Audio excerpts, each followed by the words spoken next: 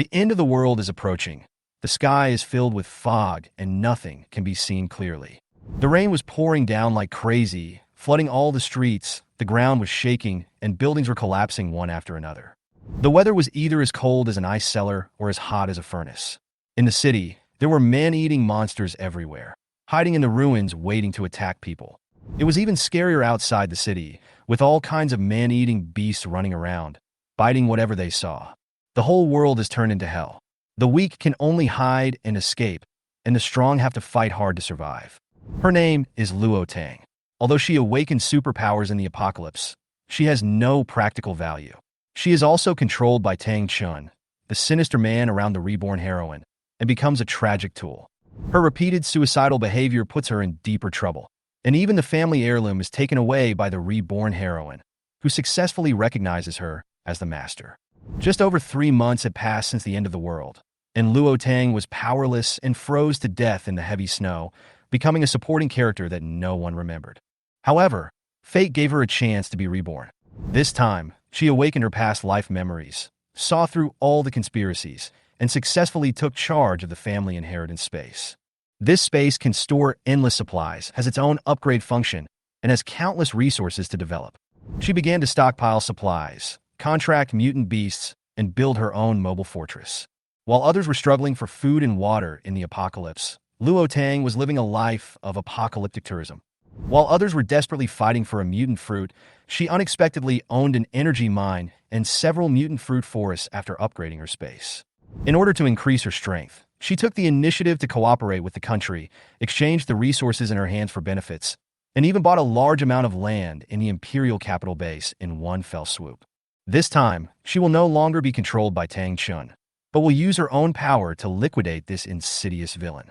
Just as she was getting stronger step by step, someone jumped out and accused her of being a fake daughter. However, this is just the beginning of Luo Tang's plan. Facing the confrontation with the heroine Shin Chiyue, she is already a mother who is taking every step for her children and survival. Luo Tang looked at the girl in front of him who was entangled with his own destiny and sneered. She will never make the same mistakes again, but will live her own life in the apocalypse. At this time, Luo Tang was sitting on the sofa, and the sound of a payment on his phone rang in his ears. She smiled slightly, glanced at Shin Tingyun, and said in a calm but sarcastic tone, "My household registration book will be sent over tomorrow. As for the certificate, just think of it as a souvenir for you." Luo Tang calmly calculated in her heart that getting her household registration book back was of great significance to her. On the one hand, this allows Shun Chiyue to relax her vigilance after rebirth. On the other hand, if the end of the world does not come as expected, it will be much more difficult for her to get these things from the Shin family. The night was getting darker, and it was almost 9 o'clock. Luo Tang got up and left. After getting into the car, he put on his flat shoes and dialed the nanny's number. However, Xiao Linzhou's soft voice came from the other end of the phone. "Mommy, Zhozhou misses you so much." Hearing his son's voice, Luo Tang's originally cold expression softened instantly. "Baby, Mommy won't get home in 3 hours. You go to bed early and don't have to wait for me." Little Linzhou on the phone warned like a little adult. "Mommy, please be safe. Zhozhou will be obedient and sleep well." His childish voice was full of warmth. After hanging up the phone, Luo Tang felt a soft feeling in his heart, but at the same time, he also felt an irrepressible sense of urgency, as if something extremely important was about to happen. At this time, Su Jinan was at home with little Linzhou. The little guy had been staring at his phone since the afternoon, holding a furry silver-gray chinchilla Daodu in his hands. Little Linzhou looked at Daodu, lost in memories, tears quietly falling. Thinking of the suffering in his previous life and the tragic death of his mother, his heart was filled with sadness and guilt. However, he soon wiped away his tears and hugged Daodu tightly. Daodu made a soft chi-chi sound and rubbed Xiao Linzhou's face, as if to comfort him. Su Jinan looked at this scene and sighed softly, thinking that it was just a child's mood that came and went quickly. However, Xiao Linzhou secretly swore in his heart. This time, he would never let Mommy go through the same suffering as in the previous life. In the early hours of the morning, Luo Tang quietly pushed open the door, but was surprised to find that the lights suddenly came on. Little Linzhou rubbed his eyes and jumped off the bed, throwing himself into her arms. "Mommy!" Luo Tang hugged him tightly, bent down and kissed his forehead, and said softly, "Zhozhou, Mom is back." At this moment, The chinchilla Daodu, who was curled up nearby, suddenly raised his head, stared at Luo Tang, and made a short chirp sound. Luo Tang was stunned for a moment, and then a childish voice came into his mind. Big Cub didn't call me when he came back, he only called me Little Cub. She looked at Daodu in astonishment, and found that she could actually understand what it said. Daodu seemed to notice her shock. He jumped onto her shoulder with pretended dissatisfaction and patted her face gently with his little paw. Luo Tang came back to her senses and smiled self-deprecatingly. Could this be the special power she awakened after her rebirth? She looked down at the mark on her chest. Her mind was full of mixed feelings. In the book, the heroine awakened her animal affinity after she dripped her blood to identify the owner of the jade pendant, but she had acquired this ability in advance. Luo Tang realized that his future was beginning to deviate from the plot in the book. While I was deep in thought, little Lin Zhou in my arms looked up and asked, "Mommy, are you back too?" These words shocked Luo Tang suddenly. She hugged her son tightly, tears welling up in her eyes. Everything in the book is true. In her previous life, Zhou was only 5 years old and died tragically at the hands of an evil creature. Thinking of this, Luo Tang felt as if her heart was being cut by a knife. She touched her chest and whispered "go in" to herself, trying to trigger the life space. The next moment, she and Xiao Linzhou disappeared from the room in an instant. The moment you step into the space, you will feel the soft grass under your feet and the fresh air. Luo Tang gently put Xiao Linzhou down and looked up at this strange yet familiar space. The wonder of the space was exactly the same as described in the book, except that now the jade pendant had turned into a mark on her chest, which made Luo Tang feel at ease. In this way, the jade pendant will not be easily taken away by others. When little Lin Zhou heard Luo Tang's words, he jumped for joy twice, with a hint of relief in his childish voice. Mommy has never experienced the horror of cannibalism in the apocalypse. It's good that way. His little feet stepped on the soft grass, feeling unprecedented comfort. He looked up at the flat black land and the quaint house in the distance, his eyes full of amazement. "Mommy, can you do magic?" "That's amazing." Luo Tang couldn't help but smile, gently rubbed his little curly hair, and reminded him in a gentle voice, "Zhou, this will be our secret base from now on. Don't tell anyone."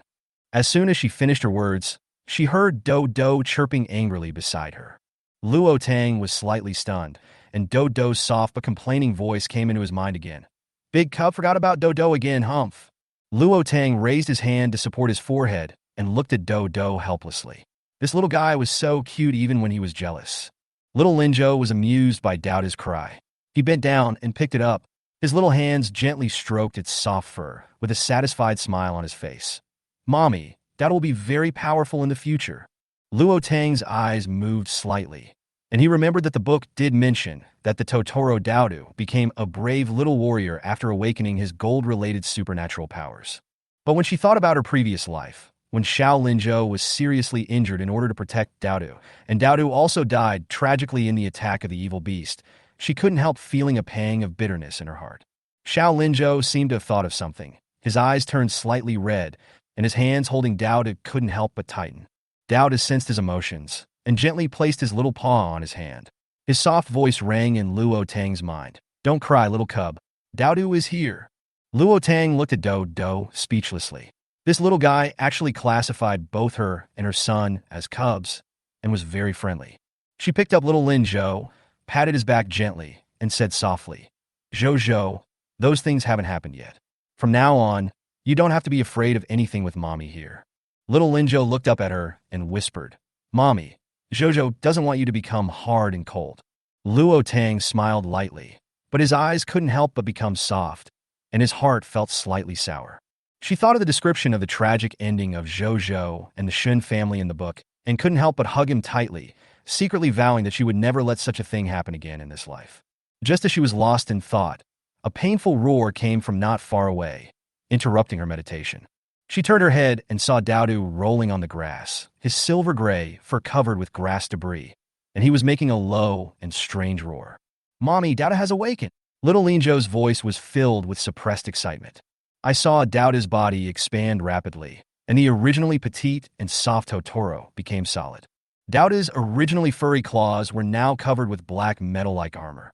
The sharp black claws flashed with cold light, like a mini-armored beast with great combat power. Luo Tang was stunned and couldn't help complaining in his heart. This is not a cute chinchilla at all. It's simply a fat pangolin. Dowda looked extremely weak after completing the mutation, so Luo Tang hurriedly scooped up a handful of water from the small pond next to the spiritual spring and fed it to it. Dowda stuck out his tongue to lick the spiritual spring water in her hand, gradually regaining his spirit, and then dived into the grass again, chewing it happily. Luo Tang looked around. His eyes fell on the house and the spiritual spring, and he felt a deep sense of doubt in his heart. The space in front of me is very similar to the inheritance space described in the book, but it seems to be richer and more advanced. She walked to the edge of the meadow, and her eyes were drawn to 3 huge black trees. Driven by curiosity, she reached out and gently touched one of the trees, and a message suddenly popped up in her mind. It turns out that the 3 huge black trees are 3 independent warehouses. The space of each warehouse is comparable to that of a football field and can be used to store large amounts of supplies. Luo Tang had a thought and put the earrings in his hand into the warehouse. The earrings disappeared instantly, and he took them back in the same way. She smiled slightly. A curve appeared at the corner of her lips, and she began to plan in her mind how to maximize the use of space resources and make full preparations for the coming doomsday. After drinking the spiritual spring water, Dowda's spirit was obviously restored a lot, and he jumped towards Luo Tang and Xiao Linzhou. Seeing its sharp claws flashing with cold light, Luo Tang was afraid that it might hurt someone accidentally, so he immediately suspended it in the air with his mind. Dowda chirped and tried to warn her with his mind. "Big cub, danger, run!" Luo Tang picked it up helplessly. Even though Dowdu was now so round that its waist was almost invisible, it still rubbed itself nimbly onto her shoulder and lay there like a guardian. Little Linzhou called out in a baby voice, "Dodo, put your claws away." As soon as the words fell, Dodo's sharp black claws were obediently retracted, returning to their original furry little claws. Luo Tang was surprised and couldn't help but grab Dowda's little paw and look at it from left to right. "You little guy, you are quite amazing." While Luo Tang was studying Dowdu, Dowda's voice appeared in her mind again, with a hint of disgust. "How stupid. Don't you drink the water? That water smells good. It's a good thing." The corners of Luo Tang's mouth twitched slightly, and he was secretly glad that Zhou didn't understand Dodo's complaints. Otherwise, the little guy would definitely quarrel with Dodo.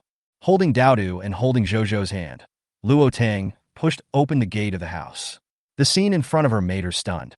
A warm and soft light in the yard illuminates the rockery and flowing water.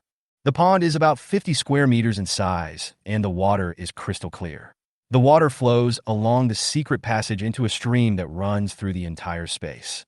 Luo Tang had an idea and thought that he could raise some fish and shrimp here in the future to supplement the food reserves. The furnishings in the house were simple but elegant. There was only an antique plum blossom screen in the living room. Luo Tang accidentally touched the screen, and a series of information suddenly flooded into his mind. It turns out that this space is the inheritance left by the ancestors during the catastrophe era of immortal cultivation. In addition to bloodline inheritors, those with great luck can also use it for a short period of time, but they can only obtain the right to use the space and cannot sign a soul contract with it. The spring water is the energy core of the entire space, containing a trace of original spiritual energy that can help humans or animals awaken their abilities. It's a pity that the ancestors did not leave behind any cultivation techniques, only the possibility of upgrading the space. Luo Tang pondered for a moment and realized that although cultivating immortals and having supernatural powers were different, the spiritual energy in the space might be the key for her to find a new way. She continued to explore the house and found that the design of the room was extremely modern. The bathroom was equipped with a shower and a washing machine, and the kitchen even had an electric rice cooker and a double-door refrigerator. Despite the lack of electrical equipment, the appliances all functioned normally. Luo Tang vaguely guessed that all this might depend on the energy of the spring rather than external electricity. Little Linzhou ran into the master bedroom holding Dowdu, threw himself on the soft bed and rolled around, shouting excitedly, "It's so warm here. I don't have to worry about the cold anymore, and Mommy won't get hard anymore." Dowdu made a soft chirp sound, as if agreeing with Xiao Linzhou's words. After visiting the space, Luo Tang used his mind to set a restriction for Zhou and Dodo. Under no circumstances could they mention the existence of the space to the outside world. Then she scooped a bowl of water from the spiritual spring and prepared to try to drink it. As soon as Dowdu smelled the scent of the spiritual spring, he immediately jumped onto her shoulder, grabbed the edge of the bowl with his little paws, and made a cooing sound to express his desire. After Luo Tang comforted Dodo, he turned to Zhou and said, "It will be painful if you drink it. You must bear it." Zhou said firmly, "Mommy, drink it first." His eyes were burning, as if he had full confidence in Luo Tang's supernatural powers. As the spiritual spring entered her throat, Luo Tang immediately felt a huge force rushing through her body. She covered her head and fell to the ground, rolling on the ground in pain. Zhou was holding Dodo and was shouting anxiously, "Mommy, go to the bathroom quickly." When Luo Tang recovered, his stomach started to growl and a strange smell came from his body. Dodo covered his nose and hid in Zhou's arms, saying with disdain, "Big boy, you stink." Luo Tang soaked in the bathtub and felt the energy surge in his body in the clear water. Taking advantage of the intervals between the sounds of water, she tried the meditation techniques mentioned in the book. When she focused her consciousness in her mind, she saw a colorful lotus bud floating in a dark space. Luo Tang's heart was shocked. The heroine in the book awakened her ice ability through the magical beads that fell from the sky, and an ice-blue crystal core formed in her body. And her colorful lotus buds may mean all kinds of supernatural powers. However, no matter how hard she tried, she could not release her supernatural power. She could only comfort herself that she was only at the beginner level now and needed time to level up before she could figure out her abilities. Coming out of the bathroom, Luo Tang looked at himself in the mirror. His skin was white and delicate, and even the old scars on his calves were gone.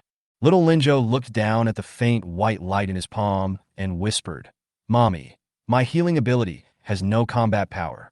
I won't be able to beat Dodo in the future." Luo Tang rubbed his curly hair and said softly, "Zhou, the healing ability is a very precious ability that can save lives. Don't worry, there are many ways to improve the ability." Her comfort made Zhou feel a little relieved, but there was still a hint of unconvinced in his eyes. After coming out of the space, Luo Tang immediately began to prepare supplies. She opened her phone and ordered an all-terrain off-road RV. The vehicle had to be made of strong and durable materials and equipped with bulletproof glass, and it had to be delivered within 6 days. She knew that in the early days of the apocalypse, in order to protect herself and Zhou, she had to be prepared to run around at any time. Luo Tang decided to go to the Imperial Capital Base in the north, rather than the Su Hui Base in the south that the heroine of the book originally chose.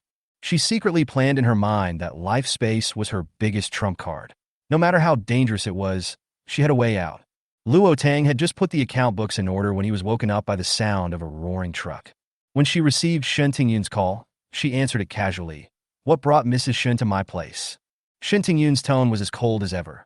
"The things have been delivered. Open the door." Luo Tang raised his eyebrows, not expecting Shen Tingyun to be so cooperative. Several trucks quickly unloaded their goods, and rough stones filled the yard and underground garage. After the delivery person left, Luo Tang paid Su Jin's salary and returned Dodo to the space. As soon as the little guy entered the space, he started munching grass crazily. His appetite was so big that Luo Tang couldn't help but sigh. He had to stock up on more food, otherwise he would eat it up sooner or later. Then, she put the newly bought hamster cage and Curly Hair into the car and drove to the next city with Zhou. When Curly woke up and saw Luo Tang, he immediately lay in Zhou's palm and started to chew nuts. A cheerful voice came out of his head. "Mommy's feeding service is great." Luo Tang didn't know whether to laugh or cry. He could only put the cage and Curly into the space together to prevent the little guy from chirping all the way. After arriving in the next city, Luo Tang rented a large villa in a remote area and a large warehouse to prepare for the subsequent stockpiling of supplies. She started shopping online like crazy. Jackets, cold-proof clothing, tents, protective masks, as well as agricultural books and various practical tools. Taking into account Zhou's inherent healing abilities, the reserve amount of medical supplies is slightly reduced, but other resources must be absolutely sufficient. In order to improve efficiency, Luo Tang hired a professional broker, packaged his identity, opened overseas accounts, and spent a huge amount of money to buy a warehouse-style supermarket. The supermarket has a complete range of goods, which are neatly categorized, saving her the trouble of sorting. Just check the list and restock quickly, and the entire supermarket will be handed over within 3 days. Luo Tang planned to close the supermarket on the pretext of rectification, cut off the power supply and surveillance, and quickly put all the supplies into the space. These goods are enough to support her and Zhou for a lifetime. In addition, considering the earthquakes and power collapses in the end times, she also purchased diesel generators, gasoline generators, and a large number of batteries. Thinking of Curly's electrical abilities, Luo Tang couldn't help but wonder if this little guy would become one of the backup power sources. While I was thinking, Zhou's voice came. Mommy, Dao Mao Mao is burnt. It and Wan Mao are fighting. Luo Tang quickly sank his consciousness into space and saw Curly standing proudly on a pile of coal balls, chirping, "Let you show off in front of me." Dodo, who was standing next to him, collapsed on the grass, looking at Luo Tang pitifully. Luo Tang suppressed his laughter, took out Curly, and pretended to teach it a lesson in a serious manner. Curly, from now on you and Dowdu are partners. You must live in peace. Curly chirped reluctantly, like a wronged child, but finally nodded in agreement. Afterwards, Luo Tang drove to the city seed company and purchased various crop seeds. When she passed by a pastry shop, she paid a deposit and booked all the pastries for the next 3 days. Group purchases are benefits. Her perfunctory explanation instantly won the boss's favor. After returning to the villa, Luo Tang continued to order food through the food delivery platform and ordered a large amount of pet supplies, including Timothy grass, alfalfa seeds, 5 tons of cat litter, bath sand, and volcanic ash. She also purchased 10 tons of coal briquettes and smokeless charcoal. By utilizing the time-stopping function of space, there was no pressure to preserve these materials. Faced with the more than 500 million yuan remaining in the account, Luo Tang felt a little headache. She ordered another 3 tons of gasoline and 3 tons of diesel, which she plans to deliver to the warehouse within 4 days. Even so, the funds have not been spent. Zhou leaned beside her and asked with round eyes, "Mommy, you are so rich. Why don't you buy a powerful gun?" Luo Tang touched his head and said with a smile, "You can't buy a gun for now, but when the end of the world comes, Mommy will take you to 0 yuan shopping." Luo Tang did not hide the truth from Zhou. The end of the world requires strong people, and Zhou, as a reborn person, had already witnessed the cruelty of the end of the world. Hearing Zhou ask in confusion, "Then why does Mommy want to go back to Shin's house?" Luo Tang smiled slightly, with a bit of joking in his tone. "It's just to make Shin Tingyan angry. If you can still make her angry now, you won't necessarily be angry in the future. There is such an opportunity." Zhou blinked his bright eyes and agreed with his face. "Mommy is right. Qi Shin Tingyan." He tilted his little head and began to secretly plan. Tomorrow, while Mommy is not around, he will go to Qi Shin Tingyan. Luo Tang turned on his computer, typed in a string of codes, entered a special website, and continued to order various supplies needed for the end of the world.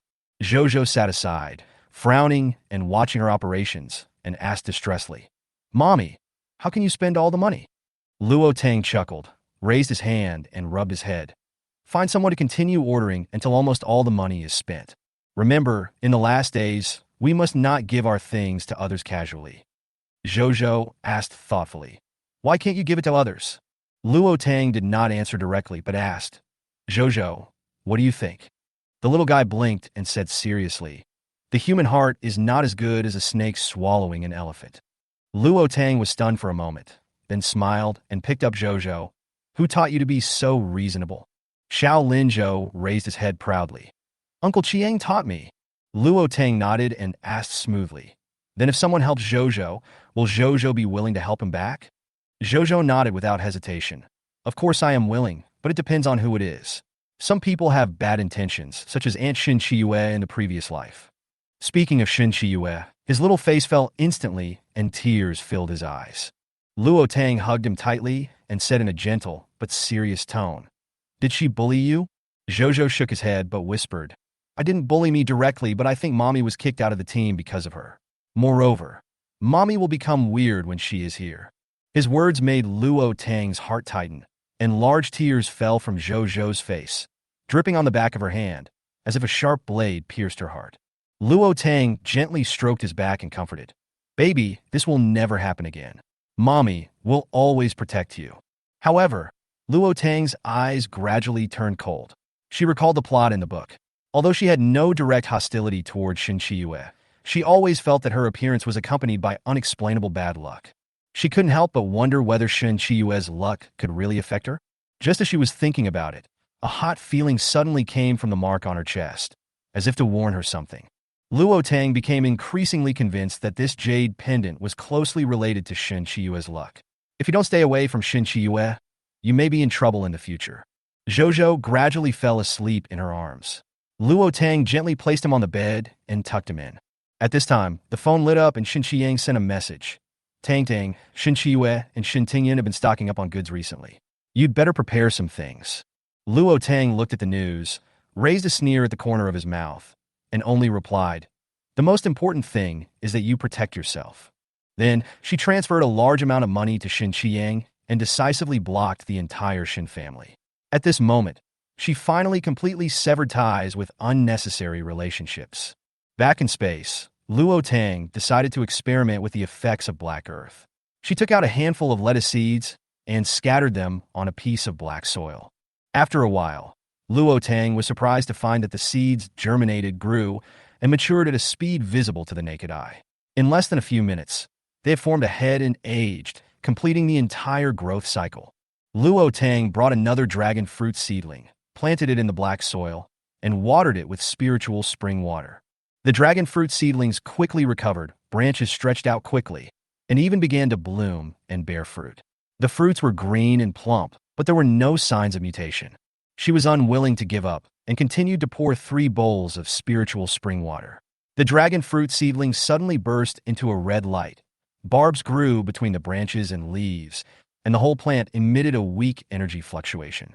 Luo Tang happily confirmed that this dragon fruit had successfully mutated into a first-level primary mutant plant, full of energy. Afterwards, she moved the mutated dragon fruit to another piece of land and observed its growth. She found that its growth rate had become much more normal and it was no longer absorbing energy crazily. However, when she looked back at the first piece of land, she couldn't help frowning. The lettuces on the ground were caught in a crazy cycle, sprouting, growing wildly, aging, and sprouting again, as if they were completely out of control. Luo Tang realized that this black land might have special rules. Each piece of land could only grow 1 crop. Otherwise, the energy allocation would lead to waste of resources or even chaos. Luo Tang cleared the out-of-control lettuce on the first plot of land, leaving only a small amount of seeds as a backup. She realized that land planning must be more cautious, and she also reminded herself that although the spiritual spring water was magical, it must not be wasted. The next day, Luo Tang drove to the countryside and bought a batch of poultry: 6 ducks, 6 chickens, 6 geese, and 6 quails. She selected a complete set of 1 male and 5 females. In addition, she also brought back a pair of piglets, a pair of lambs, and 2 yellow cattle. After bringing these poultry and livestock into the space, Luo Tang allocated a piece of land for each type of animal. The space grassland automatically generates feed, and the animals nibble on the grass leisurely, looking very satisfied. Little Linzhou looked at the scene in front of him and asked curiously, "Mommy, do pigs eat grass too?" Luo Tang explained with a smile, "I scattered wheat seeds, and they thought they were grass, so they ate them with great relish." Zhou clapped his hands excitedly. "This is great. I don't have to worry about the animals. I'm too weak to lift the feed." Luo Tang then put fish fry, shrimp fry, crab fry, loach and eel into the small pond in the space. The nourishment of the spiritual spring water makes the pond water full of vitality, and the fish and shrimps swim flexibly. Zhou stood aside, looking at the large tract of empty land in the space, and asked thoughtfully, "Mom, there are so many empty plots. Should we plant some vegetables?" Before he finished speaking, Curly Hair popped out from nowhere, holding a handful of grass seeds in his mouth. It jumped into the 6th piece of land, shook its body vigorously, and the grass seeds scattered in all directions, and immediately began to grow crazily. Curly Hair chirped excitedly, and purple electric arcs appeared on his cheeks, seeming to demonstrate his abilities. Little Linzhou stared at the rapidly growing grass with his eyes full of surprise and joy. "Mommy, I understand. This space is really special." The little guy seemed to have gained another understanding of space. In the early morning of August 14th, Luo Tang collected a large amount of newly purchased materials into the space, and then took Zhou back to the city to prepare for acceptance of the customized armed RV. As soon as she arrived at the door of her home, she saw Shen Qiang squatting outside the villa with a tired look on his face. When Zhou saw him, he immediately ran overexcitedly. "Uncle!" Shen Qiang picked him up skillfully and raised him high above his head. Zhou chuckled, her face slightly red. "Uncle, I haven't gotten fat. I've gotten stronger. Luo Tang stood at the door with cold eyes. What are you doing here? You'd better go back. She had already blocked the Shin family, and her attitude was firm. Shin Qiang whispered, I found out one thing. You were not adopted by my father from Fuxing Orphanage. The girl who was adopted back then was raised by her aunt. Luo Tang sneered. There is no father-daughter relationship between me and Nansheng. Shin Qiang's eyes lit up, and he asked, Have you taken the test? I'm not one of those idiots from the Shun family. Luo Tang shot back unceremoniously. Faced with his persistent entanglement, Luo Tang closed the iron door and said coldly, There is no relationship between the Shun family and I that can be repaired. You go back. Shin Chiyue is stocking up. You'd better be prepared. As the iron gate closed, only Shin Qiang's helpless figure remained. Zhozhou looked back at Shin Qiang, hugged Luo Tang's neck tightly, and whispered, Mommy, you only have Zhozhou, and Zhozhou only has you. Luo Tang patted his back gently and said softly, No matter what happens, Mommy will never abandon you. Shortly after returning to the villa, the armed RV ordered by Luo Tang was delivered. The car body is as black as ink, and the solid anti-collision steel beams and super strong glass are equipped with metal protective nets, which makes it feel safe and full of deterrence. Just as he was preparing for acceptance, the driver's door opened and a slender man stepped out of the car. It was actually the Tang dynasty. With a faint smile, Tang Chao said in a casual and somewhat searching tone, Miss Luo, I haven't seen you for 4 years, and she looks more beautiful than before. Luo Tang frowned slightly and said in a cold tone, When did Master Tang start delivering cars in person? I'll just place an order with Tang Family Industry. Tang Chao did not answer directly, but glanced at the rough stones piled up in the villa yard and chuckled. I heard that Miss Luo recently used some means to defraud the Shun family of a batch of rough stones. Luo Tang raised his eyebrows and retorted, Could it be that Master Tang wants to seize these rough stones? Tang Chao's smile remained the same. I didn't mean that. But does Miss Luo know the real reason why the Shin family has been stocking up recently? Luo Tang remained calm. I have been away from the Shin family for many years. How could I know what Shin Tingyan was planning? Then she changed the topic and said that she would pay the balance after acceptance, and directly issued an eviction order. Tang Chao obviously didn't want to leave so soon, and turned his eyes to Zhou behind Luo Tang. The little guy was running over with curly hair in his arms, looking at Tang Chao warily. Tang Chao asked with a half-smile, Miss Luo, you and my brother were still engaged at the time. Did you ever like him? Luo Tang sneered and retorted, Master Tang remembered it wrong. Your brother is engaged to the eldest daughter of the Shin family, Shin Chiyue, and has nothing to do with me. She picked up curly hair and said calmly, There is no problem with the car acceptance, and the balance will be called to you later. I just came back from traveling, and I have to take care of the children, so I won't leave you to eat. The words were full of rejection. Tang Chao looked slightly embarrassed, but still asked tentatively, Miss Luo, have you really never liked my brother? Never, Luo Tang replied without hesitation. After she was expelled from the Shin family, Tang Chen caught her and tried to force her to abort the child in her belly, and even proposed that she be his lover. Luo Tang kicked him in the vital part without mercy and ran away. Afterwards, she collected some of Tang Chen's shameful deeds and sent them anonymously to Mr. Tang. Mr. Tang was so angry that he immediately sent Tang Chen abroad. At this time, Tang Chao, the eldest son of the Tang family, stared at her with a bit of inquiry in his tone. Miss Luo, are you really so heartless? My brother still can't forget you. Luo Tang smiled lightly, calmly, but with sarcasm. Can't you forget that I refused to be his secret lover and almost ruined his offspring? Master Tang, you might as well go back and find out who your brother is. Her light words pierced Tang Chao's heart, making his face darken instantly. He lowered his head and thought for a moment, then his tone softened a little. I'm sorry, Miss Luo, I really didn't know about this. I personally supervised the production of this RV, and the quality is fine. I'll give it to you as an apology. Luo Tang shook his head and refused. No need. I've already paid for the money. Luo Tang, can't even get out 13 million. She spoke simply and neatly, with calm eyes and brows. The vehicle is indeed flawless, and Tang Dynasty also comes with tires and accessories. Although she accepted the item, she owed nothing. When the black vehicle drove away, Luo Tang held his son Luo Linzhou. The little guy looked at the car going away, tilted his head, and asked curiously, Mommy, Uncle Tang liked you, but then he fell in love with Aunt Shen. Luo Tang raised his eyebrows but did not respond, but Luo Linzhou pouted and muttered dissatisfiedly. Obviously, Mommy is much prettier than Aunt Shun. Do they think Aunt Shun is more powerful? But if Mommy becomes powerful, will many people also like her? So, many people would want to be my dad? Thinking of this, the little guy seemed to be frightened by his own thoughts, and he hugged Luo Tang's thighs and cried loudly, "Mommy, you can't just find a daddy. Zhou agrees that you have to find someone you like to marry. Then I can send you a bride."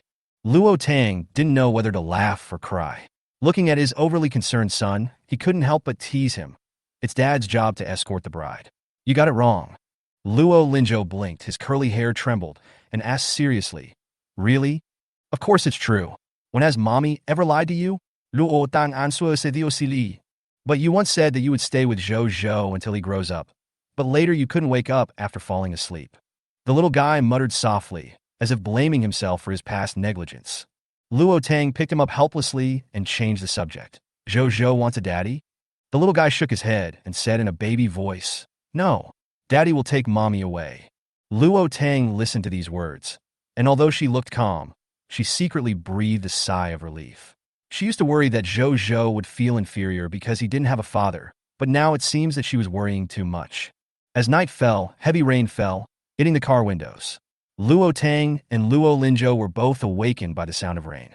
She gently pulled open the curtains and looked out the window. In the rain, the whole world seemed to be in silence. She looked down at the time. It was 11:30. There was only half an hour left until the first energy rain of the apocalypse arrived. Luo Tang got out of the car holding Zhou, and a black off-road vehicle stopped at the dock. She changed into a neat black leather jacket, holding the silver-gray sharp-clawed chinchilla Dowdu and a curly-haired hamster in her hands. "Baby, there's still half an hour left before a ball of light falls from the sky. Don't miss the opportunity," she instructed Zhou, and was also reminding herself. Dowdu and Wan Mao were obviously disgusted by the rain, but under Luo Tang's command, they still obediently absorbed the energy molecules in the air. The rain curtain was shrouded, and the starlight between heaven and earth was scattered, just like a meteor falling to the ground. Luo Tang's eyes were firm. "New era. Here I come." Luo Linzhou held her hand and smiled sweetly. "Mommy, welcome to the end of the world again." That day, a ball of light landed in front of Luo Tang. Before she could reach out to touch it, the ball of light turned into mist and merged into the air. In an instant, Luo Tang felt that the supernatural molecules around her suddenly became denser, and her supernatural powers were slightly enhanced. "Mommy, such a big ball of light is about to fall into the sea." Luo Linzhou pointed to the sea in the distance. Luo Tang stuffed the little guys beside him into the space, followed the huge ball of light with his eyes, and ran straight to the beach. She knew that a supernatural bead would be born near Zayamai Shapir, and that ball of light was most likely the key. In the sky, a ball of light hovered not far from the sea, shining brightly. Luo Tang heard the low roar of a whale and turned his eyes to the sea, where a huge blue whale broke out of the water. What a huge ball of light! Luo Tang narrowed her eyes, judging the energy contained in the ball of light. If it could be stored in the space might undergo a qualitative change. She glanced at the yacht on the shore and made up her mind. She quickly picked up everyone on the yacht and put them in a safe place on the deck. Then she sat in the cockpit and drove the boat straight towards the ball of light. At this moment, the blue whale let out a thunderous roar, and a huge ball of light fell from the sky and merged into its body. Luo Tang frowned. Why isn't it asleep? Then, the blue whale let out a painful howl. The sound was deafening. Luo Tang covered his ears, but he could still hear its wail, and even feel its desire for help. The blue whale's body expanded at a speed visible to the naked eye. A big bulge appeared on the top of its head. Its body rolled over, causing huge waves, and the sea surface seemed to be torn apart. Luo Tang knew that he couldn't get close, so he could only temporarily take the yacht into space for safety. The howling of the blue whale could still be heard in his ears, and Luo Tang witnessed its huge body struggling among the waves. "Dowdu, Curly, you can't hold on any longer," Luo Tang whispered. Dowdu stood on the ground, gesturing with his furry paws. "Big cub, the big fish is about to be stuffed to death. Hurry up and pick up the leftovers. A fish this big will be enough to eat for a long time." Its excited little eyes made Luo Tang hold his forehead with his hand. This little guy doesn't look like a chinchilla at all. The blue whale's body finally collapsed, and the blood dyed the sea red. Luo Tang looked at the bloody beast, and a thought flashed through his mind. No wonder the book says this sea area has become a restricted area. I'm afraid the body of the blue whale will be devoured by other mutant sea beasts, which has made them so powerful. Her eyes were burning, knowing that the opportunity was right in front of her. The blue whale's body contained a huge amount of energy, and she must not let it fall into the sea.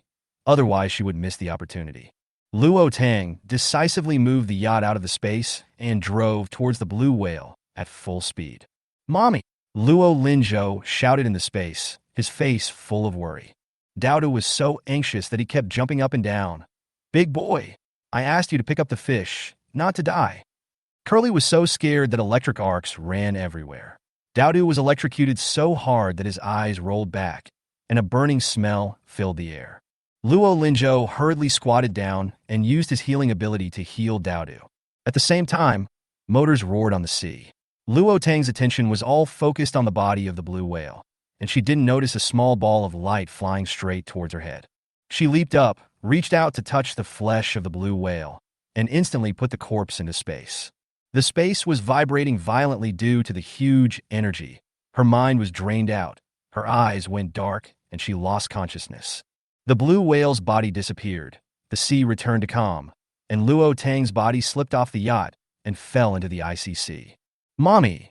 Zhou's crying voice rang in my mind. The small ball of light merged into Luo Tang's brain, and the lotus bud in his brain emitted colorful light, illuminating the originally dark space. Without Luo Tang's knowledge, the lotus bud slowly unfolded a petal, and a small bead appeared in the center of the petal. If you look closely, the small bead contains the scene of Luo Tang's life space. A deep purple crystal core appeared next to the lotus bud, and the light it emitted made Luo Tang suddenly wake up. She opened her eyes, and a large mouthful of bloody-smelling sea water poured into her mouth and nose. Luo Tang kicked his legs and paddled his arms hard, rushed out of the water, grabbed the iron railing of the yacht, and climbed onto the deck with the help of the buoyancy of the water. She panted and steered the yacht towards the shore. Just as she approached a large cargo ship, she suddenly felt an unknown breakthrough in her supernatural powers and was directly promoted from the initial level of the first stage to the middle level of the first stage.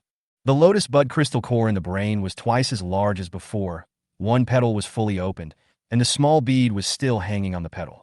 What surprised Luo Tang even more was that there was a thumb-long, dark purple crystal core next to the lotus bud crystal core.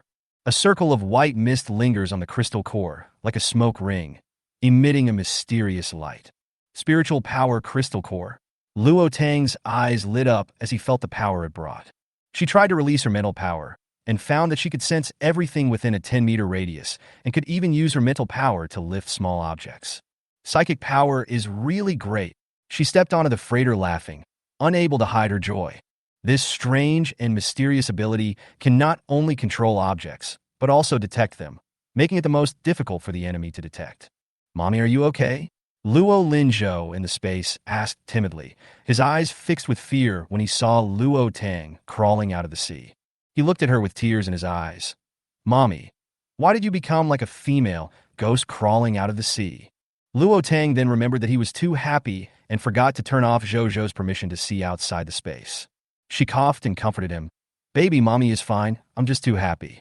Mommy has powerful abilities now and can protect you." Luo Linzhou's eyes lit up. "Really, Mommy?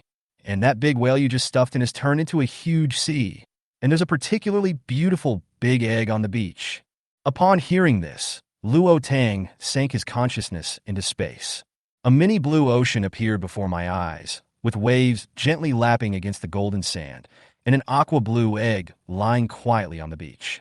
The black soil that originally had only 100 plots has now become 200 plots. The mutated dragon fruit on the side is already full of red fruits, waiting for people to pick them. Luo Tang's breathing quickened. No way, that egg is the blue whale's calf.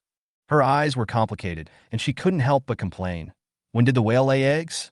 "Baby, don't get close to the egg yet. Mommy's going to collect some things." Luo Tang reminded, and made up her mind to raise some seafood in the mini-sea. "Don't worry, Mommy. Zhou will be good." After Dowdo woke up, he watched the My Neighbor Totoro movie in the space and looked hopeless. In order to comfort it, Zhou carried it into the room and played an animated movie on his mobile phone to coax it. "Dowdo, look, this looks like you."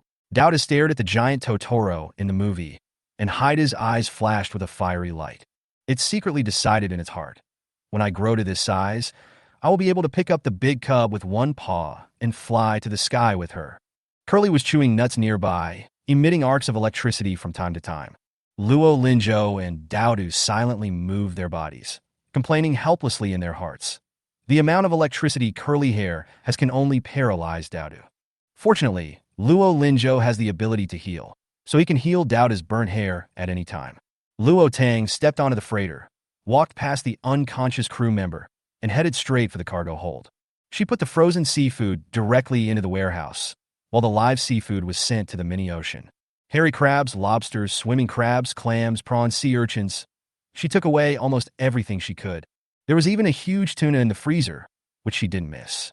With this mini-sea, even if the ocean is still a restricted area in the 5th year of the apocalypse, I don't have to worry about not being able to eat seafood. Luo Tang thought contentedly. The mini-sea of 100,000 square meters in the space is equivalent to 1,000th of the Arctic Ocean, so she can raise more things. If that blue whale was still there, it wouldn't be a problem to keep it. After collecting one cargo ship, she walked to another cargo ship and found that the warehouse was full of grain, but it was not moved. She whispered, "There is enough food. Leave it to others." "Mommy, don't we take these?" the little guy asked doubtfully. Luo Tang touched his head. "These things give others a way to survive. Mommy will take you to get something more important." She decided to go to the Chengnan police station to get the gun. There might be some superpower stones there. Luo Tang drove away from the pier, and a gray car stopped shortly behind him. A woman in sportswear walked out of the car. It was Shin Chiyue. She looked at the blood-red sea water, the unconscious crew members on the freighter, and the strong supernatural elements all around, and her heart tightened. What exactly happened here? Are there any large marine creatures that are not sleeping? Shin Chiyue approached the seaside cautiously, her eyes scanning the calm, blood-colored sea water, and she felt faintly uneasy in her heart. Chapter 15, Get the Gun. Luo Tang stored all the off-road motorcycles into the space, a total of 102. By the time Luo Tang got off the ship, it was already 3 o'clock in the morning. She had to be back at the villa before the sun rose at 6 o'clock. It took more than half an hour to drive from here to the South City police station. It takes an hour to drive home from the south of the city. She only had an hour and a half to collect her things. After collecting a few coconut trees at the beach, Luo Tang put on a helmet, took out a motorcycle, and asked Dodo to use his supernatural power to condense a key. She has psychic powers, and with her help, the key that was condensed was exactly the same. There are so many cars on the city streets that some people faint in their cars, and riding a motorcycle is the fastest way. Dowda sat down on Luo Tang's car and said, "Big boy, I don't want to go in. I want to play with you. Dowda, if you get scared, just crawl into your mother's arms." The motorcycle was moving very fast. Chinchillas are timid by nature. Luo Tang glanced at Dodo, who looked excited and fell silent. Dodo and Zhou have been together for a long time, and she sometimes feels that Zhou before rebirth and Dodo have a little bit of similar personalities, but she doesn't know what went wrong. Sure enough, when the motorcycle was speeding on the road, there was not only excitement in Dowda's eyes, but he looked at the changing environment around him with curiosity. Luo Tang quickly arrived at the South City police station. She had just gotten off the motorcycle and was at the gate, waiting for her instructions. Dowda used his special ability to open the lock with ease. Luo Tang. Why did she have a feeling that Dowda would never come back from his theft? "Ooh, big cub, hurry up." Dowda seemed to be a little out of breath due to using his supernatural powers too much. Luo Tang took out a small bottle filled with undiluted spiritual water. Dowda smelled the scent of spiritual water and slowly moved his little nose towards Luo Tang. After drinking the spiritual water, Dowda instantly became full of energy. He shouted excitedly, "Wow, it turns out there's something good to drink if you open the door for the big guy." As soon as I entered the police station, I saw a fainted man at the door. His face was ashen, slowly turning into dark blue, emitting a strange green light. Her hands had completely turned into sharp black claws, each about 3 centimeters long. She smelled a disgusting fishy stench in the air. Dowda's nose was more sensitive than hers. He pointed his claws at the person on the ground, cursing and retching. Luo Tang took out a boning knife, raised his hand, and chopped off the head, and blood splattered everywhere. This was the first time she had killed someone herself. She had only watched others kill people before. She knew in her heart that if she couldn't do it today, Her Jojo and the two little cuties would most likely become food for the evil species in the future. It is not so much that Jojo depends on her, but rather that she also depends on Jojo. Only with the little one around, she has the motivation to live well. Dowdu was frightened by Luo Tang this time. He turned around, his furry face full of disbelief. Big cub, he seems to be a two-legged beast like you. Luo Tang's face was covered with coldness. It was now 3:15 in the morning. This man was able to transform into an evil species so quickly. It was probably because after he failed to awaken, a small ball of light entered his body. If he wakes up at 6 o'clock, he will probably grow into a very powerful evil at the beginning of the apocalypse. Generally speaking, the better a person's physical condition is before the end of the world, the lower the probability of failing to awaken, and the greater the probability of becoming a mutant. Among all departments of Dragon Country, the army has the most people with special abilities, which is also the reason why Dragon Country can launch rescue operations more quickly and establish a new social order. Luo Tang picked up Dowdu, pointed at the person on the ground, and softened his voice. Dowdu, look at his claws. Are they the same as his mother's? Use your supernatural power to feel it. Is the aura on him the same as the two-legged beasts you have encountered? Gigi is different. He stinks so much that Dowdu wants to vomit. He doesn't like cleanliness at all. Dodo, if you meet a two-legged beast like him, run away if you can't beat them, otherwise they will eat you. If you can beat them, use your sharp claws to cut off their heads. Luo Tang taught carefully. Dowdu imagined the scene of himself eating grass in his mind, chewed the whole grass into pieces, and swallowed it. In an instant, Dodo felt unwell and nodded towards Luo Tang continuously. What Dazai said is right. It doesn't want to be eaten like grass. The South City police station is very large. Fortunately, Luo Tang has psychic powers. Even if it can only cover a radius of 10 meters, he can at least check an area of 314 square meters. This way she wouldn't have to go to every place. Once the door of the armory was opened, there was a rocket launcher, 28 new submachine guns, 10 sniper rifles, 3 machine guns, and some rifle and pistol bullets. No shells. The control of firearms in manhwa is extremely strict. Such a large police station only has these weapons. Luo Tang knows that these are just spare weapons issued to the police station by the state. Generally, police stations can also equip themselves with some guns, but the police station is just a police station after all, and there is still a gap between them and the country's regular army.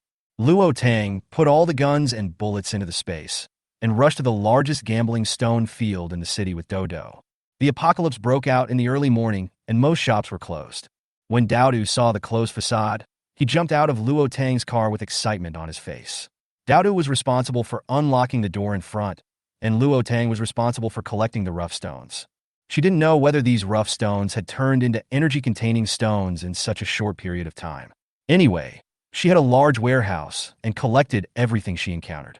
After collecting the rough stones, Luo Tang drove home.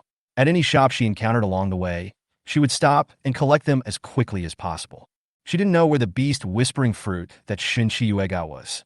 If she knew, she would definitely get it and give it to Jojo. Just as Luo Tang was thinking about it, a pet shop appeared in front of Luo Tang. After stopping the car, Dowdu unlocked the door faster and faster. It took several seconds for the first time with Luo Tang's guidance. Now a beast can open the door instantly as soon as its claws touch it. Hihihigiki snucks, kirlihayu snucks. Luo Tang smiled. This pet shop was the largest pet shop in the city. She bought her dogs Dowdu and Wanmao here. Luo Tang turned on the light and released Wanmao and Jojo. The earthquake hasn't started yet, and the power system hasn't collapsed. However, due to changes in the magnetic field of the blue planet, there is no signal around the world, so she doesn't have to worry about surveillance at all. What's more, the entire pet shop is under the coverage of her mental power. With the video recorder, she can naturally feel it. There is no need to worry about releasing Curly and Jojo. Curly, do you see the hamster sisters in the cage? Whichever one you like, take it with you. And there's Dowdu, and there's the sleeping chinchilla brother over there. Let's take whichever one you like home. If there is a mutant animal like the mutant we just met, kill it. If a powerful beast appears in a pet shop, the other small animals will most likely become food. She remembered that Curly was already 2 months old, and it was time to prepare a female mouse for him. Dowdu is almost 1 year old, and she doesn't know whether mutated animals have the same habits as ordinary animals. Curly shook his body, rushed to the nuts on the table, grabbed the nuts, and stuffed them into his mouth. Dowdu slapped it on the head. Gigi Goo Goo, You are useless. Let the big one take all the snacks here. Seeing that the two little guys had no interest in their own kind, Luo Tang asked, Dodo, don't you want your chinchilla brother? What if you're in heat? The whiskers on Doda's furry face trembled with anger, and he gently patted Luotang's feet with his claws. Chirp, I'm the smartest chinchilla in the world. I don't need a younger brother. I want to become powerful and grow very big. Doda thought of the Totoro in the movie. His eyes lit up, and he stood on the table, gesticulating with his paws. No, no. Mommy snacks. Curly had already climbed onto the shelf. Luo Tang had just finished collecting the hamster snacks when he heard a slight whimpering sound from a puppy in his head. Chapter 16. Mutated German Shepherd Cub. Luo Tang followed the sound, opened a room, and unexpectedly found a huge black and brown German Shepherd without any breath in a hidden corner. Luo Tang looked at the open window, and his eyes darkened. The whimpering sound came from under the German Shepherd's body. Could it be the same situation as that of the blue whale? When he saw the egg again, Luo Tang had already guessed that the blue whale that caught the ball of light was a mother whale pregnant with a baby whale. Luo Tang moved the body away, and 3 puppies appeared in front of her. The whimpering sound came from the mouth of a pure black German Shepherd puppy. Luo Tang gently placed his hands on the other 2 puppies, and they had no heartbeat or breathing. A little head came to Luo Tang. Mommy, it's so big. Zhou, the German Shepherd mother is dead. When Luo Linzhou heard Luo Tang's words, his face instantly became sad. When he saw the puppy hidden by the big dog's hair, he couldn't help but say, the end of the world has just begun, and the little puppy has no mother. Luo Linzhou squatted down and wanted to pick up a white German Shepherd puppy. As soon as his little hand touched the puppy's body, he retracted his hand. Then put your hand on the puppy's body, and a faint white light will emanate from the palm of your hand. Mommy, is the puppy gone too, just like that bloody blue whale? In fact, he understood. In the 2 years since the apocalypse, he had seen many people and animals fall to the ground and never get up again. Some were even eaten by evil species, just like himself, whose neck was bitten off by the terrible evil species before he died. But when he opened his eyes, he returned to the age of 3, saw the dead Dodo, waited for his mother's call, and heard his mother's voice. Mommy told him that it was all fake, but it didn't seem to be fake. Luo Tang hugged his son's trembling little body and said, Baby, Mommy is here for everything. Luo Linzhou held back his tears deeply and hugged Luo Tang. Mom, Jojo is not afraid. He knows that his mother will protect him. Without her, there will be no one to protect him like her. Aunt Shen is right. Children will kill people in the apocalypse. Luo Linzhou left Luo Tang's arms and used his weak superpower to resuscitate the life of the black German Shepherd's eye. Luo Tang wanted to reach out and pick up the little black German Shepherd, but a white light flashed in front of her eyes, and something like a glass cover appeared on the little guy, blocking her hand from the outside. Luo Tang's eyes lit up. This power was great. Keeping him by Zhou's side would protect him. Looking at the barrier that appeared and disappeared, Luo Tang knew that the puppy had just awakened and was weak. Judging from its appearance, it was probably born not long ago and had not yet opened its eyes. Take out a bowl of spiritual water and put it in front of the puppy. The little German Shepherd sniffed, walked towards the bowl, stuck out his tongue, and began to lick the spiritual water in the bowl. Little thing, do you want to go with your sister? I will provide you with food and shelter from now on. Luo Tang thought that even if the mutant beast was not as smart as Dodo, it could still understand some human words.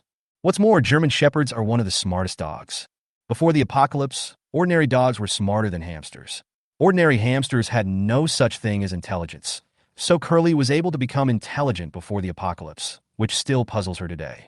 Unfortunately, Luo Tang did not get a response from the little German Shepherd.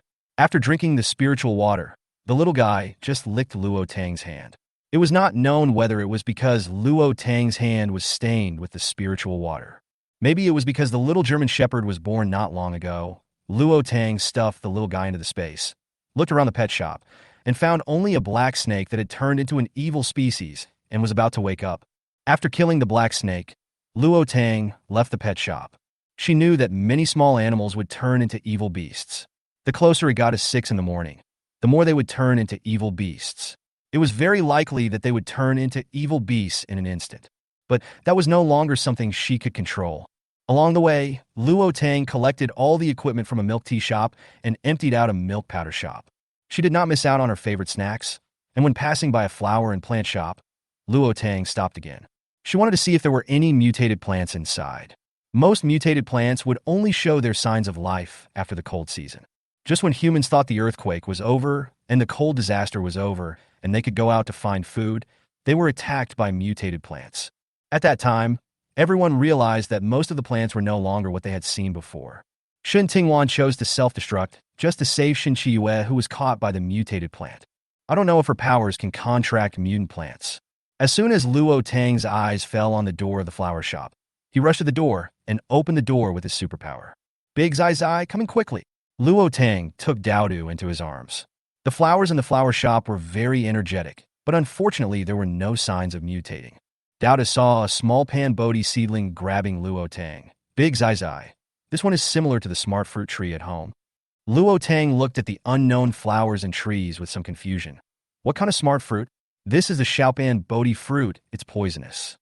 It's the small tree you planted in the greenhouse that never bore fruit. Suddenly, it bore 2 fruits and little cub and I ate them both. Not long ago, it also bore 1 fruit and Curly ate it. After I ate it, I became smarter. Little cub said it was the smart fruit. Luo Tang looked at the big ball of hair on the ground. It turned out that he was so talkative. He put his hands in his pockets, covered his pockets with his mental power, and sent him into space. I'll deal with you when I get home. She remembered that more than a year ago, she was watering the greenhouse and went to get something for a few seconds.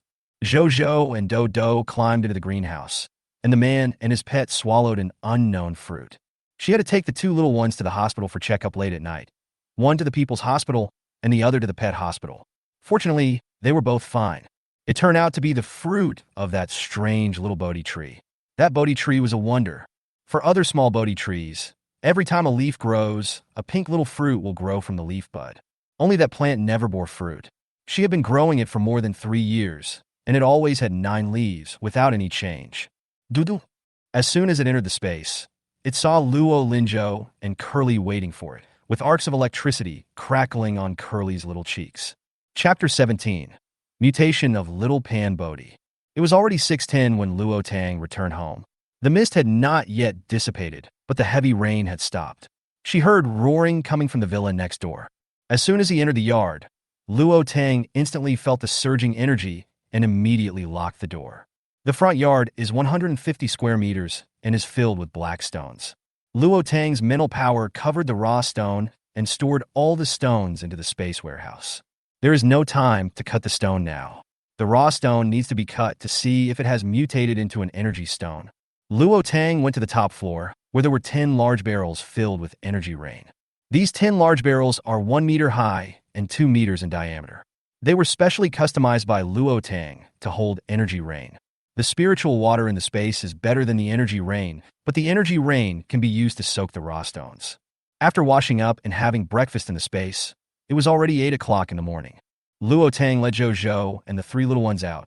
Zhou, you play with the 3 little ones first, mommy still has things to do. Okay, mommy. Luo Linzhou was now afraid that his mother would scold him, so he picked up the German Shepherd and took the 2 little ones with him and ran into his toy room. Luo Tang went to the large balcony on the 2nd floor, which was her greenhouse. When she left, she opened the skylight. The originally vivid blue snowflakes were already dying after being ravaged by a night of heavy rain. Luo Tang glanced at the greenhouse and focused his mental energy on an inconspicuous small tree with 9 leaves in the corner. This was bought for her by asking Buddha at the temple when Zhou was almost 1 year old. The person who sold it to her also calculated her fortune and said that she didn't have this name before, but when he continued to calculate, it was blocked by something. Her current name can protect her from disaster. It is said that Buddha attained enlightenment under a Bodhi tree, so the Bodhi tree symbolizes wisdom and enlightenment. The leaves are round and cute, with a golden yellow circle on the edge. The front of the leaves is green with golden dots, while the back is golden with scattered black dots. 1 flower, 1 world, 1 leaf, 2 worlds. There were dozens of plants on the balcony, and she felt strong energy fluctuations on the small saplings. This mutated Xiaopan Bodhi is probably more than just the 1st level, it should be at the early 2nd level. Luo Tang had just moved the little pan Bodhi out when a pink fruit grew on the tree right under her nose. As time went by, the fruit slowly turned into dark purple. Running her fingers over the small fruit, she suspected the tree had mutated before the end of the world. Before the end of the world, Will there be something as magical as her spiritual water? It was still a small and precious mutant plant with no attack power. Luo Tang didn't know how to describe his mood at the moment. Since she took over this space, her luck seems to have improved. The stockpiling went smoothly. Originally, I just wanted to go to the dock to see if I could come across that treasure and collect some supplies. Not only did it give her special psychic powers, but she also got a big bargain. Now she has a second-level mutant fruit tree with no offensive power. After the dragon fruit mutated, she could feel the dragon fruit tree's resistance to her. If it weren't in space, the mutated dragon fruit would probably attack itself. Luo Tang pulled up the sapling by its roots and planted it on the 9th piece of black soil. The saplings did not grow as wildly as ordinary plants, but they were much more energetic. Luo Tang took out a bottle of spiritual water and poured it on the roots of the sapling. The sapling began to grow rapidly, becoming about 1 meter tall and producing a small fruit. Then she heard the cry of the little sapling in her mind, "Mom, more!" Luo Tang, a tree still calls her mother. But what made her happy was that she could actually understand the language of plants. "What is your role?" The sapling shook its branches and said, "Mom, the fruit I bear can enlighten the mind. You see, Jojo can remember things at the age of 2 and can learn things so fast. It's all thanks to my fruit. The same goes for Dowdu and Curly Hair. After eating my fruit, they turned into spiritual animals. My fruit is very precious, and I can still feel that you have special powers, Mother." Luo Tang's eyes darkened slightly. She remembered that Shen Qiwei also had a small tree in his hand that produced fruit and could enlighten people. Could it be this one? Therefore, the mutant beasts around her have similar IQs to humans at low levels, and 1 or 2 are very smart. Luo Tang didn't want to speculate on human nature with the worst thoughts, because once you start to speculate on human nature, it will become evil. Could it be that Shen Qiwei had another purpose in saving her trapped in the collapsed villa in the book? You must know that she knows that she has 2 very smart mutant beasts. In the 3 years since the end of the world, she has only heard of Curly, a very humane mutant pet hamster. Hamsters and chinchillas are very weak and have almost no chance of becoming mutant beasts. And as a reborn person, would Shen Qiwei want to try her luck with her? Even if not, it was also a big help that she saved Jojo, a precious healing power user. But later, she discovered that sparse spiritual water could completely replace Jojo's healing powers. He claims to have a healing water power, and he can also let his teammates carry some with him. Jojo's healing ability was only at its peak level before he died. She didn't believe that his healing ability was not as good as the sparse spiritual water. It was just that the level was too low. It was like she felt refreshed when she was next to Jojo, and Luo Tang didn't know what was going on. She hadn't felt this way the day before. If Jojo hadn't told her personally that Shen Qiwei didn't hurt him, she would have sneaked into Shen's house before the end of the world and killed Shen Qiwei. She died, and the Shen family protected Jojo for 2 years, until a vicious attack occurred. As a 5-year-old child with a healing power and no fighting ability, Jojo was targeted by a high-level evil species and couldn't even run away. Luo Tang knew that she could not kill the Shen family without taking action against her, either emotionally or rationally. The apocalypse is full of dangers. Shen Qiwei himself almost died several times. No one wants to bring a child with superpowers that can be replaced and has no fighting ability. She wanted to see if Shen Qiwei would come after she completely severed ties with the Shun family in this life. Chapter 18, looking directly at the evil seed. The last time she saw Shen Qiwei, she didn't have any strange feelings, and there was no invisible force trying to control her and target Shen Qiwei. Luo Tang touched his heart, and the jade pendant turned into white water droplets in Shen Qiwei's hands. I wonder if Shen Qiwei knew that the black jade pendant was hers. Luo Linzhou was teaching Dowdu and Curly Hair to practice their superpowers in the toy room, while the little German shepherd was drinking the milk he had made. Curly Hair shouted to Luo Linzhou, "Gigi, brother, it's so slow to absorb superpowers here. Not as fast as last night. Last night, it felt twice as powerful and twice as big. It was now 4 times as big as before, but when it glanced at Dowdu, who looked to it as a huge lump next to it, Curly Hair groaned and said nothing. It's a pity that Jojo can't understand it like Luo Tang does, so Dowdu puts his paws on top of its head. Chirp, just do whatever Zai Zai tells you to do. You're the only one who's troublesome. You only know how to eat all day long, but you can't help much. If you are capable, go and help the Zai Zai recharge his batteries." What Dowdu didn't know was that Luo Tang was electrocuted by Curly Hair because of what he said. Then Curly was beaten by Luo Tang, and his snacks were cut off for a whole month. Luo Linzhou's face wrinkled into a ball. He stopped meditating and said in distress, "Why are the superpower molecules in my family so rare?" Dowda threw Curly onto his back and rushed into the greenhouse. He didn't see Luo Tang and shouted anxiously. Luo Tang was preparing to use a machine to cut the raw stone in the space when he heard a sound coming from Dowdu outside. He appeared in the greenhouse in an instant, picked up the crying Dowdu and stroked his fur. "Dowda, don't cry." Jigu Big Cub Little Cub said that the supernatural molecules here are very thin. Luo Tang thought Zhou was playing in the toy room, but he didn't expect that he was actually practicing supernatural powers. As a mother, she naturally hopes that her children can grow up carefree and healthy, but the times do not allow it. She also has to find a way to find a powerful supernatural fruit for Zhou, and the supernatural fruit needs to be born after a cold wave. Dowdu, the energy molecules are thin probably because a lot of the energy rain was absorbed by the stones that Mom put down, and most of the energy rain was collected by Mom in buckets and stored in the space. "Mommy, there's a villain lingering outside our house." Luo Linzhou leaned on the guardrail and saw a humanoid creature with black claws, blue-black skin, a face covered with strange black scales, a mouthful of sharp fangs, and unchewed flesh in its mouth. At this moment, he seemed to smell the tempting aroma of food, and he grabbed the iron gate with his claws and shook it, making a shaking sound. Her mental power can now only attack things within 10 meters, and the balcony is more than 10 meters away from the gate. So ugly. Fortunately, the villas in her area are remote, with few people and not many bad people.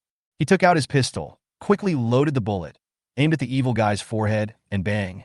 A shot in the head caused the evil guy to fall to the ground with the back of his head, colliding with the concrete floor with a crisp sound. Luo Tang blew on the smoking gun and put it away. The noise was too loud, and he had to modify it.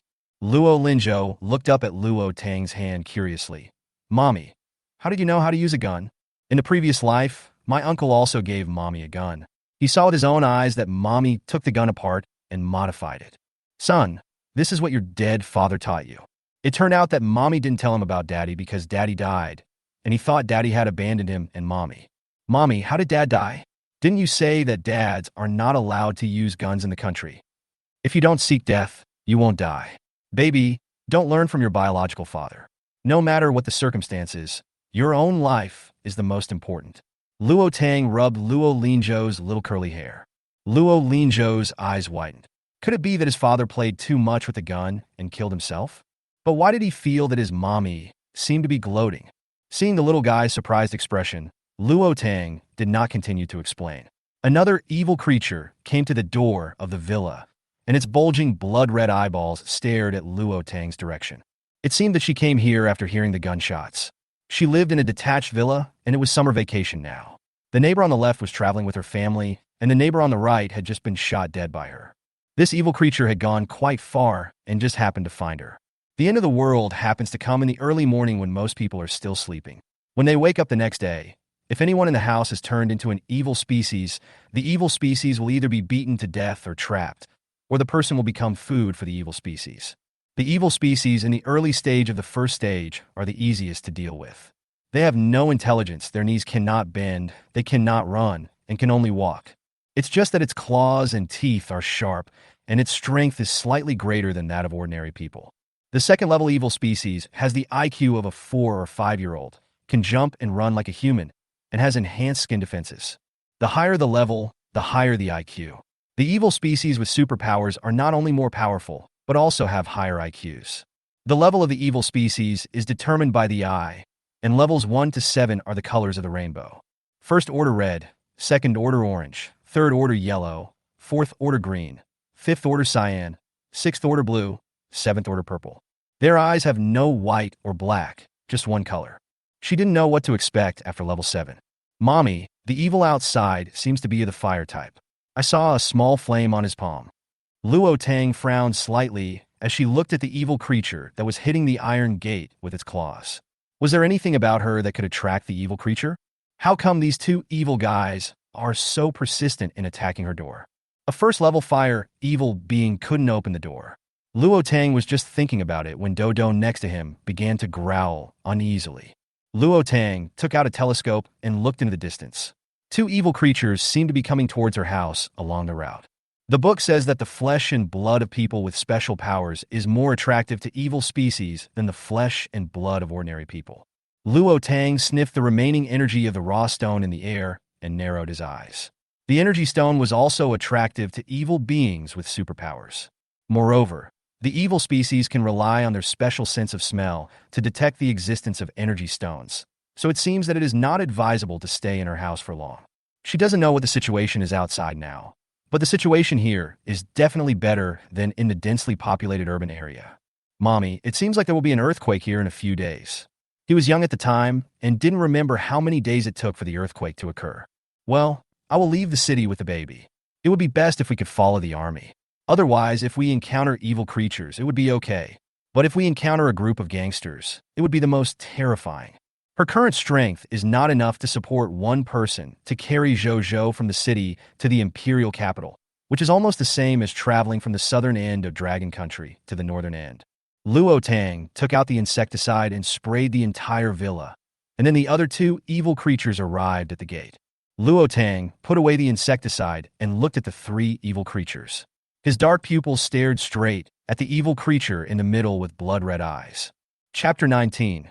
Mutated Evil, Zhou's Big Liar. The evil creature tilted its head towards Luo Tang, as if wondering why Luo Tang was not afraid of him. The other two slammed the door frantically, making strange screams, with bright red blood still on their sharp teeth. Luo Tang's mental power had just covered the three evil creatures when it was suddenly bounced back. Luo Tang's eyes darkened as she discovered that the mutant in the middle actually put down its claws, sniffed towards her, and turned around to walk back. But how could she let this first-stage, mid-stage, fire-type evil species leave? She just wanted to try whether her mental power could kill the three evil species at the same time. There was no problem in strangling two ordinary first-stage evil species, but the ability level of that mutant evil species was slightly higher than hers, and her mental power was actually directly rebounded. If this is the case, wouldn't it be very dangerous for her to encounter a mutant evil species of a higher level than herself? Luo Tang felt that it was impossible, wondering if it was because she was not proficient enough in controlling her supernatural powers. If I can't directly attack the brains of evil creatures stronger than me, then controlling them shouldn't be a problem.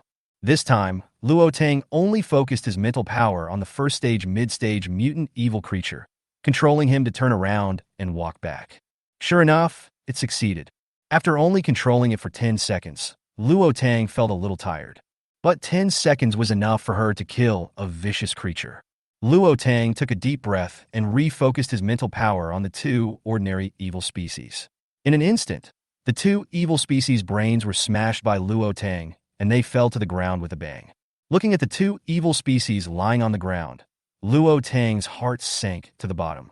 She discovered that the evil species' brain world was very similar to that of humans, with only slight differences. As a psychic, she can fully perceive the world in her brain. In the future, the level of the evil species will become higher and higher, and if they have the same IQ as humans, will they also create civilization? She only saw the 5th year in the book, the 5 years surrounding Shinchiyue, and had no idea what would happen next. The 6th level mutant evil species already has the IQ of an adult, but what about after the 6th level? What's even more frightening is that among the evil species, the low-level evil species will completely obey the orders of the high-level evil species. They're like a hierarchical organization, respecting the strong. According to their development trajectory, the first-order evil seed seems to be a newborn child with immature intelligence. He took out his gun and shot the fire evil creature 3 meters away from the door in the head. It seems that in the future, we can kill as many evil species as we can. The good news is that 1/10 of the world has become an evil species, and no one will become an evil species in the future. The bad news is that the evil species are more capable of reproducing than humans. It takes humans only 2 months to carry a baby for 10 months. Luo Tang couldn't even imagine that a 2-month-old evil baby could survive after being born. Luo Linzhou dragged Wan Mao and Dao downstairs. Wan Mao smelled the scent of the evil seed and was so scared that he trembled all over. The little guy rushed to Luo Tang, dragging Dao. "Mommy, open the door. I'll let Dao take out the crystal core of the mutant evil."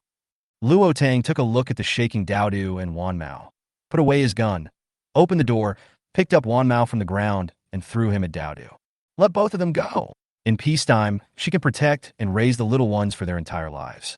In the end times, she didn't want the two little cubs to become food for the evil species. Dowda stretched out his paw and just caught Curly. "Jiga, Mom, you don't love me anymore." Curly cried. "Chijigiga, why are you howling? You don't look like a mouse at all." Luo Tang. She suspected that Zhou took Dodo to watch Bunny Bears. "Dodo, use your claws to split this ugly head open." Dodo's gold-type ability has reached the middle stage of the First Order, so there is absolutely no problem in cracking open a middle stage of the First Order Fire-type evil species. Daodu raised his head and looked at Luo Linzhou in disbelief. "Little guy, are you serious? This biped is not only ugly but also smells terrible. Don't you want my claws anymore?" Daodu stretched out his 5-centimeter-long black claws. His claws were so clean. "I smelled my arm again. It had just finished breakfast and a bath, and it smelled sweet." Daodu shook his head vigorously and was shaken down by the long curly hair that grabbed it. He fell to the ground, collapsed like a rat pancake, and pretended to be dead. Luo Tang, who received Dodo's gaze, did not move and just watched quietly. Although Luo Linzhou didn't understand what Daodu said, he knew it very well. He stretched out his little hand, which was white, tender, and still had baby fat, and pointed at the sharp teeth exposed in the evil creature's mouth. "Daodu, these people are evil species, and we will encounter evil beasts in the future. If we don't kill them, they will eat us as food. Evil species and evil beasts will have crystal cores in their brains. Our ability to absorb crystal cores for cultivation can enable us to advance faster, so that we can become more powerful and deal with more powerful evil species." Luo Linzhou had a stern face, revealing a heaviness that was completely inconsistent with his age. He didn't want Daodu and Curly to become food for the evil species again. When Luo Tang saw this scene, his eyes couldn't help but feel sore. If Chigu becomes more powerful, can it become bigger? Daodu's eyes sparkled, and he drew a big circle on his chest with his claws. When Luo Tang heard what Dodo said, he looked at Dodo, who was standing on tiptoe and trying to demonstrate. Since this little guy awakened his gold-related abilities, he has become increasingly tough. His skin seems to have a metallic luster. His tail has become thicker, his limbs are no longer short, and his fluffy silver-gray hair makes him look like a big gray ball of hair when standing on the ground. Luo Linzhou seemed to know what Daodu meant and said happily, "Of course, Daodu will be a giant chinchilla in the future, bigger than an elephant." Daodu didn't know what an elephant was, but if he could shout out an elephant, it must be very big, and he was so happy that his eyes were curved with laughter. "For the strength of our team, the task of digging crystal cores will be left to you from now on." Luo Linzhou touched Daodu's head and said passionately, "Gigi, well done to big sister Daodu. I'm cheering for you." Curly jumped up from the ground, jumped high, twisted his fat waist, raised his little paws, and used his electric arc as silver fireworks. Luo Tang, "Son, you are amazing." Then Luo Linzhou turned to the excited Curly, held it in front of the evil species, and faced the evil species' terrifying face. Chapter 20. Continue to fool people. The team division of labor is initially formed. Feeling the evil creature's sharp claws that were gleaming with cold light, Curly's whole body was trembling. It's so small that this ugly thing could probably string it all together with one claw. "Curly, your electric current can paralyze the evil species for a short period of time, and the weak evil species will be directly knocked out by you. You will be as powerful as Daodu in the future. When you use your electric power, no matter how powerful the enemies are, they will be trampled under your feet. If you don't believe me, step on them." Luo Linzhou smiled and fooled. Putting curly hair on the evil species' head, the little guy actually listened to Luo Linzhou's words, and powerful silver arcs burst out of his small body. The heads of the evil creatures that came into contact with it were instantly charred by the electricity, and their original appearance could no longer be recognized. Curly looked at the dark head and felt like he had discovered a new world. The biped is taller and bigger than it, and it takes too much electricity to charge its entire body. Wouldn't it be much easier if he just stuck to the computer bag? Curly turned his attention to Daodu. "Gigi, big sister, I will become stronger with you from now on." Curly had just finished speaking when Daodu inserted his claws into the evil creature's head, peeling back its skull, and the smelly brain matter splattered all over Curly's body. Luo Tang looked at Dodo's bloody claws and swallowed. Are all mutant beasts so powerful? Daodu was only in the middle stage of the first stage, but he could directly pierce the head of the evil one. Luo Linzhou seemed to see Luo Tang's worry and hugged Luo Tang. "Mommy, the skin's defense will be reduced after the evil species dies." Daodu's gold-type ability was already very advanced. I don't know if it's because he drank that water in this life. It seems to be even more powerful. Luo Tang thought thoughtfully. So the same elemental power would also have levels, just like her special mental power was more powerful than Shun Qiyang's mental power. Curly Mao was aggrieved, and obviously his brother asked Dao to split the head of the evil one in the middle. Well now, it has turned into a stinky rat. Gigi mommy, I'm not clean anymore. Curly Hair cried and slipped to Luo Tang's feet. Under the sunshine, Luo Tang smiled brightly. Looking at these little guys, she suddenly felt that the end of the world was not so scary. Let some stream water from the space and gently wash Curly's body. After Curly was washed, he shook his body and lay aside to bask in the sun. Dowdu watched the brain mixed with a white crystal core no bigger than a mung bean fall to the ground. He picked up the crystal core and absorbed it like energy rain. In just 10 seconds, the crystal core disappeared from Dowda Claw. Feeling the power in his body increasing a little bit, Dowda's eyes lit up and he looked at the other two evil heads with a fiery look. Curly felt that there was something wrong with the way the big sister looked at the evil species. It was clear that she was looking at the grass that it liked to eat the most. Curly was frightened by his own thoughts and jumped onto Luo Tang's shoulder. It's still safest here with Mommy. With the experience from the first time, Dowdu was not afraid when he used his claws to open the gourd for the second time. Instead, his black eyes were full of excitement. He even learned to wrap his gold-based abilities around his claws, making them sharper. Dowda took out a fiery red crystal core the size of a soybean. The little guy pinched the crystal core with his claws, jumped in front of Luo Tang, and placed the crystal core at Luo Tang's feet. Big kid, what's my pause? Luo Tang brought out the stream water to rinse Dowda's body clean, and also wash the crystal cores on the ground. Even though he already knew that evil species would have crystal cores, Luo Tang still found it a little unbelievable when he saw the crystal cores that were as beautiful as red crystals. Big boy, this is more beautiful than your jewel ring. I'll keep it for you to make a ring.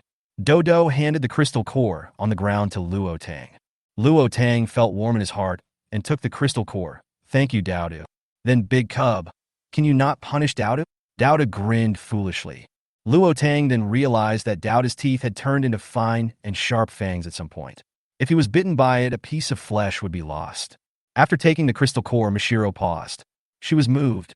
It turned out that the little guy was afraid that she would know that it and Jojo had casually eaten fruits and wanted to punish it.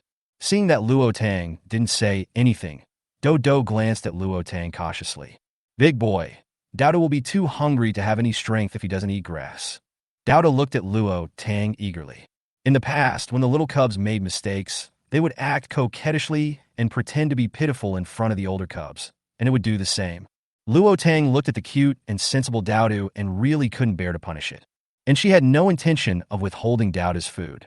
Food was too important for mutant beasts. Being hungry often is not good for their growth. But they still need to be educated.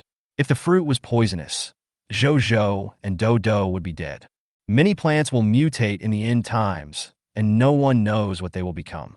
Luo Tang squatted down. Don't eat anything you don't recognize. What if it's poisonous and you die from it? You'll be away from Mom forever, and Mom will be very sad. Dowda hugged one of Luo Tang's calves and said, I don't want to eat. I don't want to leave Big Cup. Considering that this is your first offense, I will punish Dowdu by strengthening our RV with his supernatural powers. Luo Tang said seriously. Dowda knew what the RV Luoyang was talking about.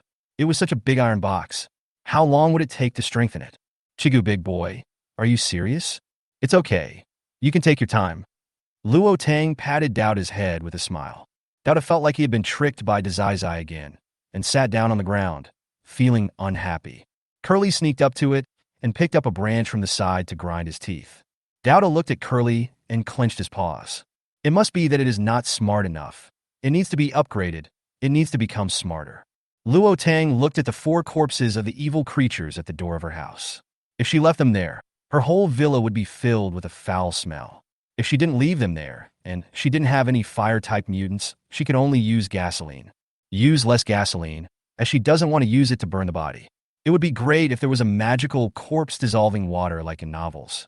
Mommy, should we bury it in the soil? Let Dowda dig the hole. Dodo turned around and said, Jigu, little boy, do you treat me like a brick? Bricks should be moved to where they are needed. When the evil species have no food, they will also devour the corpses of their companions. Luo Tang first put the 4 corpses into the space and drove to the community park. The bodies were simply thrown under a big tree in the park as fertilizer. When Luo Tang passed by a villa, the window suddenly opened, and a man poked his head out and waved at her. Chapter 21 Energy Stone. Daodu was beaten. Girl, what's going on outside now? Luo Tang looked up, glanced at the middle-aged man, said nothing, and drove away. Even if all signals are cut off, no one can be contacted. But smart or curious people, or those who have read some apocalyptic novels, can basically guess that the current situation is the end of the world. Never treat anyone as a fool. No one is a real fool. It's just that most people want to hide behind others, wait and see the opportunity, and don't want to be the first to step forward. Mommy, when are we leaving the city? Luo Linzhou didn't remember the exact time of the earthquake and was afraid that Mommy and he would be trapped in the villa again. Baby, we still have a few more days. The world's first major earthquake will begin in 3 days. Mountains will grow taller, and some parts of the surface will even be torn, and the plains will expand. The blue planet will expand 1.5 times in just 4 days, and every place will be stretched, but the time and degree of earthquakes in different areas will be different. Luo Tang told Zhou everything he knew. In short, the worldview explained in the book is clearer than what Zhou and Xinqi USC. The first major earthquake caused heavy casualties not only among humans, but also among the evil species. After the first major earthquake, small earthquakes will occur from time to time over the next 2 months. As time goes by, the earthquakes will slowly stop. But the expansion of Blue Star has not stopped. The original territory remains unchanged, but some new territory areas will appear. She was not very clear about how severe the earthquake was in other places, but she knew very well that there was no rift valley, only that the mountains were rising, the plains were expanding, and the sea water would flood back into the coastal plains of the city. She didn't want to be driving halfway, and suddenly a big crack appeared, even if she could hide in the space. Then she and Zhou can't live in this space forever. Her villa is at the foot of the mountain. The villa will only collapse slightly if the mountain rises. Mommy, you know more than Aunt Shun? You are so awesome. Luo Linzhou exclaimed. So Mommy wants to take Zhou away after the first major earthquake. Zhou listens to Mommy. Luo Tang laughed. You little guy, you don't listen to Mommy and you still want to run away by yourself? No way, Zhou is helping Mommy train thugs. Daodu, are you right? Luo Linzhou touched Daodu, who was sitting next to him. Jigu Daodu shook his fist. Back home, Luo Tang asked Daodu to jam the door lock. If you are not a metal-type superpower, you can't open the door even if you take the key. Either it was a violent collision, and she could hear the noise caused by the violent collision, even at night. She wanted to go into space and cut open the rough stones. After closing all the doors and windows in the house, Luo Tang entered the space with a few little ones. In the living room of the space house, there is a set of small stone cutting machines. The electrical system in the house is very magical. Any electrical appliance that enters the house can be used without being powered on. She has also done experiments before. Knowing this, she asked Shin Tingyun to give her a cutting machine. Daodu strengthened the gears of this machine. Daodu stretched out his paw towards Luo Tang. Big Zai, can Daodu eat more food later? Luo Tang directly divided Daodu into 3 pieces of black soil and got some seeds for it. In the future, what kind of grass Daodu wants to eat, sprinkle these grass seeds on the black soil. If you want to eat hay, there is a dryer in the kitchen. Mom will teach you how to use it later. Daodu knew the magic of the black soil. He imagined himself rolling around in a pile of fragrant grass. He began to grin foolishly with an unknown liquid flowing from the corners of his mouth. Gigi, Mommy, don't forget me. I want to grow a lot of nuts. Luo Tang also divided 3 plots of land to Curly and reminded it that only one kind of nut could be grown on one piece of land. Mommy, do you think Daodu will grow faster if he has mutated alfalfa as food? Luo Linzhou said thoughtfully as he looked at Daodu, who was running out with the seeds. Later, she could try to grow some alfalfa with the spiritual water. And by the way, check out her mutated dragon fruit and the egg. Luo Tang had just used his mental power to move a stone onto the cutting machine when a black puppy slowly crawled to Luo Tang's feet. Woof woof. Mommy, I'm going to make some milk powder for the puppy. When Luo Linzhou and the puppy appeared within her mental range, she actually saw invisible lines on the 2 little guys. He immediately used his mental power to perceive the contractibility and was shocked to see that a transparent ring appeared on Zhou's crystal core. But when she put away her mental contract ability and only used ordinary mental power to perceive, the ring did not appear. Could it be that she could make other psychics and mutant beasts establish a contractual relationship? If so, her ability would be too incredible. As long as she wants, everyone can have a contracted beast. Luo Tang thought of the German Shepherd's barrier ability, which was indeed no problem in protecting Zhou, but it still lacked a little combat power. Collect your thoughts and start cutting the rough stone. In 3 hours, Luo Tang cut 50 pieces of raw stone. However, he only got 5 first-level energy stones. 3 of them were only the size of a palm. 1 was the size of a basketball, and the other was an ice flower jadeite that was 1 meter long and half a meter wide, only half of which was converted into energy stones. Luo Tang was just about to sit down and absorb the energy stone when he heard Dodo's roar outside. I wonder what dangers could there be in this space? I release my consciousness. No matter how big her space becomes, she can always see the whole picture as long as she wants. There was a puddle of water under Dodo's feet. His hair stood up and he stared at the twisting mutated dragon fruit with bared teeth. Immediately afterwards, the mutated dragon fruit swung out its thick branches, and a crisp, slapping sound was heard. Dodo fell into the sea in a parabola. The little guy seemed very unconvinced. He climbed out of the sea and leaped in front of the mutant dragon fruit. Continue to threaten it with bared teeth. Gugu, hand over the fruit. I'd rather let the big cub pull you out and leave the land for me to grow crops. Luo Tang, seeing that wet route, I'm afraid Dodo has been beaten several times. I didn't expect this little girl to be so stubborn. Why didn't I call her when she was in danger this time? The mutated dragon fruit had benefited from the last space upgrade and was already an early-stage second-order mutated plant. Dodo was a mid-stage first-order mutated plant, with a difference of 3 small levels. How could it possibly defeat it? The mutated pitaya has countless branches covered with hair and barbs, which can cause severe pain when it whips people. Luo Tang picked up Dodo with heartache, turned over its thick soft fur, and sure enough, he saw the thorns of the mutant dragon fruit still hanging on its skin. Chapter 22, I Can't Beat the Tree. Mutant Dragon Fruit. Dodo, this is an early-stage second-order mutant plant, and you are only in the middle stage of the first order. Luo Tang called out to Zhou and began to pull out the thorns on Dodo's skin. Dodo was in Luo Tang's arms, grinning at the mutated dragon fruit. Chia. After cursing, she started to cry. I just saw the beautiful fruits on its tree and jumped up to pick them, but it slapped me into the sea. I was so angry that the tree could move, and I couldn't beat it. In the past, the plants that Dazai raised were allowed to be squeezed by it. Looking at the crying Dodo, Luo Tang didn't want to hit it anymore. If the alfalfa and Timothy grass it eats mutates into combat-type grass, you will probably be beaten by the food you normally eat. Dodo, don't cry. Mommy will pick some fruit for you to eat later. Mutated fruit has a certain chance of awakening superpowers. The higher the level of the mutant fruit, the greater the chance of awakening superpowers. The chance of ordinary second-level mutation fruits awakening superpowers is only 0.2%. Luo Tang took a look at the fruits hanging on the branches of the mutated dragon fruit. There were 10 fruits in total, 9 ordinary fruits, and the top one was a special fruit with a 2% chance of awakening supernatural powers. Even if the probability of awakening is very low, people will still flock to it. After all, it was an opportunity to turn ordinary people into superpowers. Each person uses an elemental mutation fruit to awaken an elemental power. No matter how many mutation fruits of other elements he eats in the future, he will not awaken other elemental powers. For example, Shen Qiyue, that bead allowed her to awaken the ice element, and after eating a fire mutation fruit, she awakened the fire element power. Later, she also ate many other mutation fruits, but she did not awaken the element power again. But when eating mutation fruits that awaken speed and power, there is a fraction of a percent chance that she will awaken after eating one. She never questioned Shen Qiyue's luck, and she escaped death every time she encountered danger. Mutated fruits can also provide superpowers with the energy to practice superpowers, just like crystal nuclei.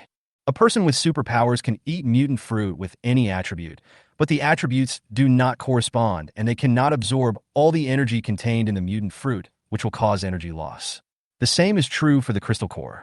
What kind of power is awakened depends on what type of energy the mutant fruit contains.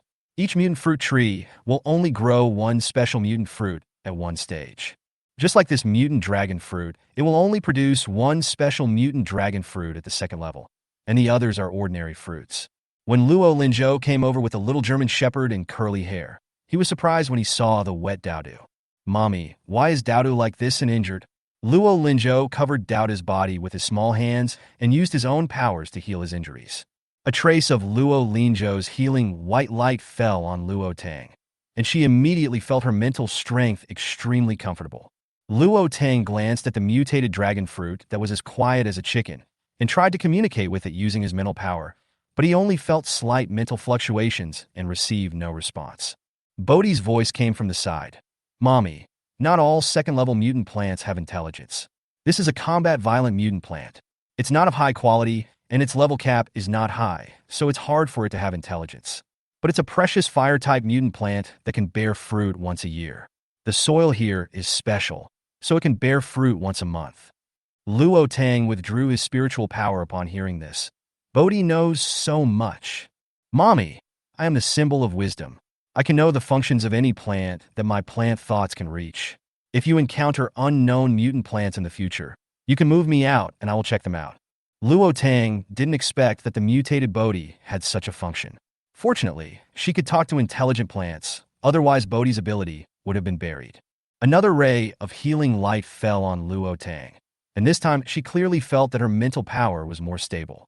Could it be that Zhou's healing power has the effect of soothing the spirit? In the book, Shen Qiang later died due to a mental riot. It was because his mental power was not appeased after Zhou's death that he died. If this is the case, then wouldn't it mean that those with mental powers themselves are dangerous? Healing superpowers are more valuable than mental superpowers, but they have little combat effectiveness. "Zhou, have you helped Shen Qiang calm down mentally?" Daoda's injury was not serious, and he recovered completely in no time. Luo Linzhou shook his head, with a confused look on his face. "Mommy, no. I don't know how to appease the spirit." "Will those with mental powers cause mental riots?" "Normally not, unless induced by some special mutant plants. Uncle Qiang once encountered a mutant flower and had a mental riot." Luo Tang lowered his eyes, wondering if Shen Qiang's death was not an accident, but man-made. But he died not long after Zhou died. Could it be because he discovered that Zhou's death was not an accident, but was controlled by someone who wanted to kill someone, but was killed instead, using a special mutant plant to cause a mental riot and died? If this speculation is true, that person must be in the heroine team. She basically knew everything about the heroine. If she wanted to kill Zhou, it would be the easiest thing to do. "Zhou, use your special powers on Mommy's head." Although Luo Linzhou didn't understand what Luo Tang wanted to do, he still put his little hand on Luo Tang's forehead. When Luo Linzhou's healing light slowly flowed into his body and gathered on the purple crystal core, freshness and comfort filled his heart, and even the consumed mental strength was instantly restored. Zhou's healing ability can indeed calm Mommy's spirit. If Mommy encounters the special mutant plants you mentioned in the future and causes her spirit to go haywire, don't panic. Use your ability to help Mommy calm her spirit. Luo Tang said gently. "That's really great," Luo Linzhou said happily. When his uncle's mental power went mad in his previous life, he could do nothing. Jigu is also very comfortable next to the little cub. Daoda walked to Luo Linzhou, rubbed his head against his belly, and squinted his eyes comfortably. Luo Linzhou felt a little itchy after being played with, and giggled happily. Luo Tang bound the mutated dragon fruit with his mind, then picked all 10 of its fruits and placed them on the grass. The skin of the non-mutated pitaya feels soft, is purple-red in color, and can be as big as an adult's palm. The mutated dragon fruit is only the size of 2 eggs, and the small ordinary fruit is half the size of the special fruit. The skin is bright red and feels warm to the touch, like a natural hand warmer. I don't know how long the shelf life of the mutated dragon fruit is. It's so nice to put this fruit in your pocket to warm your hands in the cold winter. Daodu sniffed the fruits on the ground. The little guy picked up a small fruit with his claws and took a bite of most of it. Feeling the energy in the fruit, he squinted his eyes happily and swallowed the rest of the fruit.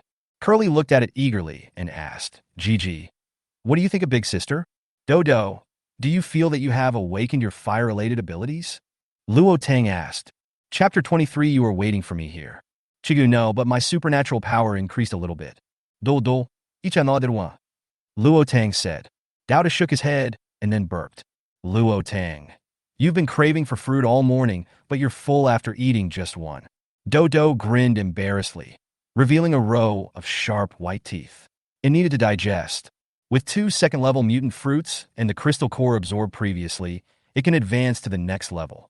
Dowda picked up a fruit, sneaked to the spring, and placed the fruit in front of himself. Wait until it finishes digesting the one it just swallowed, then eat this one. Curly, eat one too, and see if you can awaken your fire ability. Curly has a smaller appetite than Dowdu and could not eat the food after taking half of it. Luo Tang stuffed one into its mouth and told it to keep it for later consumption. After eating the fruit this time, we will have to wait until next month. Luo Linzhou took a bite of the biggest one, burped and looked a little lost. Mommy, I don't seem to have awakened any superpowers. My uncle in my previous life also gave me a mutant dragon fruit, but it was useless when I ate it. Zhou, the probability of awakening superpowers with an ordinary second-level mutant fruit is only 0.2%.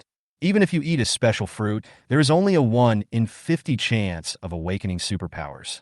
Don't worry, Mommy will find other mutant fruits for you in the future. If superpowers can be awakened by swallowing a mutant fruit, then wouldn't there be people with superpowers everywhere? The higher the level of the mutant fruit, the greater the probability of awakening superpowers. Low-level mutant fruits are hard to find, let alone high-level ones. Plants that can produce mutant fruits generally have extremely high combat effectiveness. If you want to take its fruit, it will launch a fierce attack on you. The mutated dragon fruit she raised in the space was like this, let alone the ones outside. Now that the space has been upgraded to the second level, if there is enough spiritual water, she can try to cultivate some mutant fruit trees. It's a pity that there are only 3 bowls of spiritual water per day. They have to drink diluted spiritual water every day and save some for emergency use. Luo Tang picked up a mutated dragon fruit, peeled off the skin to reveal the red flesh inside, picked out some seeds with tweezers, and scattered them directly next to the original mutated dragon fruit tree. After eating 2 fruits, Luo Tang put away the peels. She would not eat the peels raw like Dodo. The dried dragon fruit can be used to make tea. The unmutated dragon fruit peel can prevent cancer and enhance immunity. I don't know what the function of the mutated dragon fruit peel is. There were 3 small fruits left on the ground, and Luo Tang stuffed one into Luo Linzhou's pocket. Zhou, wait until you finish refining the first fruit, then eat the second one. Give the remaining 2 to the little German shepherd. The little German shepherd will follow you from now on. Zhou can give the little German shepherd a name. The puppy was squatting quietly at Luo Linzhou's feet. Luo Linzhou squatted down, touched the puppy's head with his little hand, and said excitedly, "Mommy, can the puppy be called Black Hole from now on?" Luo Tang. She shouldn't have let Zhou name it. I don't know if the puppy will hate this name when he grows up, but seeing his son's expectant eyes, Luo Tang nodded. Black Coal is Black Coal. His whole body was black and shiny, and lying on the ground, he really looked like a piece of black coal. Luo Linzhou was even happier after getting his mother's consent. The mutated dragon fruit was handed to the puppy. The little guy sniffed it and wanted to eat the fruit, but he couldn't bite the skin. Zhou, the puppy was just born yesterday. He opened his eyes after drinking the spiritual water, and he hasn't grown any teeth yet. Give the fruit to Mommy, and Mommy will make the fruit into puree.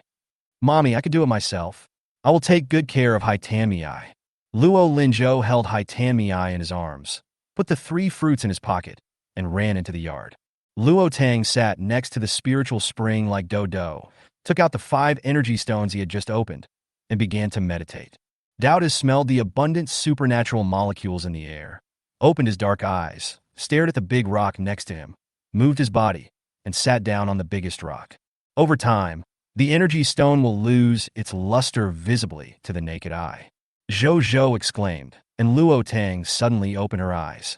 Her mental power successfully advanced to the early second stage, and 2 misty white smoke rings appeared on the crystal core. Luo Tang was delighted.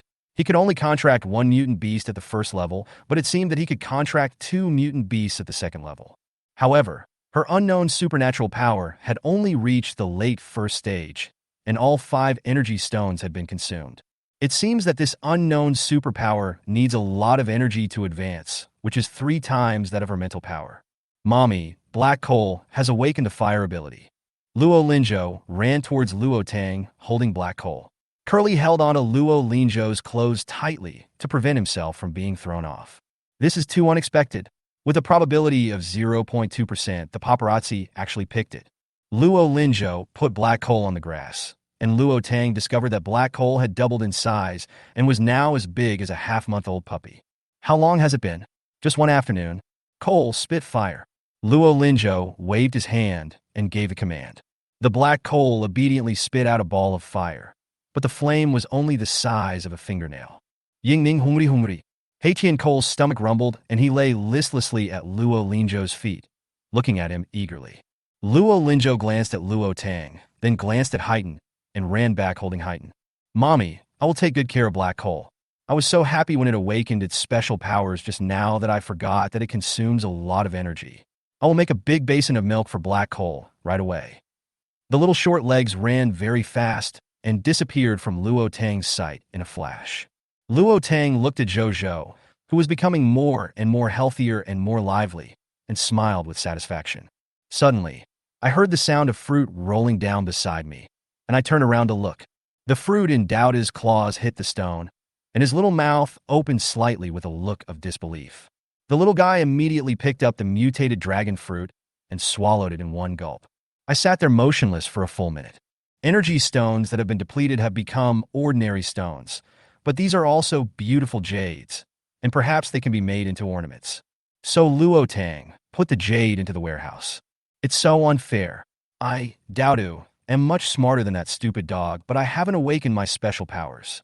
The cute little Daoda stood on his lower limbs, raised his upper limbs above his head, and howled towards the sky. Luo Tang couldn't help laughing out loud. Her daily happiness came from the cute little Dodo. Big boy, don't laugh at me. Dodo rushed to Luo Tang and hugged her legs. Luo Tang realized that the little guy had grown taller again. He was only half a meter tall before, but now he was estimated to be 10 centimeters taller. This is growing too fast. Daoda, have you advanced? Daoda patted his chest and condensed a golden needle. Of course, I am a super hardworking Totoro.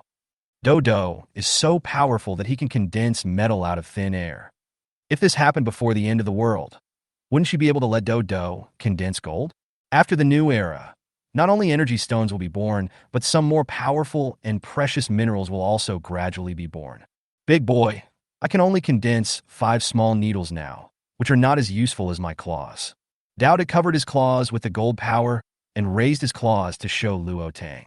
Luo Tang even took out a ruler to measure it, and it was exactly 6 centimeters long. The black claws had a metallic luster. Luo Tang took out a kitchen knife and wanted to test the hardness of Daoda's claws. The little guy's pupils trembled, and he retracted his claws. Big cub, what are you doing? I don't want to cut my nails. I will hide my claws. After Daodu retracted his claws, they instantly shortened to only 1 centimeter long. Now it looks like an extremely strong and huge chinchilla. Daodu, which one is harder, your claws or an ordinary kitchen knife? Daoda stretched out his claws excitedly, and with a click, the kitchen knife in Luo Tang's hand was instantly broken into 2 halves. Luo Tang hugged Dodo and kissed him. Dodo, you are so awesome. I love you. Daoda buried his head in Luo Tang's arms. Daoda likes the big one the best. Then can you strengthen a few knives for me? Luo Tang took out a boning knife, a pig-killing knife, an axe, and even a hoe and a large frying pan. Daoda, it turns out that they have been laying the groundwork for so long, just waiting for me here. Chapter 24, the Shun family discusses Luo Tang. Dodo, Luo Tang's ending tone rose slightly. Daoda couldn't resist Luo Tang's coquettishness and said proudly, leave it to me. It wasn't until Luo Tang put everything next to it that it realized what it had said. Daoda sighed, and his chubby back revealed a hint of helplessness. No wonder the little one is so good at acting like a spoiled brat. Luo Tang went to cut the raw stone again. It took him an hour to cut 30 pieces, including 4 first-level energy stones. After counting the raw stones in the warehouse, there were less than 50 pieces left from the batch she had placed in the villa. There are also tens of thousands of pieces that it collected from the gambling stone field, and even fewer of those stones were converted into energy stones. Throw the 4 cut energy stones into a large barrel filled with energy rain. She hoped that these 4 stones could be upgraded to second-level energy stones. Otherwise, after all her powers reached the second level and she cut all these stones, the energy stones she would get would probably not be enough for her to upgrade even a small level. Just as he finished doing all this, Daoda pushed open the door and slipped in. Luo Tang saw Dodo's eyes light up. She had cut too many stones today, and even though she was controlling it with her mind, she still felt a little tired. It would be great if she could see whether the raw stone was transformed into energy stone after it fell to the ground. Then she wouldn't need to cut it all open, which would save a lot of time and effort. Daodu felt Luo Tang's gaze, and his chubby little body shook unconsciously. Call the little cub over, and his palms will glow. Ever since Black Hole awakened its new superpowers, Luo Linzhou has been thinking about how to feed it and train it. Luo Tang frowned when she heard Dodo's words. She only knew that Zhou Zhou's special ability had a healing effect. But I've never heard of a healing power that can sense energy, unless it's not a true healing power, but just has a healing effect. Zhou Zhou, come here. Try to use your special ability to sense, and see if you can sense which stones have turned into energy stones. Luo Tang took out 20 large stones, wrote numbers on them with a marker, and placed them in the living room. Luo Linzhou covered a black stone with his little hands, his face wrinkled. Mommy, what is the energy fluctuation of the energy stone like? Luo Tang took out the energy stone he had opened. Compared with ordinary jade, the energy stone would emit a faint glow in the dark and feel warm to the touch. The skin that wrapped it would cover up all the glow and energy of the energy stone, making it look like an extremely ugly black stone. As soon as Luo Linzhou placed his little hand on the energy stone, his eyes suddenly lit up. Mommy, the energy stone feels so comfortable to the touch. The light it emits seems to be different from other lights. When Luo Tang heard this, he suddenly had a guess in his mind. Could it be that Zhou Zhou's healing ability is the ability of light element? If this is the case, then the power of light is more than just healing. Luo Linzhou followed Luo Tang's instructions and used his special abilities to feel the difference between each stone. Finally, rough stones number 3, number 10, and number 15 were selected. After Luo Tang cut the 3 pieces of raw stones, he found that all 3 were first-level energy stones of good quality. He also cut a few pieces that Zhou Zhou did not choose, and none of them were energy stones. Luo Tang happily hugged Zhou Zhou and gave him a kiss. There were tens of thousands of stones in the warehouse. How long would it take her to cut them all? Now they need to be selected by Zhou Zhou. She will pick out the stones that will be transformed into energy stones and keep the rest in the warehouse. Mommy, I'm so glad he can help you. Luo Linzhou didn't expect that he could actually sense the energy stone. If there is a chance to encounter in or field in the future, wouldn't he be able to pick up all the energy stones? Zhou Zhou, these 3 pieces are for you to practice your superpowers. Feed Heimei a mutated Bodhi fruit later, which will help Heiha become wise. After Luo Tang made arrangements, he put away all the stones in the living room. Night falls quietly in the city center. Shin Chiyue chopped off the head of the evil one with a knife. Unwilling to absorb the energy rain in this life, she drank the energy rain directly and awakened her ice power after surviving the catastrophe. It's just that her ice ability is only at the early stage of the first level. The space ability brought back before rebirth has reached the early stage of the second level, with a space of 200 square meters and 4 meters high. But it was also stuffed to the brim with supplies. She had to get more crystal nuclei and mutant fruits so that she could hold more things and even awaken another superpower. Sister, do you really not care about Tang Tang? Shin Tingwan did not expect that the end of the world would really come. Shin Tingyun turned around and glanced at his obedient sister and cursed angrily. What do you care about her? You might as well take care of yourself. Don't tremble with fear just looking at a villain. Pick up the knife in your hand and chop him. You are an aggressive fire element user. What are you afraid of? Shin Tingwan shrank his neck, while Nanqing tried to smooth things over. So my sister is still young, and she just hasn't adapted to the sudden apocalypse. Shin Tingyan became even more angry when he heard Nanqing's words. And you are twice as old as Wanwan. Why were you so scared just now that you wanted to hide behind you? Where did your courage to lie to me with my dad go? Nanqing fell silent, but Shin Qiyang snorted. Shin Tingyan turned to him and warned, don't even think about looking for Luo Tang.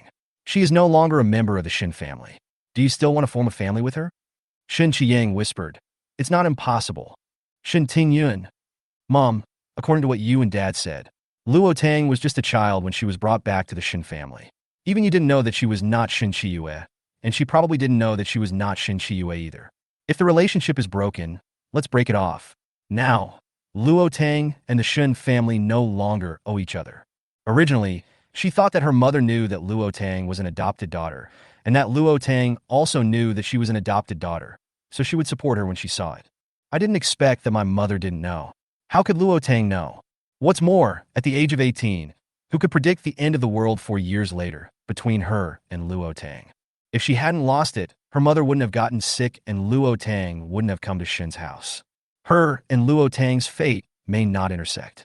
Or maybe Luo Tang is still an orphan, and the person who is sponsored when he turns 18 will become Luo Tang. Luo Tang came to her mother when her mother needed her the most. No matter what, she had no right to hate Luo Tang, and neither did her mother. But if she really becomes an opponent of Luo Tang in the future, she will naturally not show mercy. If Luo Tang doesn't provoke her, she won't take the initiative to attack Luo Tang. She grew up in an orphanage and was able to go to school thanks to the sponsorship of kind-hearted people. During the 3 years of the apocalypse, as an ordinary person, she has seen the evil and good of the lowest class of people, enjoyed the protection of the country, and also felt the difficulty that ordinary people have in the apocalypse. God gave her the opportunity to be reborn and gave her a chance to live a good life in the end times, instead of living a life of wandering and uncertainty. It's not your brother and aunt. If they didn't mention Luo Tang, what I think of her? Chapter 25. Doubt is curiosity. Mom, brother, aunt, and Luo Tang grew up together. Even if Luo Tang is not a member of the Shin family, she is still a friend of brother and aunt. And the most important point is that now is the end of the world and the beginning of a new century. The Shin family once owned everything. All the glory has been reduced to nothing and disappeared in the torrent of history. Mom, if you want the Shun family to continue to grow stronger, you need to start over. Shin Chiyue held Shin Tingyun's hand. She must make her mother understand that she is now a member of the apocalypse and is no longer the aloof daughter and owner of the Shin group. If the Shin family wants to return to its pre-apocalyptic status, they need to start over. Yeah, I'm sorry. Mom just found you and made you live a hard life with her. Mom, don't be afraid. You are a superpower. As long as you become stronger, we will still have a stable and good life. As an ordinary person who has been wandering in the apocalypse for 3 years, God knows how much she longs to become a superpower. But she was unlucky enough to die shortly after awakening her space powers. Shin Tingyun shed tears unconsciously and held Shin Chiyue's hand. I don't know who taught my Yeye so well. Shin Chiang snorted and said nothing about himself. Look at the children you brought up and look for the differences. Tang Dang suffered so much with you when he was a child. My aunt has been with you for a long time, and she has become more and more cowardly and timid. Shin Tingyun wanted to curse, but Shin Chiyue stopped him. Mom, it's all over. Just be good from now on. Yang, it's not entirely your mother's fault. Shin Chiang glanced at Nansheng. Of course I know this, and you and Grandpa. It's not that you were cold-bloodedly exploited. It seems that Tang Dang made Shin Chiyue unable to return to the Shin family.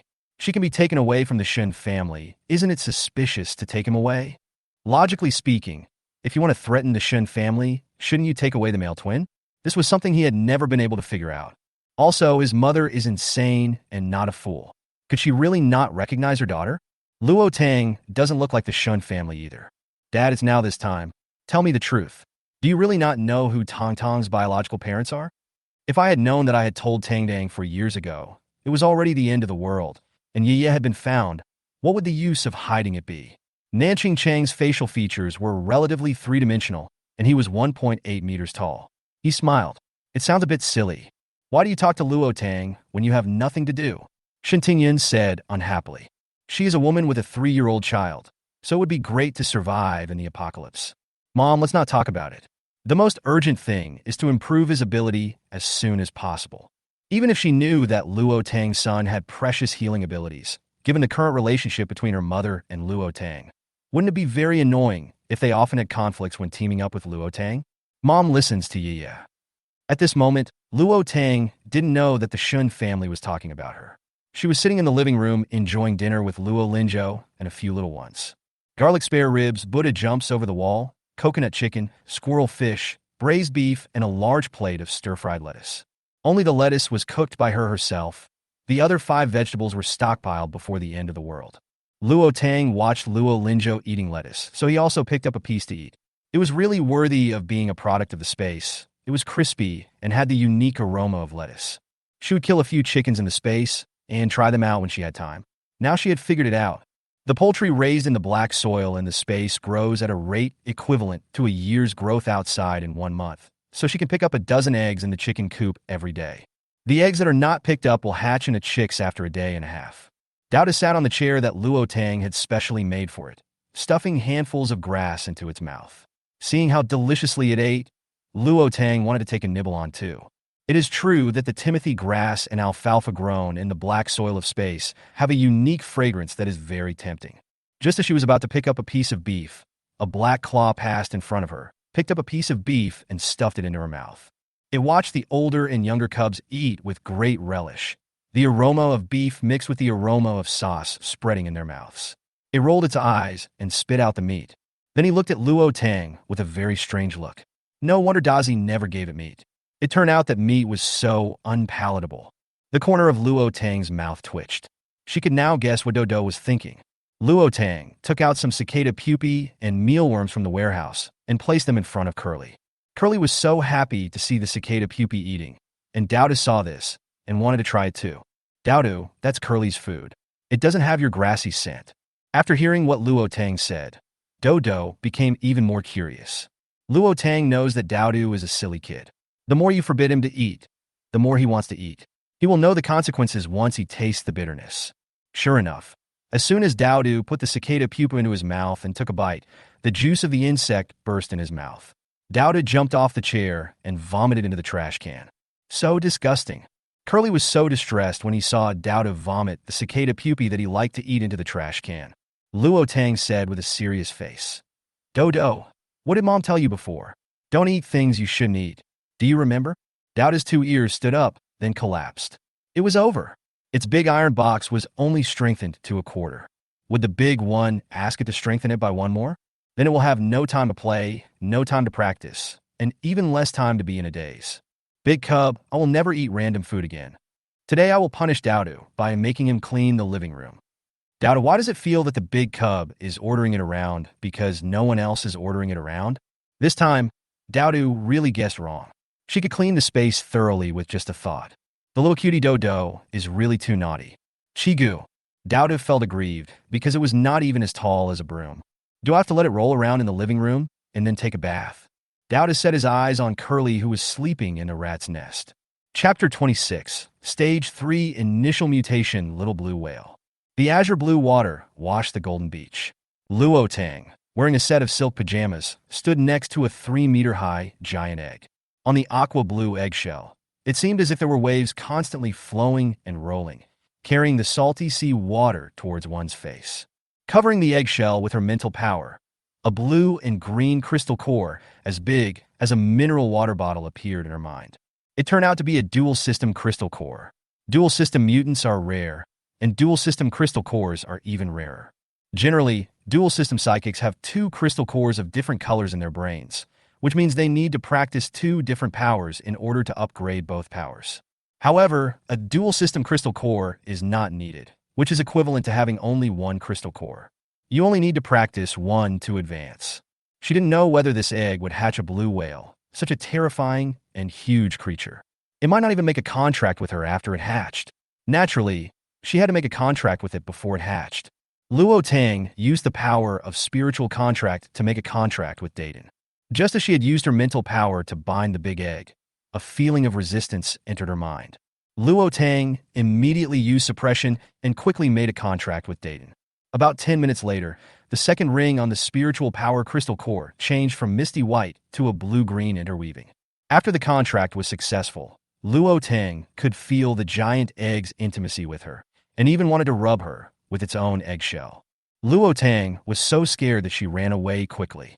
If such a big egg hit her, she would be crushed. Who would have thought that the giant egg would follow her? Zhou's childish voice suddenly sounded. Cole, go! Shoot out the flames and roast the eggs.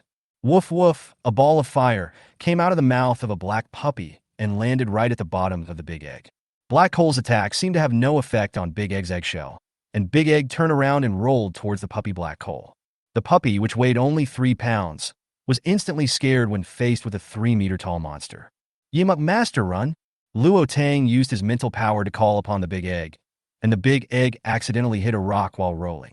Luo Tang looked at the extra stones on the beach and turned her head to see that Dodo was standing on the coconut tree she had planted by the sea, grinning at her. That stone was thrown by it. I guess it wanted to hit Big Egg, but unfortunately it missed. A crisp clicking sound was heard, and Luo Tang's heart skipped a beat. No way. Is this egg so fragile? Dodo jumped down from a coconut tree more than 10 meters high and stood in front of Luo Linzhou. Chigu, little cub, I will protect you. Luo Tang walked forward and picked up the little guy. You know what? It's really heavy. I'm afraid he weighs about 20 to 30 kilograms. You know, Daodu is only 60 centimeters tall. I don't know how such a heavy guy could climb such a high tree. Mom is here. Just as Luo Tang finished speaking, the sound of an eggshell breaking was heard behind him. Turning around, I saw a baby whale about 7 meters long, with a white belly, a blue back with some cyan waves, and fins on both sides that were much larger than those of an ordinary blue whale. It had a big bulge on its head and flew out of the eggshell. The eggshell turned into a blue light spot and merged into the body of the baby whale. A small blue tornado rolled up on the sea surface. The little whale slowly rose into the air and circled around the tornado, as if it wanted to fly into the sky. Daodu was stunned. The pebble in his claws rolled onto the beach and was submerged by the rolling waves. It shouldn't have hit the big fish just now. Chigu, big cub, our secret base is not safe anymore. Luo Tang looked at the mutant blue whale soaring in the sky and took a deep breath. As soon as it hatched, it was in the early third stage. The body of the big blue whale was stored into space and turned into the sea. Could it be that it wanted to provide a living place for its cub? But she didn't seem to have read in any book that there was a powerful mutant blue whale in the waters near the city. There was a very powerful octopus. At the beginning of the apocalypse, that fish not only occupied the entire sea area, but also extended its claws ashore. Could it be that after the mother blue whale died, her body was eaten by a mutant beast, and the octopus just happened to eat the mother blue whale's eggs? Luo Tang didn't know whether her guess was correct or not. The mutant blue whale flying in the sky slowly descended and roared at her. In Luo Tang's mind, it's Mom. Why should she call a mutant creature mother and not sister? She is only 22. The little blue whale did not get a response from Luo Tang, so it flapped its fins and flew in front of Luo Tang, staring at her without blinking with its round blue eyes. The melodious whale roar sounded again. Mother! The little blue whale flew around Luo Tang and rubbed her affectionately. Daodu came running like a little cannonball and sat on the back of the little blue whale. Jigu, big silly guy, don't touch my big cub. Before Luo Tang could stop it, the airflow from the air vent on the blue whale's back sent the cute little dodo up to the sky. Daodu, why am I always the one who gets hurt? The two men and two beasts looked up at Daodu at the same time. Luo Tang used his mental power to catch Daodu, who was in free fall. Since the mental power was upgraded to the early second stage, the coverage area has reached 100 meters. Daodu's hair was all over his body, and his dark eyes were filled with grievance and sadness. When the blue whale saw this scene, it let out a sweet laugh, and its big blue eyes narrowed into crescents. Luo Tang held Daodu in his arms, and the little guy grinned at the blue whale. Chapter 27. Obtaining Superpowers. Big cub, I can't beat it. It was so sad. It couldn't beat a tree, and now a big fish came. From then on, it could only beat Silly Dog and Curly. Luo Tang rubbed Dodo's head and said, Then let the big fish protect Dodo from now on. Little one, I will protect you. This little thing is so small that it can be killed with just one shake of its tail. How powerful can it be? Daodu became angrier as he listened. Dizizi didn't help him either. He jumped off Luo Tang and pointed his but at Dying and Luo Tang. Daodu, from now on Dying will be our little friend. Jigu doesn't like it. Curly slipped up to it and tugged at Daodu with his little paw. Big sister, your hair is flying up to the sky. Daodu looked down and saw that its originally fluffy soft hair was now all standing up, looking extremely ugly. Dodo turned his head and looked at Luo Tang. Luo Tang waved at Dying and used the power of the contract to convey a message to Dying. Dying, from now on, Daodu the cutie will be your partner in battle. It's angry now, can you comfort it?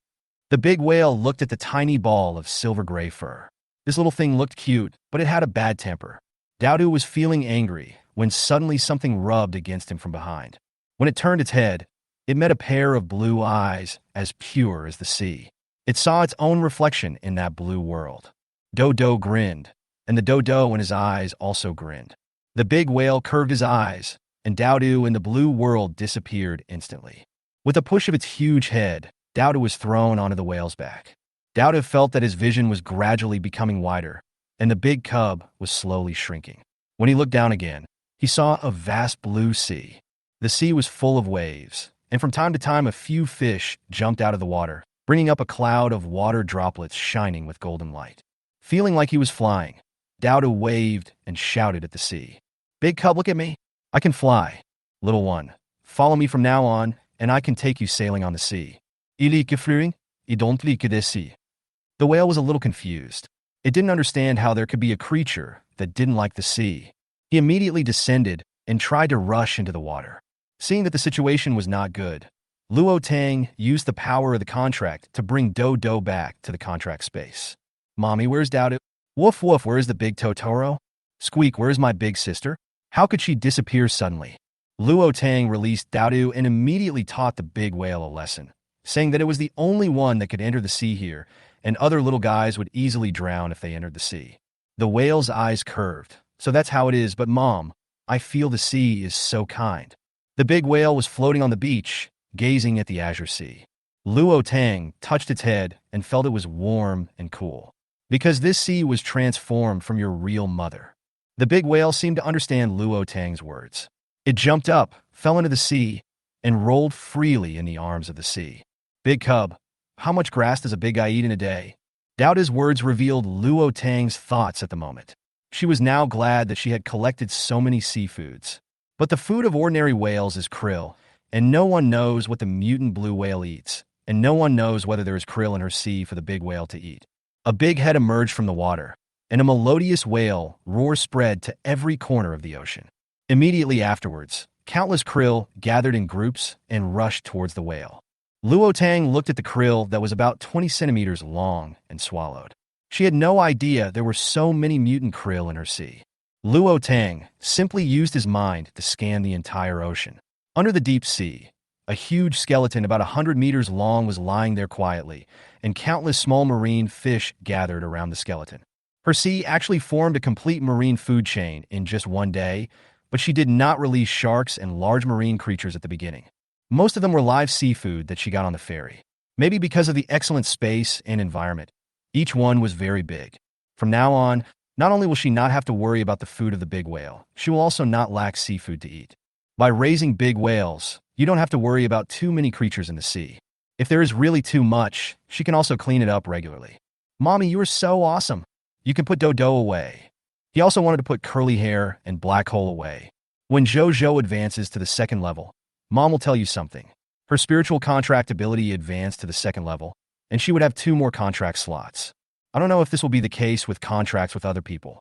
In 3 days, Luo Tang will collect and cut all the raw stones that need to be transformed into energy stones. Tens of thousands of stones of different sizes only resulted in 250 first-level energy stones. She didn't know if it was because she brought them in too early, but the quality of these energy stones was far inferior to the ones she placed in the yard of the villa. But it is just enough for all of them to advance to the second level. As soon as Zhou's healing ability was upgraded to the second level, Luo Tang immediately used his mental power to check and found that there was still only 1 ring on his crystal. The ring was located in the middle of the crystal core, unlike hers, which started to stack from the bottom of the crystal core. It seems that others can only contract 1 mutant creature. Luo Tang set his sights on Haiten, who was almost 2 months old. Apart from the big whale, Black Coal is the mutant beast with the highest qualifications. Smart enough and loyal. Dual abilities, 1 elemental fire ability, and 1 special barrier ability. Moreover, the barrier power of Black Coal can be upgraded. The initial first-level barrier power only covers itself and lasts for only 1 minute. Now that it has reached the early stage of the second stage, the coverage area is half a meter in diameter with it as the center, and the maintenance time reaches 10 minutes. It can control the range by itself.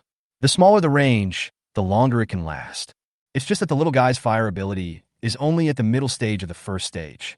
Luo Tang squatted down and covered Luo Linzhou and Haiten with his mental power. The second petal of her unknown supernatural power suddenly lit up. A terrible thought came to my mind, whether to obtain light, fire, and barrier powers. Chapter 28. All members advanced to the second stage and set off. Luo Tang immediately withdrew his mental power and fell into deep thought. Her mental power has now reached the middle stage of the second stage, and the effect of poor quality first stage energy stones on her is greatly reduced. If you want to advance faster, you need a large number of second-level crystal cores or mutant fruits. After consuming a large amount of energy stones, her unknown supernatural power finally advanced to the early second level this morning. After advancing to the early second stage, another petal opened. When the life space was upgraded, the lotus bud opened a petal, and a bead was held up on the petal. Luo Tang knew that the bead was a microcosm of the life space. If the idea just now could be realized, then every time a lotus bud opened a petal, she would be able to gain a superpower from other mutant creatures. Will the person whose superpowers she obtains still have superpowers? Luo Tang didn't dare to experiment on Zhou and the little ones. If they lost their superpowers, it would be her fault. He shook his head and used his mental power again to cover Heighten and Zhou. Zhou, black coal. No matter what happens, don't resist my mental power. Zhou nodded, and Heighten called out to Luo Tang, indicating that he would definitely cooperate. With his own experience of contracting mutant beast twice, Luo Tang quickly followed the invisible thread and established a contractual relationship between Zhou and black coal. A red light flashed, and Luo Tang could clearly see that the white ring on Zhou's body turned into a red and white interweaving. It seems that the color of this ring is generally related to the color of the mutant beast crystal core.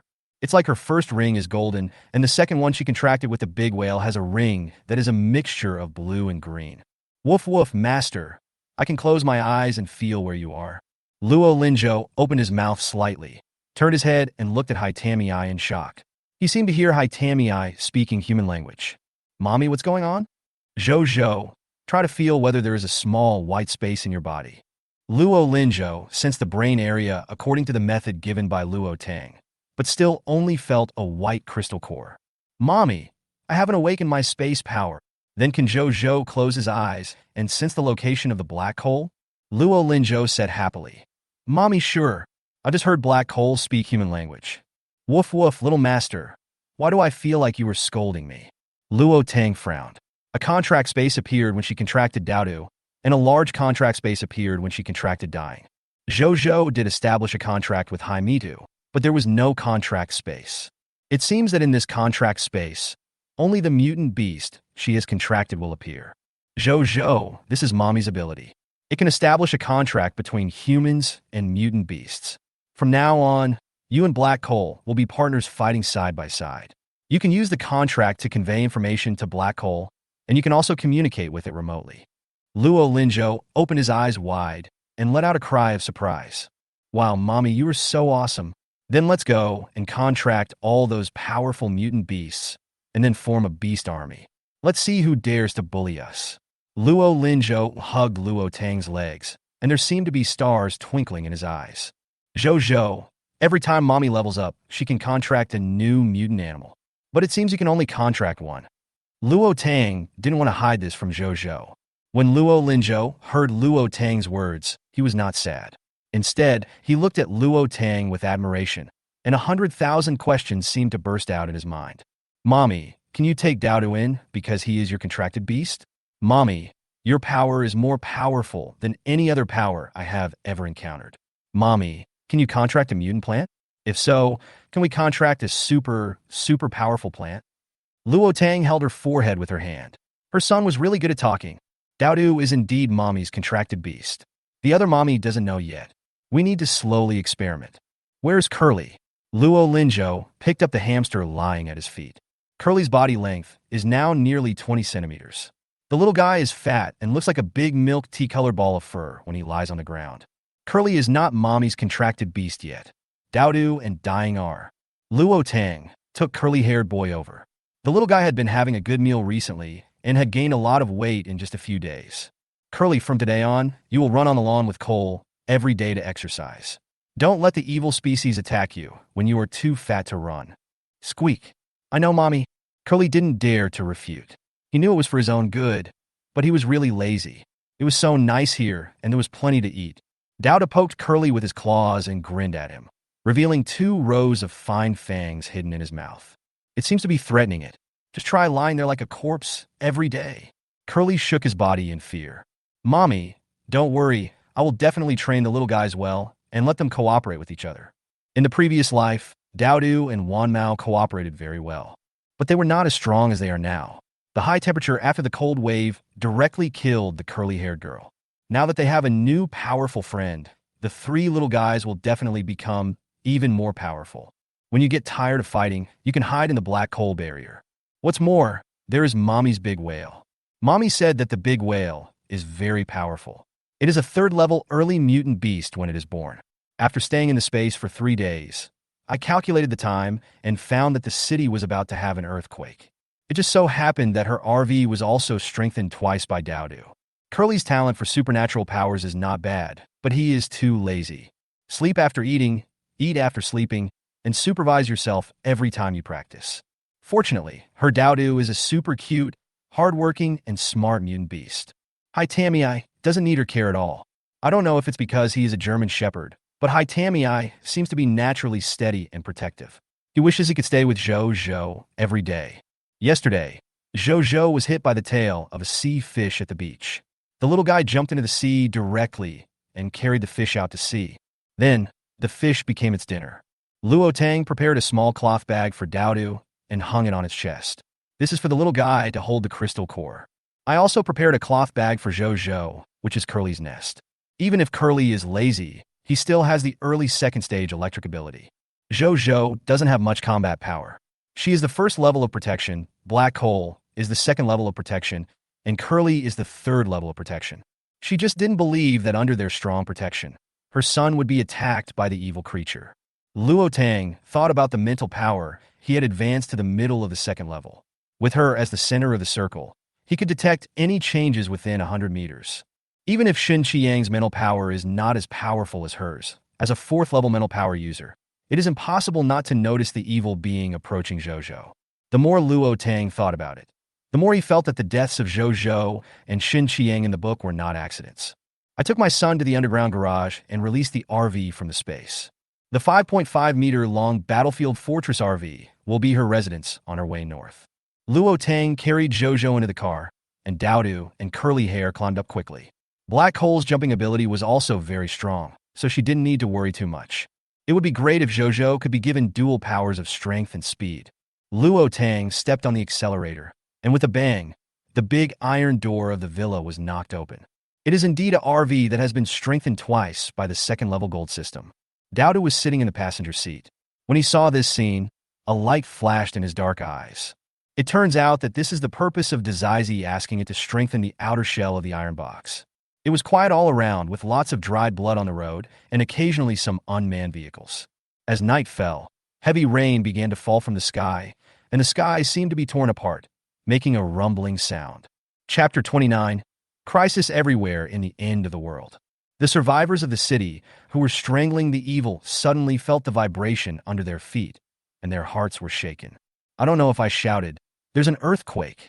The originally quiet urban area suddenly became agitated, and the remaining humans ran down and went to open areas. Most of the first-level evil species have no intelligence and can only sniff the direction of food. The earth was shaking slightly, and the tall buildings in the city were shaking as well, but after about 10 minutes, the earth returned to calm again. What the hell is going on? There has never been an earthquake in this city. The end of the world has arrived. Nothing is impossible. About 10 minutes later, some of the evil creatures that were originally trapped in the high-rise building jumped down the stairs one step at a time like zombies. Kill these monsters, they eat people. As soon as the man finished speaking, the ground began to shake again. Some people even watched the tall building opposite them slowly move backwards. The road began to crack under the strong tension, and an intermittent broadcast sounded. "City residents, please go to the emergency shelter." The sound lasted only 3 seconds, but it became a lifesaver for many people. "Commander Chin, the signal source has been cut off again. The Earth's magnetic field is becoming increasingly chaotic. Originally, a little bit of the signal source was felt, but then an earthquake occurred and the blue planet began to fall into chaos again. Prepare to evacuate the city." A middle-aged man looked at the map on the wall with difficulty. 3 days ago, when the disaster struck, many people in the army awakened their special powers, and he was one of them. But many people also turned into man-eating monsters, which they called evil species. At the same time, it seemed that the global signal was interrupted and they lost contact with the upper level. At the first moment, he chose to join the government for rescue and sent most of the people to collect supplies. All the superpowers in the awakened space were sent by him to collect supplies. There were grain reserves in every place in Longwa. When a major disaster strikes, food and manpower are the top priorities. Yes, Commander Chen. His feet were still shaking, and Chen Jingwo folded the map after glancing out the window at the cracking ground. It looks like this is not a simple earthquake, but the expansion of the blue planet. Luo Tang didn't expect that someone had already guessed that Blue Star was expanding. At this moment, she was parking her RV in a park near the villa complex. It's not that she doesn't want to go, but the ground is shaking from time to time, and driving really makes her dizzy. Because the ground was shaking, many people in the villa complex drove out. The villa complex where they live now is built on the mountain. The mountain was not high originally, but in just a few hours, it began to rise at a speed visible to the naked eye. If there is a big earthquake and heavy rain, mudslides are likely to occur. Passing vehicles spotted Luo Tang's fortress RV, looked shocked, and hurried past. Everyone was in a hurry to escape. Luo Tang and Zhou Zhou were enjoying dinner in the RV, and she heard a little bit of the broadcast notification which lasted only a few seconds. But she didn't plan to go to the so-called shelter. To be honest, she admired the execution ability of the Dragon Kingdom army, which chose to control food at the first opportunity. The probability of national troops awakening superpowers on the first day of the apocalypse is the highest, at 1% globally, while the military is as high as 1%. The probability of becoming an evil species is also the lowest. The emergence of superpowers and evil species force governments and militaries in various places to make decisions immediately. Control guns, control food, and eradicate evil as soon as possible. Without the protection of the country, most ordinary people would die before they have the chance to awaken their superpowers in the end times. The grain reserves of Longwa are enough to feed everyone in Longwa for at least 2 years. Even if only a part of it is obtained, it is enough for the survivors to survive until after the cold wave. But I didn't expect that there would be a global earthquake and the expansion of the blue planet.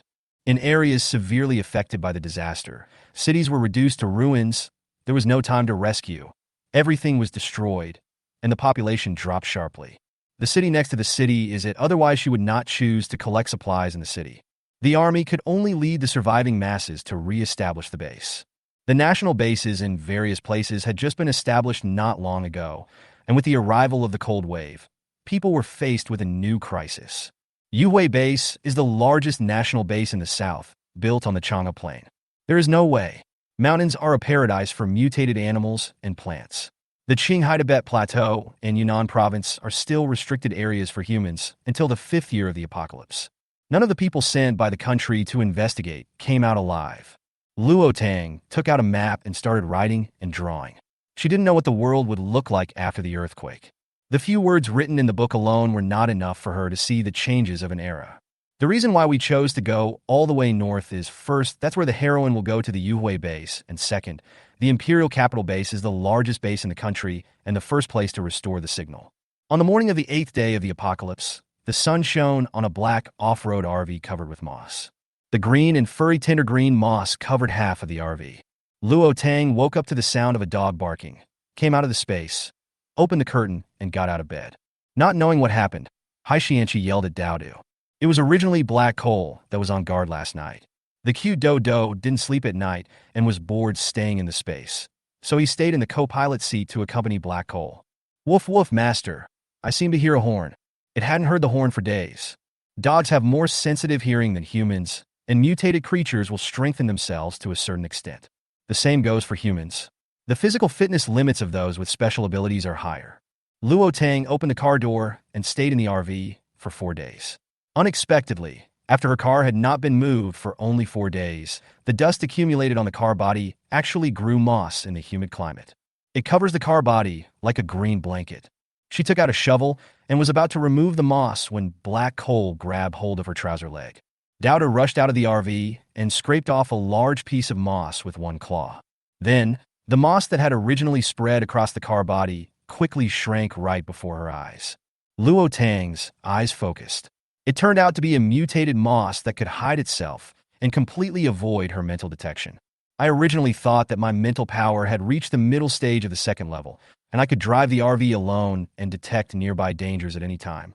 Thinking about it now, she was too naive. No wonder Shin Qiyue in the book gave herself several superpowers after her rebirth. All Shin family members are superpowers.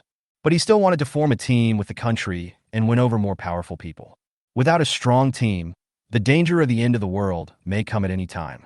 Luo Tang grabbed a 1-pound rooster from the chicken coop and threw it towards the RV. The green mass quickly spread on the little rooster, and in just a few seconds, the little rooster was swallowed up by the mutated moss. Luo Tang's eyes were focused, his knees were slightly bent, his legs kicked off. He grabbed the climbing ladder and carried himself into the RV. The movements are smooth and flowing, which is completely beyond the capabilities of an ordinary person. Luo Linzhou was stunned. He was always curious. Mummy's marksmanship and martial arts were taught by the same person. If it weren't for his dragging her down in her previous life, Mommy would have joined the army at the beginning of the end of the world. Sure enough, a ball of furry mutant moss on the roof huddled together, as if it had smelled Luo Tang's scent. His body slowly shrank and moved slowly down from the roof, fearing that she would be blind and unable to see. Her psychic ability is at the middle stage of the second stage, while the mutant moss has just mutated and is only at the early stage of the first stage. Once she discovers its existence, her mental power can completely suppress it. Chiga's a big cub catch it smells so good, such fragrant grass. Daoda's big eyes are rolling around, and he likes all kinds of fragrant grass. Seeing that the little green ball was about to slide off the roof, Daodu, who had just jumped onto the roof, became anxious. Luo Tang's mental power has penetrated into the body of the mutated moss, and she is looking for the crystal core of the mutated moss. Chapter 30. People from City S migrate to Qing City.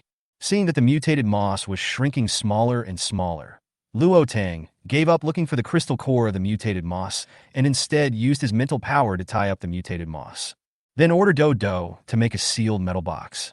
Luo Tang stuffed the furry green ball, which had shrunk to the size of a thumb, into the metal box, and Daodu immediately sealed the metal box, leaving no gaps. Otherwise, with the ability of the mutated moss, it might be able to drill through a hole the size of a pinhole. Luo Tang put the mutant moss away. She didn't have time to study it now. With her current strength, it would be no problem to kill the mutated moss, but she wanted to try whether she could contract the mutated moss. If she could contract a mutant plant like this and cultivate it, she would no longer have to worry about attacks by mutant insects in her RV. She had just witnessed up close the mutant moss's ability to devour the little rooster. She had already heard the army's migration horn, but she didn't expect that the army had arrived at the border between cities shortly after the earthquake. It seems that the waves have sensed the changed terrain and are about to engulf the coastal cities. The blue planet expanded, roads collapsed, and black land was exposed on the surface. Luo Tang's eyes darkened. He didn't expect that the ground would start to become hard. The black and hard soil contains weak supernatural molecules. Plants take root in the soil, slowly absorb them, and become mutated plants. Just as I was about to take the escalator into the RV, 2 military green armored vehicles came into view. Gu Xiao and Shen Yifeng were both stunned when they saw the woman in the RV wearing a black leather jacket and leather pants, with a high ponytail and a smooth forehead. It was obvious that this man's mental state had not been devastated by the apocalyptic disaster.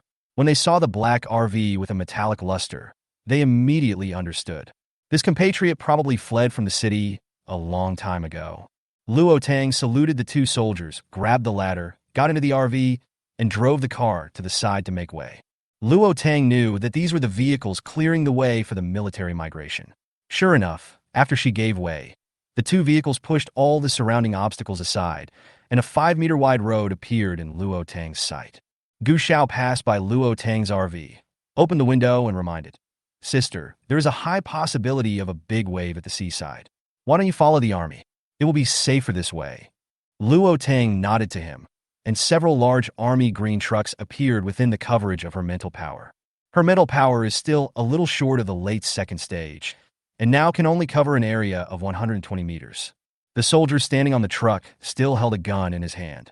Luo Linzhou and Do sat in the passenger seat, looking curiously at the passing convoy outside. Every passing vehicle would take a look at Luo Tang's car. When a military off-road vehicle passed by, Luo Tang saw a familiar face in the car. Dressed in military uniform, with short hair and a heroic appearance, Xiao Peilon did not expect to meet Luo Tang on the road. After the signal was interrupted, she couldn't contact anyone. Fortunately, this girl was not stupid and knew to escape with the cutie Zhou. Luo Tang smiled, and in the blink of an eye, a military off-road vehicle whizzed past. "Mommy, it was Aunt Xia." She saved us. Luo Linzhou's eyes lit up.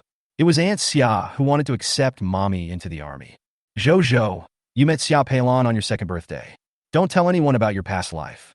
Just think of it as a nightmare. Luo Tang warned.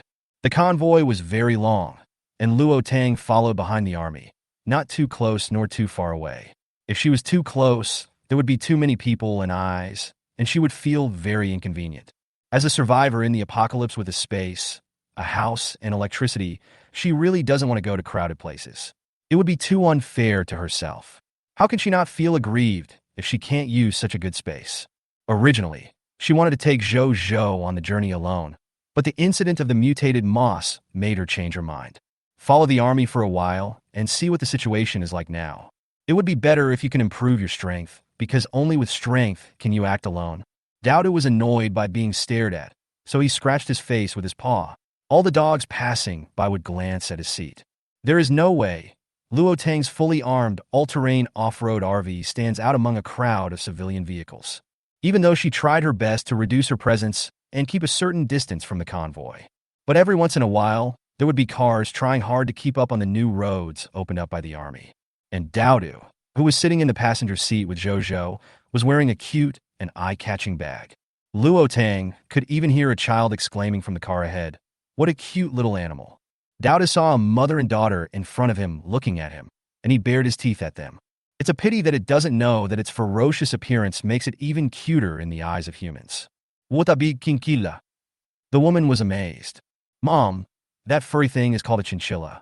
It's really cute. Zhou hugged Dodo, and the little girl waved her hands toward Zhou and kept talking with her little mouth. Zhou couldn't hear clearly, but Luo Tang, as a psychic, could hear it clearly. But she didn't want to pay attention. Human cubs are indeed cute, but she just doesn't want to pay attention to them. Luo Tang ignored everyone who passed by her and greeted her. She had a cold face and looked very difficult to deal with. The convoy rested for half an hour and arrived at the suburbs of Qing City at 6 in the evening. The army cleared a large area and began to set up tents. Encourage people with special abilities to form teams, search for food in urban areas on their own, and eliminate evil species. Luo Tang knew that this would be the site for the provincial government base. The location was indeed good. Although it was surrounded by mountains on both sides, it was still a certain distance away from the base. A river ensured the supply of water resources. There is a small mountainous area ahead that can provide supplies to the base. The team composed of psychics will definitely hunt mutant animals to obtain food. I just don't know if the government can quickly clean up the evil species that survived the Qingsha earthquake. Luo Tang also wanted to clear out the evil seeds. She needed to obtain crystal cores to advance. Zhou seemed to see what Luo Tang was thinking. Mommy, I will stay in the RV with Haichuo Tan and won't go anywhere. Of course, Luo Tang couldn't leave Zhou alone in the car without anyone looking after him. Even with the protection of Haiten, she still felt uneasy. She had just parked her car in an open space when the car was hit hard. An old man appeared in front of her car, and people who had parked their cars nearby opened their doors to watch the fun. Luo Tang pulled up a smile, and under everyone's eyes, the old man lying on the ground flew up and hit the middle-aged man who had just got off the car. You want to blackmail her? What the hell are you thinking? Does her psychic power just seem like a mere decoration? Luo Tang took out some melon seeds from the snack box, looked at the old man and his son, and started dancing sexy dance. Dowda grabbed the hay beside him, stuffed it into his mouth, and clapped his hands, looking like he was enjoying the fun. Chapter 31 Luo Tang. Have you been influenced by Bai Qingli? Chia is such an ugly dance, not as cute as dancing around in circles. The people who gathered around began to talk. This old man is in really good health. After a long day of traveling, he still has the energy to dance in front of a beautiful woman. Don't you think his dance is too eye-catching? Luo Tang was a little thirsty after eating melon seeds, so he controlled himself for 5 minutes. About 1/3 of his mental power was consumed, so he withdrew his mental power. The old man and the middle-aged man looked at the crowd pointing and talking around them, feeling a little confused. Didn't they plan to blackmail the RV owner? They observed for a long time and found that there was only a child, a beautiful woman, a fat rat, and a dog in the car. The son's voice rang out from the side. Mommy, the grandfather and uncle in front of our car seemed to be like you in your previous life. Sometimes they suddenly became stupid and didn't know what they did. You seem to be even more stupid than them. Sometimes you even say some inexplicable words. Luo Linzhou was eating bread with his little mouth while muttering to himself. When he looked up, he saw 4 pairs of eyes staring at him. The little face froze and he swallowed. Mommy, Dowdu, Curly, and Black Hole, please don't look at me like that. What I said is true. Luo Linzhou's voice became quieter and quieter. Jiguit's impossible. Big Cub is as smart as me. How could he be so stupid? Gigi means that's it. Haiten glanced at Luo Tang with eyes full of wisdom, as if he wanted to confirm the authenticity of Dodo's words. Seeing this, Luo Tang wanted to hit the dog and gave the old man in front of the car a warning glance. The old man and the middle-aged man felt a sharp pain in their heads and didn't understand what was going on. They were fools. But the ability to control people is really weird. It would be terrifying if it could control people to commit suicide. The two of them broke out in a cold sweat, sneaked into the crowd, and left. Luo Tang fell into deep thought. She suspected that she was controlled by someone with supernatural powers in her previous life. Carefully recalling every detail described in the book, every time there was a conflict between Shun Chiyue and Chiyu, especially because of her former bullshit fiancé Tang Chun. Every time Tang Chun went to care about Shun Chiyue, she would jump out and declare her sovereignty without thinking. The problem is that Shun Chiyue doesn't like Tang Chun either. Even if Tang Chun died for Shun Chiyue later, Shun Chiyue didn't shed a single tear. Luo Tang was stroking the steering wheel with his fingers. Ever since he met Shun Chiyue, Luo Tang knew that there was no plot control. This was a real world. She even suspected that what she saw before the end of the world had happened before, and Jojo's rebirth was the best proof. Touching the mark on her chest, she could only see Shun Chiyue's life space shattered. Could it be that her soul has been locked in the life space after her death and has been with Shun Chiyue, so she knows so clearly about Shun Chiyue's affairs? If so, that would explain everything. No matter how she said the jade pendant belonged to her, she had worn it for so many years, so maybe it was the jade pendant giving her a warning. Jojo, do you know Tang Chen? When Luo Linzhou heard the name, he looked confused and touched his head. Mommy, this name is so familiar, but I can't remember it. Jojo only remembers the Tang dynasty. Luo Tang let out a weird laugh. Very good. Tang Chen dares to play with me. Why did I eat a mutated fruit and awaken my mental behavior control ability? I am afraid that I just started to awaken in the end of the world, and I kept it hidden and told no one. Shun Chiyue didn't want to pay attention to her, so he wanted to get her, and he even wanted to take revenge on her for rejecting him 4 years ago. If she doesn't chop off this bitch's head, her surname will not be Luo. Luo Tang remembered his stupid behavior in the book and trembled with anger. Zheng Qiu couldn't find anyone to experiment with her unknown powers, so he was the only one. She now wished she could fly to Shun Chiyue's team and chop off the dogman's head. A small hand was placed on Luo Tang's hand, and then 2 paws, one large and one small, were also placed on Luo Tang's hand, and even the coal black dog's paws were placed on Luo Tang's hand. Mommy, what's wrong with you? Luo Linzhou was a little uneasy. Luo Tang took a deep breath and calmed down. Mommy just guessed the reason why she was stupid. Luo Linzhou was very smart and immediately thought of the person Luo Tang had just asked. Mommy, should we go back to seek revenge on him? We'll wait in Qing City. Mommy will go into Qing City with the army tomorrow to hunt down the evil species and upgrade her mental abilities to the 3rd level.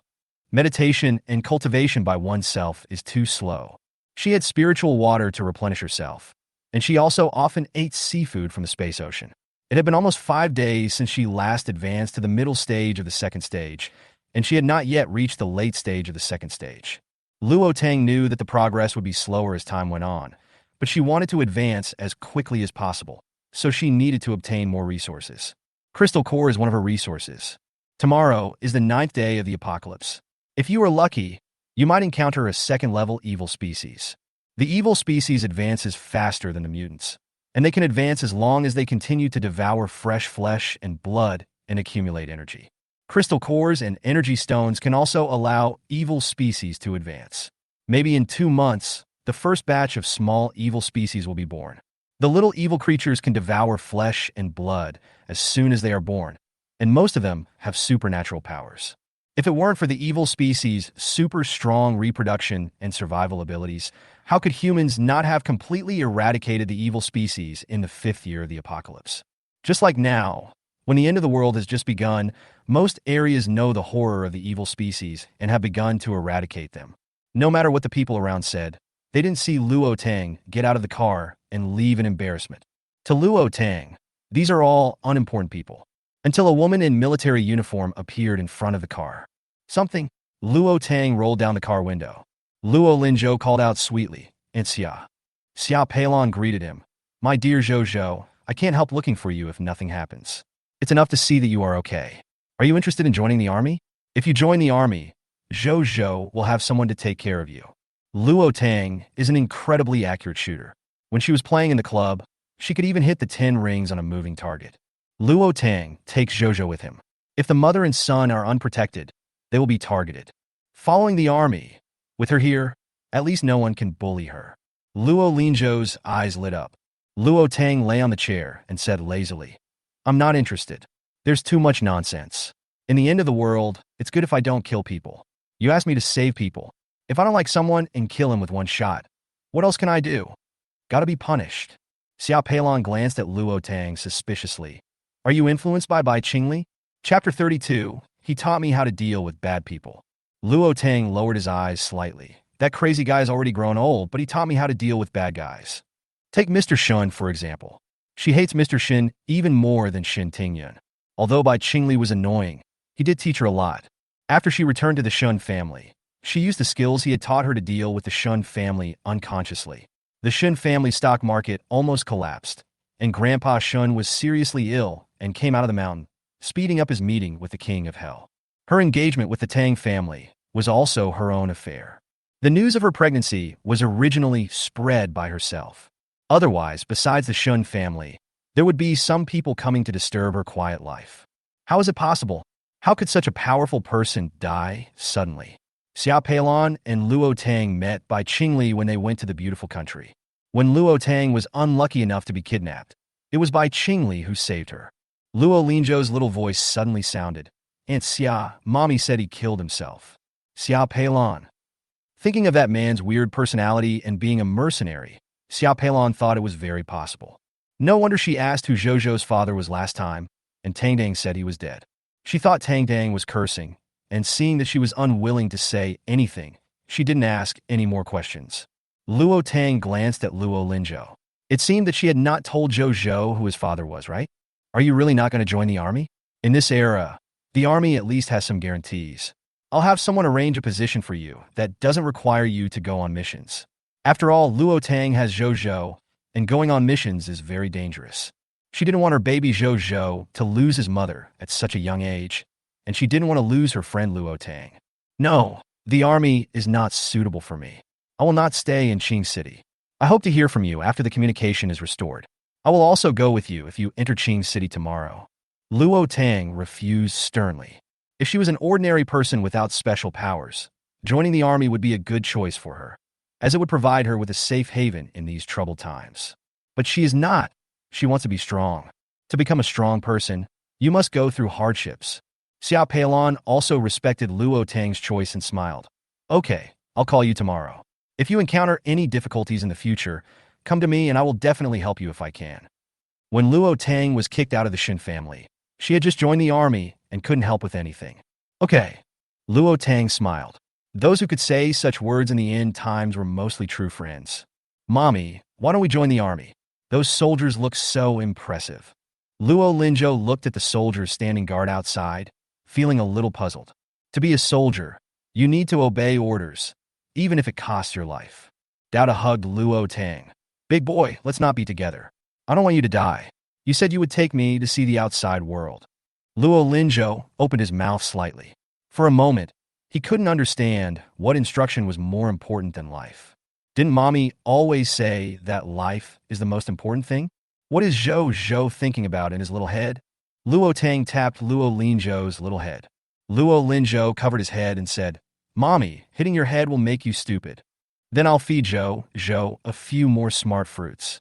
Luo Linzhou, "I was wrong. Mommy holds a grudge." Dada stood on his seat, munching on a straw biscuit, glancing in Luo Tang's direction from time to time. Luo Tang knew that the little guy was watching the show again, so he walked out of the cab and carried Luo Linzhou out. He lowered the curtains, left Dodo to guard it, and took the little guys into the space. As soon as Luo Tang left, Dodo sat in Luo Tang's seat, put his little paws on the steering wheel, his black eyes full of curiosity. He remembered that Big Cub turned this to make the big box move. If it learned how to drive, Big Cub would have so many cars so it could go anywhere it wanted. A smile appeared on Dowda's furry face, and he was already imagining the scene after learning how to drive. Luo Tang cooked a big pot of white rice in the space, steamed 4 king crabs caught from the sea, stir-fried the tender green beans that had just grown on the black soil, made blood duck with freshly killed ducks, caught 3 fish from the pond, and made them all into braised fish, and made a pot of seafood porridge for tomorrow morning's breakfast. It only took me half an hour to do all this, and most of the time was spent on stewing the dish. If I were outside, it would probably take 2 or 3 hours. In this space, she only needs to use her mind to work, which greatly saves time, and she can also eat fresh food. Little Luo Linzhou had washed a plate of fruit and was already sitting at the dining table waiting. There was also a large iron basin in front of the black coal. Luo Tang put the food on the table. She ate 1.5 king crabs as big as a wash basin, 1 zhou and 1 black coal. The other half is a cute little curly-haired one. Although it is small, it has a big appetite. After becoming a superpower, Luo Tang felt like a glutton every time after eating, and her 3-year-old son was a little glutton. 3 bowls of rice, a large bowl of blood duck, 3 3-pound fish, a large bowl of tender green beans, and king crab. She and Zhou finished everything. If she were to participate in a big eating competition, she would definitely be the champion. If she didn't have space, she would probably starve to death in the end times. Zhou, are all people with superpowers so good at eating? Luo Tang washed the dishes and chopsticks with his mind and put them back. Zhou burped. No, maybe it's because the food mommy cooked is too delicious. I ate a little more. Last time, I was full after eating a mutant dragon fruit, and I couldn't eat anything for the whole afternoon. Zhou, the mutant dragon fruit we ate last time was a 2nd-level mutant fruit. When we ate it, we were still 1st-level mutants.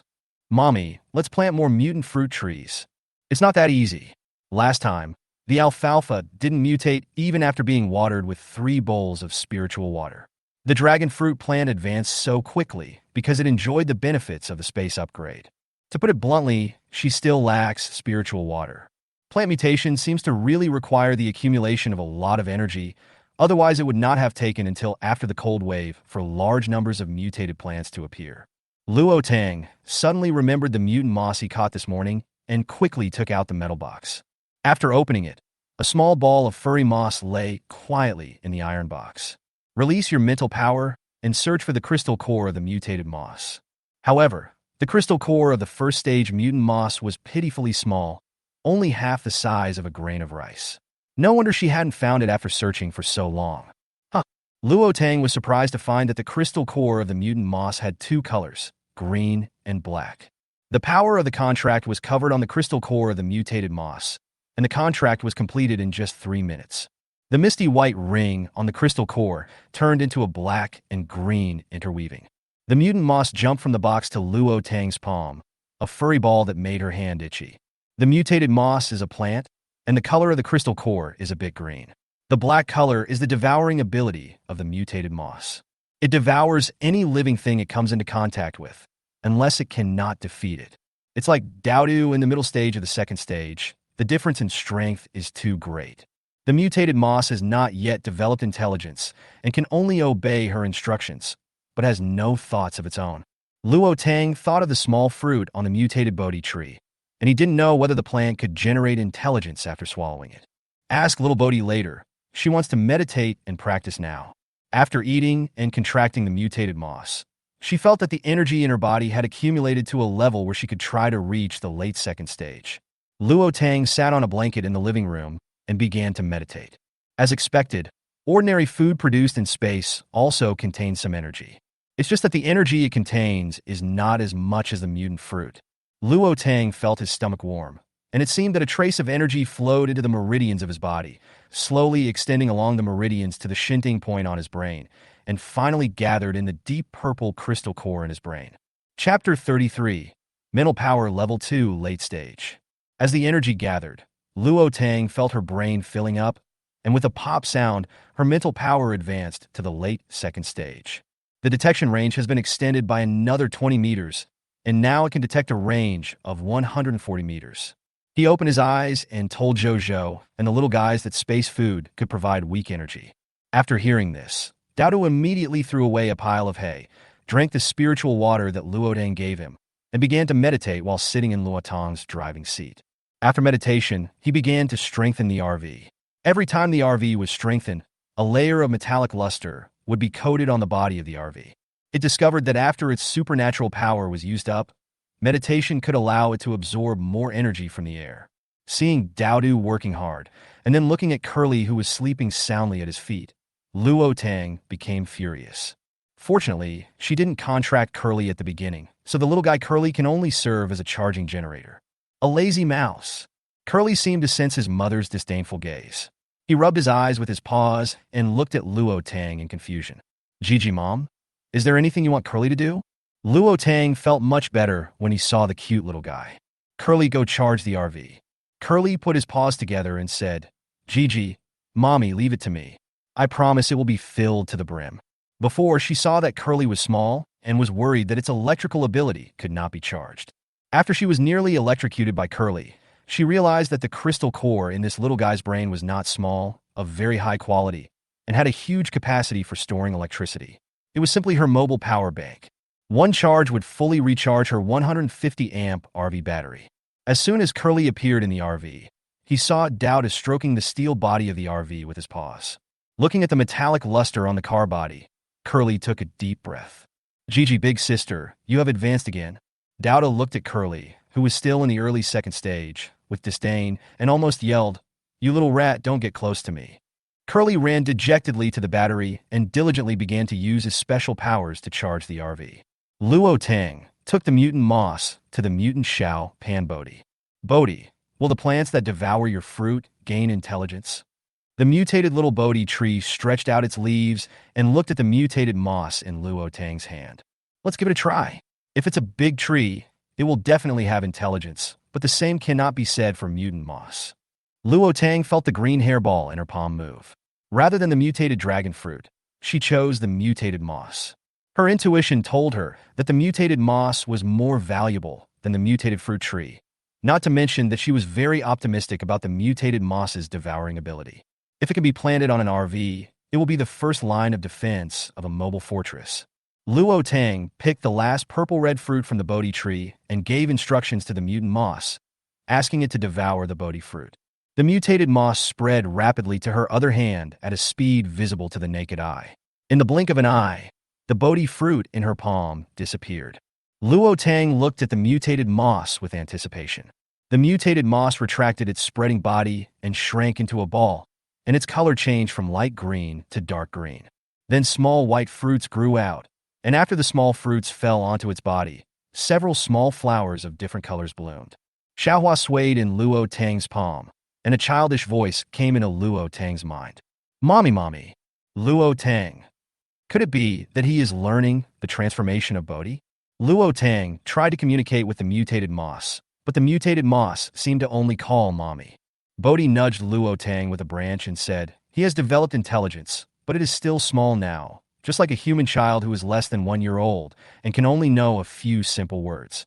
Luo Tang understood. It seemed that she would have to teach the mutant moss more in the future. As long as the mutated plants develop intelligence, the higher the level, the higher the IQ. Mutated Bodhi said again, Thank you, Bodhi. Luo Tang poured a bowl of spiritual water on the mutated Bodhi. Just after watering, Luo Tang felt itchy on his neck. Mommy, I need to drink some water. The mutant moss had crawled onto her neck at some point and twisted itself into a furry hemp rope. Luo Tang's mouth twitched, and she pulled off the mutant moss. A green ball hung around her neck, which was really ugly.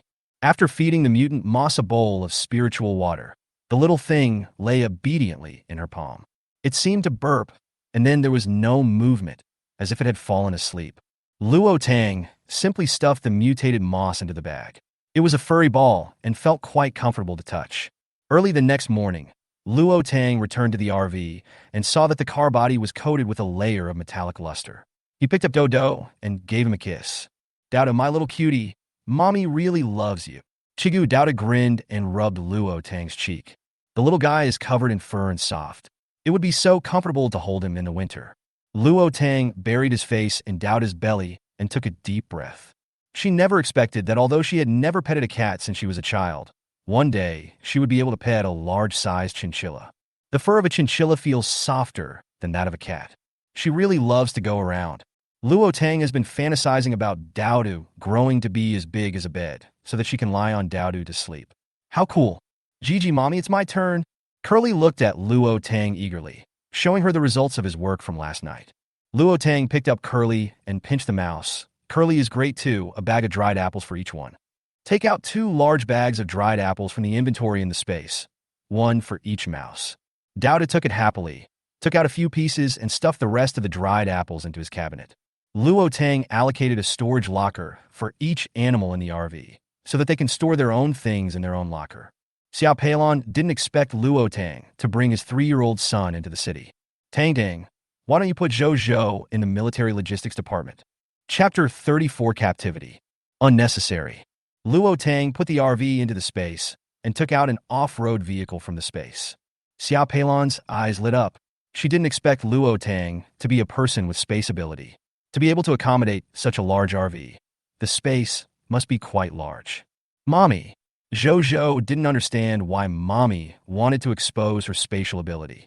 Apart from his own strange and unknown superpower, Luo Tang had no intention of hiding his spatial and mental powers. It's too troublesome to hide the ability of space and do anything. Becoming stronger is for a better life, not hiding. However, she had to keep the fact that she could contract mutant creatures a secret. It was too outrageous to be able to contract mutant beasts for others. Whoever has a mutant beast will have 3 times the combat power. Tang Tang, do we have to take these 2 little guys with us? When Xiao Peilon saw the big chinchilla, she really wanted to touch it. But every time she wanted to reach out, she could feel the little guy's sharp eyes. There was also the black German shepherd that had been standing next to Zhou Zhou, staring at her warily, as if she was an unforgivable villain. Curly hair was hidden in the small cloth bag on Luo Linzhou's back, so Xiao Peilon couldn't see it. Not bad. Luo Tang raised his eyebrows. You can't beat either of these 2. If you don't believe me, you can try. Xiao Peilon looked at Daodu. When the little guy heard Luo Tang's words, he stretched out his claws and showed his sharp fangs at Xiao Peilon, as if he really wanted to fight with her. Xiao Peilon, could it be that these 2 are mutant animals? The army also has mutant military dogs, and they are very powerful.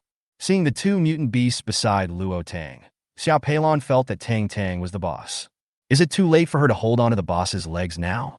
It's not even 6 o'clock yet, and most people in the garrison are still sleeping. She put away the RV because she didn't want the vehicle that Daodu had worked so hard to strengthen so many times to be tampered with. Soldiers who maintain order can also be negligent sometimes. Before Luo Tang took Zhou Zhou into the car, Xiao Peilon stuffed a gun and a bag of bullets into her hands. Thank you. Luo Tang curled her lips and smiled. Now she had a complete reason to carry a gun. When Xiao Peilon brought Luo Tang and Zhou Zhou to the team, the other teams were very surprised. Captain, why are you bringing a child with you? It's not that he looks down on bringing children, but it's too dangerous to bring a child to complete a mission. I don't need your help. I won't hold you back. Luo Tang drove behind Xiao Peilon's car. This is Luo Tang and her son Luo Linzhou. She is my friend and also a space-based mutant. She also has the ability to protect herself, but she doesn't know what the current situation in the city is, so she followed us. Tang Tang, the guy with a handsome face who just spoke, is Yi Jingqing, the bald one is Zhao Peng, and the tall and thin one with fair skin is Gu Xiao. Xiao Peilon introduced her teammates to Luo Tang one by one. Gu Xiao was slightly stunned when he saw Luo Tang's face. Wasn't this woman standing on the RV yesterday morning? Bald Zhao Peng saw that Luo Tang seemed a little embarrassed and touched his bald head. Who knows? He just awakened a superpower at the end of the world and lost all his hair. As soon as he entered the city, Luo Tang smelled a different scent in the air. Daodu, who had been sitting quietly beside her, suddenly raised his head and sniffed the scent in the air. Chigu stinks. Black Coal pricked up his ears and put his front paws on Zhou Zhou's little hand. Only Curly, who was curled up in the backpack, was chewing nuts, which tasted delicious. Luo Tang held his forehead with his hand. If there were no team, Curly, a lazy person, would probably not be able to survive long, even if he awakened his special powers in the apocalypse. In the hot late August, there was a slight chill in the air. Dead branches, leaves, and waste paper were swept up from the ground, flying along with the dust in the sky, blocking people's view. Suddenly the car in front stopped. There are mutant evil species coming out from underground. Hearing the information coming over, Luo Tang's eyes narrowed. At least a second-level Earth-type evil species. Be alert. I didn't expect to encounter a second-level mutated evil species as soon as I entered the city. Could it be that the evil species upgrades so quickly? This is only the 9th day of the apocalypse. Xiao Peilan's car was right in front of Luo Tang, and everyone in the car heard Luo Tang's voice. Captain, will your friends still investigate? Xiao Peilan was not a fool. She immediately guessed that Luo Tang had 2 superpowers. In addition to the spatial power, the second superpower was the ability to detect. It's over. She wanted to recruit Luo Tang into the army. No matter which superpower it is, or whether it is Luo Tang's ability, he is simply a natural soldier. However, she also knew Luo Tang's stubborn temper and suppressed the thought. While Xiao Peilan was thinking, Luo Tang's car had overtaken hers and was heading towards the city center. Follow me. Luo Tang used his mental power to continuously detect evil species and mutant creatures, which were basically all first level. The first-level evil species poses no threat to her. What she wanted to find was the evil species that could burrow into the ground and kill it to obtain the crystal core. Unfortunately, her mental power could only detect up to 140 meters away. After coming into contact with her mental power, the evil species' breath instantly disappeared. In that case, she went directly to the city center. Since she didn't have second-order crystal cores, she would make up with first-order ones. Luo Tang stopped at the entrance of a large shopping mall.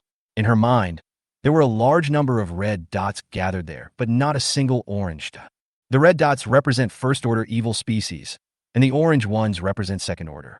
For so many evil species to gather together, there must be a high-level evil species among them. I don't know where that evil species is gone. When Xiao Peilan saw Luo Tang park his car in front of the mall entrance, she also stopped her car. Logically speaking, the apocalypse happens at midnight, and this kind of shopping mall is closed, so it is impossible for a large number of people to gather there. Luo Tang just approached the mall and found dozens of people trapped in a large room. The room was surrounded by evil species. The amazing thing is that these evil creatures did not go to eat people, but caught mice from another room to eat. The mouse was gnawing on the grains of rice. When he saw the big mouse, 2 words came to Luo Tang's mind. Captivity. Her breathing became rapid. It wasn't because the high-level villains weren't around. But the high-level evil species are stronger than her, and there are probably also evil species with mental powers controlling those evil species. Keep humans in captivity to feed themselves, and keep rats in captivity to feed your subordinates. This is so smart. Luo Tang took 2 steps back and became nervous while holding Zhozhou's hand. She didn't know if Shen Qiyue had met him in the book. After all, Shen Qiyue didn't stay in Qingshi for long. The largest base location in the province is indeed established in Qingshi.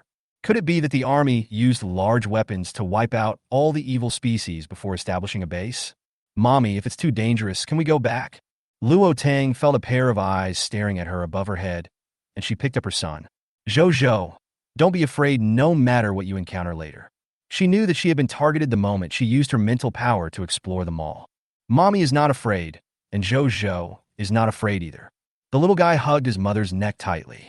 A yellow-eyed little rascal in a red belly band saw this scene, grabbed the rooftop railing with his little hands, and stared at Luo Linzhou in Luo Tang's arms. Mommy! The yellow-eyed little bastard sucked on the bottle. The transparent bottle contains red liquid. Chapter 35 Bullets are useless. Xiao Peilan was a little worried when she saw Luo Tang's look. Maybe something happened. Everyone be careful. Yes, Captain. When Luo Tang heard the conversation between the 4 people behind him, he couldn't help but admire the execution and observation abilities of the soldiers who often went on missions. If it were an ordinary team, it would be easy for disagreements to arise within the team due to her sudden arrival as an outsider. From the moment she showed up, even bringing a child with her, Xiao Peilan only said a few words, and her teammates had full trust in her. Very nice. Even though he had guessed her special ability, he didn't ask any more questions. Or for them.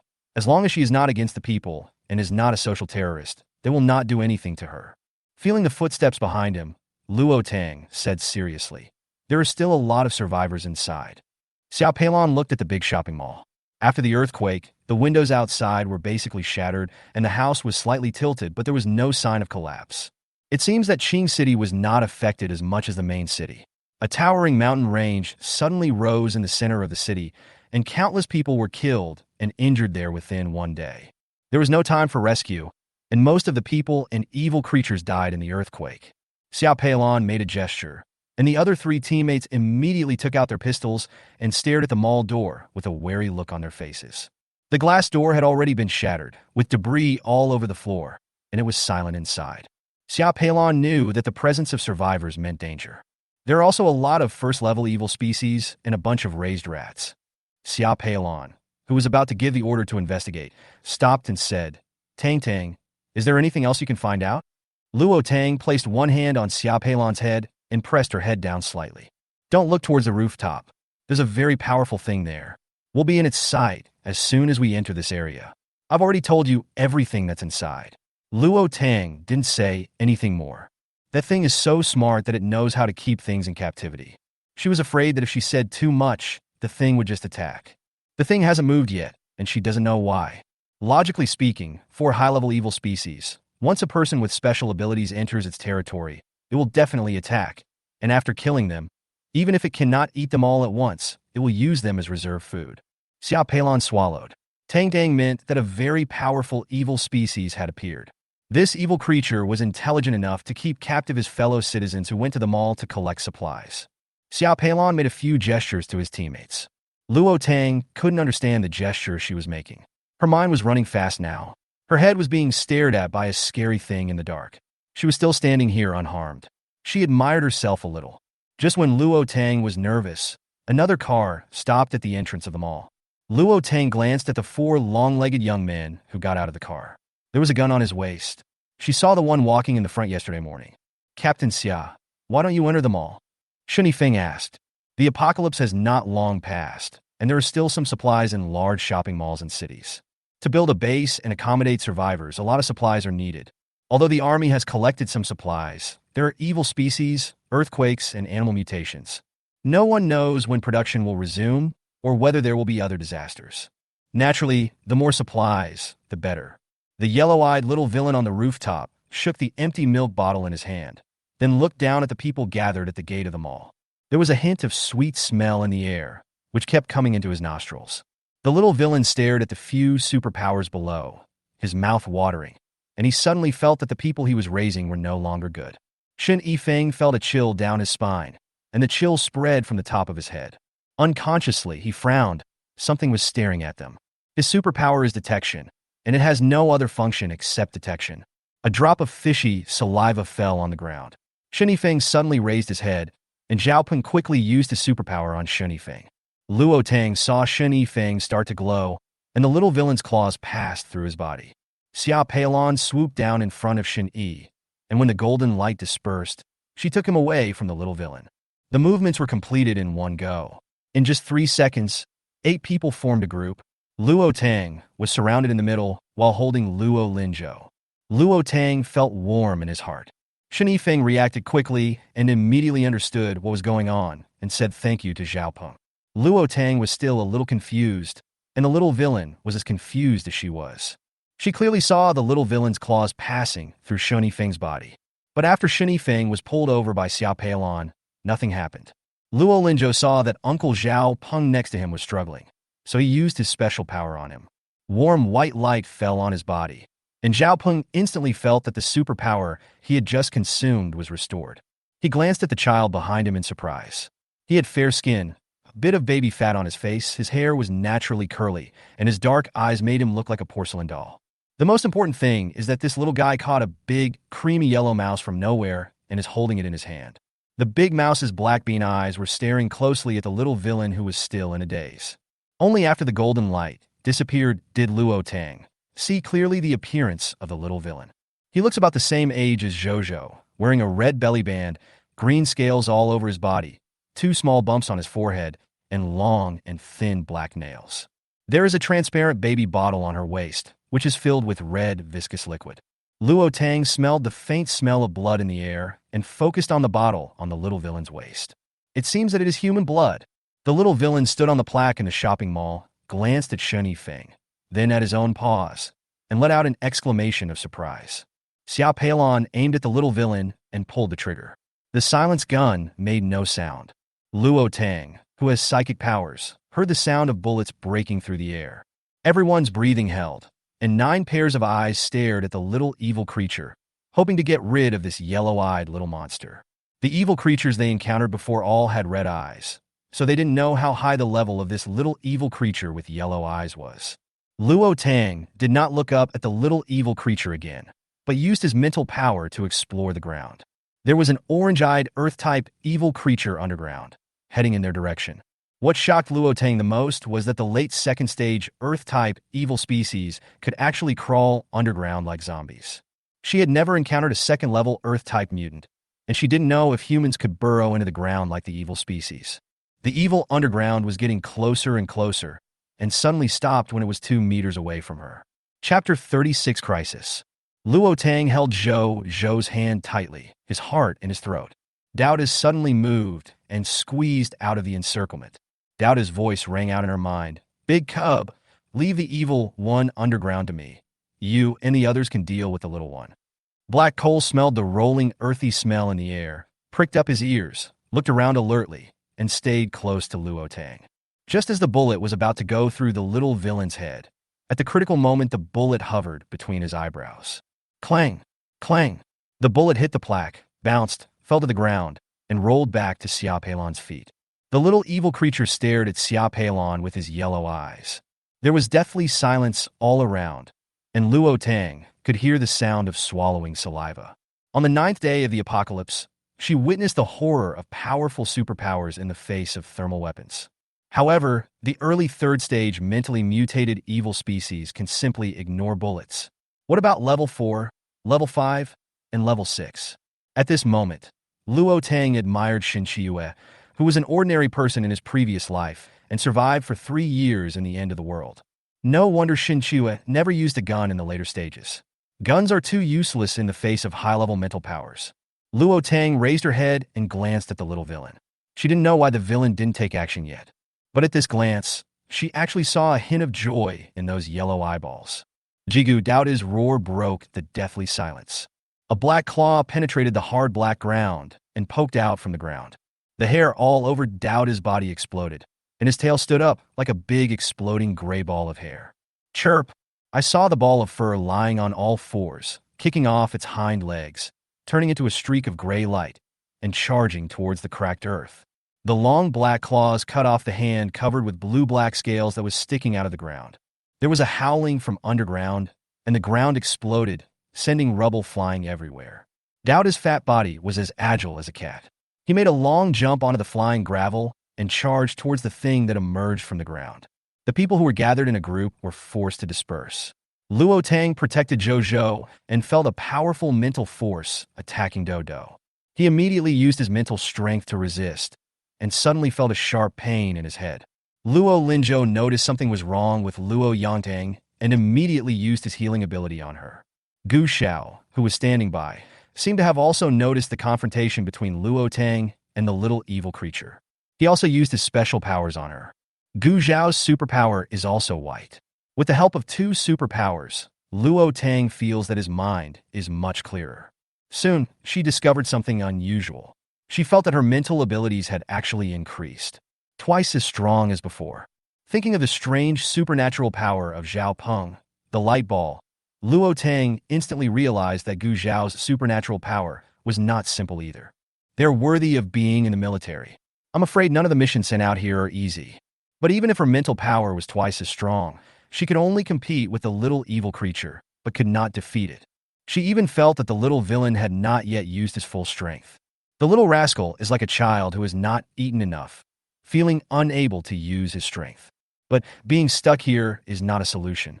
There was a little evil creature interfering, and she was afraid that Daodu would be affected again. Daodu was affected by the little evil being and was in a trance for a moment, and then the other claw of the evil being with the broken hand grabbed him.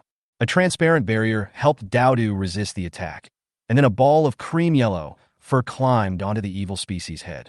Curly's whole body was shining with silver light, and he seemed to be using all his strength to try to knock the evil creature out with electrocution.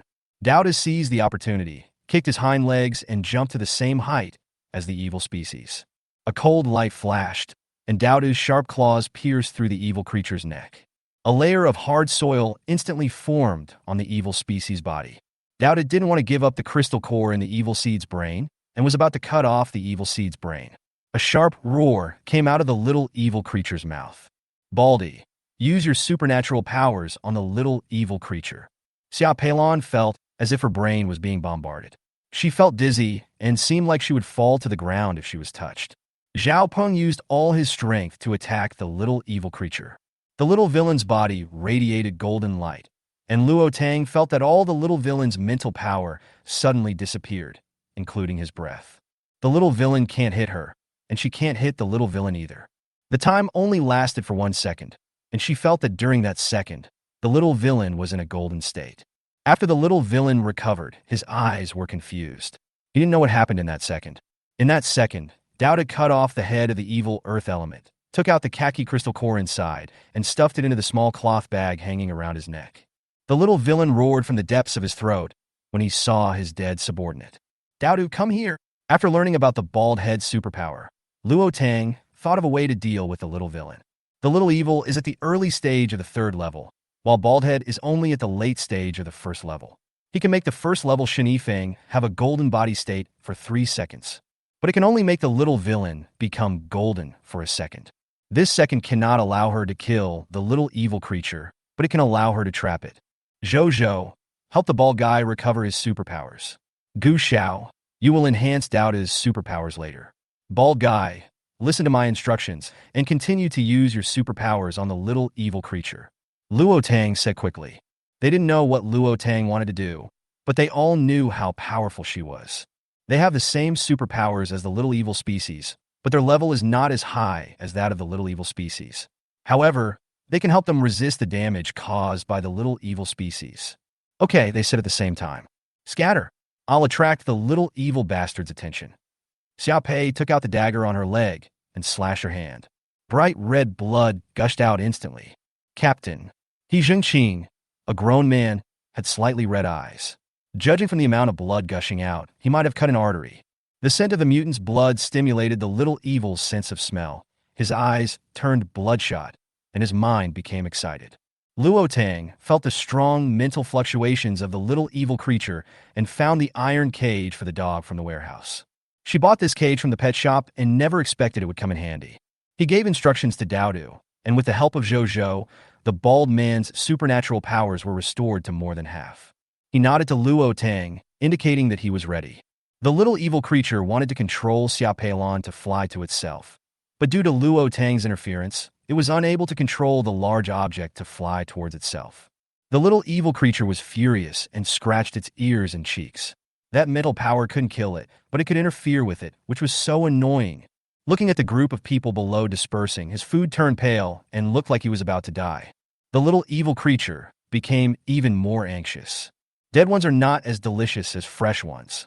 The little villain leaped up and jumped directly down from the 2nd floor. His speed was very fast, 3 times that of an athlete.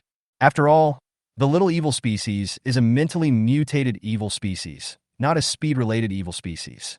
Xiao Peilon fell to the ground at this time, and blood was all over the ground. Must be fast. Everyone held their breath, and Luo Tang focused his mental power only on himself. Zhou, Dodo, Zhao Peng, and Gu Xiao. As soon as Luo Tang withdrew his mental power, the others instantly felt a sharp pain in their heads and fainted. If you don't know, you would think that the 5 people were dead. The little evil creature wrapped himself with mental power, took off the bottle on his waist, and stretched out his claws towards Xiao Peilon. A golden light flashed on its body, and a large iron cage appeared from above its head, trapping it. Chapter 37. Killed with a Tail. Daoda jumped onto the cage and used his special powers to strengthen the cage.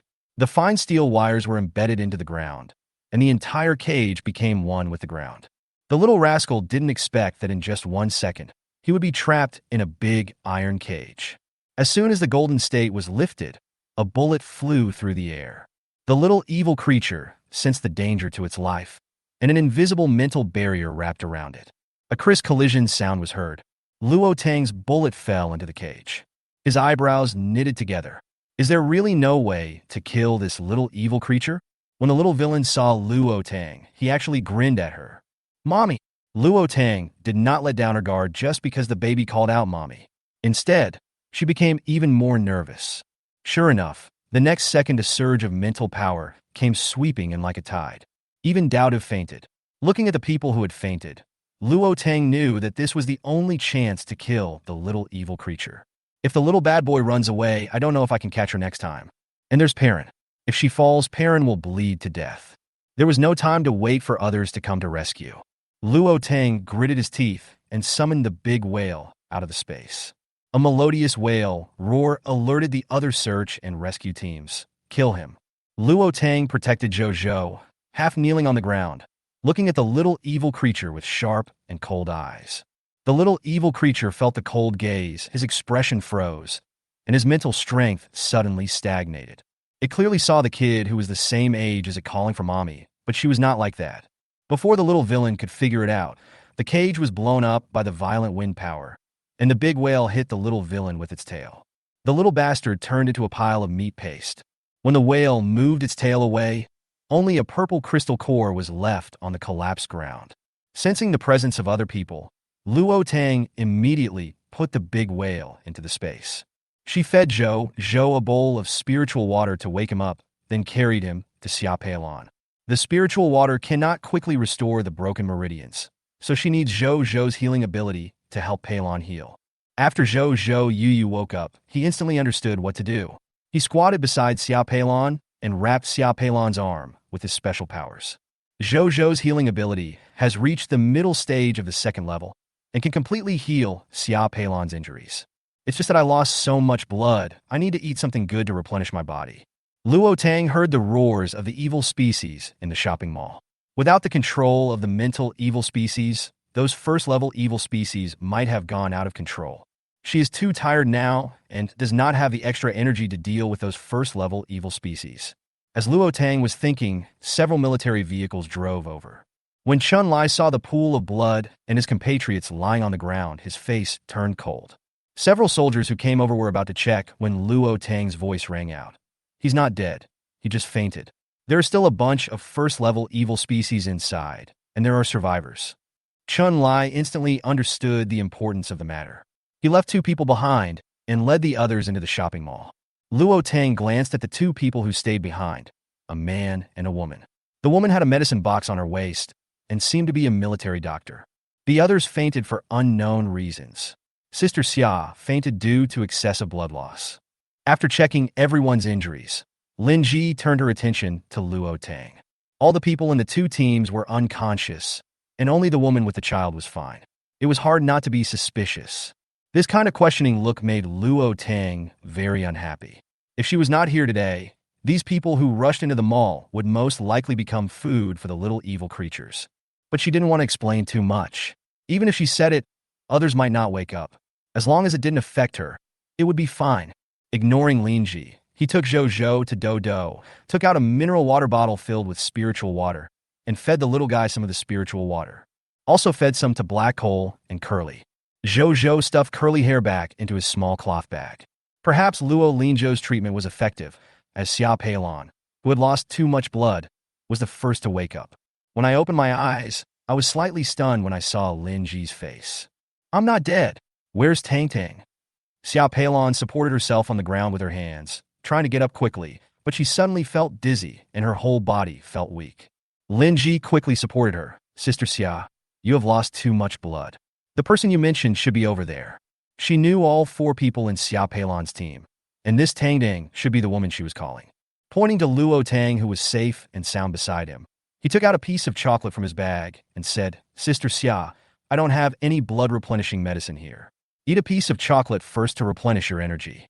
After Xia Peilon stood firm, she raised her arm. The wound had healed long ago, without even a scar left. It seemed that it was Zhou's special ability that cured her. Baby Zhou is so awesome. Thank you, baby Zhou.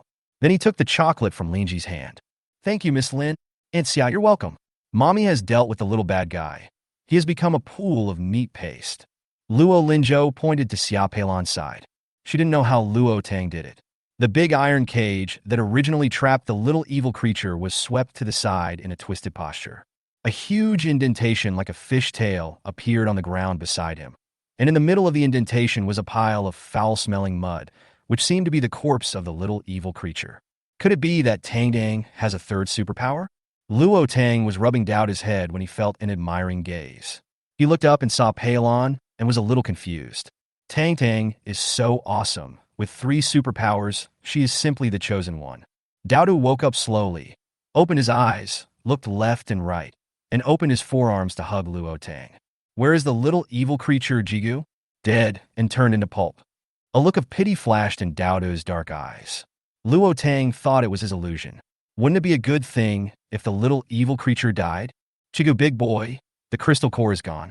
Without the crystal core, you can't advance faster. Luo Tang smiled and rubbed Daoda's big furry head. How could it be? It's here with me. Daoda touched the small bag hanging around his waist and grinned. After resting for a while, Haitan also woke up. Haitan said hello to Luo Tang and Xia Peilon, and took Zhou Zhou into the shopping mall. By the time Luo Tang reached the second floor where the evil species gathered, hundreds of them had already been killed. When seeing the big hole behind the evil species' brain, Luo Tang's eyes narrowed slightly. It seemed that the people in the army already knew that there was a crystal core in the evil species' brain, which could be used for upgrading. She thought she could get a bargain, but it seemed she was overthinking. There are so many smart people, otherwise how could there be so many pioneers in every era? Since she can't get the crystal core, it's not too much for her to go to the warehouse to collect some things. There happened to be a lot of things left in the warehouse of this large shopping mall. Luo Tang groped his way to warehouse number 1 of the shopping mall and aimed at the snacks piled up inside. Spicy strips, chicken feet, melon seeds, and potato chips, all accepted. She has enough space for these things, so it's not too much, and she doesn't know when the production of snacks will resume. Especially various spicy strips, they are her favorite. Just after collecting a few bags of melon seeds and a few spicy strips, a slightly dissatisfied voice sounded from behind. Chapter 38, The Young Military Doctor with Great Morale. The main force has just cleared out the evil species. As a space-based person, you can go directly to the warehouse to collect the things. These things are the spoils of the main force. Every piece of material is used for base construction and must not be wasted, let alone fall into private hands. When he heard the voice, Luo Tang knew who it was without even turning around. Isn't this the young military doctor from before? Luo Linzhou turned his head and stared at the young military doctor, who walked in with his watery eyes. Seeing that it was a cute little boy, Lin Ji smiled and was about to tease him when the little boy's faint voice was heard. Annie, the most powerful evil ones were killed by my mom. Even if you didn't clean up those evil ones, my mom could still defeat them. Heiqian Cole stood in front of Luo Linzhou and yelled at Lin Ji. The smile on Lin Ji's face froze instantly. Little boy, there are hundreds of evil creatures.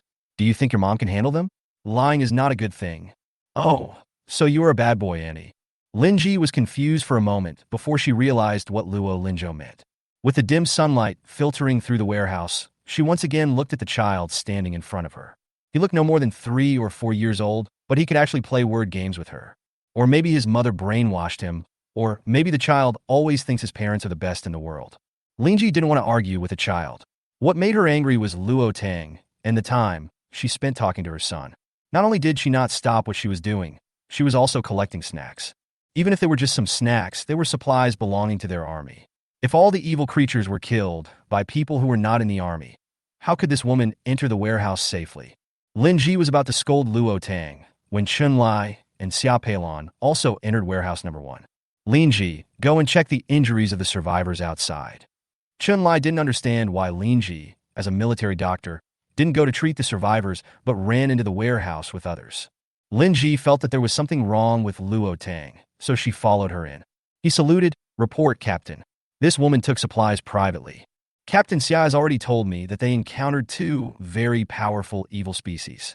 They were able to survive thanks to Miss Luo. Leave the matters here to me and Captain Xia, and you go take care of the survivors." Lin Ji was a little confused, probably because she didn't expect that what Luo Linzhou said was true. But she still found it a little unconvincing. She glanced at Luo Tang. The woman had a well-proportioned figure and a high ponytail. From her direction, she could only see the woman's perfect profile. Can this guy with skinny arms and legs really deal with the powerful evil creatures that Sister Xia and the others can't deal with? At least they were all trained and had guns. Military orders cannot be violated. Even if she is dissatisfied with Luo Tang now, she can't say anything more. Yes, Captain. When Lin Ji left, Lu Linzhou's baby voice rang out from behind her. Annie, it turns out you were the one who sneaked in. Lin Ji. Luo Tang smiled and fished out curly hair lying in the pile of melon seeds. Ms. Luo, I heard that you have spatial abilities. Could you help transport the supplies for them all? Luo Tang stood up and looked at Chun Lai, who was standing next to Xiaopei. 21st level crystal cores. I can help you take all the supplies in the mall back. Except for the fresh food that was spoiled, everything else in this mall was still there. Perhaps that was the reason why high-level evil species were born there from the very beginning. All humans who came here to get supplies became food for the evil species. Linji just walked to the door of the warehouse and turned to look at Luo Tang. Why are you like this? The supplies we bring back are for everyone to survive. Luo Tang rolled his eyes at her and said, I'm sorry, I don't have the awareness of serving the people. I only have the determination to seek legitimate interest for myself. The price has increased now, 40 crystal cores. Linji wanted to say something, but Chun Lai glanced at her. Sure, if Miss Luo is willing to join us in collecting supplies from other places, the army will give you corresponding rewards. It would be a good thing to bring these things back as soon as possible. I am afraid that if an earthquake strikes again, the supplies in Qingshi will be left in ruins, which would be a waste of time. He wanted Luo Tang to join the army even more. People with spatial abilities were already very rare. Parents said Luo Tang was also a dual system ability user. You should count the supplies yourselves to avoid someone accusing me of hiding supplies. Luo Tang looked at Lin Ji's back and said sarcastically, Chun Lai, this girl is very vindictive. Chiga big cub, ours, put it away. Dodo waved his paw and looked at Chun Lai and Xiaopei with a look of anger. These belong to Dazai and his family. How can we give them to others? Xiaopei saw Dodo's claws glowing with cold light and laughed. Dodo, little cutie, we are companions. The scene in which Dodo cut off the arm of a second-level evil species with one claw was still vivid in her mind. She thought that she was not as strong as the evil species. Chun Lai had seen mutated animals before. Several military dogs in the army had become mutated animals before. The size is 2 or 3 times larger than before. He also thought that only strong animals had a chance to mutate. I didn't expect that a fragile animal like a chinchilla could mutate. And the big rat that Luo Tang just picked up seemed to be her pet, and also a mutant beast. Chun Lai glanced at the mutated German Shepherd pup standing next to Luo Linzhou and wondered if Luo Tang had the physique to mutate animals. The mutation of one pet may be an accident, but if all the pets mutate, is it really still an accident? Luo Linzhou hugged Dodo. He was afraid that the little guy would rush up and slap Uncle June after hearing that Uncle June wanted these things. That's what Dodo thought when he saw 2 bipeds in green clothes coming in and wandering around something. Dodo made an angry chee-chee sound. When the young soldiers who were counting supplies saw the cute Dodo, they all wanted to reach out and touch it, but every time they couldn't get close to it, they would be scared away by its angry barking and sharp claws. If Luo Linzhou hadn't been standing next to Dodo, they would probably have shot. This furry little beast was very dangerous. Wait until the military has finished counting everything. The Luo Tang people stood in place, their mental power covering the entire warehouse, and everything disappeared in an instant. Linji happened to see this scene and opened her mouth wide. It turns out that Luo Tang was just playing while collecting snacks just now. Luo Linzhou ran to Linji and tugged at her military uniform.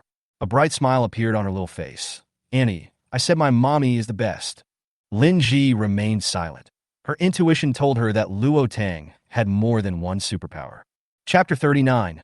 The Commander-in-Chief appears. She had also seen space ability users who needed to use their hands to collect supplies. But Luo Tang didn't need that. She could just stand there and collect things within a certain range of her. If Luo Tang really wanted to take the things in the warehouse just now, he might not have needed to enter the warehouse at all. He could have used his supernatural powers to put all the things into his pocket without anyone noticing. They probably don't even know who did it. Thinking about the fact that Luo Tang had only gotten some snacks before, it couldn't be that she already had other things and just wanted to eat the snacks. To be able to hold so many things, Luo Tang must have a lot of space. Linji didn't know what to do for a moment. She felt like she had just offended someone. So much so that when little Luo ran up to her and provoked her, she stood there in a daze. Dodo felt relieved when he saw Luo Tang put everything into his pocket. But when Luo Tang put all the supplies into the military warehouse, Dodo started to dislike people wearing green clothes. The military base was built temporarily, and the warehouse was naturally a temporary building. Now the evil species near Qing City have not been completely cleared out, and the people following the military are either sleeping in sheds or in tents. There are only a handful of people who have RVs like Luodang. Of course, some people can also convert trucks and large vans into RVs.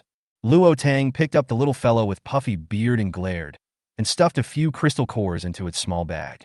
Dowdu, little cutie, you're paid. Dowdu felt the energy in the crystal core, and his eyes lit up. Big boy, if you help those people in green clothes, you will get crystal cores.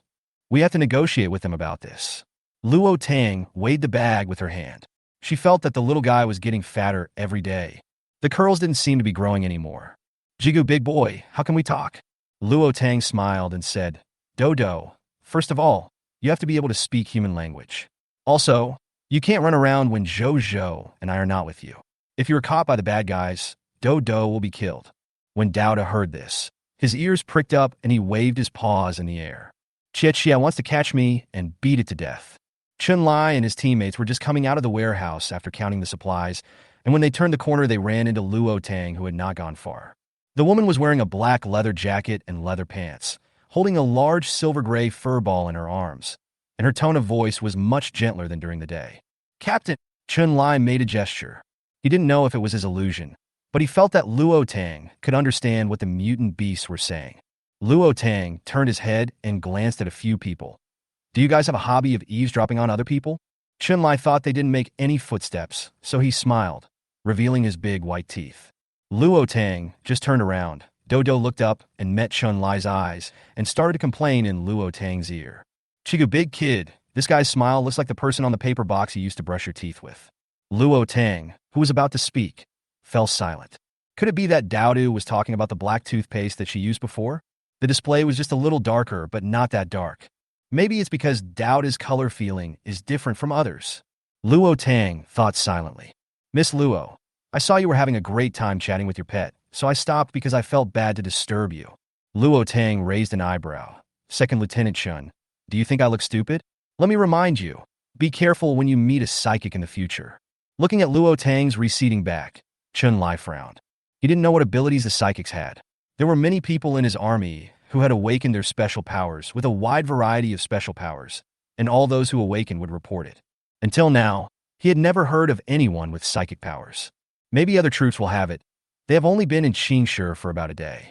There are still some large troops that have not arrived. Captain, why don't we go ask? Have you figured out your own abilities? Just like Zhao Peng and Gu Zhao's superpowers. It is considered a relatively strange superpower in the army. The others are either related to the elements of gold, wood, water, fire, earth, ice and wind, or strength, speed, flight, and space. There are only 2 of them, and their powers are strange and bizarre. His father's supernatural powers are also very strange. Sometimes they work, and sometimes they don't. It is very useful when the spirit is strong. Otherwise, the army would not have made the decision on the 3rd day of the apocalypse to gather the people to evacuate the city and come to Qingshi. I just don't know if the earthquake will happen again. Chun Lai was just thinking about it when he suddenly felt a slight shaking under his feet. Isn't there going to be another earthquake? The ground suddenly hardened. Dude, don't move back. No, I didn't move. It was the ground that moved. The gathering place began to panic. A deep voice sounded from a loudspeaker. People gathered in Qing City, don't panic. I am Chen Zhengwo, the commander-in-chief of the army. The earthquake is actually the expansion of the blue planet. The expansion this time is very small and will not cause a big impact. Starting tomorrow, the army will organize people to build a base near Qingham Mountain in Qing City. Luo Tang didn't expect the speed to be so fast, and he didn't expect that the military would directly announce the expansion of Blue Star. Wouldn't that cause panic? Also, how can they be sure that this earthquake won't have a big impact? Wouldn't it be affected by the earthquake if they start building the base so soon? Could it be someone with special abilities? Luo Tang used some supplies to find himself a location close to the military base, and then moved the RV out of his room. The people around were instantly attracted by the sudden appearance of the big guy. Could this be a person with spatial abilities? Some people wanted to approach Luo Tang and chat with him, but before they could get close to the RV, they suddenly fell into a heap. Dowda looked at the 2-legged beast that fell to the ground and covered his mouth with his hands while laughing. Jigu is so stupid and not as smart as my 2 cubs. Luo Tang, if these people could understand what Dowda said, they would probably get up and beat it. Someone looked up and saw Dowdu standing on the roof of the RV, grinning and laughing at them. At this time, Luo Tang had already climbed into the RV with Zhou. Look, that big gray ball. is laughing at us. Dowda stretched out his claws and waved them in the air. His hair exploded, and he let out a sharp roar. Chia, you two-legged beasts who can't even walk without falling, and you still want to get close to my territory. Who should I laugh at if not you? Xia Peilon saw a group of people surrounding Luo Tang's position and was worried that she was being besieged, so she quickly brought people over. Just happened to see Dowdu getting angry. The military dog in her hand smelled Dowda's scent and started barking wildly. Woof woof, big gray mouse, who are you laughing at? Dowda saw the German Shepherd dog on the ground and sniffed it. Jigu, it's the same species as black coal. And you scold me, thinking I'm a little rat, a big fool tied with a dog chain and can't run away, Lululu. Chepter 40 by Kingly Comis. Dowda grinned from ear to ear, looking smugly at the military dog growling wildly under the RV. Xia Peilon felt that she could no longer hold Dahe back, but unfortunately she really couldn't understand what Dahe was roaring about. Luo Tang really couldn't bear to watch it anymore. The little guy had played too much today and didn't listen even when he called him. He simply reached out and pulled Dowdu into the RV. Dowdu struggled for a while, then slapped the military dog that broke free from the reins and jumped onto the RV with one paw. Heighten worked with Zhou to close the door of the RV. Dahe looked at the closed car door, scratched the ground with his paws in anger, ran back to Xia Peilon, and looked at her aggrievedly. Luo Tang opened the car window and said, Peilon, is there something wrong? Dodo stood on the armchair behind Luo Tang and looked at Xia Peilon with a grin. Any two-legged animal that approaches the big cub is not a good animal.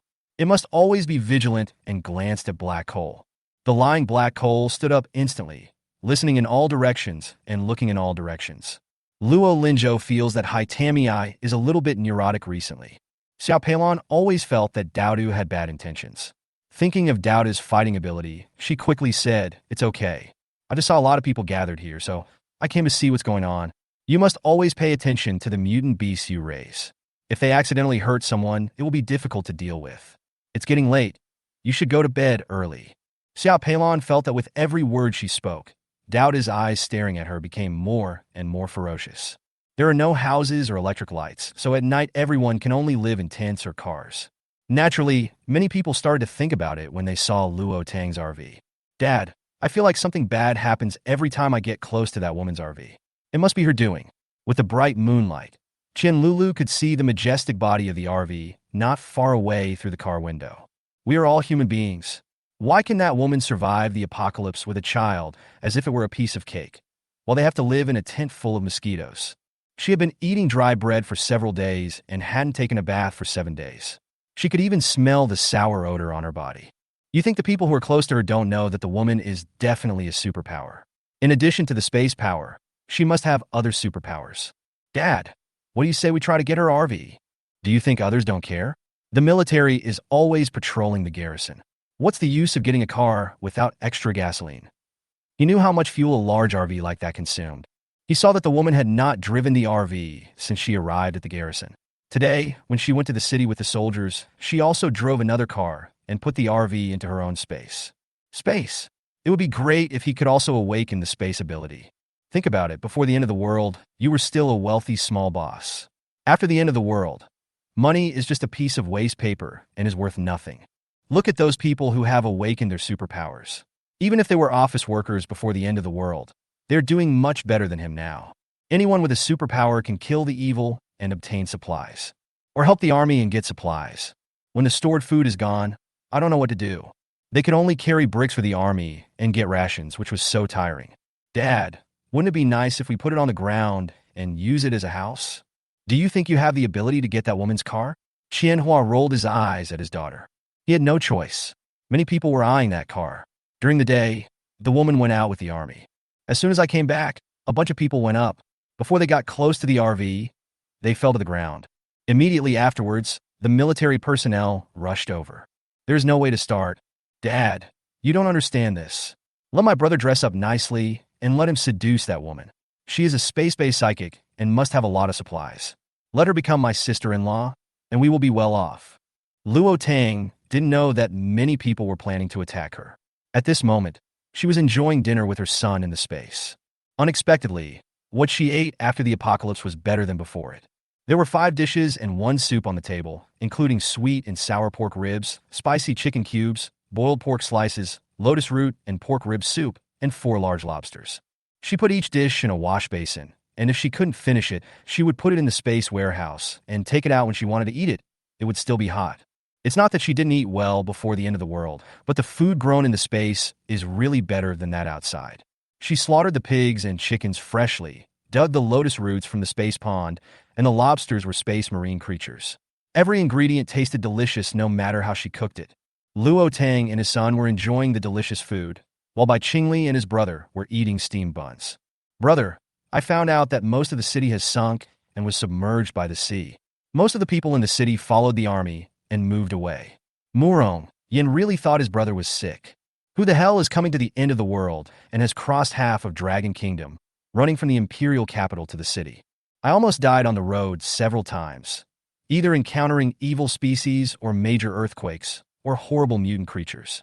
If he wasn't strong-willed, he would have died countless times on the road. A man dressed in black, with a high-nosed bridge, clear features, and a hint of unruly and handsomeness, was leaning against a black SUV, stuffing steamed buns into his mouth. After hearing Murong Yan's words, he asked coldly, "Did anyone find out?" Murong Yan, "The city is submerged by sea water. Where the hell can I go to find people?" Suddenly, a man with a knife in his hand came over. "I heard some interesting things. Before the end of the world, the Shen family and the Tang family in the urban area seem to have gone to the province together." Nangong Yin touched his chin. "I also heard that the eldest lady of the Shen family, Shin Chiwe, is engaged to Tang Shin of the Tang family, Tsk Tisk." The man looked at Bai Qingli with a hint of schadenfreude. Bai Qingli glanced at him lightly. "It's just an engagement. Even if you get married, you can still get divorced." Nangong Yin, "That's awesome, my brother. It turns out you like this." Murong Yin was anxious. He really wanted to find the person his elder brother was looking for as soon as possible, and then go home as soon as possible. His old mother at home is still waiting for him. "My big brother, since there are clues, let's find them quickly. It's been more than 10 days since the end of the world, and we don't know what's going on in the imperial capital. As long as your brother is here, even if you die, nothing will happen to the Murong family." Bai Qingli drank a bottle of mineral water in one breath and glanced at Murong Yin with disgust. The look in his eyes speaks for itself. "Look at how the second brother can find out the news and why you are so useless." Opened the car door and got in. Nangong Yin followed closely behind, leaving Murong Yin standing alone in the cold wind. If possible, he really wanted to slap Bai Qingli in the mouth. If he couldn't be beaten or scolded, he would have taken action long ago. The eldest brother's mouth really needs to be cleaned up. "Why don't you come and drive?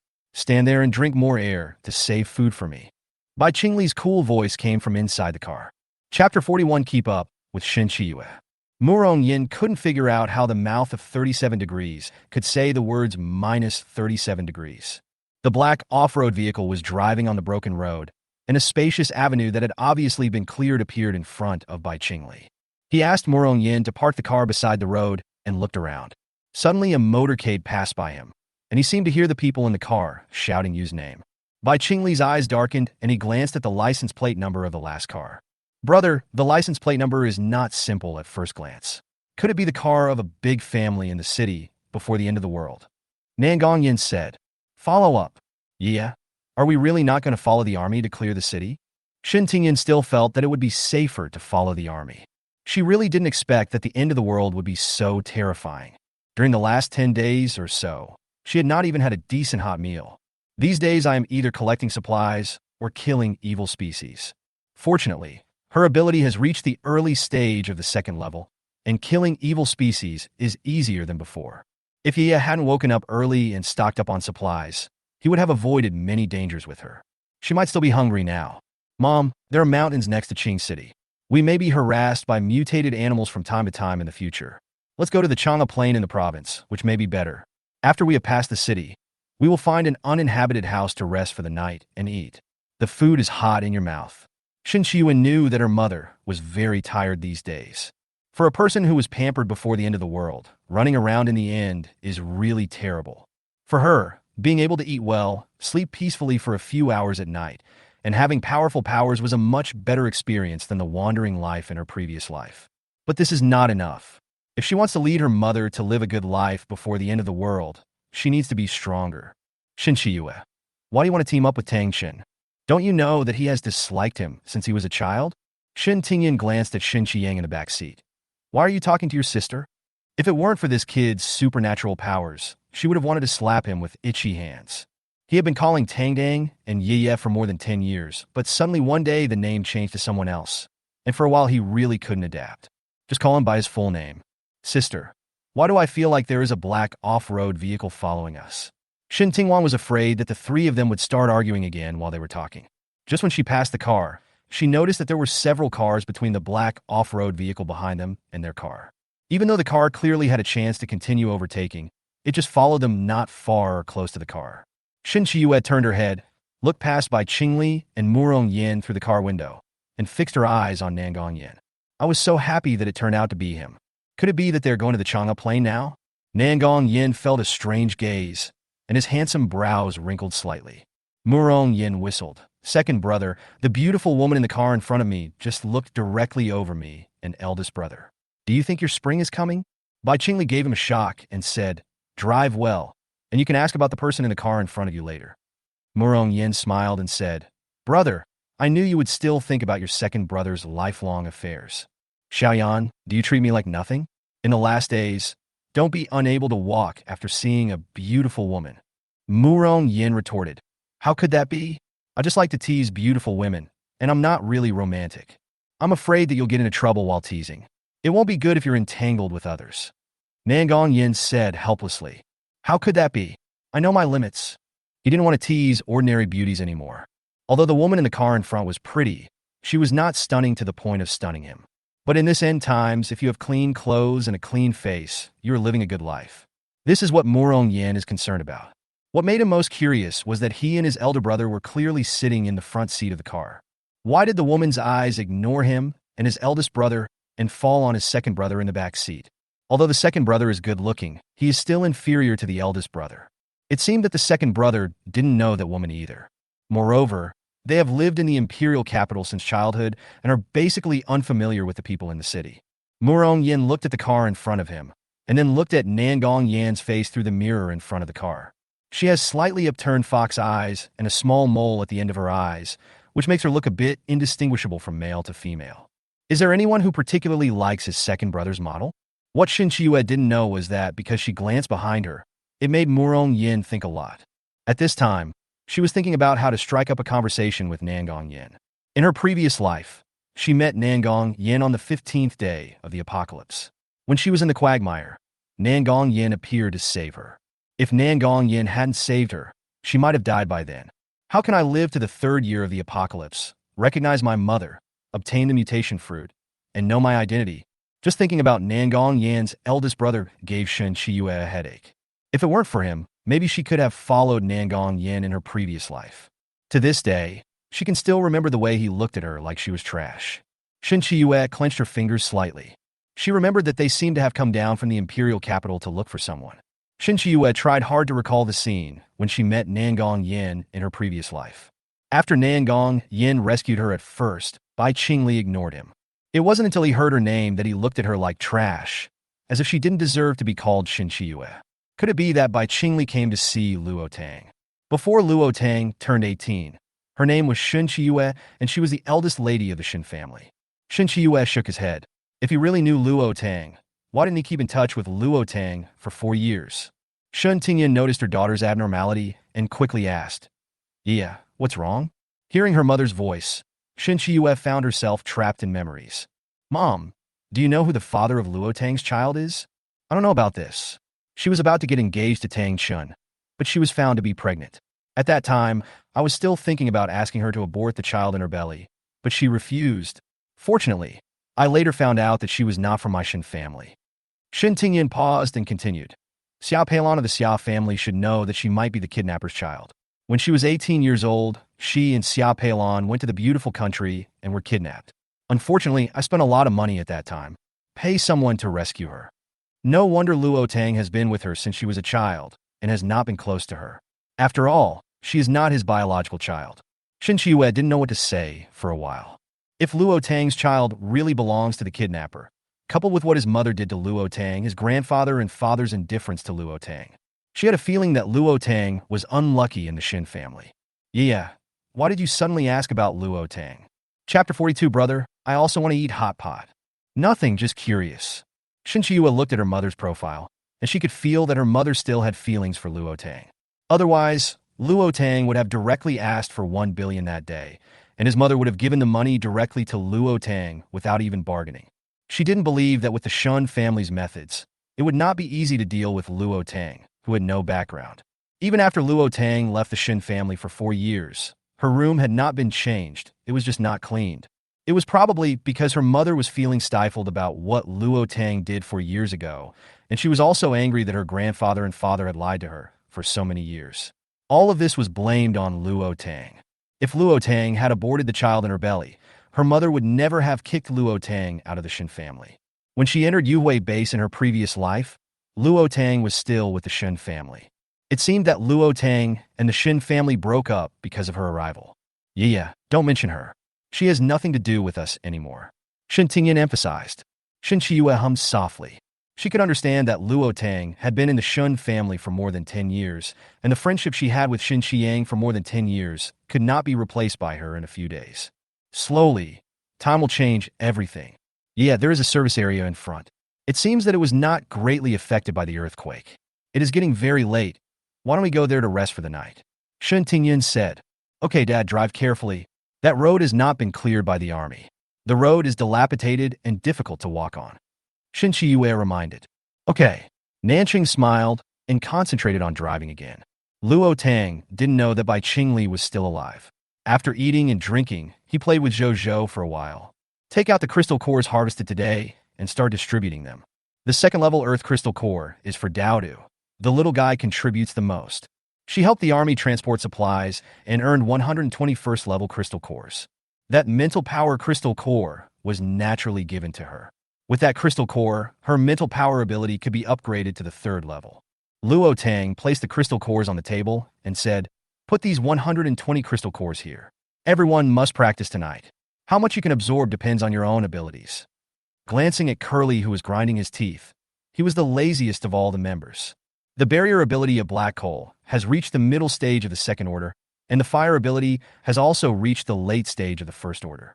Only Curly was promoted to the early 2nd stage after eating the mutant fruit last time, and he is still in the early 2nd stage now. Curly felt Luo Tang's gaze and shrank his neck. Looking at the sparkling crystal core on the table, he decided to practice his supernatural powers well tonight. Zhou Zhou immediately brought a blanket from the room and thoughtfully moved Curly's nest to the living room. Daoda took his crystal core and ran to the spring, imitating Luo Tang's way, and began to meditate to absorb the crystal core. Luo Tang used 1/3 order crystal core and 21st order crystal cores before his mental power was advanced to the early 3rd order. She felt that compared to the early 1st stage, her spiritual power crystal core was a whole circle larger. Now it can detect an area of 300 meters in radius, and its control ability has been greatly improved. Tomorrow is the 11th day of the apocalypse, and most people's abilities are still at the initial 1st level. Thinking about the 3rd level evil species encountered today, Luo Tang knew that there would be some powerful things hiding in the dark, and she had to find a way to continue working hard to become stronger. If she encounters a few more little evil creatures like this, with her current strength, she can definitely kill them, obtain their crystal cores, and grow rapidly. As Luo Tang was thinking, the barking sound of a coal-black dog came from outside the space. I looked at my watch, and it was already 8:10 in the morning. It took me the whole night to absorb those crystal cores. When I entered the living room, Zhou Zhou was already leaning on Do Do and sleeping soundly. I don't know who had covered him with a blanket. Luo Tang picked up Wan Mao and took Zhou Zhou and Do Do out of the space. Zhou Zhou felt his mother's embrace and opened his eyes in a daze. Mommy! Zhou Zhou, brush your teeth and wash your face, then have breakfast. Luo Tang pulled open the car curtain, and sure enough, there was a group of people gathered around her car, staring at it hungrily. If the military didn't pass by frequently, these people would probably rush up like bandits, occupy her car, or even steal supplies. Luo Tang caught a glimpse of a man in a suit greeting her, and after a quick glance, she confirmed that he was someone she didn't know. I no longer cared about it, took out the steamed dumplings and hot soy milk from the space, and had breakfast with my baby son. He also took a cooked chicken and put it in the dog bowl for Black Hole's breakfast. As for Daodu and Wan Mao, the two little guys can take care of themselves and don't require her to worry about them at all. Daodu didn't sleep the whole day yesterday and was very tired now. He took a bath, crawled into his nest, threw Curly, who was sleeping soundly in the nest, out, lowered the curtain, and began to sleep soundly. She even has hot buns. That's the good thing about space ability users. Come on, if we go into Qing City now, we might be able to find some supplies. Do you think people will reward you if you stay here? Xiao Lu, keep an eye on this woman. I don't believe she has been staying with military personnel. Someone who led a riot this morning was shot dead. No one expected the army to dare to do this. And after that incident, many people became much more well-behaved. Luo Tang was in the space in the morning and didn't know that a shooting had taken place in the gathering place. She just felt a little strange that the people gathered here were so obedient to the military and no one had caused trouble for several days. But she doesn't plan to stay in Qing City for long. Now the Qing'a base outside Qing City has begun construction. Every soldier will be very busy, and most of the people will also sign up to participate in the construction. If someone does something in such a crowded area, it would be really annoying. What annoys her even more is that the smell becomes unpleasant when there are too many people around for a long time. If she can't wait for someone named Tang today, she will leave tomorrow. It just so happened that going to the imperial capital would pass through the Chang'e Plain, so she could stay there for a while and wait for the opportunity. Luo Tang and his son enjoyed a delicious breakfast. Bai Qingli ate 3 big steamed buns in the morning. Murong Yin was about to cry. He had never suffered such suffering in his life. If he had known it would be so hard, he would not have risked his life to accompany the gentleman. He didn't have many hobbies in his life, except for delicious food and looking at beautiful women. Brother, I've been eating steamed buns for 5 days. Can you change to something else? Bai Qingli glanced at Murong Yin and found that he had indeed lost weight. So I took out a vacuum roast duck. Brother, you still have food. Murong Yin excitedly took the roast duck, tore open the package, pulled off a big duck leg, and handed it to Bai Qingli. Murong Yin was eating vacuum-cooked roast duck when he suddenly smelled the aroma of hot pot. Turning around, I saw that the people gathered on the other side had set up a simple stove and were eating happily. In an instant, he felt that the vacuum-baked duck in his hand was no longer fragrant. Brother, I want to eat hot pot too. If you eat hot pot so early in the morning, you will have diarrhea later. Bai Qingli said quietly, leaning against an empty shelf. Chapter 43. Luo Tang's background. Tang Chun was eating a hot pot when he suddenly felt his stomach churning. After saying hello, he hurriedly left the crowd. Murong Yin happened to see this scene and turned around to glance at Bai Qingli, who was still resting with his eyes closed. No way. How many times has it been such a coincidence? Brother, do you have any strange supernatural power, such as making your words come true? Bai Qingli opened his eyes. What were you dreaming about in broad daylight? If he really had this power, he would have found the girl a long time ago, and until now, there has been no news for several days. Those people were Shirshin's family. Why didn't he see the girl? Could it be that he got the wrong person? He shouldn't have. When Murong Yin looked at the group of people in the other corner of the service area again, he saw a familiar figure from behind. Brother, isn't that the second brother? Why did he get into that bunch? Go get some information. After Tang Chin returned to the team, his eyes darkened when he saw the unfamiliar Nangong Yin next to Shin Chiyue. Chiyue, who is this? San Kuis Midit. She didn't know Nangong Yin in this life. This gentleman spent some crystal nuclei to have a hot meal with us. It's not easy for everyone in the end of the world. Nangong Yin did give a few crystal cores, but his purpose was not to eat, but to listen to the news. Mr. Tang glanced at Nangong Yin and said, "Is that so? Aren't you going to call your other 2 teammates?"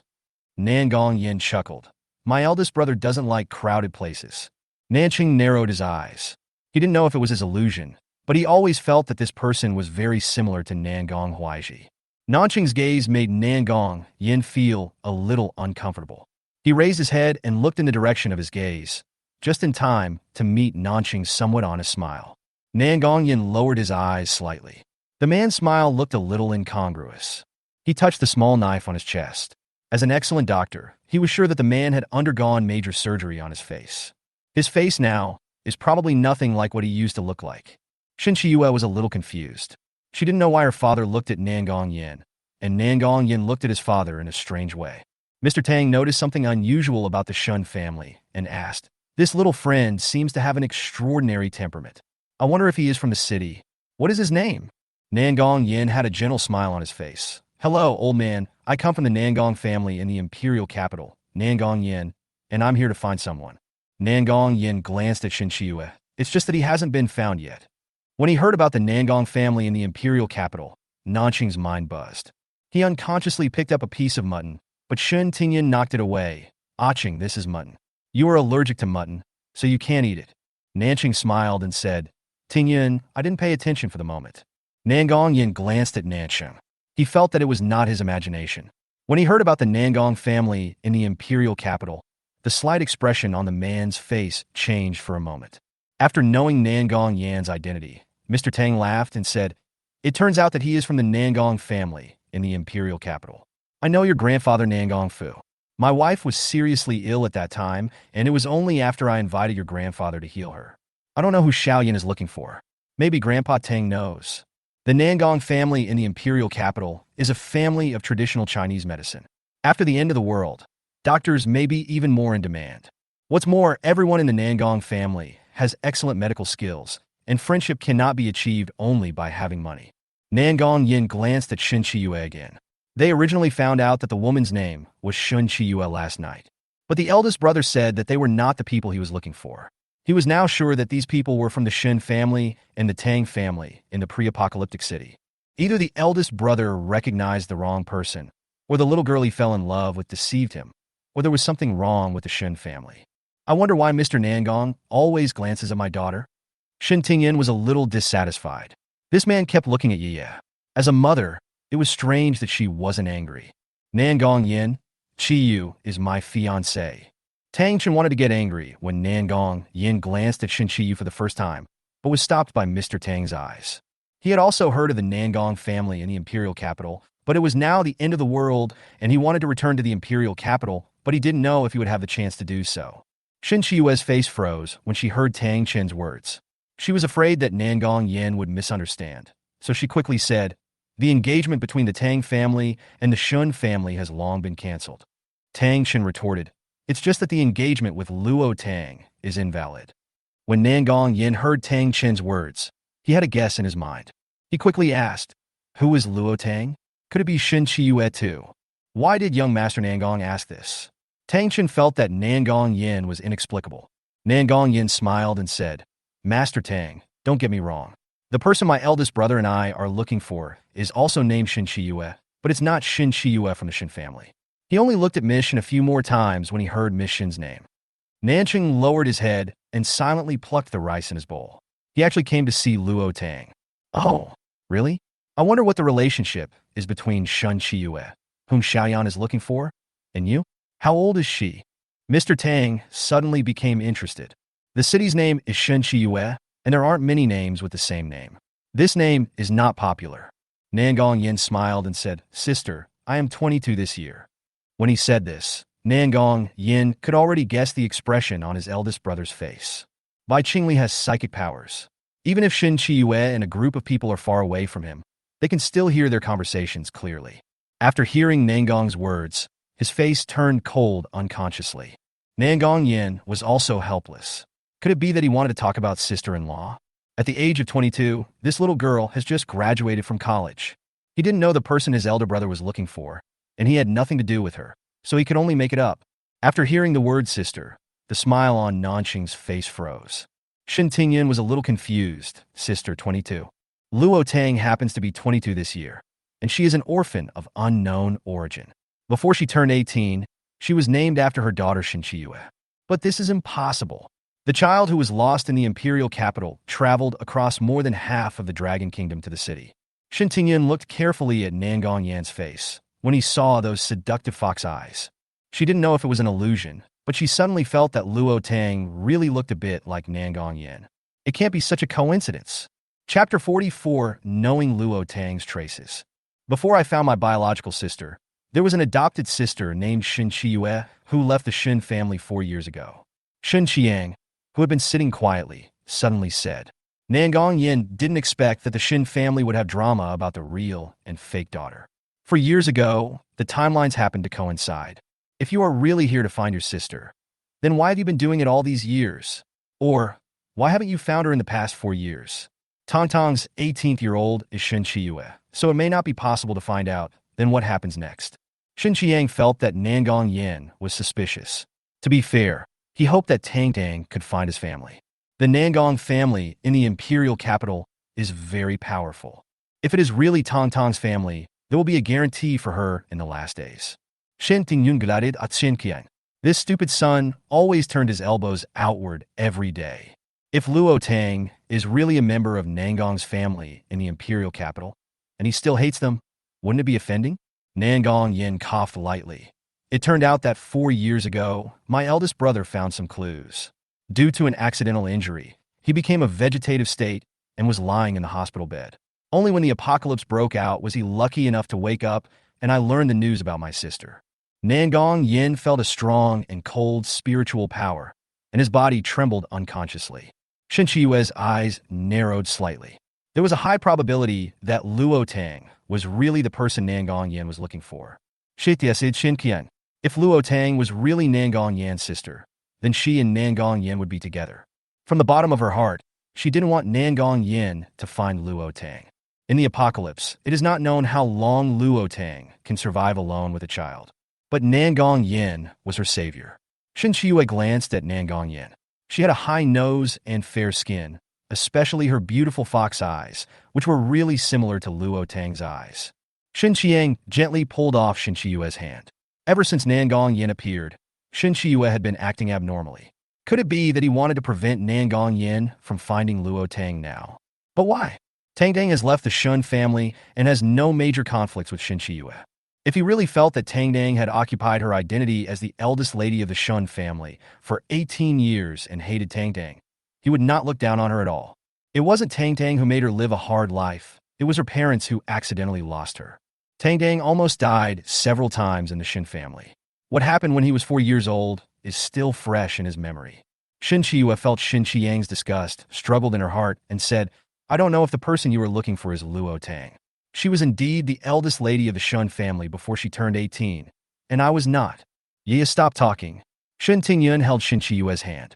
Mom, it's okay. Let me finish. If the person Master Nangong is looking for is really Luo Tang, wouldn't it be great if she can find her family? My Ye is so kind. Shen Tingyun smiled happily. Nangong Yin always had a warm smile on his face and looked at the Shen family members quietly. The authorities are confused, but the bystanders are clear. Within 10 minutes, he could tell that these people had their own concerns and were not thinking the same thing. Shen Qiyue, the older brother, seems to have a better relationship with Luo Tang. If Miss Shen knows the whereabouts of Luo Tang, please let me know. Just think that I, Nangong Yin, owe Miss Shen a favor. Mr. Tang's eyes lit up. The Nangong family's favor could be life-saving at critical moments.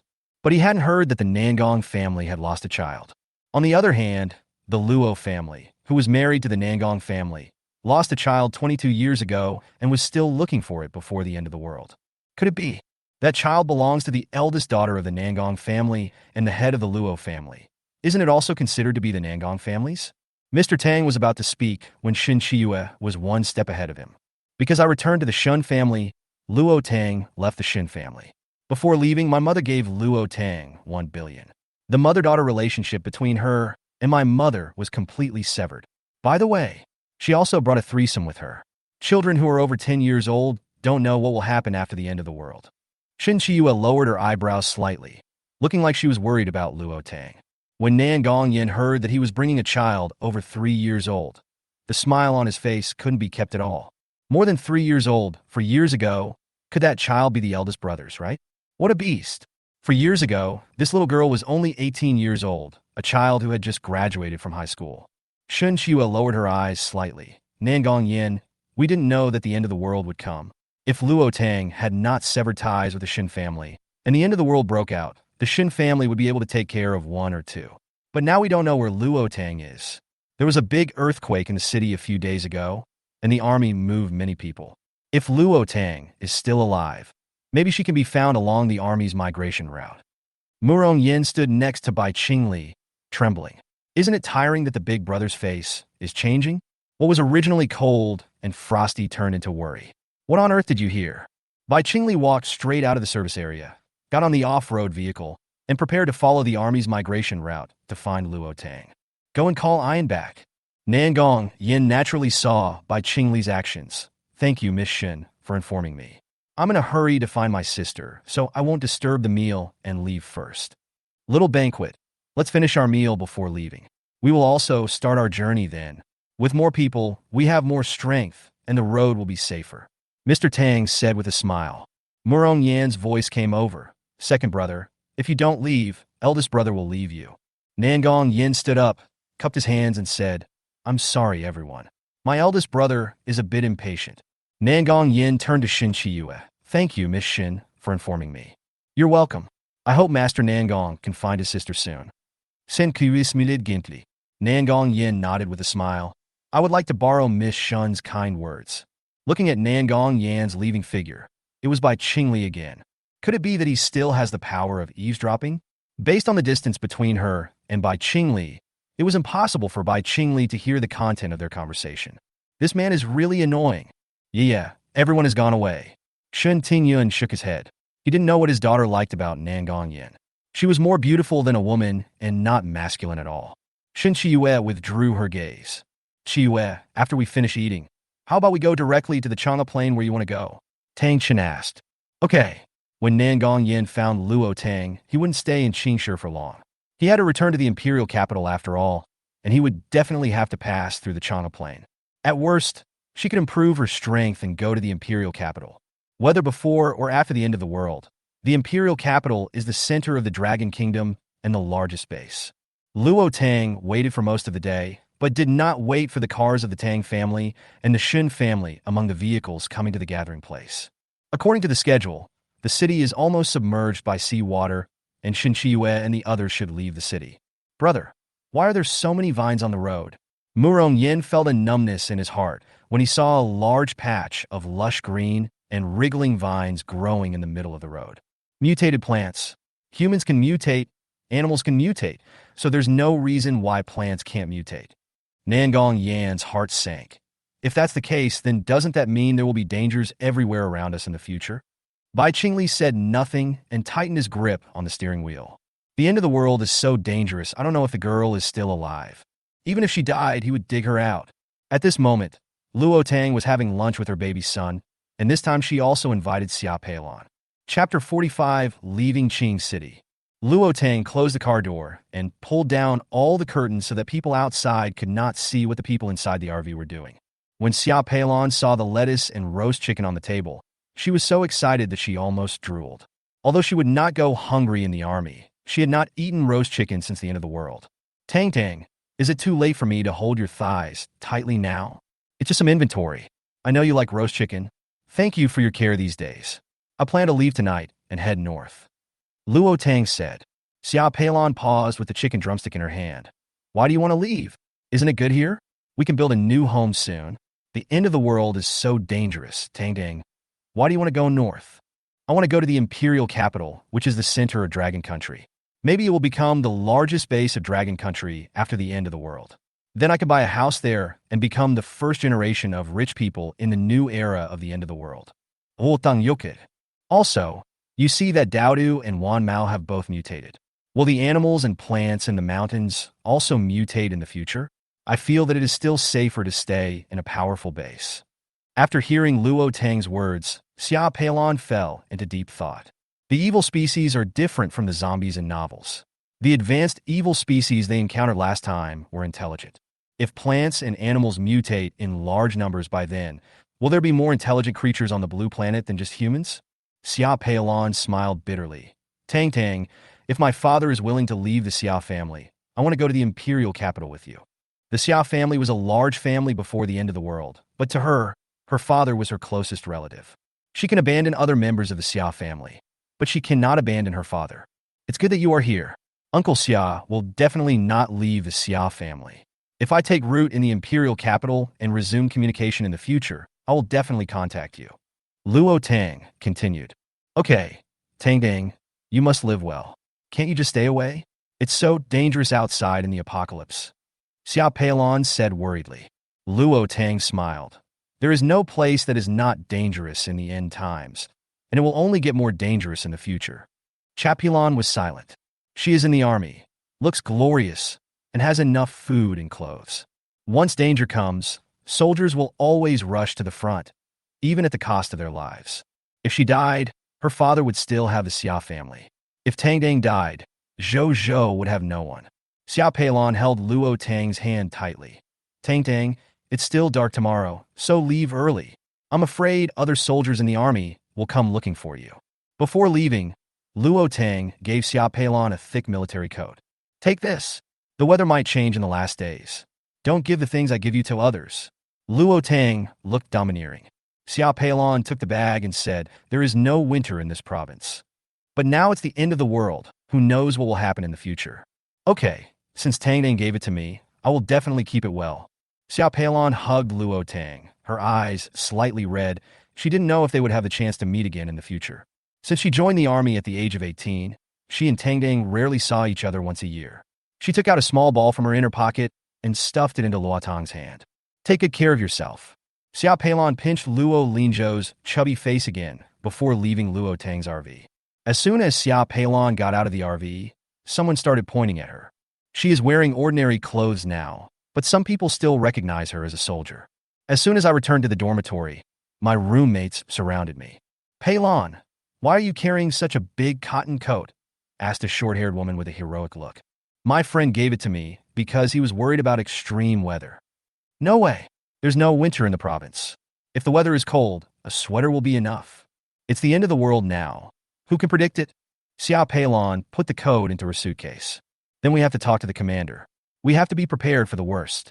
What Luo Tang didn't know was that because of the clothing she gave, the army was prepared for extreme weather, thus avoiding the deaths of most people in the Qinghe base. At 5 o'clock in the morning, the distant sky was slightly pale, and faint white spots were rendered on the gray cloth. Luo Tang was awakened by the alarm clock. He picked up Zhou and walked out of the space in the RV. He heard whispers in his ears. He lowered his eyes slightly, and it seemed that someone had already woken up. Luo Linzhou held Luo Tang's sleeve tightly with his little hand. He felt that someone was watching them in the dark. Why don't Zhou sleep a little longer? Luo Tang's voice was very soft. Luo Linzhou shook his head. He would not sleep until some bad guys wanted to bully his mommy. Put the RV into the space. Take out a well-fueled off-road vehicle. Take out the child's seat and fasten the seat belt for Zhou. Black Coal and Curly got into the car by themselves. Black Coal sat in the back seat, alerting everything around him through the rear glass. Just as she started the car, a car stopped next to Luo Tang's car. The door opened, and a short-haired woman stood in front of the car and waved at her. Tang Tang, I'm about to go on a mission. Let's go out together. Luo Tang raised the corners of his lips unconsciously and said softly, okay.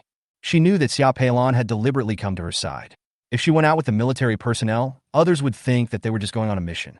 Looking at the black SUV leaving, a yellow-haired man touched his hair and said, Brother, shall we follow today?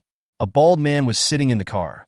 The faint morning light shone on his left cheek, reflecting on the hideous and terrifying scar.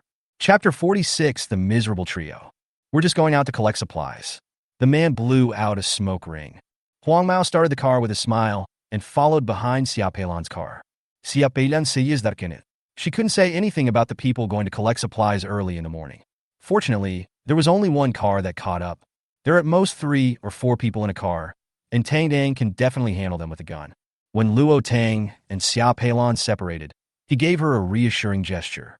Captain Xia, Sister Luo, is so brave. Lin Ji said unconsciously as she watched the black SUV going away. If it were her, with a child, she wouldn't know how to survive in the apocalypse.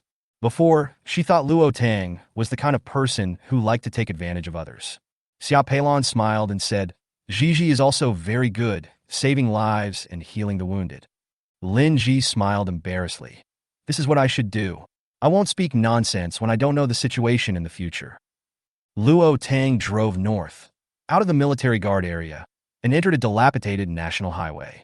The road was bumpy, and she drove very slowly. Ma Chong was delighted to see Luo Tang's car separated from the army. Brother, this woman really wants to leave the gathering place as you expected. Don't worry, we still have brothers in the town ahead. Ma Chong's eyes fell on the cracked national highway, his eyes dark and unclear. Thinking of Luo Tang's appearance, my heart suddenly became hot. Although this woman brought a child, her figure and face were simply a beauty, and she was also a person with spatial abilities. This time he will definitely get both the goods and the beautiful women. Luo Tang had been walking for about half an hour when a tattered black SUV slowly entered the gathering area. Bai Qingli was driving when the car suddenly stopped. Murong Yin whispered, Brother, Our car seems to be really broken. How about we stop and repair it, or change a car? Looking at the car with all the glass shattered and completely deformed, Bai Qingli's face turned black. Since the end of the world, he felt that he was particularly unlucky. Along the way, they either encountered powerful evil species, mutant beasts, or landslides. The army cleared a road that others passed safely, but he encountered powerful mutant plants and almost died at their hands. After sitting in the car for a day and a night and fighting with the mutated plants, he was really tired and hungry. Bai Qingli opened the car door and saw the military off-road vehicle coming from afar. He was delighted, as it seemed that they were about to reach the military base. Come down and walk over there. Murong Yin glanced at Bai Qingli with resentment. He was so miserable. Now standing in front of his mother probably doesn't even recognize him. Xiao Peilan's mission this time is to go to the next city to search for survivors. Lin Ji is not only a military doctor, but also has wood-related abilities. Although the wood-based superpower is not as good as the healing power in saving people, it is still a little useful in saving people. As soon as Xiao Peilan left the gathering place, she ran into 3 beggars with excellent temperaments. The reason why they are called beggars is that these 3 people looked so miserable. His shirt was shredded, his face was covered in dust, and his 3 pairs of eyes were very striking. She stopped the car and looked at Bai Qingli. Why did she feel that this man was a little familiar? Could it be that she encountered a ghost on her way home so early in the morning before dawn? So when Bai Qingli walked past her car with his long legs, Xiao Peilan called out tentatively, "Bai Qingli?" The 3 of them paused, stopped, turned around and looked at the short-haired woman in the SUV. Bai Qingli frowned, as if trying to recall who this woman was and how she knew his name. Xiao Peilan's face turned dark. It was a living person. "Are you really Bai Qingli? You used to be a mercenary? Who are you?" Xiao Peilan's face turned even darker. She opened the car door, ran to Bai Qingli aggressively, and grabbed Bai Qingli by the collar. "You damn scumbag! Aren't you dead?" Bai Qingli's eyes were a little confused, as if he really didn't know this woman. And he only had sex with girls from beginning to end. Seeing that Xiao Peilan was about to take action, Murong Yin quickly stopped her. "Are you Luo Tang?" Xiao Peilan glanced at Murong Yin. She didn't recognize him. He seemed to be Bai Qingli's brother. "I'm not." Murong Yin smiled and knocked off Xiao Peilan's hand. "You are not. Why are you dragging my eldest brother?" Xiao Peilan sneered. "I am Luo Tang's best friend." Pointing at Bai Qing, he said politely, "It doesn't matter if you don't remember me. 4 years ago in the beautiful country, you saved a girl named Shin Chiyue. Do you remember? Is the child in her belly yours? Please tell me the truth." Kui Tangdang thought he was dead. If she hadn't heard what Zhou Zhou said a few days ago, she would never have thought that Zhou Zhou might be Bai Qingli's child instead of the kidnapper. Murong Yin wanted to grab Xiao Peilan's hand, but immediately retracted it and said with a smile, "Nice to meet you. Nice to meet you.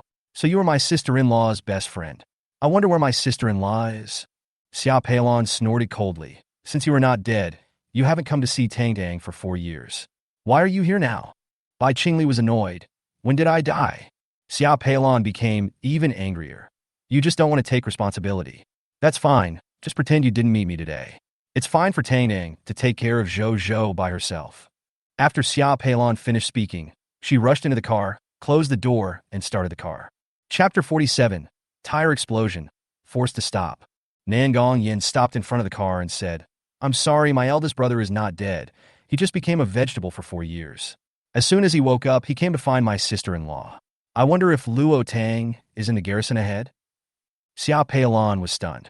"Vegetative? Didn't Tangdang say that Bai Qingli was dead?" Bai Qingli had become a vegetable and could not speak, so someone else must have told Tangdang the news about Bai Qingli. Rather than trusting the strangers in front of her, Xiao Peilan naturally believed Luo Tang. Nangong Yin smiled and said, "My eldest brother had an accident 4 years ago. After he was rescued, he became a vegetable." Xiao Peilan didn't know what to say for a moment. She didn't know Tong Tong's attitude towards Bai Qingli. If Tangdang didn't like Bai Qingli, if Bai Qingli came to her, it would be a trouble for her. After a moment of silence, he said, "Please take care of the people around you and don't bring trouble to Tangdang. The news she got is that you killed yourself, and you are a step too late." Tangdang left the gathering place this morning and headed north to the imperial capital. After leaving these words, Xiao Peilan stepped on the accelerator, turned a corner, and sped away. The 3 of them breathed in a mouthful of car exhaust. Murong Yin pointed at the departing car, too angry to speak. Brother, please say something. Bai Qingli's face was dark. 4 years ago, after I was rescued, who had the phone? I was busy saving you at that time. So how could I pay attention to a broken cell phone? Nangong Yin did not expect this to happen. It turned out that the girl had always thought that her brother was dead. If this suddenly appeared in front of the girl, would she be scared? No wonder the short-haired woman looked so angry when she saw the eldest brother. If it were him, he would also be angry. Brother, the only ones who can get your personal belongings are your family and your mother's favorite young lady from the Luo family. It's funny to say that this woman is your fiancée. After seeing that you, brother, have become a vegetable with no hope of waking up, she turned around and married your mortal enemy. It's a pity that your aunt still treated her as her daughter-in-law. Otherwise she... Who? Luo Yu. Yes, it's her. I suspect her. Your mother and brother can't say you're dead. I suspect it was something my mother said in anger. She has always hated my profession. Murong Yin was stunned. This seems possible. Something has happened to my eldest brother, and he is dying. Suddenly, a specially marked phone rang. My aunt answered the phone, and the person asked how my eldest brother was doing. My aunt wouldn't think that my eldest brother was a gangster, and then get angry and say that he brought his own death upon himself. Nangong Yin looked at Bai Qingli strangely. What an unlucky guy. Go to the gathering place ahead, find a better car, change some things, and head north. It's a good opportunity to go home as well. He didn't know what to say. It feels like my brother has no chance to be with the person he likes. It's just too much of a coincidence. They arrived right after Luo Tang left. If they hadn't encountered powerful mutant plants on the way, they would have been here yesterday afternoon. There is a sound behind Chigu Chigu.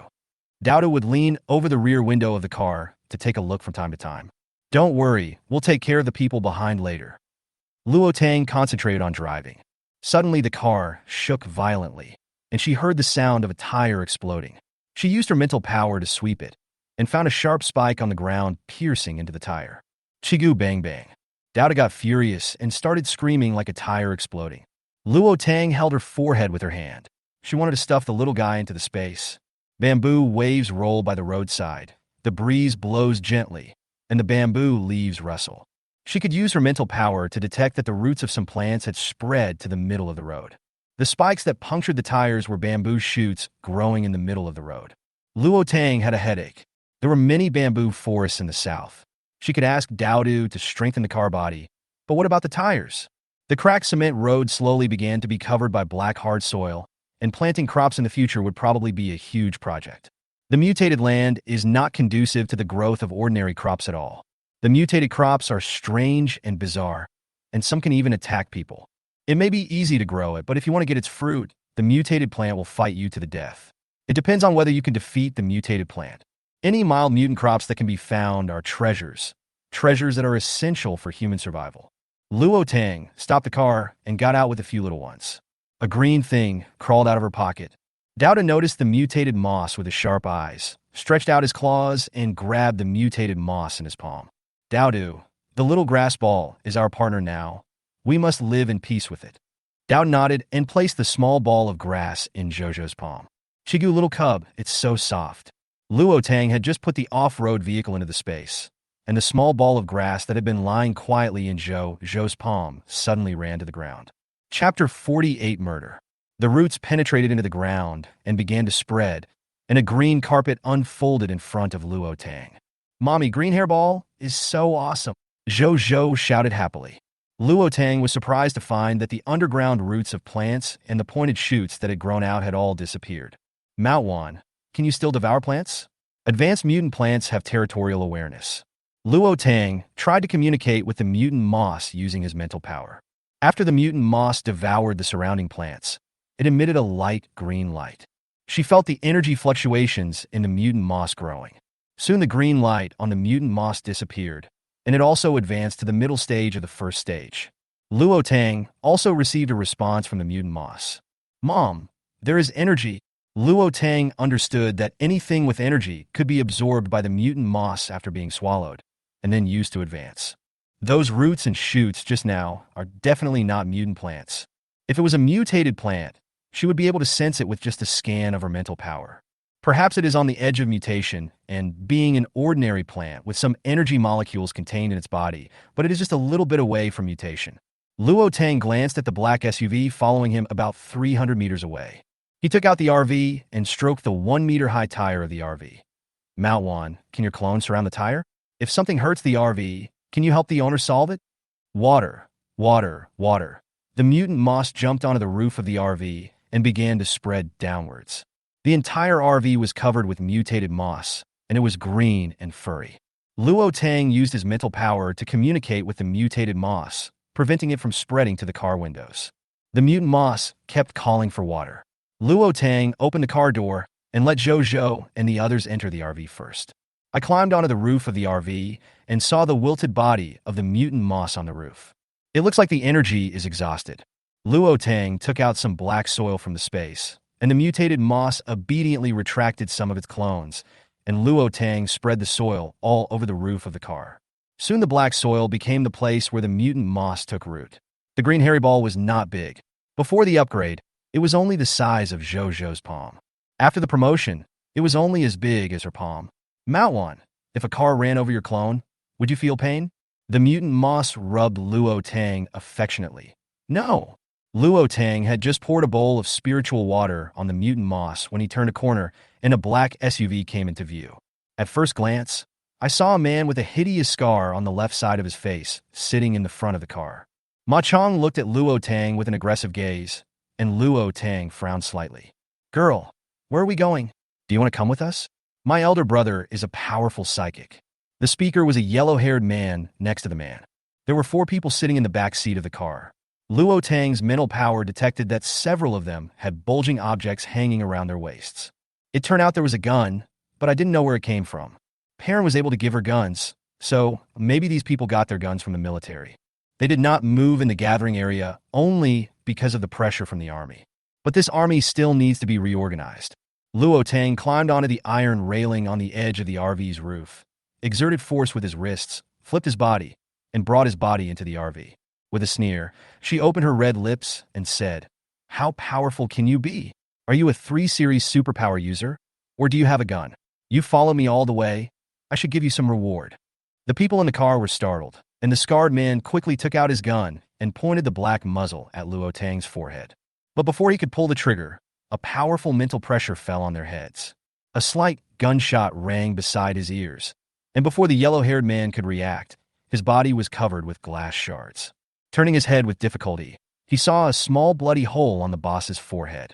Red blood was gushing out, his eyeballs were turned outward, and blood was dripping from his cheeks onto the seat in an instant.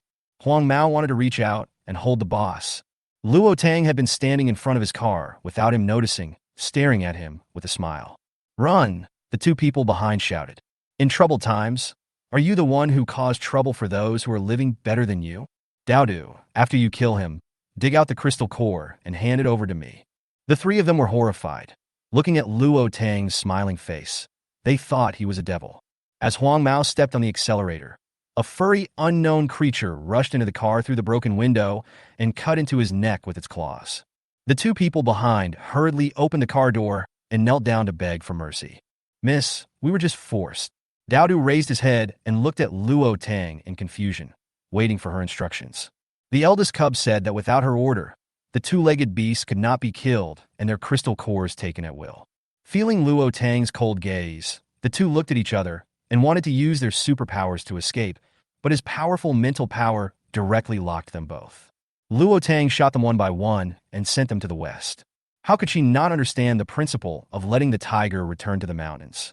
Even if these 2 people are weaklings now, who knows if they will have great opportunities in the future? He has a pointed face and monkey cheeks, and looks like a villain at first glance.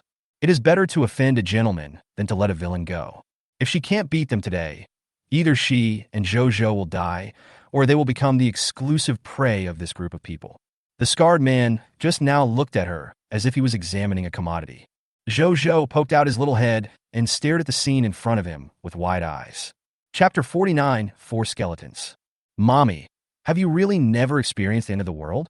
How come killing people is just like cutting vegetables?" Zhou feels that there is nothing in the world that his mother is afraid of. Luo Tang put away his gun and turned around, his hair not even out of place, and asked softly, "Zhou, are you scared?" For some reason, Luo Linzhou shook unconsciously when he looked at his mother's smile. Then he smiled and stared at Luo Tang with his dark eyes. Mommy, I'm not afraid. Can you teach Zhou Zhou how to use a gun? Luo Tang looked at his 3-year-old son, but his eyes lacked the innocence of a child, and his heart ached. He carried Luo Linzhou down from the RV and took a gun from the space.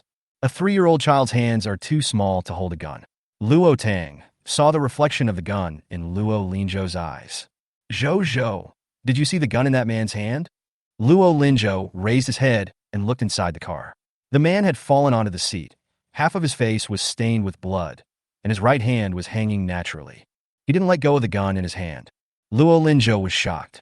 If Mommy wasn't as capable as them, would it be Mommy who was lying motionless in the car now? Luo Linzhou threw the gun he was holding to the ground, hugged Luo Tang's legs, and tears flowed down his face like crazy. Mommy, Zhou doesn't want anything to happen to you. Luo Tang originally just wanted to teach the little guy that weapons are used to protect oneself, not to kill people casually. I didn't expect that the little guy would think of her first. He picked up his son and patted him gently on the back. Mommy will be fine. I just want to tell Zhou Zhou that we can't use the weapons in our hands casually. Powerful weapons are used to protect ourselves and fight against bad guys. Luo Linzhou nodded while hiccuping. Mommy, I know. Luo Tang held Zhou Zhou in his arms and hummed a nursery rhyme. Luo Linzhou slowly fell asleep in Luo Tang's arms.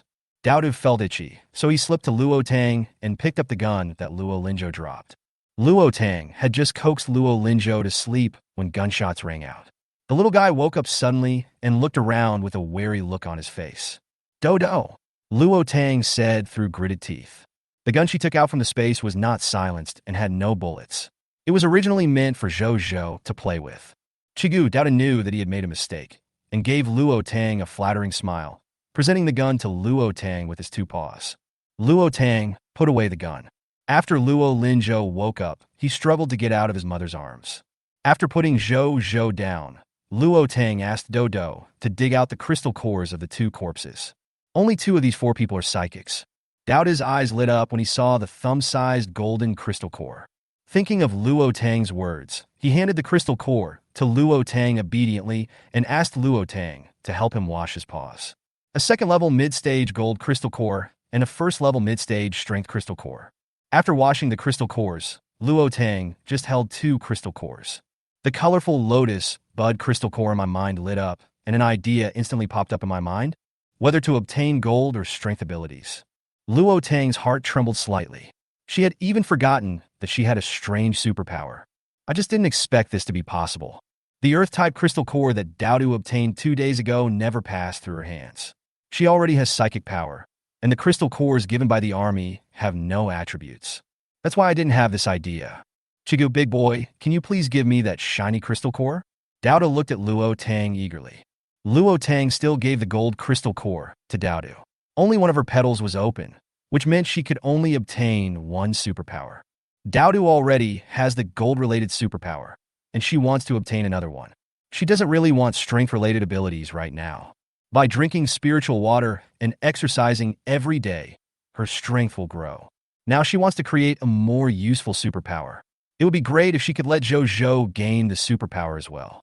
Just as Luo Tang was thinking, a ball of green slipped past his feet and went into the shabby SUV next to him. Looking inside the car, the fur ball was devouring the 4 dead bodies inside. Several people looked at this scene in surprise. Zhou Zhou looked at the mutated moss and was not afraid at all. Instead, his eyes lit up. Mommy, the fur ball seems to have mutated into a carnivorous plant. Luo Tang gently stroked his son's head. Zhou Zhou must have seen these scenes in his previous life. Zhou Zhou has lived for 2 years, and the end of the world 2 years later should be more terrifying than it is now. It's okay. Mount Wan is my contracted plant. Il listen to you. Luo Linzhou nodded, and his stomach began to growl. Luo Tang looked at his watch. It was already 6:30 in the morning. They hadn't had breakfast yet, and the hairball had devoured 4 corpses, and there was no telling how long it would take. It's a good opportunity to have breakfast in the car. It's out in the middle of nowhere, and no one will come early in the morning.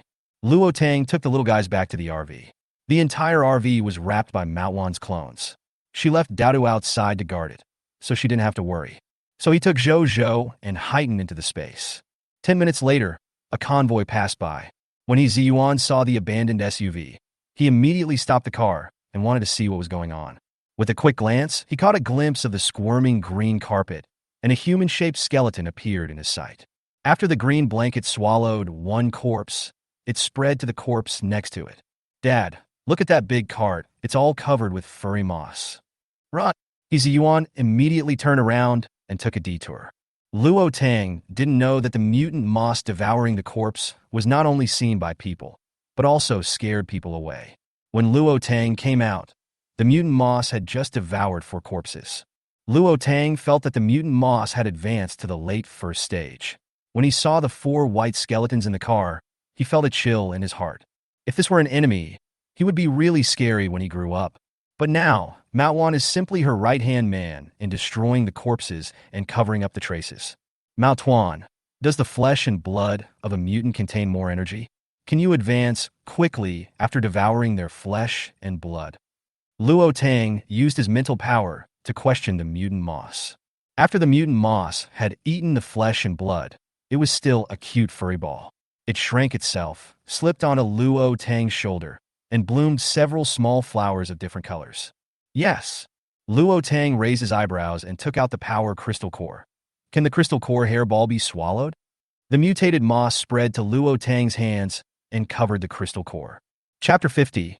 The Garbage-Picking Trio. The crystal core was wrapped by the mutated moss, but soon the mutated moss spit the crystal core onto the ground. "It tastes terrible." A big smile appeared on Luo Tang's lips. When Manhwa becomes stronger in the future, wouldn't he be able to let it devour the flesh and blood first, and then let Daodu pick up the crystal core? Daodu picked up the crystal core, rubbed it on Manhwa's body, and then stuffed it into his small backpack. Daodu grinned and looked at Luo Tang, moving slowly towards the RV. When he got close to the RV, he whooshed in. "Luo Tang, her eyesight is particularly useful." "Dudu." Daodu stuck his head out and said, "Chigagu, big cub, someone just drove by and saw the fur ball and was scared away." Luo Tang's eyes darkened, and he put the 4 guns next to the bones and the bullets in several people's backpacks into the space. After giving Manhwa an order to take root on the roof, he drove the RV north. Not long after Luo Tang left, a black SUV stopped at her original position. "Brother, there is an off-road vehicle here. Its owner is dead. Should we put it away?" Murong Yin said excitedly. Bai Qingli glanced at the car parked in the middle of the road and said, "When will we pick up this kind of junk?" "Brother, have you forgotten that our car broke down this morning and we walked for an hour or 2 before entering the gathering place? As long as the car can still be driven, we should keep it. It's just that the window is broken. I can fix it when the time comes. The roads to the north are in tatters. Ordinary cars will break down after driving for a short time." Murong Yin continued. "There are 4 skeletons in the car, and they are still fresh. It seems that they were eaten by mutant plants. If you don't want to die, leave early." Nangong Yin reminded. After hearing what Murong Yin said, Bai Qingli finally got out of the car and checked the broken car.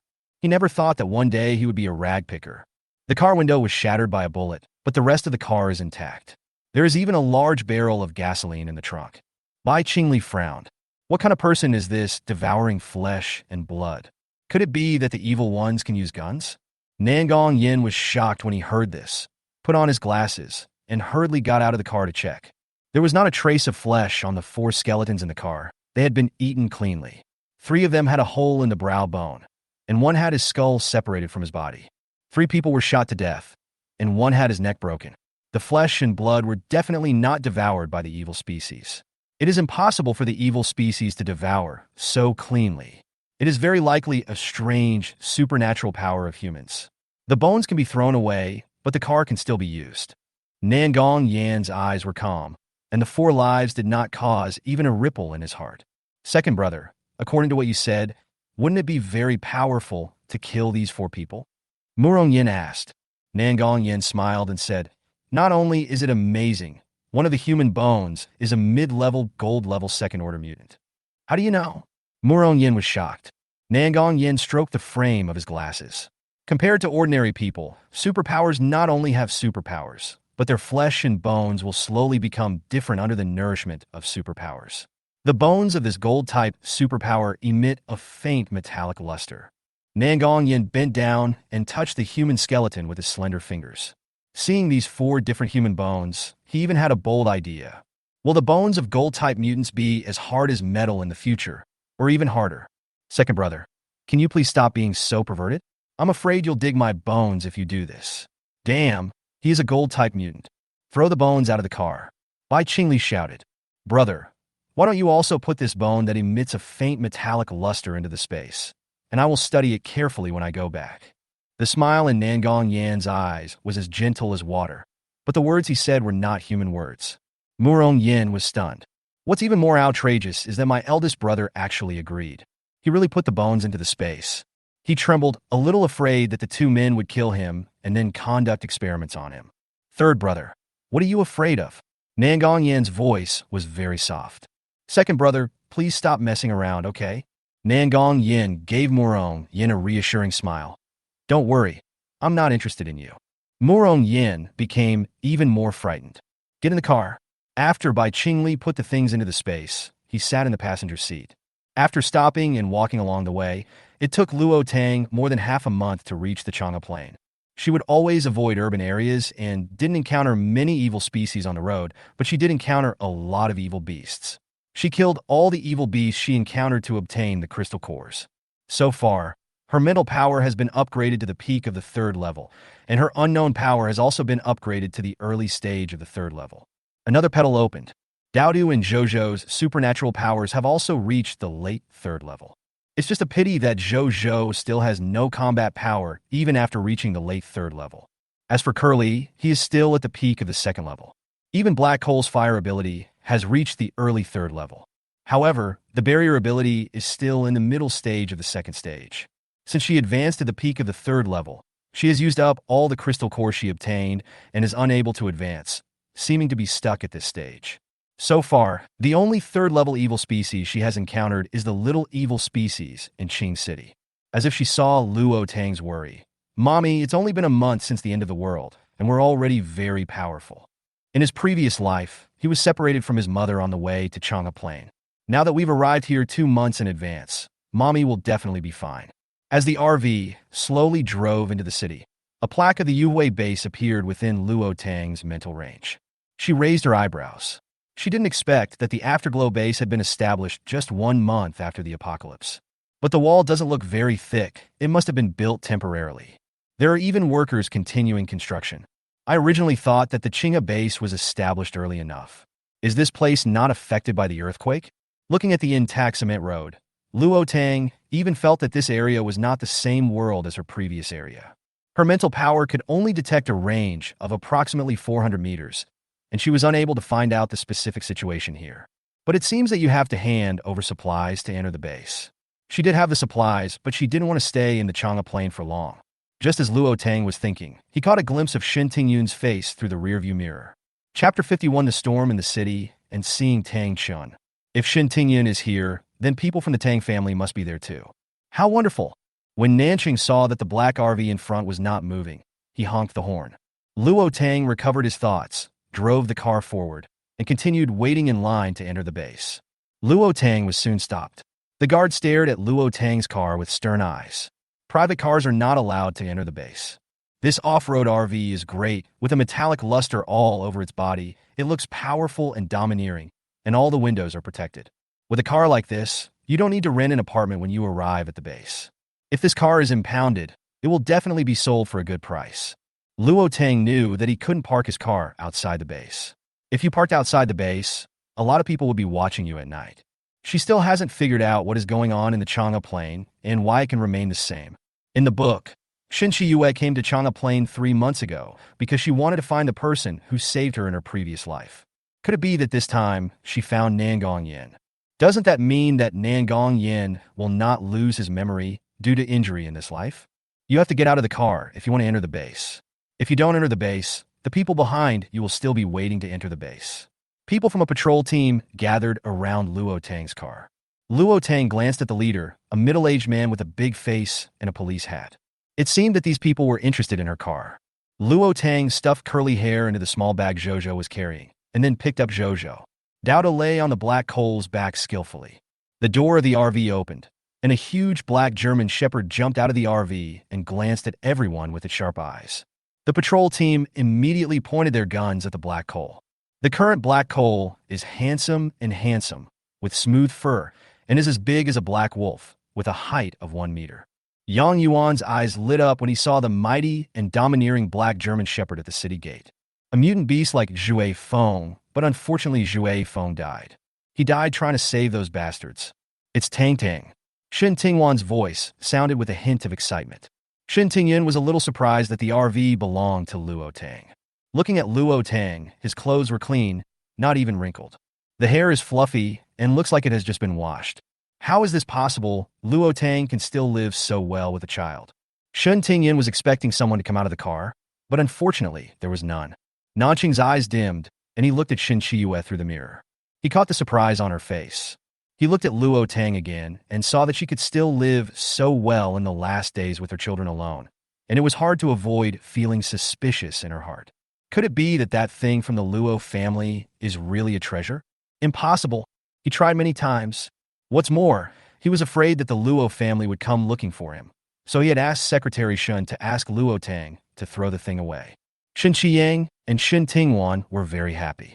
Shen Chiyue saw the pocket on He Cole's back and had some suspicion that Luo Tang was also reborn. Ah! Monster! Someone pointed at the bag on Hai Chuo's back and screamed, and the scene began to become chaotic. When Dowda heard the piercing sound, all the hair on his body exploded. His long black claws shone coldly, and he bared his teeth at the person who was pointing a gun at him, revealing a mouthful of sharp fangs. Luo Linzhou jumped down from Luo Tang's arms. Dodo, put away your claws and come here.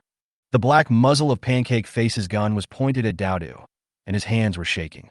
Luo Tang didn't know how such a cowardly person could come to serve as a guard at the city gate. It's not that Pancake Face is timid, but everyone in the Sunset Base knows how terrifying mutant beasts are. The fish in the big lake can eat people, and the mutant rats can kill the nimble guards. Not to mention that this one is furry and chubby and looks very cute, but it has 4 black claws like the evil beast and a mouthful of sharp teeth. Under everyone's shocked gazes, Dodo obediently retracted his claws, making himself look like a cute, furry big chinchilla, and grinned at the people around him. Then he stared at the Pancake-Faced man and took out a pistol from the small bag on his back. He imitated Pancake Face and pointed the black muzzle of the gun at him. Pancake Face was so frightened that he dared not move. He was not a speedster. Mutated animals were generally faster than humans. Most mutated animals will not actively attack humans, especially domestic animals after mutation. But where the hell did this little monster come from? He can actually use a gun. No. The key point is that it actually has a gun, and the gun looks real at a glance. The round-faced man set his eyes on Luo Tang. It turned out that the more beautiful a woman is, the harder it is to mess with her. The corners of Luo Tang's lips curled up slightly, and the people surrounding Luo Tang took a half step back, fearing that they would be affected. Dodo, komito mummy. Put away your guns. Yang Yuan hurried down from the city wall. Commander Yang, but Pancake Face Guy's legs were shaking with fear. Put it away. Yang Yuan scolded. The Pancake-Faced man could only put away his gun silently and grinned at Yang Yuan. Chiguchi, you a 2-legged beast, are still the right one. He put away the gun, stretched out his claws towards Yang Yuan, and shook hands in midair. Yang Yuan, is this a handshake from a distance? Looking at the black German shepherd standing next to the little boy, ready to go, and then at the gray fur ball that had already slipped to his feet, Yang Yuan's lips moved. Mutated animals really do have intelligence, and the more advanced the mutant animals, the higher their intelligence. He has the ability to perceive and can feel that the abilities of the German Shepherd and the Big Hairy Ball are very powerful. When Dodo slipped to Yang Yuan's feet, everyone's heart was in their throat. This little monster looks cute, but its claws don't look like vegetarians. Dowda took out a green crystal core from her bag and handed it to Yang Yuan. Yang Yuan was in a dilemma whether to answer or not. Dodo tilted his head and said, Chigu, are you a pretty polite 2-legged creature? Luo Tang stroked his forehead. The whole show was performed by Dodo alone. He put the RV into the space, walked forward, and picked up Daodu. Entrance fee. Dowda nestled quietly in Luo Tang's arms, staring at Yang Yuan with his dark eyes. When Yang Yuan saw the disappearing RV, his eyes lit up, and after hearing Luo Tang's words, he took the crystal core from Dowda's claws. Miss, please register here. Your mutant pet must be well taken care of. Yang Yuan winked at the registrar, who was still in a daze. The little girl immediately walked up to Luo Tang with a notebook. Tian said, Miss, I don't know your name or what your superpowers are, Luo Tang glanced at the little girl. She had a baby face, and her eyes looked kind of stupid. He didn't know if she had graduated from college. Ever since Black Hole jumped down, he has been standing there in a daze. This person must have connections. Otherwise, he wouldn't be able to be the registrar at the base gate. Luo Tang, space and spiritual abilities. Wow, sister, you are so awesome, Meng Liyun exclaimed. He quickly wrote Luo Tang's information on the notebook and looked at the little boy next to Luo Tang. Luo Linzhou pushed Black Hole forward. Pretty sister, this is my mutant dog, Black Hole, a fire type. Then he pointed at Daodu in Luo Tang's arms and said, my mutant chinchilla, Daodu, is a gold-type, third-level cat. They are all very obedient. The little boy's voice was childish, but it stirred up 1,000 waves in everyone's hearts. The woman herself possessed 2 superpowers and brought 2 mutant beasts with her. One of them is actually a third-level mutant beast. Level 3. A first-level mutant beast is already very powerful, and I wonder how powerful a third-level mutant beast will be. Pancake Face was a little scared when he saw Daodu. He was sure that if he had fired the gun just now, the little monster would have blown his head off in an instant. Daodu turned his head, grinned at him, and waved at him with his paw. Mock up! He dared to take advantage of my RV, so he wouldn't stare at him after seeing it. Big Pie Face shivered, and he saw threats and warnings in the little monster's dark eyes. Luo Tang felt that he was locked by a spiritual power. He looked towards the owner of that spiritual power and saw Tang Chen's gloomy face. Tang Chen's face froze. Luo Tang gave him a meaningful smile and led Zhou into the base. Tang Chen's mental power was weird, but in the late first level, Shen Qiyang and Shen Qiyue had higher powers than him, so they didn't notice his mental power. Chapter 52 Get in Chief Yang's car. If Tang Chun hadn't put his mental power on her just now and wanted to control her, but it was blocked by her mental power, and she didn't realize that a ray of mental power had crossed the crowd and landed on her. It's really weird. She is now certain that the self in the book is controlled by Tang Chun. Otherwise, how could she be so stupid? Compete with Shen Qiyue for Tang Chun. So fucking disgusting. Wait, she used her second supernatural power to experiment on Tang Chun. The entrance fee can be 3 kilograms of food or 3 crystal cores. After Luo Tang gave him a crystal core, he also gave him 2 kilograms of food. That crystal core was given by Daodu. If it were her, she wouldn't want to give even 1 crystal core. She really lacked something that can upgrade her superpowers. Perhaps the 2 mutant beasts beside her were too eye-catching. As soon as she entered the base, a black car stopped next to her. Zhou leaned over to Luo Tang's ear and whispered, Mommy, this uncle is a good man.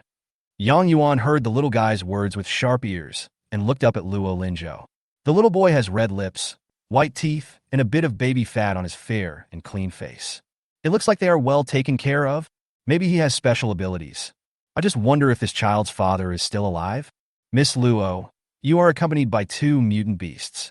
We are in the shantytown closest to the city gate. Judging from your appearance, Miss Luo probably doesn't want to live in the shantytown. Why don't I take you to the residential area? Luo Tang always felt that this man had taken a fancy to her black dog, and her eyes would occasionally fall on Haiten. She didn't hesitate to open the car door, carried Zhou into the car, and then called Haichuo and doubted to get in. As soon as the car door was closed, Yang Yuan's low voice rang out. Miss Luo, do your 2 mutant beasts have the same IQ as humans? Luo Tang looked at Yang Yuan through the mirror hanging in the middle of the car. He was a tough guy with sharp eyebrows, bright eyes, broad shoulders, and narrow waist, wearing a military uniform. There was a special driver, and the military emblem on his chest was very eye-catching, and it seemed that he was a high-ranking official.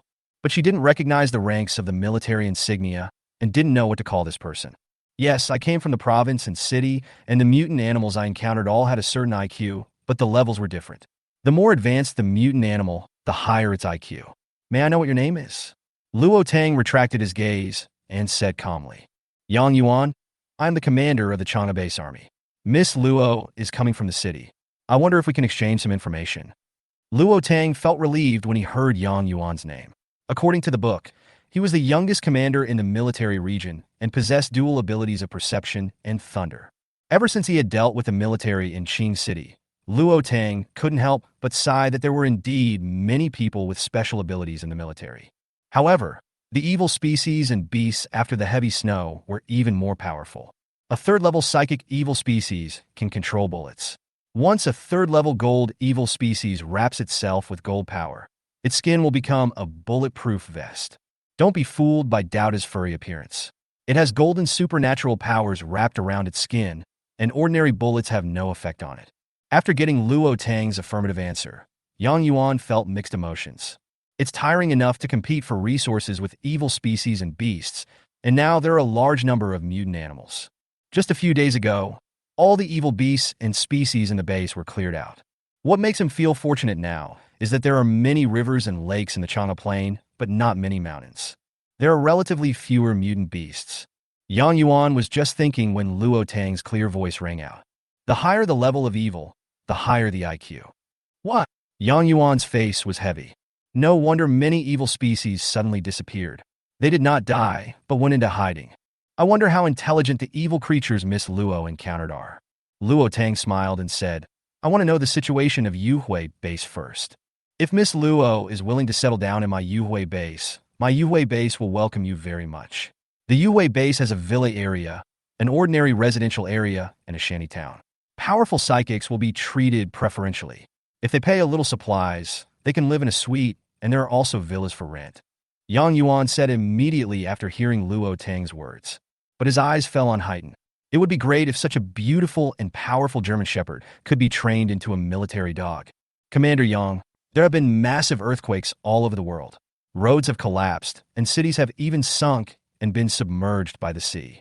Flooded by the sea. Yang Yuan murmuret. He sighed again, feeling sorry for the city. The city that once rose overnight seemed to be destroyed overnight. So, what about the people there? Most of the troops have moved to Qing City. The province was greatly affected by the earthquake. I came to the road and found that many places in the province were also affected by the expansion of Blue Star. The roads were cracked, so why is it that nothing happened here? Miss Luo, don't be surprised. There was no earthquake in the entire Chang'e Plain. It's just that the area of the plain has expanded along the mountainous area. The area of Chang'e Plain is twice as large as before. Could it be that all three plains are like this?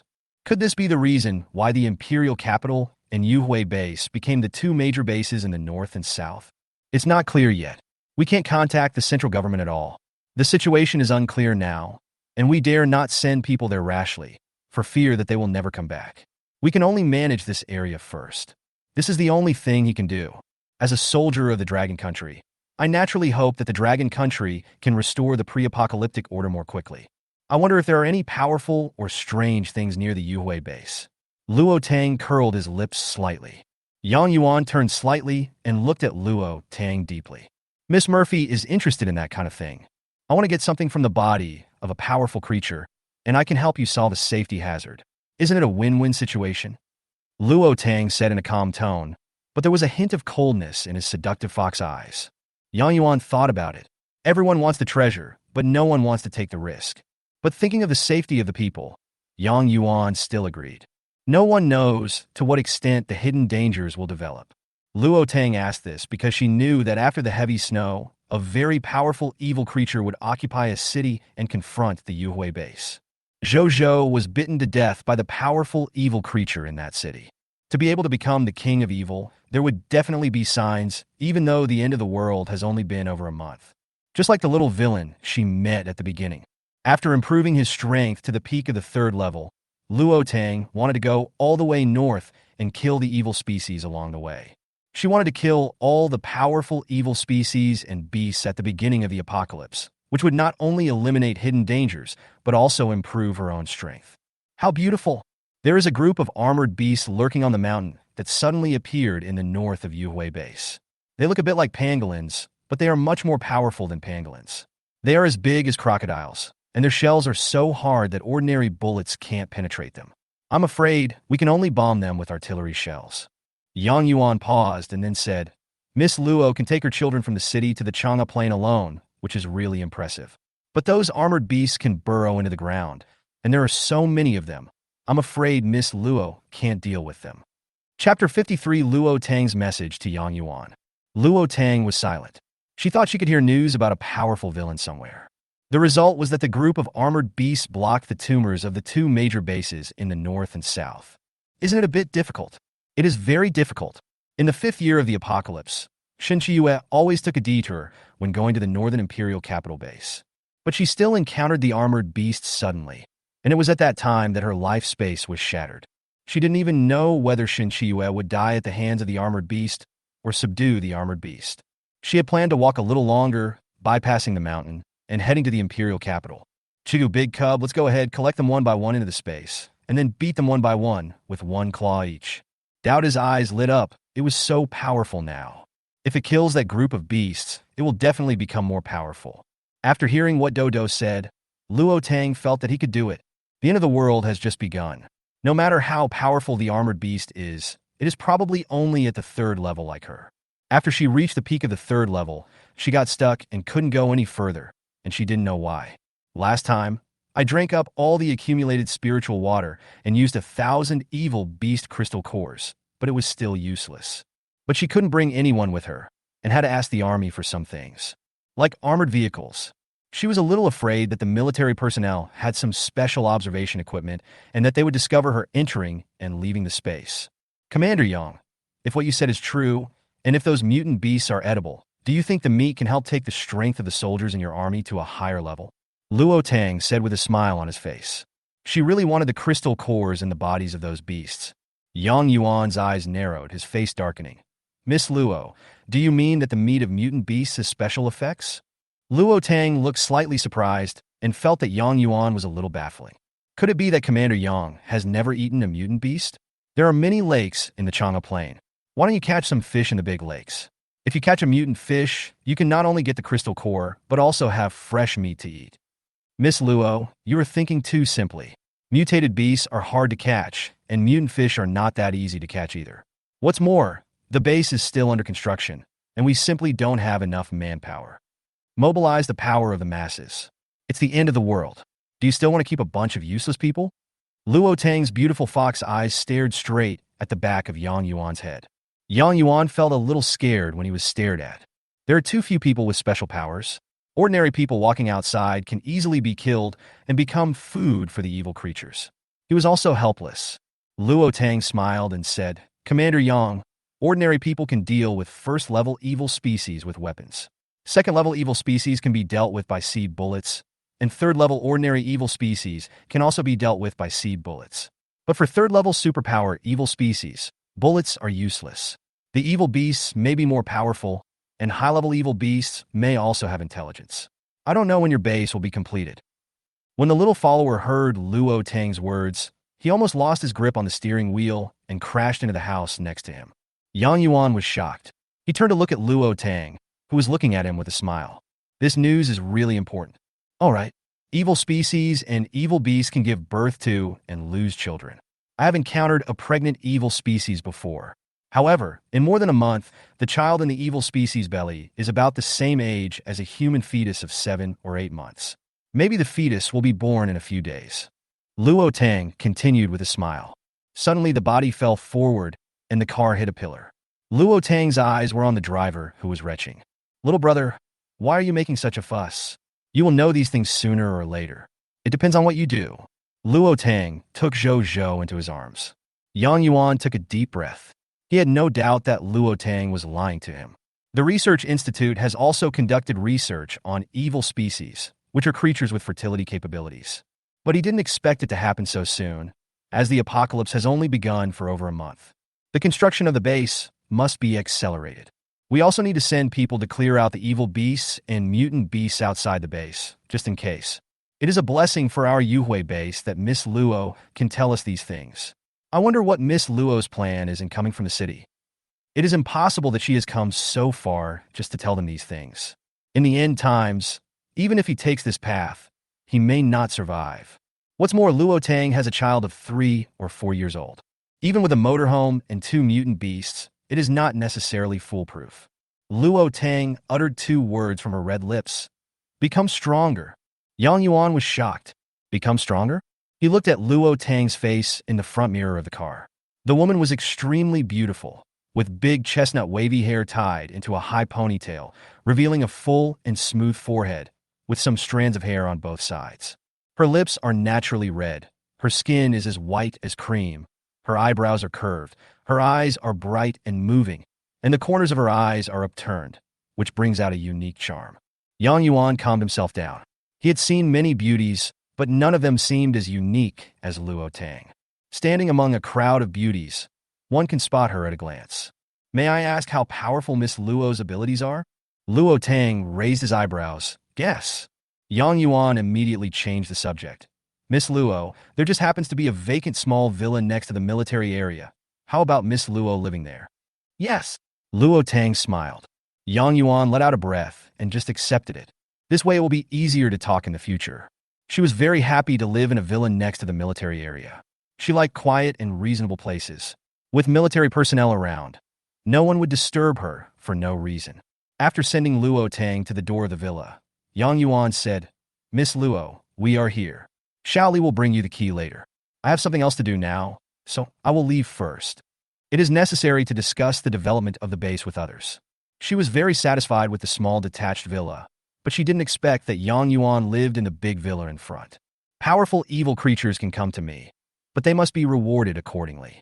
Luo Tang left this sentence before getting off the car. Yang Yuan laughed. Miss Luo, you can come to me if you have any questions. Luo Tang nodded and smiled brightly. Thank you, Commander Yang. The setting sun hit Luo Tang's face, and Yang Yuan was stunned for a moment. Sir, the person has gone far away. Shaoli couldn't help but teasing him. Yang Yuan smiled, revealing a row of big, white teeth. Okay, I'll discuss some things with other leaders. You can bring the key to Miss Luo later. Yes, sir. As soon as Yang Yuan finished speaking, he saw the door of the small villa in front of him opened. Then Luo Tang turned around and waved at him. Captain Yang, please ask someone to register for me. You don't have to send the key. My Daodu has gold-type abilities. If you have a metal lock that you can't open, you can ask my Daodu for help. Dodo jumped onto the wall, grinned at Yang Yuan, and shook hands with him through the air. Chapter 54 Black Hole Ball Dog. The other claw held a shiny crystal core. Yang Yuan, you're afraid that he doesn't know to ask them for help in getting the crystal core, right? The black hole roared at Yang Yuan, and Daodu raised the shiny crystal core again. I see. Big hairball and black hole. Daodu and Heighten nodded at him in a humane way. Yang Yuan smiled. If his Xuefeng was still there, he would definitely be able to play with these two cute little guys. Shaoli saw this scene and sighed. The commander is missing Xuefeng. The military dog that lost one leg while saving people before the apocalypse and lost its life while saving people after the apocalypse. He stepped on the accelerator and the car sped away. Luo Tang released his mental power and looked at the two-story villa. It has 2 bedrooms, a living room, a kitchen, a bathroom, and a study, with a small yard of about 20 square meters. In front of her was a row of townhouses. Next to it was a villa of the same type as hers, and not far behind was a lake. The water of the lake submerged the big trees on the shore. Luo Tang suspected that this lake should have been a pond. It was probably the heavy rain and slight earthquake at the beginning of the apocalypse that turned the pond into a lake. That's not bad. This lake accumulates energy, and the rainwater contains more supernatural molecules. Luo Tang is very satisfied with the place arranged by Yang Yuan. It's no wonder that she gave me so much information. She is a person worth cooperating with. Luo Tang released manhwa from the space. Now manhwa has reached the peak of the 3rd level. Along the way, the corpses of all the evil species and beasts that she and Dao killed were devoured by the furball. The accumulation of a large amount of blood and flesh allowed manhwa to advance quickly. But like her, they were all stuck at the peak of the 3rd level and couldn't go any higher. Mom, do we need to remove all the weeds in this yard? Manhwa's soft voice sounded in Luo Tang's mind. Luo Tang came back to her senses. She always felt that there was something wrong with being stuck at the peak of the 3rd level. It's like some kind of opportunity is missing. Does it require a sudden realization or enlightenment like a cultivator? Yes, manhwa, after you clean up the things in the yard, you can be the grass in the yard. Luo Tang ordered. The fur ball happily slipped down from Luo Tang's shoulder, and with Luo Tang as the center, the furry green carpet began to spread towards the yard. In just 1 minute, the 20 square meter courtyard was covered with furry moss. Daoda rolled on the lawn. In the blink of an eye, colorful small flowers bloomed on the green lawn. Luo Tang nodded with satisfaction, and a ball of green fur fell on his head. Luo Tang. Why does the fur ball like to hang on her? He skillfully pulled the ball of hair off, rolled it into a straw hat, and placed it on Daoda's head. Daoda purred happily. Black Hole was also very happy. He jumped with his front legs and accidentally jumped onto Daoda's body. Daoda lowered his head, and a dog's paw print appeared in front of his eyes. Looking up, Heighten was barking in fear and ran towards Luo Tang. Master, kill the dog. At this moment, Luo Tang was using his mental power to clean the dust in the villa. He swept over the black coal flying towards him and called out Zhou. Zhou put down the book in his hand and ran towards the black coal. Coal, come to me. Luo Tang burst out laughing. Every time she heard Zhou shouting coal, she inexplicably wanted to laugh. Black coal rolled under Luo Tang's feet. Master, you are making fun of me again. Zhou hugged Dodo, who was flying towards Haichuo. Dodo, let's go find Curly and play, okay? Dodo sniffed, and Squeak, the dirty little dog, stepped on me. Children who don't like taking a bath are not good children. After hearing what Dodo said, Luo Tang cleaned up the dust in the villa, then immediately grabbed Haiten and went to the bathroom in the space. Dodo took the brush and ran to the bathroom excitedly, wanting to give Haichuo a bath. Black Coal yelled at Dodo. Luo Tang happened to have something else to do, so he said, Dodo, then you will be the one to wash the black coal white this time. Dodo grinned, patted his chest, and said, leave it to me. I guarantee you'll complete the task. Black Coal has a bad feeling. Along the way, the master was busy killing evil species and beasts and improving his supernatural powers. Apart from calling it to eat, he basically didn't take care of it. But when he saw the big brush in Dodo's claws, Haiten had a bad feeling. Woof woof, you big rat, don't come near me. Dodo glared at him, and Haitandi instantly became obedient, with his eyes dimming a little. He was afraid of being scratched by Dodo. It hurt so much the last time I was scratched by Dodo. It was the little master who cured it. But when Dodo stepped on the bench and brushed Haiten's back, Haiten let out a comfortable moan. Chigu, are you comfortable with my Dodo's bathing service? Woof woof, comfortable. Dodo grinned. I'm really good at bathing. I promise to make you smell good and your fur shiny. The service fee is only 1 crystal core. Isn't it a good deal? Black Coal squinted its eyes comfortably. It never thought that one day it would be able to ask Dodo to serve it. Isn't it just a crystal core? It's a great deal. Black Coal nodded immediately. Dodo showed an obscene smile, and Jojo's little head suddenly leaned in. Seeing the smile on Dodo's face, he felt like his coal was going to be cheated. Dodo turned around and grinned at Jojo, then waved his paws at him. Jojo understood what Dodo meant and didn't need his help. Luo Tang's voice was heard in the living room. Jojo, it's time for dinner. Jojo jumped to the kitchen sink, stepped on the child's chair, and washed his hands. Seeing the 4 dishes and 1 soup on the dining table and his beautiful mother sitting on a chair waiting for him to eat together, Jojo felt that he was the happiest child in the world. When he finished his meal, he was stunned to see Haichuo coming out of the bathroom. The dog with bald spots on the left and right is his. The key point is that the silly dog seemed unaware that he had been tricked by Dodo. He held his head high and ran to his own kennel, picked up a white crystal core, and placed it respectfully on Dodo's paw. I'll ask for your service next time. Luo Linzhou, didn't Mommy say that German Shepherds are one of the smartest dogs in the world? Should he tell the Black Coal that it's a bit ugly? With Dodo's service, after Haiten dried his fur, he immediately went straight to Luo Tang, who was studying plants in the black soil area. She wanted to try the mutant dragon fruit and the mutant Bodhi to see if they could absorb the crystal core to advance. Suddenly, a bald dog ran towards her with an excited look on his face. Luo Tang's eyelids twitched. Should she remind Haiten? After the reminder, I'm afraid there will be another big battle. Otherwise, just smear some black sesame paste on the black coal. Luo Tang was struggling with the idea. When the black coal passed over the spiritual spring, he saw his own reflection on the glazed bricks surrounding the spiritual spring. It seemed a little bit unable to believe that the majestic bald black dog in the reflection was actually itself. Woof woof Dodo. I knew the rat had bad intentions when he took the brush. Luo Tang only felt a gust of black wind passing in front of him, and the figure of Haichuo Coal immediately disappeared. Chapter 55, the 2 little ones fought badly.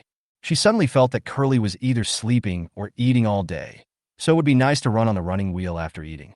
Curly, whom Luo Tang was worried about, was picking nuts on the 3 plots of land he was allocated. If he goes slower, its nuts will sprout quickly. When Luo Tang saw this scene, he looked at the lawn of about 300 square meters and came up with an idea. Use your mind to select the 9 best fruit trees from Curly's 3 plots of land and transplant them to the edge of the lawn. Just as Curly threw a nut onto the black soil, the tree in front of him was suddenly uprooted. Its gaze moved along the big tree, and its eyes lit up when it saw Luo Tang plant the tree at the edge of the lawn. Squeak, thank you, Mom. He ran to the pine tree and climbed up the trunk. Curly, I'll get rid of the remaining trees first. It would be great if there was a mountain in her space. She could plant all kinds of trees on the mountain and let them grow freely without taking care of them. Occasionally, I can go for a walk in the mountains. She couldn't plant too much on this 300 square meter lawn. At most, she could plant some fruit trees on the edge of the lawn. The remaining area is where Dowdu and his friends run wild and play. Luo Tang took out an apple, a pear, 3 different varieties of peaches, and 3 different varieties of apricots from the warehouse, and also picked a large loquat, kiwi, stone figs, pomegranates, dates, lychees, and bayberries. The seeds are picked out and planted in the black soil, and when the trees grow and bloom, they are transplanted to the edge of the lawn. There are 15 fruit trees in total, plus the nut tree just mentioned, and the base at the edge of the lawn is surrounded by fruit trees. Seeing the beautiful flowers on the 3 peach trees, Luo Tang slapped her head and wondered why she hadn't thought of raising a swarm of bees. Keeping a hive of bees will provide you with an endless supply of honey. Thinking about the fact that his spiritual contract ability had been upgraded to the 3rd level, he had 3 more contract rings. If she was lucky enough to encounter a mutant bee, she would contract it without hesitation. I don't know why the plants in this space are so magical that they can bear fruit without pollination by bees. Mommy, coming quickly. Jojo's loud voice came from the house. Luo Tang probed his mind into the ancient house, where a black ball was confronting the bruised black coal. Luo Tang was shocked. How did Dowda become like that? What about its soft fur? Curly entered the living room before Luo Tang, and the living room was in a mess. Seeing the big black lump standing in the middle, Curly couldn't help laughing out loud. Squeak, big sister. Why did you go back to the old days? Bad memories came to his mind, and Dowda gave Curly a death stare. After seeing Curly shake his body, he withdrew his gaze and continued to confront Black Hole. When he caught a glimpse of the tall figure at the door, Dowdu rushed forward like a little cannonball. His eyes were full of life. Big cub, my fur is gone again. Luo Tang took a deep breath. Dowdu was really miserable this time. Only his pair of black eyes were bright on his body.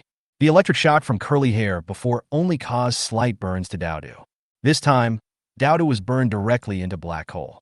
Luo Tang checked and found that Dowdu had a gold-type supernatural power to protect his body.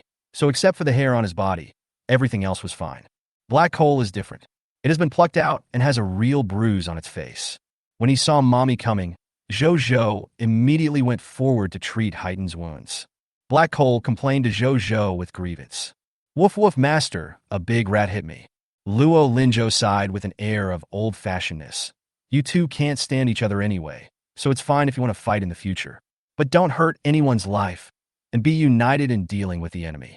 Come to me if you get hurt, as long as you two are not afraid of pain. Dowda dislikes that Black Hole cannot take a bath by itself and hates it calling him a big rat. Every time Black Hole yells in a mean way, Dowdu will definitely punish it. I took Dowdu into the bathroom, took out a pair of scissors, and started cutting the little guy's burnt hair. Why did Dowda fight Heighten so hard this time? How did Heighten become a bald dog before? Luo Tang tried to slow down his tone. The movements of his hands were very light, but this time Heighten was really using all his strength. Dowda's fur was originally soft, dense, and thick. It was burned to the roots and scattered like ash when touched, so there was no need to use scissors. Dowda sniffed and said aggrievedly. It stepped on me with its dirty claws and said I was a big rat. Imnot, imachin shit. We are Totoro. We can't be what others say we are. Black Hole scolded Dowdu and stepped on Dowdu without apologizing to him. It was Black Hole's fault. Dowda likes to use Black Hole as a mount, right? Dowdu also made Black Hole bald. Wasn't that Dowda's fault? Dowda lowered his head in grievance. Big boy, you don't love me anymore. Luo Tang took out a towel and said, Dowdu, use your supernatural power to wrap your whole body first. The little guy did as he was told. He wiped it with a towel and then washed it with warm water. Absorbed the black on the outside, revealing the tender white skin with a metallic luster. It looks like a bald ball of flesh. After losing its fur, Dowdu is still very fat, but not as round as before. No wonder this little guy becomes round and plump with his hair standing up when he gets angry. Dowda looked at himself in the mirror. His nose twitched and tears streamed down his face. Luo Tang rubbed Dowda's little head. Dowdu is always cute. Mommy loves you. Is Heighten Tan your friend? The little guy thought about it and nodded. Is it okay to joke between friends? The little guy nodded again, but still felt aggrieved. Is Black Hole also bald? He is also seriously injured. If Doubt's claws grab Black Coal's eyes.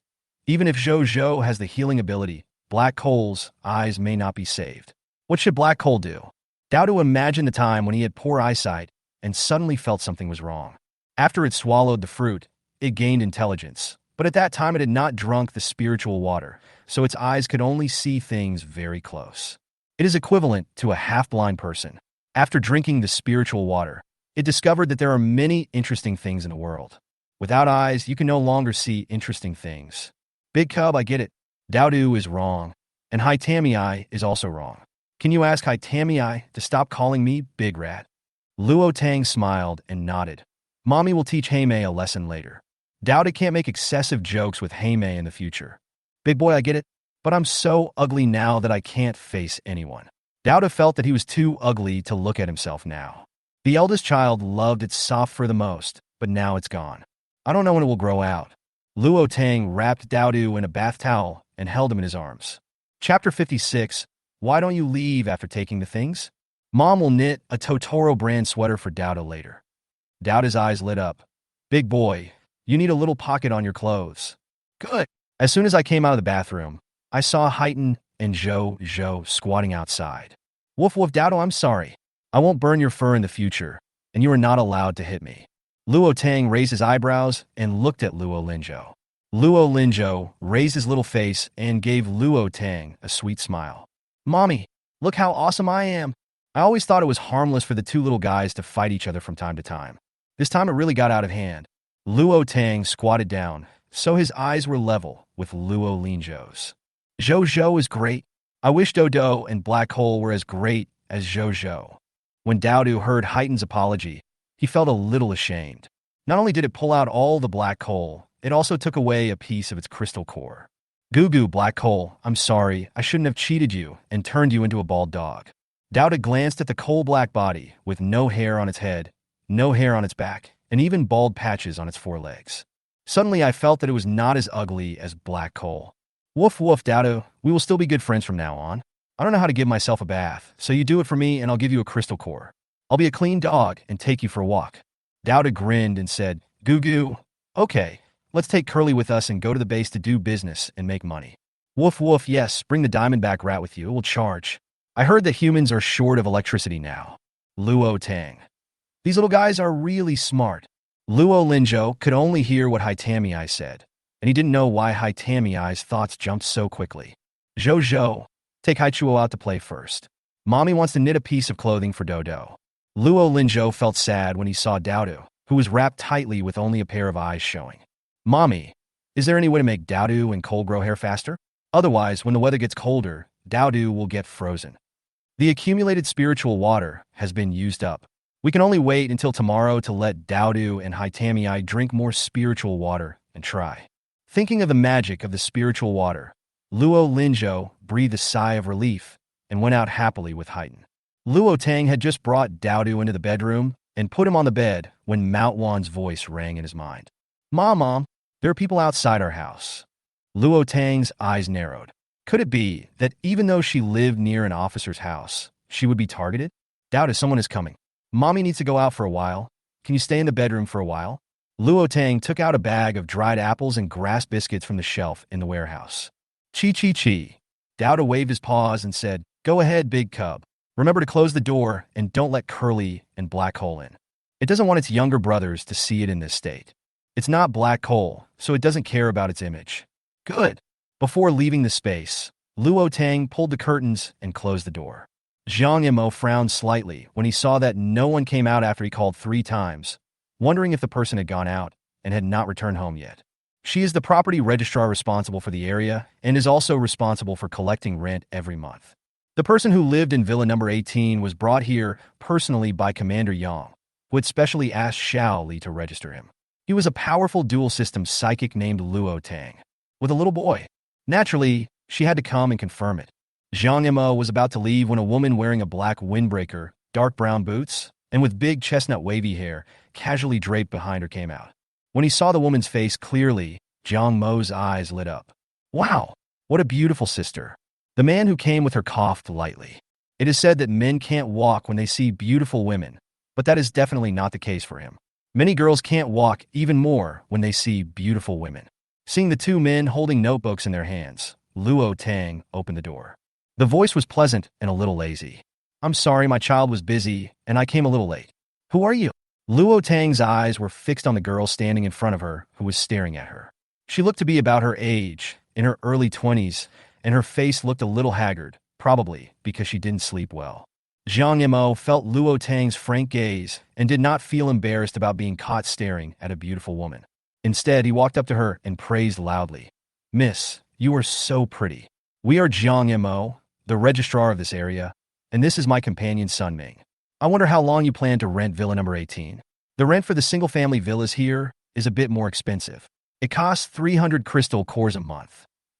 After Zhang Mo finished speaking, he showed his work ID to Luo Tang. Luo Tang raised his eyebrows and smiled. Can the crystal core be exchanged for supplies? I can hand over the food, and the crystal core will be used for cultivation. Zhang Mo was stunned for a moment. This was the first time she met someone who took the initiative to exchange food for crystal cores. Originally, the rent for the small villa was 100 kilograms of food plus 250 crystal cores per month.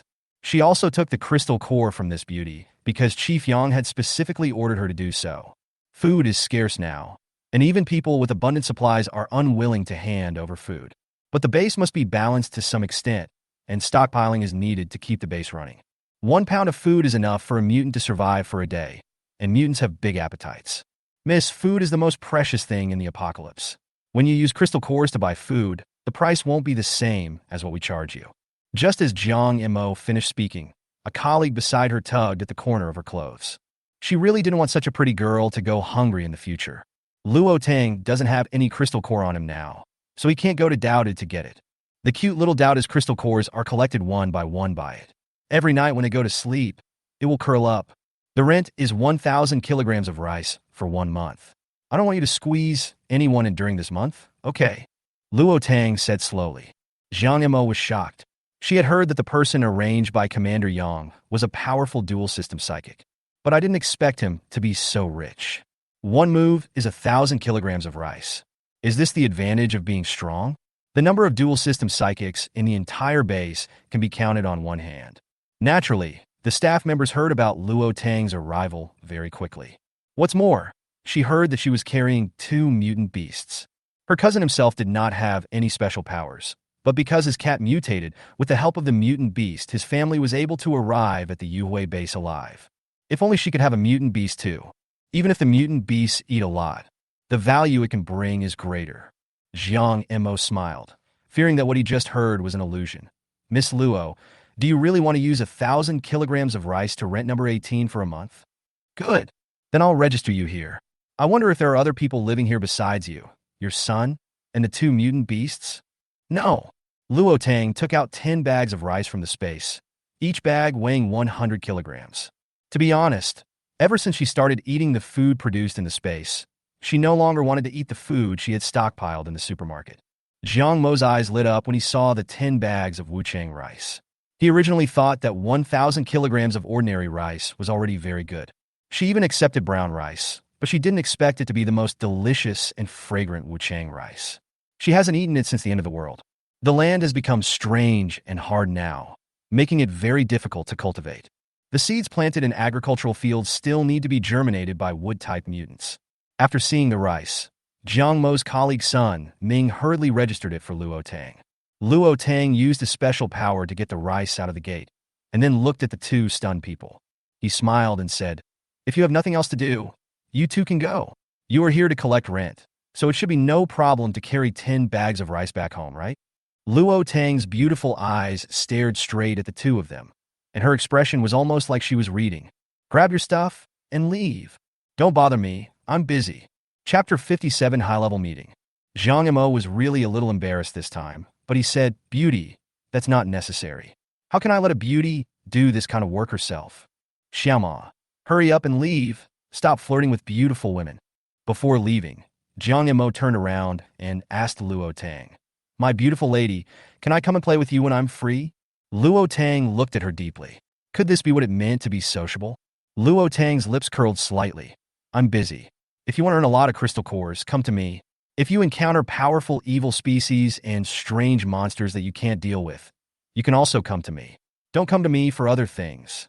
After saying that, Luo Tang locked the door with his mental power and walked straight into the villa. Jiang Mo saw Luo Tang's back, looked regretful, and sighed. Beautiful women are a little hard to seduce. Come on, you still have work to do today. Didn't Miss Luo just say that you can tell her if you have any news about strange monsters and powerful evil species? The superiors are already planning to reinforce and rebuild the base outside the original base, so we will be even busier in the future. Sun Ming laughed and picked up a bag of rice and put it on his shoulder. Jiang Mo curled his lips. Is this the thinking of the strong? Everyone stays away from powerful evil species and monsters, but the boss is still thinking about hunting down powerful evil species to obtain crystal cores. Having work means many people won't starve to death. The fact that the top leader can make the decision to expand the base means there is still food reserves. Luo Tangren entered the villa, but focused his mental energy on the two of them. He smiled when he heard their conversation. Not bad. This little girl has a good heart. I just don't know how the two of them carried the rice back. She had to see if anyone else would come. Luo Tang was just thinking about it when Jiang Mo held one bag in one hand and picked up another bag and called Sun Ming to watch over it. He carried 4 bags of rice with him and ran away as fast as the wind. Seeing this scene, Luo Tang swallowed. I didn't expect that the girl, who looked slim, was actually a power-type psychic. She felt that she should not give up the crystal core that could give her superpowers. After the 3rd level, her bud opened another petal. She can acquire 2 superpowers. Sun Ming stood at the door of Luo Tang's house guarding 6 bags of rice. He was very bored, and his eyes unconsciously looked towards Luo Tang's yard. His sight just happened to fall on the green grass. Manhwa did not hear Luo Tang's command to eat people, nor did he drive the people away, thinking they were ally. When it feels the eyes of people outside are on it, it happily blooms its little flowers, fully demonstrating its enthusiasm. Sun Ming thought he had used his special ability too much, and it was getting dark. He was dazzled. Otherwise, how could Miss Luo's lawn move automatically? Luo Tang's mental power had not yet been withdrawn, but he instantly detected the abnormality of the fur ball. Fur ball, without my orders, you are just an ordinary lawn. The fur ball immediately stopped what it was doing and became just an ordinary lawn.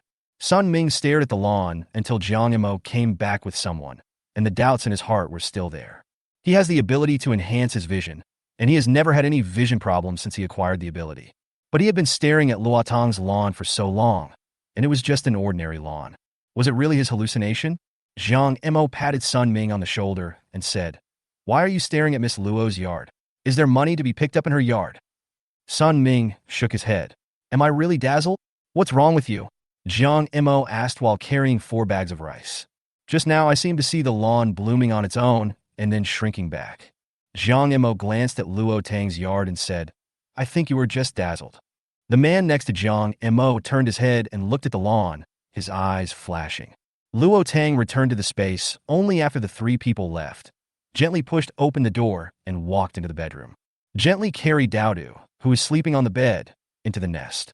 Take out the wool from the warehouse and start knitting a sweater. At this moment, the high-level meeting at Yuhui Base has not yet ended. A group of people gathered around a map at a table. I still think that digging a moat would pose a risk. Once the fish in the river mutate, it will sooner or later become a hazard to us. Meng He glanced at everyone with his fierce eyes. "Commander Yang, what do you think?" After pondering for a moment, Yang Yuan drew a circle outside the Yuhui Base. The lake in front is the reservoir of the Yuhui Base. We might as well turn the current base into an inner city and build a 10-meter-high wall outside. The land has become hard now, and maybe the stones will change. We can use local materials on that mountain. Speaking of which, the mountain behind is full of big rocks. If we can get a space ability user to transport them back, we won't have to worry about not being able to build a high wall. Commander Yang, that's easy to say. Your military has no way to deal with those armored beasts. An elite team died not long ago. Do you think our government has a way? Do you know how big the area you drew is? A 10-meter-high wall? Are you trying to build the Great Wall? The current Chang'e Plain is twice as large as before, and it is speculated that there are signs of expansion. Han Ning thought that Yang Yuan was simply daydreaming. A 10-meter-high wall, not to mention the foundation, needs to be at least 1 meter thick to resist danger. The mountain behind is indeed full of rocks, but the prerequisite is that you have to have the life to dig them. The higher the level of evil species and evil beasts, the higher their IQ. And the same is true for mutant beasts. If we don't take action now and don't take precautions, we will only suffer greater losses. What's more, evil species have the ability to reproduce. Base Commander, in my opinion, instead of spending time repairing the city, we should send people to eradicate all the evil species and beasts around. Mengi tapped the table with his fingers. Commander Yang, did you get this information from the woman who entered the city this afternoon? Lian also got the same information from another woman today. Yang Yuan frowned slightly. What do you think, Base Commander? The military is responsible for the search and rescue and eradication of evil species, while the government officials not only give orders every day, but also just want to sit in the office and leave all the dangerous things to them. If you like managing people so much, then go organize the construction of the city. Chapter 58, Digging a Pit at Midnight. For safety reasons, it is best to take two precautions. The government and the army should each send a part of their people to organize rescue operations, collect supplies, and eliminate the evil. Enact relevant policies, post tasks in the hall, and let the people spontaneously organize teams. Government people will be responsible for base construction, and Commander Yang will be fully responsible for military work and can recruit people on his own. Mengi stood up, pressed his hands on the map, and glanced at a few people with his terrifying tiger eyes. Taking all the little movements of several people. Base Commander, is it inappropriate to transfer all military power? Han Ning frowned slightly. Sure enough, the old man guessed right. Whenever there is any big news, Old Man Meng, he will favor the military. Old Man Meng didn't even have any superpowers. If he hadn't been the first to organize and establish a base and win the hearts of the people. Yang Yuan also supported him. How can he possibly hold the position of base chief now? The governors of 3 provinces are all here, so why should he be the base chief? If the news of the evil fetus encountered half a month ago had not been concealed, wouldn't the power have been transferred long ago? This is the end of the world, and fists are the only way. There are many people with special abilities in the army, and they can use weapons at will and recruit people into the team on their own. Wouldn't the government be increasingly weaker? Mengi said with a straight face, Secretary Han, the current situation is more serious than a war. If you are blind, please send someone else. He just didn't believe that these people would dare to make a fuss and pull him down from the position of base leader. The people in the military district are no pushovers. He had spent a lot of effort to build the base, and they only joined in 10 days ago. Han Ning looked at the others. The secretary and deputy secretary remained silent. She smiled and thought, you let her be the first to take action, but she won't follow, right? Evil species and evil beasts are not like the zombies in novels, where scratches can infect people. Wouldn't it be best to eradicate all of this stuff? If we can't eradicate it in a month, we can at least eradicate it in a year, right? The army has so many weapons and so many people with special abilities. In fact, Han Ning's idea is not wrong, but there will be a cold wave in a while. The whole world is not immune and can only hide in the base to keep warm. After a deep or even cold wave, evil species will grow and a large number of mutant beasts and plants will appear. Humans will have to compete with them for living space. It's decided. For the construction of the base, everyone must get moving. The execution must be fast, accurate, and ruthless. After the meeting, Yang Yuan went to the tree where Zhuifeng was buried. Late in the night, he would use a shovel to dig up the hard soil layer by layer. The cold moonlight fell on him, making his heart feel extremely cold. Zhuifeng's body was not there. He dug for a full hour, and even after digging 3 meters underground, he did not find even a dog bone. Thinking of Luo Tang's words during the day, Yang Yuan squatted down in pain. Liang Li sleepwalked in the middle of the night, climbed over the wall of his house, and walked in a daze to a big tree next to the lake. Suddenly, my feet felt empty and I woke up instantly. When I touched it, I felt a human face. Her breathing suddenly became rapid, and as soon as she opened her mouth, a big hand covered her mouth. Liang Li didn't dare to breathe. She didn't think this man would rape her and then kill her. She was young and she didn't want to die. Shut up. Has anyone been sneaking under this tree in the past few days? Yang Yuan asked in a low voice. When Liang Li heard the big tree, she was stunned and realized that she was stepping on the mud and there was dirt on her body. Liang Li shook her head desperately. Where on earth was this? She remembered that she was clearly lying on the bed sleeping. Yang Yuan's eyes were dark. Then why did you come to the lake in the middle of the night? Liang Li was stunned when she heard the man's words. Could it be that she was sleepwalking into a pit dug by someone else? She held Yang Yuan's hand tightly. Her mouth was covered, so how could she speak? After Yang Yuan let go, he bent his knees slightly, exerted force with his feet, supported himself with his hands on the wall of the cave, and turned over to get out. Liang Li couldn't climb out of the 3-meter deep hole. Standing at the edge of the cave, with the faint starlight, Yang Yuan could see clearly that the woman who fell into the cave was wearing pajamas and had messy hair. In the dark cave, Liang Li didn't dare to look up at the man for fear of being killed. He said tremblingly, "I was sleeping at home. Maybe I was sleepwalking and dreamed about this." Yang Yuan obviously didn't believe Liang Li's words. Those cancerous people in the government do nothing all day long and only think about ordering others to do things. Isn't this woman Secretary Han's cousin?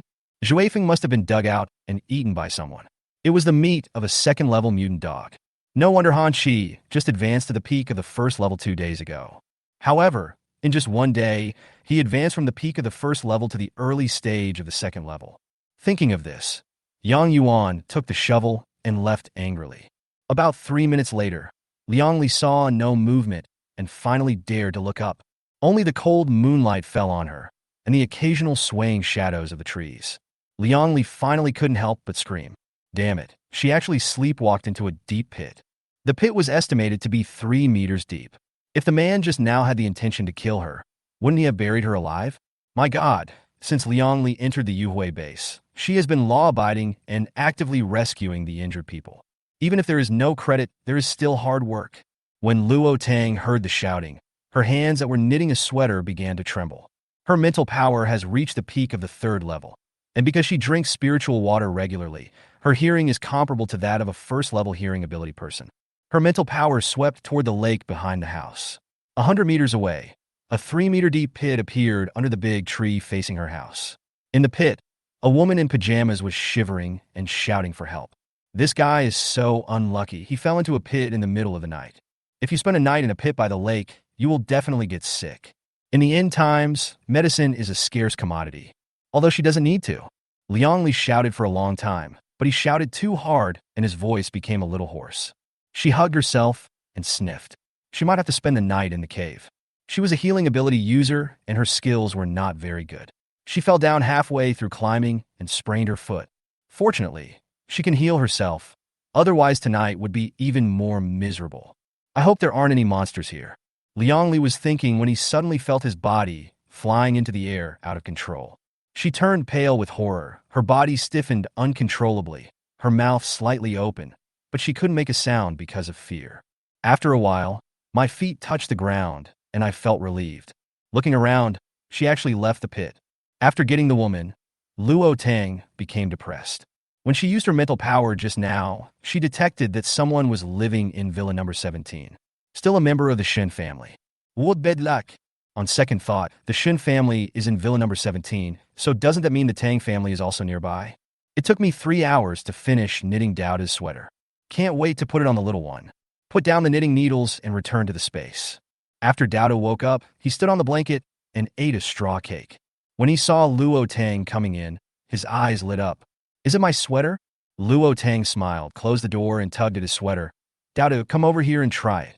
When the little guy saw the big Totoro knitted on the sweater, he jumped up happily, raised his paws, and couldn't wait to put on the sweater. Luo Tang put clothes on Dowda, just enough to cover its body. Dowda put his paw into the front pocket of his sweater and nodded in satisfaction. Suddenly something was wrapped around his head. When he looked in the dressing mirror, he saw that it was a special little hat that just covered his bare head. With its 2 big ears and eyes exposed, it looks chubby in the mirror. No one can tell it is a bald chinchilla when it is wearing clothes. So beautiful. Dowda touched the little chinchilla showing off on his chest. He buried his head in Luo Tang's arms again and sniffed. Zai Zai, you are so kind to me. Luo Tang smiled. You are my little cub. Luo Tang's side was in harmony, while Shin Chiyue's side was full of worries. Shen Tingyan has been in a bad mood since seeing Luo Tang. Chapter 59. What? Grandma Shen became our neighbor. She really didn't expect that the adopted daughter who spoke cruel words to her before the end of the world actually had dual powers. Space and mental abilities are 2 rare abilities, both powerful and practical. There are also 2 mutant beasts. One of the abilities has reached level 3. She has been practicing so hard every month, and her superpowers are still at the peak of the 2nd level. She didn't know if it was her misunderstanding, but Shin Chiyue felt that her father's eyes seemed to have a hint of worry after he saw that Luo Tang was living well. But she heard from her aunt that Nanqing treated Luo Tang well when Luo Tang was at the Shin family. Imfui. Shin Qiang put down his chopsticks and walked upstairs. Practice hard. Luo Tang has a special ability that is the same as yours. He may surpass you one day. Don't embarrass me. Shin Qiang paused and smiled mockingly. Sometimes he himself can't tell whether his mother really loves him more or loves her face more. He turned around and snorted, Luo Tang's mental power level is higher than mine, and she lives in villa number 18. Maybe your conversation has already reached her ears. What? Shin Tingyin stood up. Pointing at Shin Qiang with a cold smile, his body trembled slightly. Why didn't you tell me earlier? Are you really cheating like this? Just let her see our Shun family's jokes. Shin Qiang looked directly at Shin Tingyun, looking at his mother's messy hair and slightly haggard face. At this moment, he suddenly felt that his mother was an ordinary person and was not an insurmountable mountain. She had no control over his life. She will grow old like other mothers. And he has grown up, but no matter what she did, regardless of whether he is partial to Shin Chiyue, she is his mother after all. He couldn't hate her either. Shin Chi calmed down and said slowly, Mom, times have changed now. Even the city has been submerged by the sea, and there is no Shin family anymore. Don't you know it yet? The strong are respected, and Luo Tang is strong enough. Only if she was received by the commander of Yue base. If you don't trouble Luo Tang, she won't even look at you.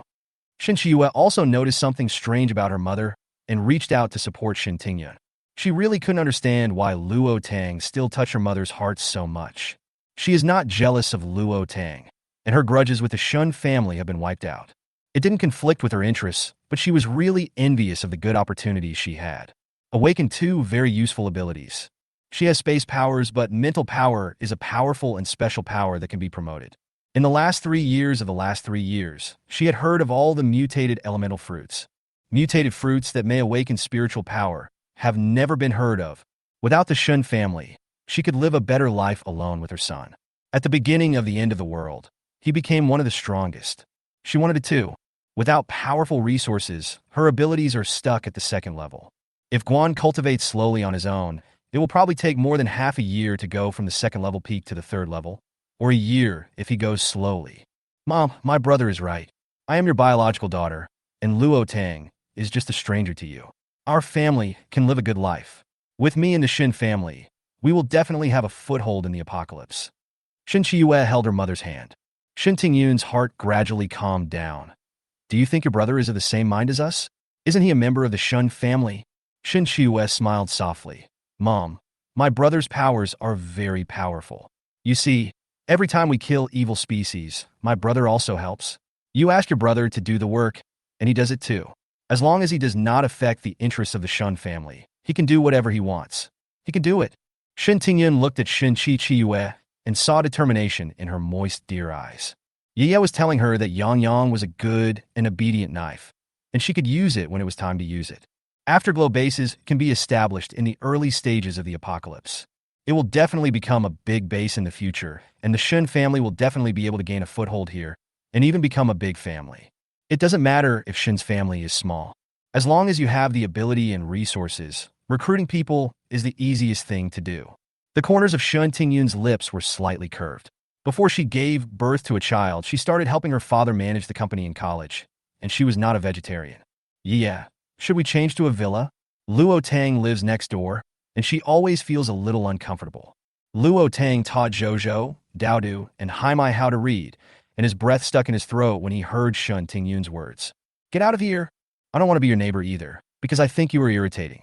Luo Linzhou put down his pencil. Mommy, what's wrong? Crazy Shun has become our neighbor.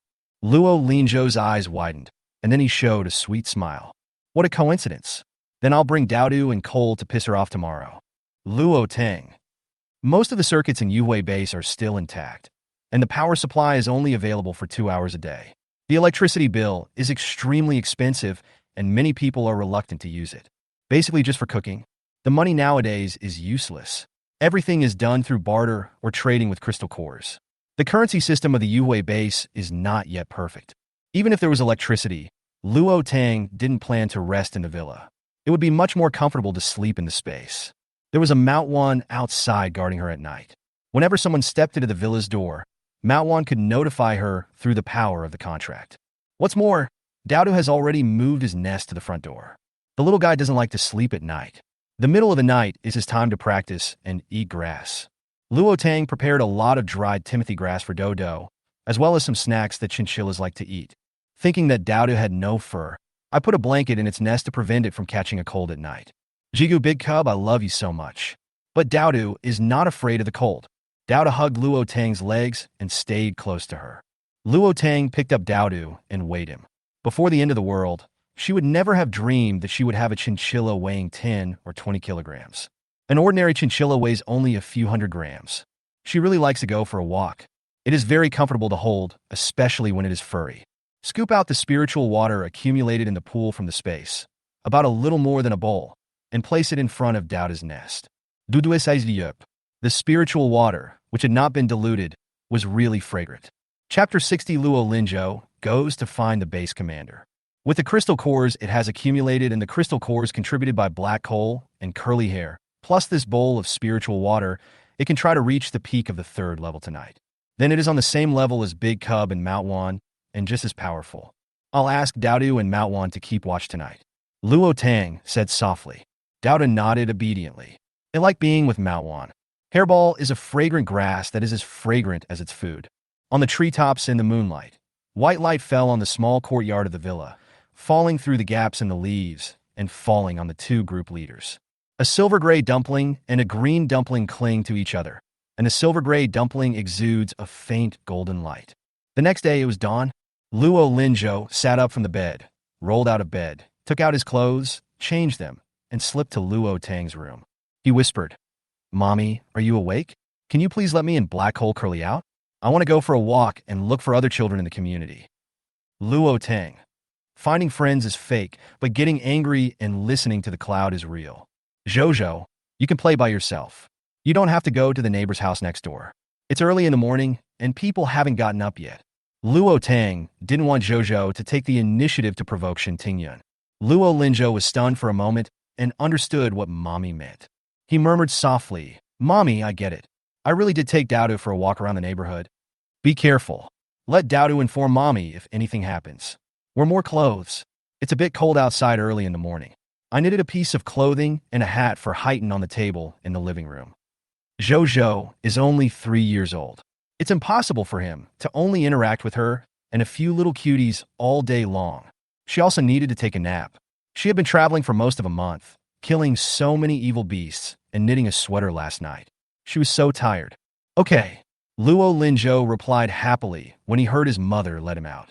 Luo Linzhou took Haichuo to the living room and saw the clothes and had his mother mentioned on the table. "Woof woof, master is so nice. I didn't expect I have it too." Luo Linzhou helped Haitamii put on his clothes and hat. Now all that could be seen was that Haitamii's for legs were a little bald. Curly was chewing nuts from Luo Linzhou's bag. As soon as Luo Linzhou came out of the space, he took the black coal and Dowdu saw Yazzie and ran out. As soon as he stepped out of the villa gate, he bumped into Shin Chiyue. Luo Linzhou curled his lips and smiled when he saw Shin Chiyang behind Shin Chiyue. Before Shin Chiyang could call him, the little guy ran towards the community square with Dowdu and black coal. When Shin Chiyang saw this scene, his eyes dimmed a bit. "Yang Yang, we still have to do a mission today. We can't just rest on our laurels when we come to the base, right?" Nanshin glanced at Luo Linzhou and then looked away. "Yang Yang, see clearly who is the same family as you. Before the end of the world, you often went to Luo Tang's house to see that kid, but now he doesn't even call you uncle when he meets you." Shen Tingyun snorted coldly. "Mom, let's go to the lobby and see what tasks there are. The most important thing now is improving abilities. When the cold wave comes, they can only stay in the base. It's easy to freeze to death outside. Isn't it dangerous for Tangdang to release Jojo's child and not follow him?" Shin Tingwan asked worriedly. Shin Chiyue smiled and said, "Annie, there are 2 powerful mutant beasts around that child. What's more, this is a high-end community, and not all monsters and monsters can live here. Those who can live in the villa area are basically the higher-ups of Yue base, or a powerful superpower with abundant resources like her and Luo Tang. My mother isn't worried. So why are you worried?" Shen Tingyan glanced at her sister. Why did she still act as ignorant as Yang Yang? The child obviously knew Yang Yang, but ignored them. He must have been taught by Luo Tang. She didn't pay any attention to them. So why would they bother someone else's cold butt? What are you doing when you are full and have nothing to do? Luo Linzhou was followed by two mutant beasts, which were particularly eye-catching. But no one dared to approach him. Holding the black coal with a rope, Luo Linzhou walked straight to the outside of the #1 villa where he lived in the base according to his past life memories. Mommy said that she couldn't take the initiative to provoke Grandma Shun, so he just glared in front of him and ignored them. Anyway, she will be in a bad mood when she sees him. If she's in a bad mood, Mommy will definitely be happy. Shin Chiyue glanced in the direction Luo Linzhou was going and frowned.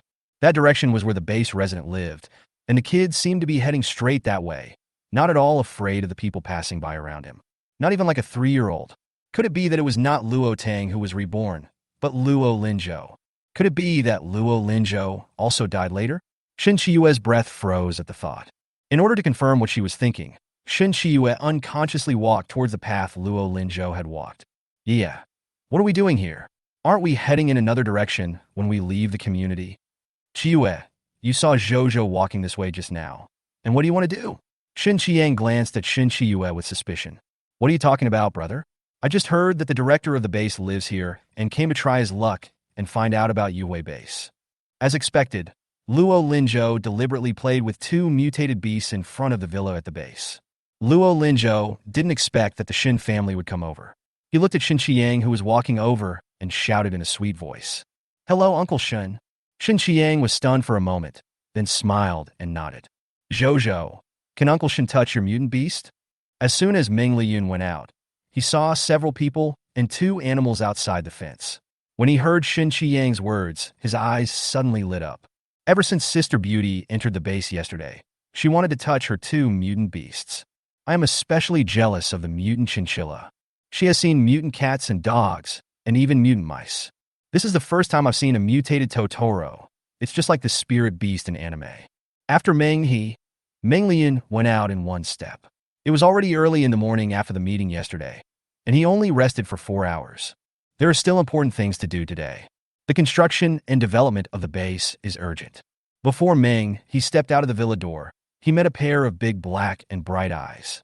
The child looks like 3 or 4 years old, with baby fat on his face, slightly curly hair, fair and red skin, wearing black casual pants and a small dark blue denim jacket.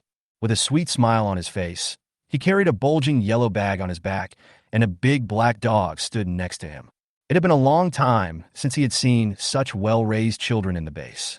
Only with children can Dragon Country have a future. Meng was afraid that his fierce look would scare the child, so he smiled. Luo Linzhou blinked and looked at him. Meng Liyun was afraid, but also wanted to get closer to the dog next to Zhozhou. Chapter 61, Leave the relationship to him.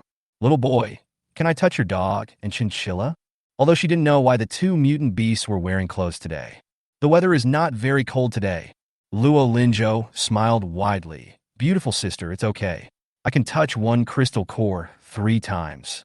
After saying that, he took out the sleeping Curly from the small yellow bag. I also have a super cute hamster. You can touch a crystal core 3 times. I just opened today, and the price for you is very cheap. Luo Linzhou held out 3 fingers to Meng Liyun. He knew this sister from his previous life and would sometimes give him delicious food.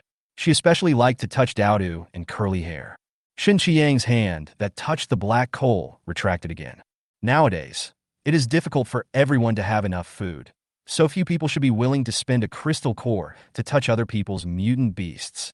Living in an ordinary house for 3 days only costs 1 crystal core.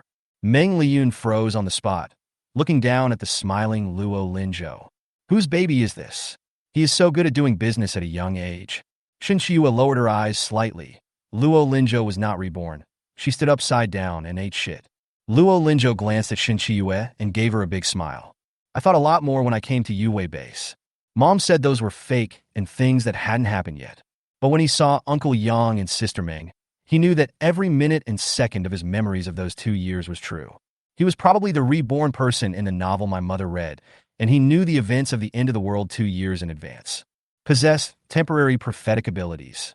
Just like Aunt Shin Chiyue, she was always 1 step ahead of others in her previous life. He was young but not stupid. He could already guess that she was reborn. As long as he acted special, she would think that she was reborn, and she would only blame him for the changes in her mother and him. After all, Mommy really didn't know anyone at Yue base before she came. Shinchi Yue's face froze. What did this little brat tell her? Did he guess that she was a reborn person?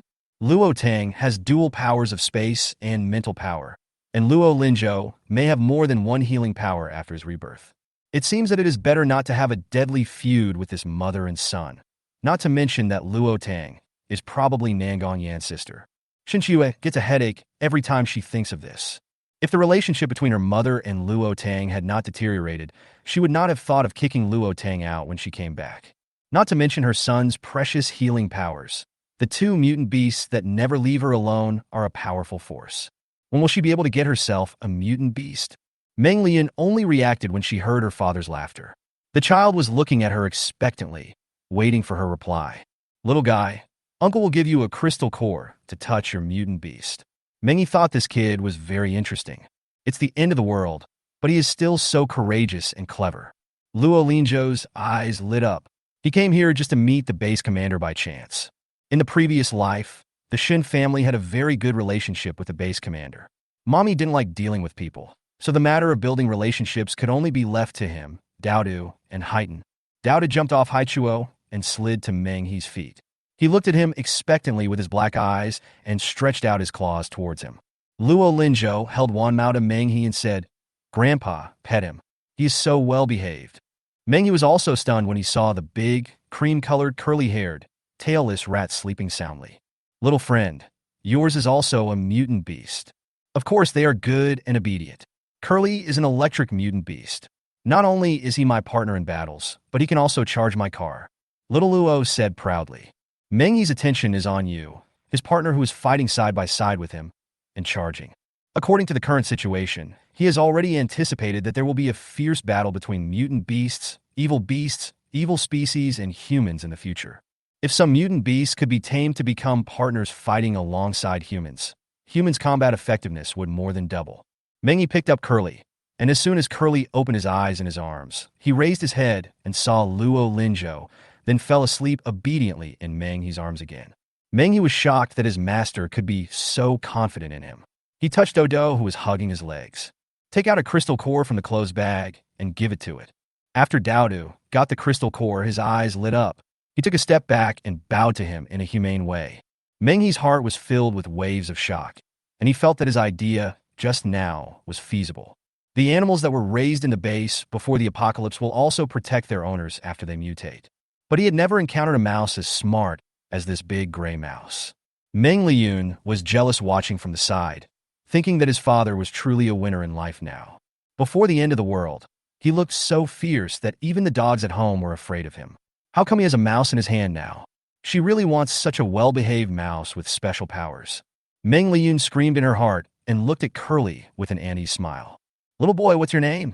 Why are you bringing your pet out to play so early? Where is your mother?" Meng He asked curiously. It's not even 6 o'clock yet, and most adults are still sleeping. Little Luo was never shy. Although Meng He looked fierce, he raised his head and said in a baby voice, "My name is Luo Linzhou, and my mommy's name is Luo Tang.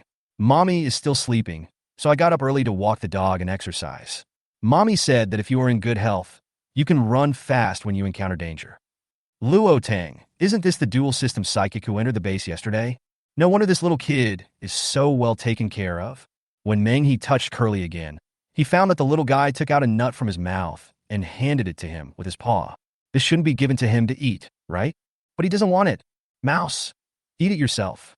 Curly seemed to understand what he said. He put the nut into his mouth and started eating it with a grunt.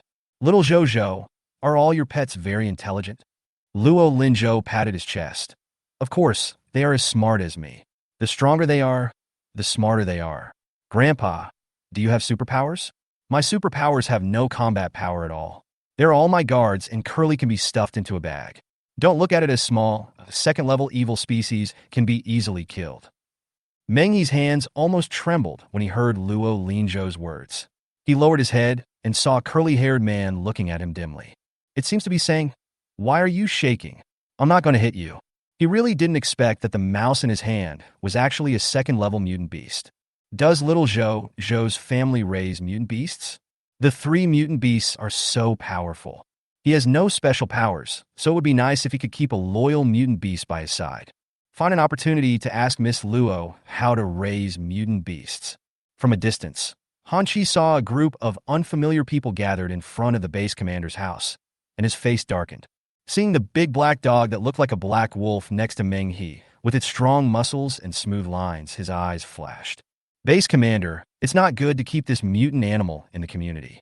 What if it hurt someone? Seeing Han Chi suddenly appear, Meng He's face darkened. Chapter 62, Unexpectedly, Shin Chiyue contributed information to the base commander because of him. What are you doing here? This morning, before dawn, Chief Yang said that Zhui Feng's body was dug up, and he didn't know who did it. It's just right for you to investigate this matter, and to give it to others. Let me tell you, Zhui Feng is a military dog that has saved many lives. This morning, while he was still sleeping, Yang Yuan came over to complain to him. He said he couldn't swallow the breath after Zhui Feng's body was dug up and eaten. Han Chi's eyes flashed slightly. Basic Commander, I will definitely help you handle this matter. If you have nothing to do, just leave. I still have something to do. Meng He waved his hand. He could also guess who it was, but he just didn't want to see Han Chi. Meng He set his sights on Black Coal, fearing that this German shepherd would be targeted. Just as Han Chi was leaving, something pulled his hand. He looked down and saw a big rat in a sweater looking at him with a smile. It seems that we really need to make a law regarding mutant animals. The base doesn't only have military dogs. Many people also raise mutant animals. Some people who raise mutant animals regard them as family members, while some people regard them as food. If their pets are secretly caught and eaten, and the owner fails to protect their rights, it is truly a dereliction of duty on his part. It's obvious that these little guys view humans as their own family, and they protect and are loyal to them. As long as they do not actively harm humans, these mutated animals deserve the right to be protected. Meng He put the curly hair back into Zhou Zhou's hand and took out a crystal core from his pocket and gave it to him. Little friend, Uncle Meng has something else to do. Come to my house next time. Luo Linzhou happily took the curly hair, and when they left with the black coal, he waved to Meng He. Grandpa, see you next time. Only then did Meng He realize that Luo Linzhou had been calling him Grandpa, not Uncle. He is only in his 40s, is he that old? Sign he was probably too tired. He didn't awaken his powers and had no chance to regain his youth. He has also heard of an 80-year-old man who awakened his supernatural powers and returned to youth, looking no more than 40 years old. Shen Qiyang coughed lightly. Zhou's mother is young, only 22. There's nothing wrong with him calling you Grandpa. His parents are only in their 40s. Doesn't Zhou also call him grandparents? If you call him uncle or aunt, then Luo Tang will be of the same generation as his mother. Oh, that's it. Meng He glanced at the Shen family and found out that he was not from the same family as the little boy Zhou. He didn't believe that he came here to play so early in the morning. What do you guys want? Shin Chiyue stepped forward with a smile. Chief of the base, my name is Shin Chiyue. Evil species and beasts will appear in the last days. In the near future, most plants may mutate. If you study the current soil carefully, you will naturally discover its secrets. Not long ago, we encountered a very powerful mutant plant on the way here. The fruit of the mutant plant can give people the opportunity to awaken their powers. All of us ate it, but I was the only one who awakened my fire powers. What? Meng He was shocked. Even Meng Liyun, who was planning to keep up with Kid Luo, paused. Shin Chiyue took out 2 mutated dragon fruits from the space. As soon as the fruits were taken out, Meng He instantly smelled the sweet smell and even felt a strange energy. Every cell in his body reminded him to swallow these 2 fruits. He raised his eyelids and said, I wonder if some of you can come home and talk in detail? Shin Chiyue had a well-placed smile on her face. Of course, my family and I entered the base yesterday.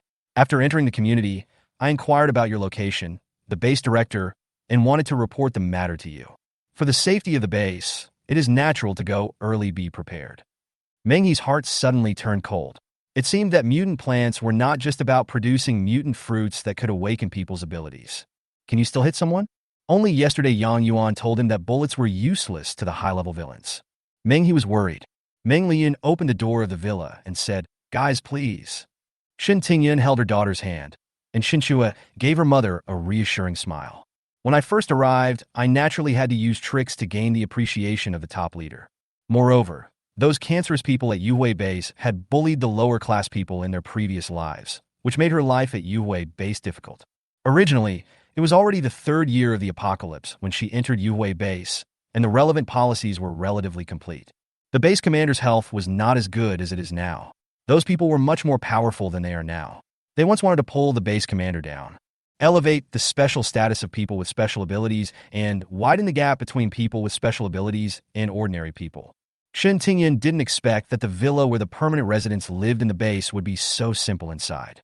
The living room only has a simple set of tables and chairs. Meng Liyun watched Shen Tingyan look at his living room, smiled, and said, "The original owners of this place have all turned into villains, and the furniture has basically been cleared away. When my father moved everyone here, he chose the scariest house to avoid gossip. It is rare for a large family to all turn into evil in the last days." He took out the hot water bottle and poured a cup of hot water for several people. "The house is humble and simple. Let's take a sip of hot water to warm our stomachs. Her father has a bad stomach and cannot drink too much cold water." "Thank you." Shin Chiyue took a sip. He placed the 2 mutated dragon fruits on the table, stood up, and bowed to Meng He.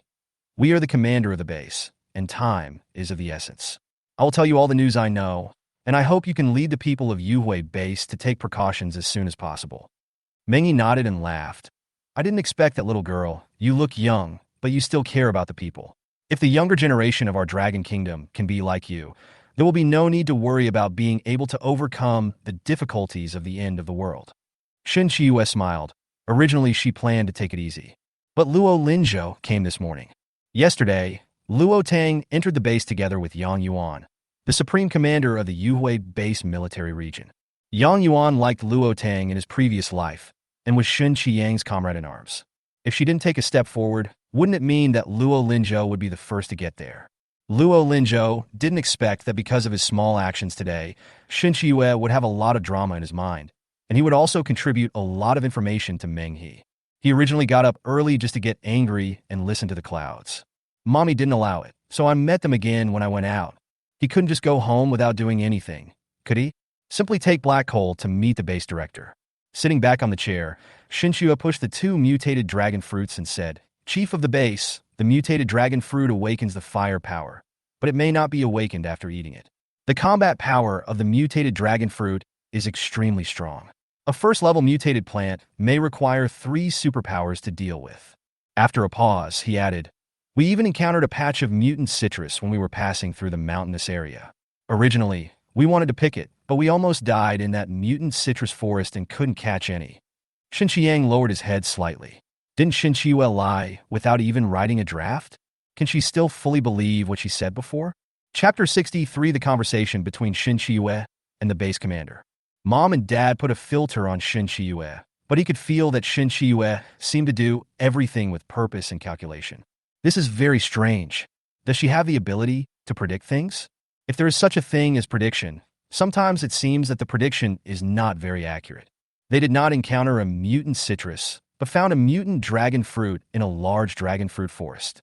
As soon as the fruit ripened, Shin Chiyue chopped it to death and picked the fruit.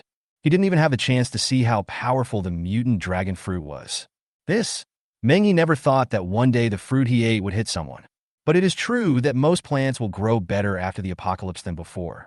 But the soil is so hard now that the seeds they saved can't be planted at all. It needs to be cultivated by wood-type superpowers. Could it be that the soil after the end of the world will only become more and more adaptable to the growth of mutated plants? Thinking of this, Meng He's mind suddenly became clear. If he thought about it this way, everything seemed to make sense. Human animals are polarized and both mutate. Then, as they are all blue star creatures, can't plants mutate? It's just that the rate of mutation is slower than that of humans and animals. Girl Shin, do all the mutant plants you encounter have attack power? If plants are capable of attacking, human survival will only become more and more difficult. Plants are the source of human existence. Then I don't know.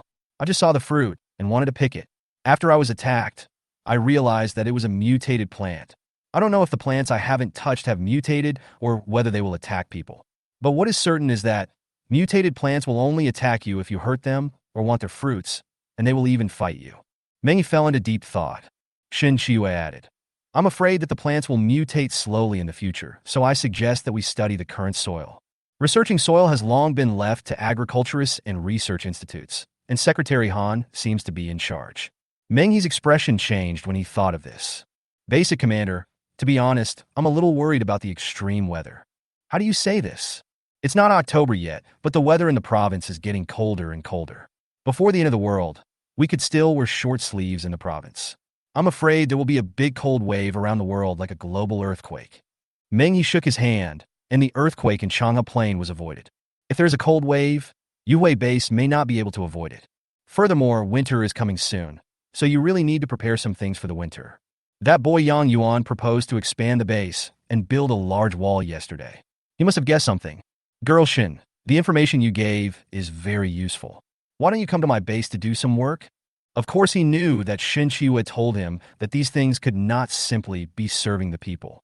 It just so happened that this kid had the ability, and he also wanted to replace the Secretary General.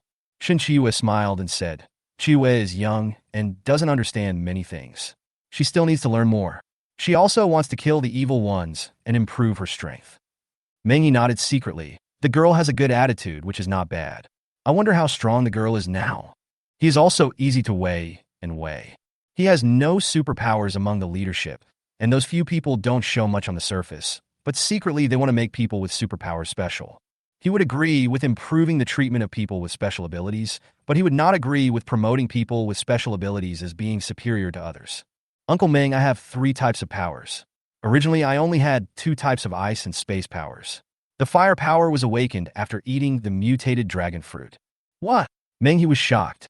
This was the first time he encountered a person with 3 types of abilities. Hearing Shin Chiyue's next words, he felt relieved again.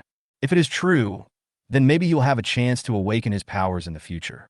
However, this matter cannot be rushed. Whether the ability can be awakened can only depend on luck. There's no point in being anxious. Uncle Meng, my family and I are going to go outside the city to collect supplies today, so I won't bother you. I hope these 2 mutant dragon fruits can help Uncle Meng. Thank you, girl. After the Shin family left, Meng placed a mutant fruit in front of his daughter. Li Yun, Dad will try it first.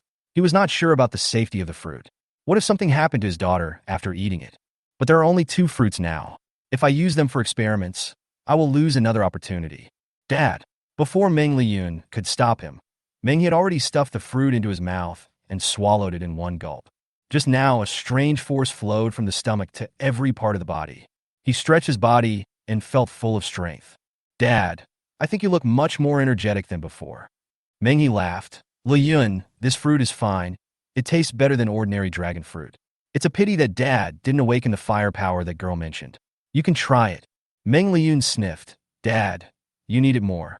If one can't awaken, maybe 2 can. After my mother passed away, my father always wanted to leave the best for her. Liyun eat. Meng smiled, with wrinkles at the corners of his eyes. Meng Liyun was even sadder. In just over a month since the end of the world, his father looked 10 years older. But she knew that her father would definitely not eat the remaining one. Since there is a mutated dragon fruit, there must be other mutated fruits. He picked up the small mutant dragon fruit on the table, gently peeled it, and swallowed it in one bite. A strange power suddenly rose in my stomach, making me feel warm, and all the fatigue in my body was instantly swept away.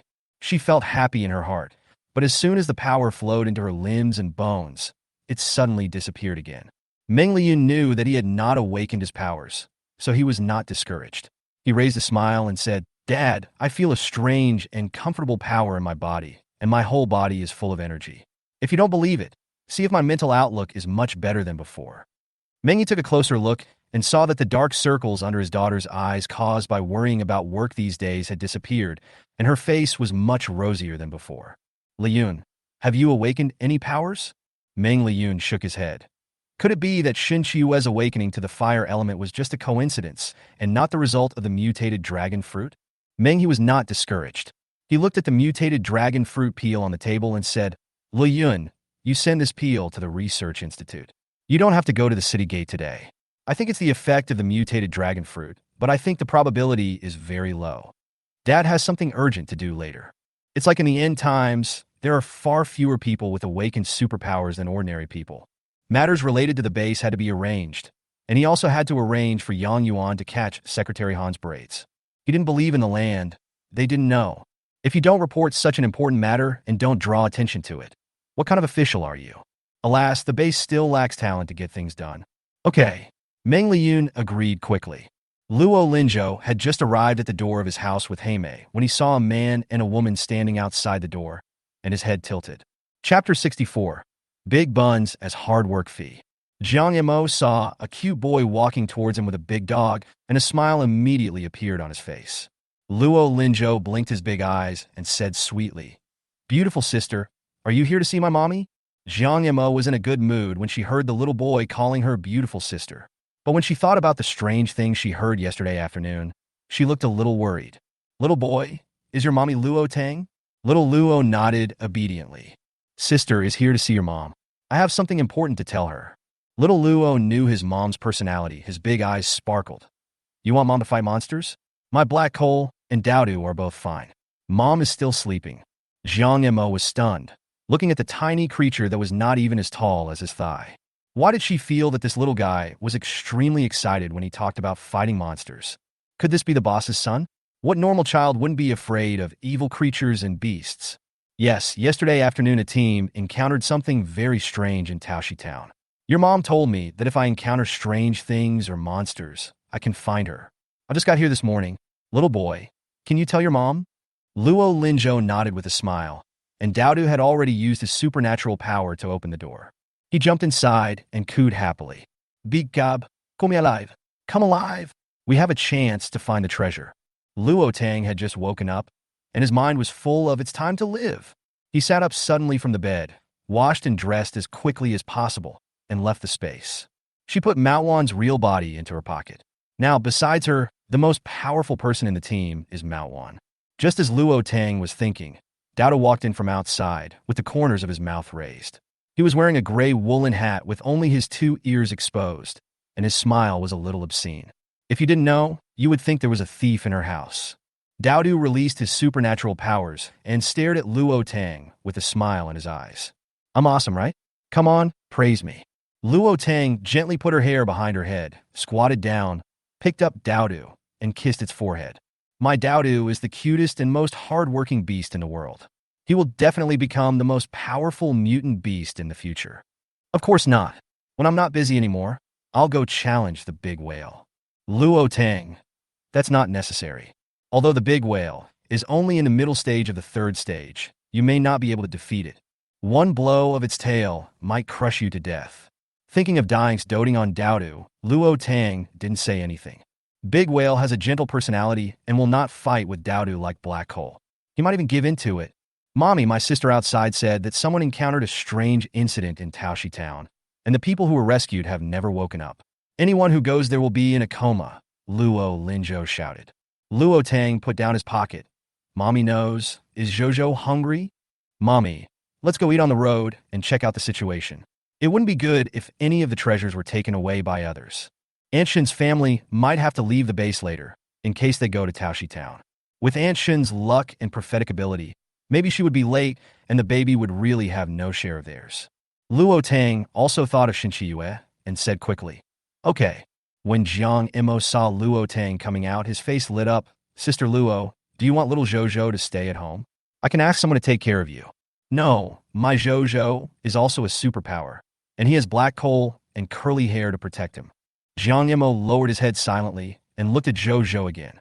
Zhouzhou looked up at Jiang Yimou and smiled at her. Jiang Yimou was tactful enough not to ask Zhouzhou why he didn't register his superpowers. "Sister Luo, can you leave now?" "Okay, if you don't have a car, you can take mine later." After Luo Tang stepped out of the villa gate, Do used his supernatural power to lock the villa door. "Thank you, Sister Luo." "Jiang Yimou, can you drive?" Luo Tang asked. Meeting. As soon as Jiang Yimou finished speaking, a black SUV appeared in the open space. "Go ahead. You can drive the car later, and I'll pay you." "Okay, Sister Luo. My companions are at the gate of the community. I'll say hello to them later." "Okay, I'll drive after we leave the base. Just take me there. I don't know where Taoshi Town is," Luo Tang said with a smile. The guard at the villa frowned when he saw an unfamiliar vehicle leaving. "Brother Chiu, it's me. The person next to me is Miss Luo Tang Luo from Villa number 18, a dual-system psychic with spatial and mental abilities. If you see her again in the future, please let her go." Xiaoming was stunned when he saw Luo Tang's face and nodded quickly. Okay. Not far from the community, a military green off-road vehicle appeared in Luo Tang's sight. Jiang Mo waved his hand, and the car immediately drove out of the base. After Luo Tang took out buns and soy milk from the space and gave them to Zhou, he started to eat breakfast himself. When he smelled the aroma of the buns, Jiang Mo finally understood why Luo Tang didn't drive himself. It turned out to be breakfast. The villa area is far away from the base entrance, and it takes half an hour to drive there. Jiang Mo watched Luo Tang eating from the time he left the house until the moment he reached the gate of the base. He ate a total of 10 big buns and 5 cups of soy milk. A big bun was as big as her 2 fists. Even little Zhou ate 3 big buns and 2 cups of soy milk. As soon as they left the base, Luo Tang said, "Okay, let me drive now." How long does it take to drive to Taoshi Town? At least more than 2 hours. If it only took less than an hour before the apocalypse. Now the plain area has become larger and the road is not as easy to travel as before. Jiang Mo explained. Luo Tang nodded. When Jiang Mo got off the car, Luo Tang gave her 4 big meat buns and a cup of hot soy milk. Jiang Mo was stunned when he felt the warm breakfast handed to him by the boss. Since the end of the world, she hasn't eaten big meat buns or drunk hot soy milk. Even if there are beans, making soy milk consumes so much electricity. Thank you for your help driving. Here's a reward for your hard work. Luo Tang said with a smile. Boss, are you still in need of a driver? If you need a driver or a porter in the future, you can come to me. I am a power user with great strength. The corners of Luo Tang's lips curved slightly. She had a good impression of Jiang Mo, whether it was when she was collecting rent yesterday or when she was eating breakfast this morning while driving. Just the right amount of enthusiasm and a sense of proportion. Lead the way. We'll talk if there's a chance for cooperation. Sister Luo, don't worry. I will definitely help you find out at the base, and if I encounter it, I will notify you as soon as possible. Good. Jiang Mo happily walked towards the military green SUV with the buns in his hand. A gray SUV passed by Jiang Mo. The woman in the car saw the buns and soy milk in Jiang Mo's hand and said in surprise, Hubby, could it be that the people in Yuhui Base have such good living conditions? Otherwise, how could they have big buns and soy milk to eat? Well, we walked so far and almost died on the way. It's really a good decision to come here. Jiang Mo's 3 teammates were also surprised when they saw the buns and soy milk in her hands. Xiao Mo, where did you get the big buns? Jiang Mo chuckled and said, I drive for Sister Luo. This is Sister Luo giving me hard work compensation. Chapter 65, Go to Taoshi Town for investigation. Oh my god, you only drove for half an hour and still got 4 big buns and a cup of soy milk. These daily necessities are too easy to earn, right? Boss, are you still in need of a driver? I could be there at any time, and I have no problem driving in the middle of the night. When Boji, who has always been taciturn, took a deep breath after hearing Jiang Mo's words. The base is recruiting migrant workers early this morning. The work is 1 day, 12 hours with meals provided, but ordinary talents can only get 10 points. 10 points can only be exchanged for 10 steamed buns, which can ensure that the family does not starve to death. Brother Su, you drive first. I'll keep your buns for you. Now, let's take the boss to where he wants to go. Jiang Mo was not a stingy person. He gave each of the 4 buns one. Several teammates were busy in the morning. I just ate a few cookies early in the morning. Okay, thank you, Xiaoma. Suyi leaned his head out and waved to Luo Tang. Luo Tang nodded to indicate that he was ready to go. Suyi stepped on the accelerator and the car flew out at high speed, with Luo Tang's car following closely behind. After when Boji took the bun and took a bite, he became completely upset. Wow, Xiaoma, these are my favorite pork and green onion buns, and they're still hot. All right, look at how useless you are, Zhongjiang said with a look of disgust. You don't know, before the apocalypse, I had meat buns for breakfast every day. After the apocalypse, let alone meat buns, even buns are hard to find. At most, they are white steamed buns without any taste. This is simply the most delicious bun I have ever eaten in my life. I can't put more seasoning in my house when cooking, otherwise it may be gone after the seasoning is used up. I just hope I can hang out with the big guys in the future. The buns are hot. She must have made them early in the morning, right? The base only has electricity for 1 hour at 10 a.m. and 1 hour at 4 p.m. every day. Suyi asked in confusion. Sister Luo is a space-based psychic. Is there anything strange about that? Space-based psychics have static time and space. Of course, what you put in is what you take out. And you could tell from the first glance that Sister Luo is not a stingy person. She would not be reluctant to spend electricity on making delicious food. Brother Su, As long as there is something to eat. Why think so much? Zhongjiang said. Nothing, just curious. Don't be curious. Curiosity kills the cat. A woman who can come here from the city alone with her children, accompanied by two powerful mutant beasts who can even pull out guns at will. Is she a simple woman? Zhongjiang continued. When Luo Tang entered the city that day, he happened to be at the city gate. As soon as Luo Tang got off the car, he was attracted. At first glance, Luo Tang is the most eye-catching. Xiaojiang is right. We should build a good relationship with the big guys. Maybe what they leak from their fingers will be enough for us to eat. Jiang Mo only drove for her for half an hour. I just gave him 4 big meat buns and a cup of soy milk. What does that mean? They have abundant supplies and have no shortage of food. What she wanted was something advanced, something that could quickly improve her abilities. What's more, mental power is a very strange supernatural power. Before the end of the world, he had a sickly friend with mental problems. Poor and destitute, despised by relatives and friends. I didn't expect that he would awaken his psychic powers at the end of the world, and is now a guest of honor of the government team. I definitely have to build a good relationship with you. I aspire to be a big boss's follower in the future. Every word of the conversation between the 4 people fell into Luo Tang's ears. She just chuckled, thinking of my miserable appearance in the book. Maybe this is human nature. Seek benefits and avoid harm. If she had no ability, I'm afraid everyone would bully her when she got to the base. Even because of her face, bad things might happen to her. She didn't know what happened to herself in the book after she and the Shin family were forced to separate. She didn't want to think about it. It was pitiful enough that she could be frozen to death. The road became more and more remote, and there were fewer and fewer vehicles on the road. Suyi didn't expect Luo Tang's driving skills to be so good. Before the end of the world, he was a racing driver. No matter how fast he drove, Luo Tang could always follow steadily behind him. At first, he was afraid that Luo Tang could not keep up, so he drove slower than usual. Later, when he saw that he could keep up, he naturally drove faster and faster. Only when we reached the dilapidated country road did we slow down. Luo Tang followed, and the car in front slowly stopped. Jiang Mo opened the car door and waved to Luo Tang. Sister Luo, just turn a corner ahead and you'll reach Taoshi Town. Luo Tang nodded.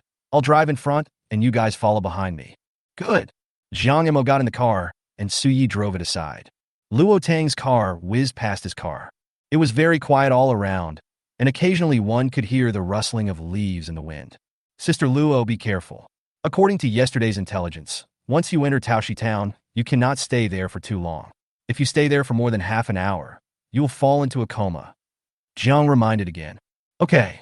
Her mental power can cover an area of 390 meters. As soon as she entered the town, she could feel that there was something strange about it. Too quiet. This place is only 2 hours away from Yuhui Base, and many people have already moved to the base. But there was no trace of any small animals around. Not even a bug. She didn't find a single one. Ever since the adventure team encountered an accident here, many people wanted to come and find out what happened. Not only did he gain nothing, he even lost himself. Only then was the task assigned to Jiang Mo, who used to be a civilian employee in the army and was considered a member of the army. What's more, her team consists of 4 people with special abilities. It seems that there are no survivors here, and no strong military officers have come yet. After all, most people will be assigned to search for survivors in more distant places. Chiguchu, it smells so good, so good. Dowda put his paws on the car window, wishing he could jump out of the car and run to Xiangxiang's place to take a look. Luo Tang saw Dodo's intoxicated look in the mirror, and his eyelids twitched. Is it a mutant flower? The hairball is a mutant grass, and its fragrance is not enough to make Dowdu so excited. Dowdu, can you smell the source of the fragrance? Luo Tang opened all the car windows. So far, she only felt that Taoshi Town was weird, but she has not yet found out what the problem is. It is very likely that the strange place is beyond the range of her mental detection. Dowdu stretched out his black sharp claws, climbed out of the car, stood on the roof, and sniffed around with his little nose. As Dowdu sniffed, his saliva began to flow. Chigu, big cub, it smells really good, even better than the timothy grass I planted. Dowdu really wants to eat it. Luo Tang's face was dark. Dodo, I will definitely give it to you when I find it. Yeah. Dodo nodded obediently. He sat on the roof of the car, determined the direction where the fragrance was the strongest, and used his mental power to guide Luo Tang in the direction. Isn't that Sister Luo's mutant beast? How did the little cutie climb onto the roof of the car? Luo Tang's car suddenly changed direction and drove towards the rural dirt road next to it. The road was narrow, and the tires pressed against the grass. Suyi frowned. I feel like it's that little beast showing Sister Luo the way. Chapter 66, Zhou. Zhou's nose is as sensitive as Dodo's. After driving for about 10 minutes, Luo Tang smelled a faint floral scent. The fragrance made her feel like she was in a hot spring. Then she felt her limbs become weak, her body became hot, and an inexplicable emotion began to boil inside her. A vague memory was unveiled. When she was 18 years old, she was drugged by the kidnappers, and then she pressed Bai Qingli, who came to rescue her, under her. Oh my God! Bai Qingli actually didn't lie to her, and it was really her who did it. The scent of green grass came to her, and before she could think about it, the picture in her mind was shattered in an instant. The ball of fur slipped out of her pocket and stuck to her face. Luo Tang used his mental power to wrap himself and a few others to resist the invasion of the fragrance. The four people in the military green SUV felt dizzy, their cheeks were hot, and they seemed like they would pass out if touched. So he felt like a string in his mind was about to break. Using the last bit of his strength, he stepped on the brakes, and the car suddenly stopped in the middle of the road. The powerful diving force made the four people wake up briefly. Where does this floral scent come from? I feel dizzy and I see stars. Didn't the intelligence yesterday say that we could stay in Taoshi Town for half an hour? We just got here and haven't even been here for a quarter of an hour. Jiang Mo said in a daze. Luo Tang got out of the car, walked to Suye's car and said, there is an orchard ahead. I can use my mental power to resist the hallucinogenic aroma, but you can't. Those who are unconscious must have been poisoned. I will collect the source of the aroma into the space and bring it back. There are houses on the way here just now. You can find an empty house to rest.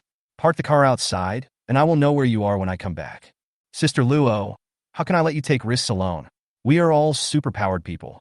You have been poisoned. You may faint in the orchard soon. I don't want to carry you back. Luo Tang said coldly. Zhang Mo was embarrassed. Why did she feel that Sister Luo was a bit attractive?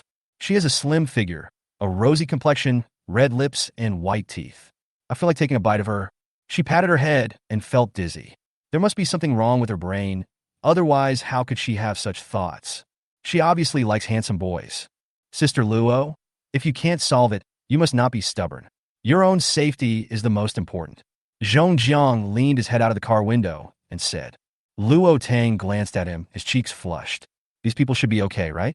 The fragrance was only a slight illusion, and more often than not it caused hallucinations and led to coma.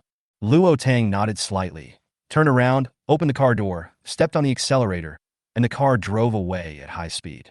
Sister Luo, take care. Suyi also knew the importance of the matter. The orchard didn't know what was going on. If Luo Tang used his mental power to help them resist the poison gas, his supernatural power would soon be exhausted. Jiang Mo looked at the black SUV going away and held her cheeks. Woohoo, but Sister Luo looked so handsome, and she was given a big meat bun to eat. Those were simply the most delicious meat buns and the best soy milk she had ever eaten. Black coal. When we get off the car, stay next to Zhou and activate the barrier. Go back to the car and sit on black coal, okay? Zhou nodded dazedly. Mommy, why doesn't my healing ability work on this poison gas? Luo Tang smiled and said, Zhou, supernatural powers are not omnipotent. This fragrance can spread throughout the town. It must be very powerful. All things are interdependent and mutually exclusive. Maybe if we find that thing, we can find the antidote. At worst, we still have Bodhi. After her mental power was upgraded to the 3rd level, she had 3 more contract slots. The mutated Xiaopan Bodhi became her second contracted plant, and now she has 2 contract rings. Luo Tang curled the corners of her lips. If this thing was powerful, she would make it hers. Luo Linzhou nodded thoughtfully. Mommy, when we find the antidote, won't there be a circle of stars around Zhou's head? Luo Tang didn't expect that the fragrance would have such a great impact on Zhou. This shouldn't be the case, right? There is the scent of a fur ball. Zhou should be the same as her. After all, Zhou is a human being, and his sense of smell is not as sensitive as Dodo, Heighten, and Wanmao. Curly had a small body and fainted before she could use her mental power. Dodo, the whole beast, became completely quiet, squatting on the black coal, motionless, with a dull look in his eyes. Mommy, when Dao smelled the fragrance, I also smelled a little bit. Do you think I have awakened my enhanced sense of smell? Luo Linzhou sniffed. He had to say a few more words, otherwise he would really be knocked out by the stars above his head. It kept circling around his head. Luo Tang used his mental power to fetch a bowl of spiritual water from the space and fed Zhou Zhou water while driving. After feeding Zhou Zhou, he fed Haichuo and Dodo. Curly was completely asleep and couldn't be woken up no matter how much I called him. In addition to its small size, it is probably also related to its own character and strength. Mommy, I feel better now, but I'm still a little dizzy. Just hold on, baby, we'll be there soon. Zhou Zhou nodded obediently, holding curly hair and watching the trees disappearing outside the car. The closer he got to the source of the fragrance, the colder Luo Tang felt. 10 acres of peach trees. In October, peach blossoms bloom. The fallen petals are scattered all over the place, and there are no other trees among them. Under the layers of petals lay a ground full of mutated and evil insects. There are mutant beasts and evil beasts on the petals. There were even a few people, probably the team, that had accepted the mission. I fainted when I got here. It turned out that it wasn't that there were no small animals in Taoshi Town, but that the small animals seemed to be attracted by the fragrance like Daodu and went towards the source of the fragrance. Before they reached the source of the fragrance, they fainted halfway. Wherever she walked, none of the peach trees within the range of her spiritual power grew into mutant peach trees. What kind of magical power is so awesome? It can make 10 acres of peach trees bloom in October, and the flowers are beautiful and attractive. Chigu. When Daodu saw the evil beast under the peach tree, his depressed spirit instantly perked up. It looked at the evil beast with shining eyes and was still reluctant to leave even after Luo Tang's car passed by. If you don't know, you might think the person lying on the road is its little lover. Crystal Core, big cub, I found it for free. I grabbed one with one claw. Luo Tang was observing the strangeness of the peach blossom forest when Dodo's excited voice suddenly rang in his mind, scaring Luo Tang. Turning around, I saw Daodu staring at the unconscious corpse of the evil beast outside the window, his eyes shining, and he didn't look like he was poisoned at all. The spirits of Haitian Mei and Zhou Zhou are still as depressed as ever. Luo Tang. She could only say that the position of the crystal core in Daodu's heart allowed it to have super high self-control and overcome all illusions. Daodu, let's find the source of the fragrance first, and then take out the crystal core later, okay? Without the antidote, they won't wake up. Chigu, big kid, let's go. There are so many crystal cores, I will pick you up later. Luo Tang smiled lightly and stepped on the accelerator. Chapter 67. The most mutated mountain peach tree, 100% awakened mutated fruit. The further you go in, the rougher the road becomes, if it weren't for the expansion of Blue Star. Cars cannot pass normally on this road. The car turned a big corner. There was no road ahead, and a long hill appeared in front of Luo Tang. 10 miles of peach blossoms, bursts of fragrance, petals covering the ground. A clear stream swirled, and the bright water rushed towards the foot of the mountain. Luo Tang stopped the car and looked towards the mountains and forests not far away with a deep gaze. There were no fainted animals at this point. She stood up and picked up Zhou Zhou. Baby, go to mommy's space and take a rest first. The little guy got up early today, took the car all the way, and was influenced by the fragrance of flowers. I feel confused and sleepy at this moment. Luo Tang asked Black Hole to release a barrier to isolate everything from the outside world, and then took Zhou Zhou and Wan Mao into the space. After Hai Tamiai and Daoda got out of the car, he folded the car and allowed Hai Tamiai to remove his supernatural powers. Luo Tang hugged Dodo, and Haiten followed closely behind Luo Tang. Follow the path and slowly walk into the forest. The rich aroma took on substance, forming clouds of pink mist in the air. His mental power was greatly enhanced, and Daodu in his arms became more and more excited.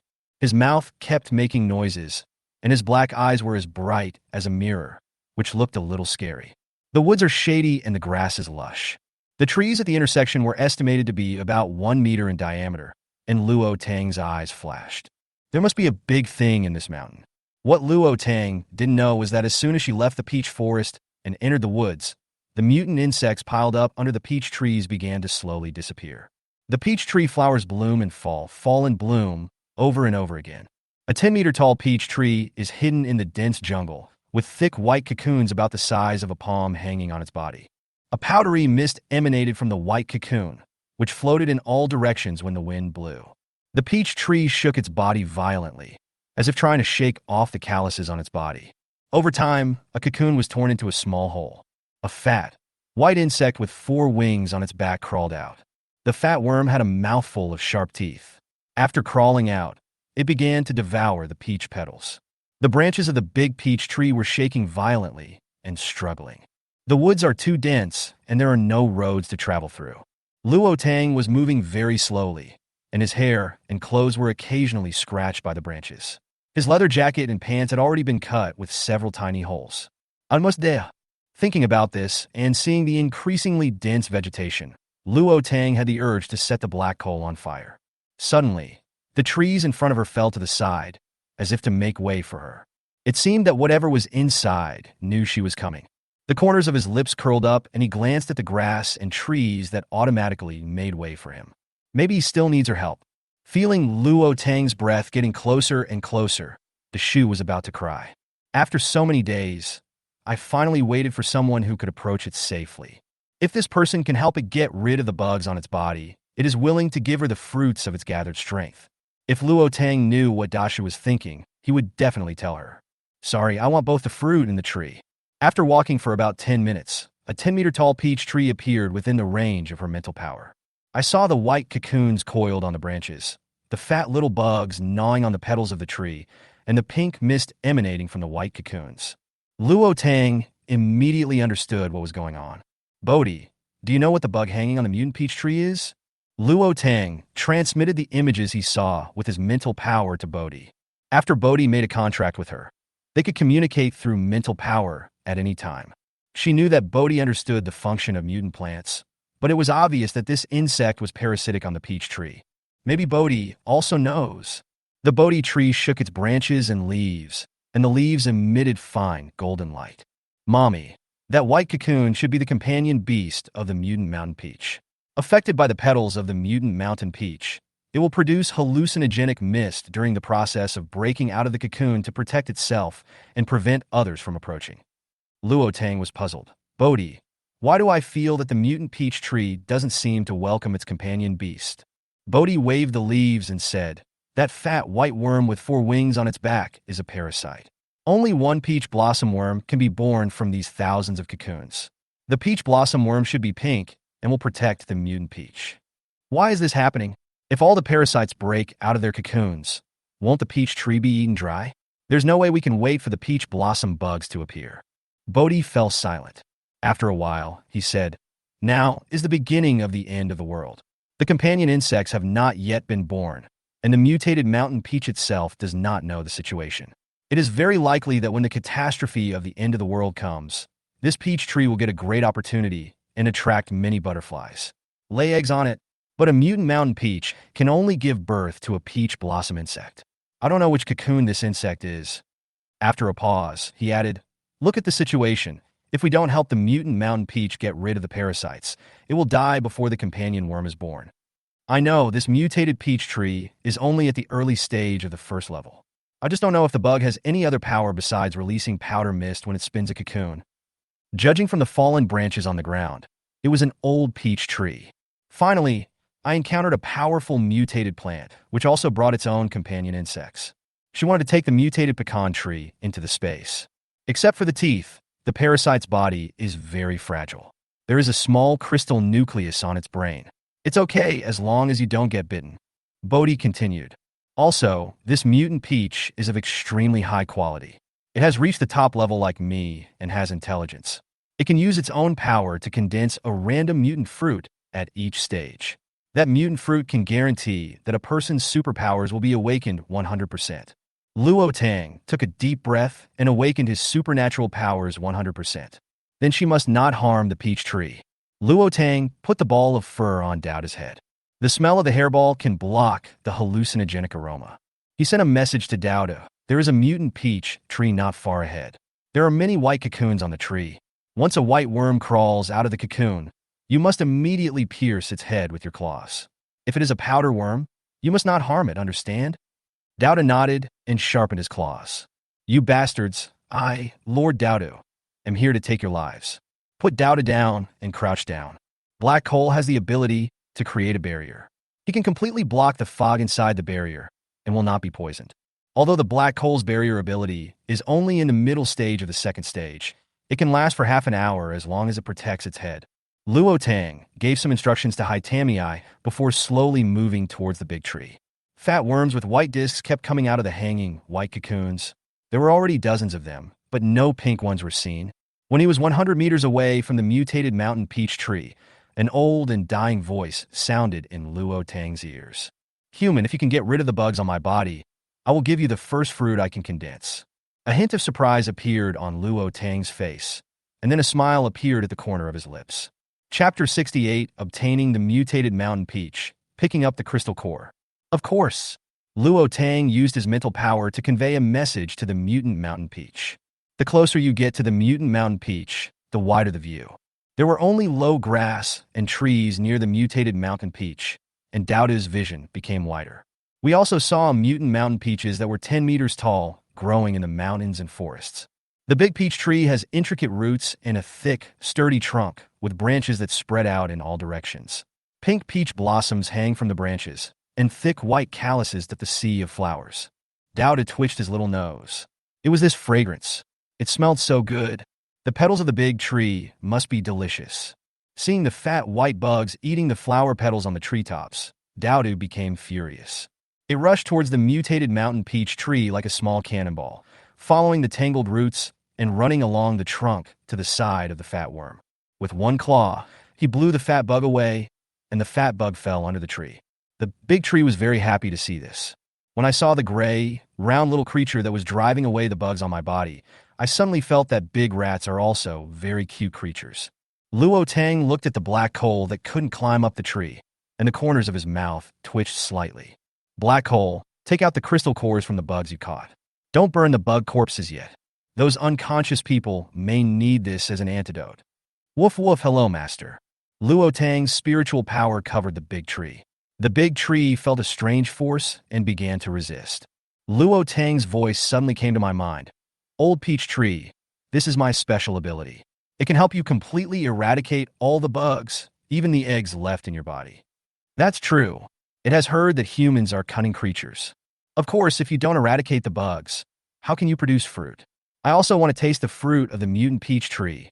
Just cooperate with me. Luo Tang's voice was very gentle, although the old peach tree was suspicious. But if the bugs on its body are not eradicated, I'm afraid it won't survive long. Get great opportunities, have the chance to revive, and even have the chance to go further.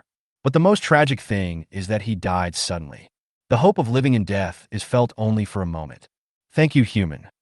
Luo Tang's mental power slowly penetrated into the old tree's body, pinching to death the white worms that crawled out of the white cocoon while searching for the location of the old tree's crystal core. She didn't kill many insects, and most of her mental energy was used to find the crystal core of the old tree and how to turn the old tree into her contracted plant. Little thing, thank you for helping me. The mutant mountain peach said happily when he saw Dowda working so hard to help it drive away the insects. Suddenly, an enticing fragrance came. Luo Tang got some spiritual water from the space and added it to ordinary water, and then poured it on the roots of the old tree. The old tree felt the rich vitality and greedily absorbed the power from the spiritual water. The insect that broke out of its cocoon smelled the tempting aroma, flapped its wings, and flew clumsily towards the roots of the old tree. The corners of Luo Tang's lips curled up slightly, and powerful mental power poured out and pressed on the old tree. The contract ring also entered the old tree's body and locked the old tree's crystal core. After receiving the names from Luo Tang, Dowdu and Mauchio jumped down from the tree, landed on the roots of the old tree, and waited for the falling insects. The ball of hair is spread out like a carpet, wrapping the roots of the old tree. Once an insect falls on it, it will be swallowed up instantly. Dowda happily picked up the crystal core, wiped it clean on the fur ball, and stuffed it into his small bag. Although the crystal core is very small, a mosquito is still meat. Look at the fat white insect flying down as soon as it breaks out of its cocoon. Dowda muttered, a stupid, foolish, fat bug that can't fly. If it had known it could do this, it would have jumped onto the tree to kill the insects without any effort. Let the big cub attract them down, feed the insect corpses to the furball, and it picks up the crystal cores. How nice! Black Hole also wanted to pick up the crystal core, but Dowdu was so fast that only an afterimage was left. Mount Wan swallowed one, and Dowda picked up a crystal core, leaving none for it. The black hole feels aggrieved. No one can stop it from becoming stronger and smarter. You, a big black dog, don't work hard and have no strength, but you want to dig the crystal core out of it. Not to mention a door, there isn't even a window. Haydn could only put the crystal cores he had taken out before into his arms one by one, and then watch Dowda pick up the crystal cores. Dodo let out a long roar towards the sky. Mommy, it feels so good to pick up money. It would be great if this kind of thing happened more often in the future.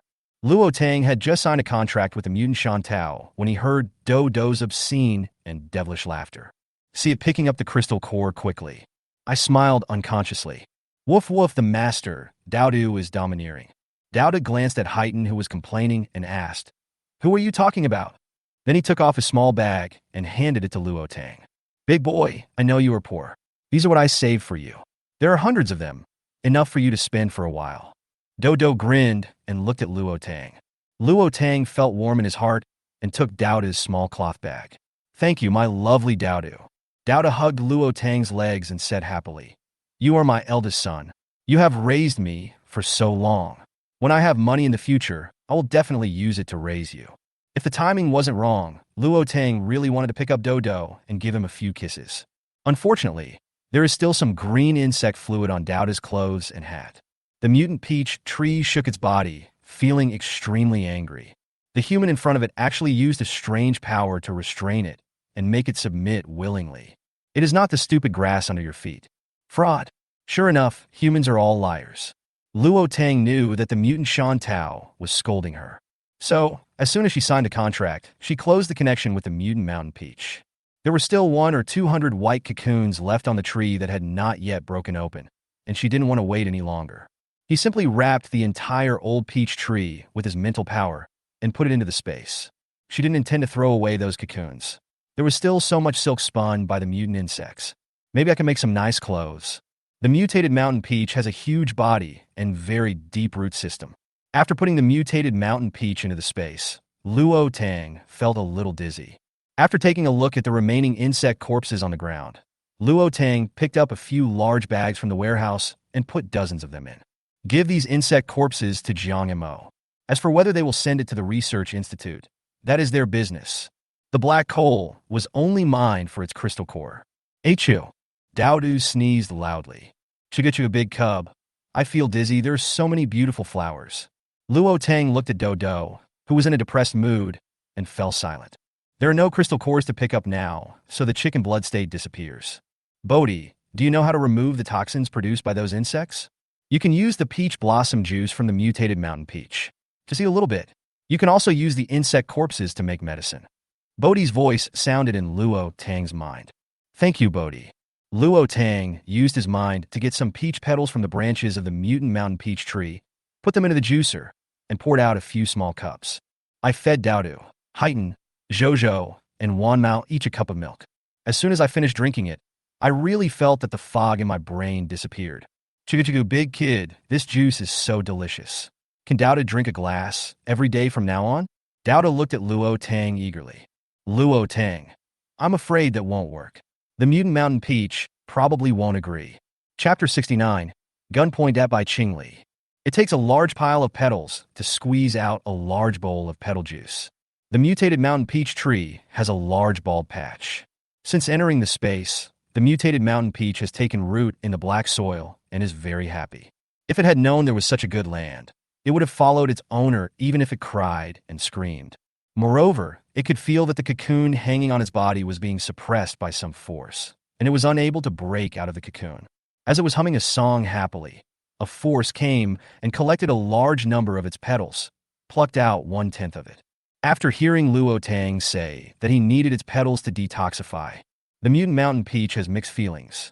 Can't you wait until it bears fruit before picking the petals? Now there are a lot less fruits. It also doesn't necessarily guarantee that all of these flowers will bear fruit. Why? The mutant mountain peach tree sighed. At this time, it didn't know that Dowda still wanted to eat its flowers. After the mutated mountain peach was stored in the space, the fog in Taoshi Town began to dissipate. A big hole was left on the ground. Look at the watch, it's 2 o'clock in the afternoon. As soon as she came out of the forest, a large area of peach trees in front of her died instantly right before her eyes. The wind blew, rolling up the peach petals all over the ground. It turns out that the flowers have just bloomed. It is just a brilliant moment before death, to die in the most beautiful posture. Luo Daodu and Hai Tamii went to dig the crystal core of the evil beast. Luo Tang released the off-road vehicle and released Zhou Zhou from the space as well. Zhou Zhou woke up after drinking the juice of the mutated mountain peach blossom. Mommy! Just after I called out, my stomach started to growl. Luo Linzhou's face slowly turned red at a speed visible to the naked eye.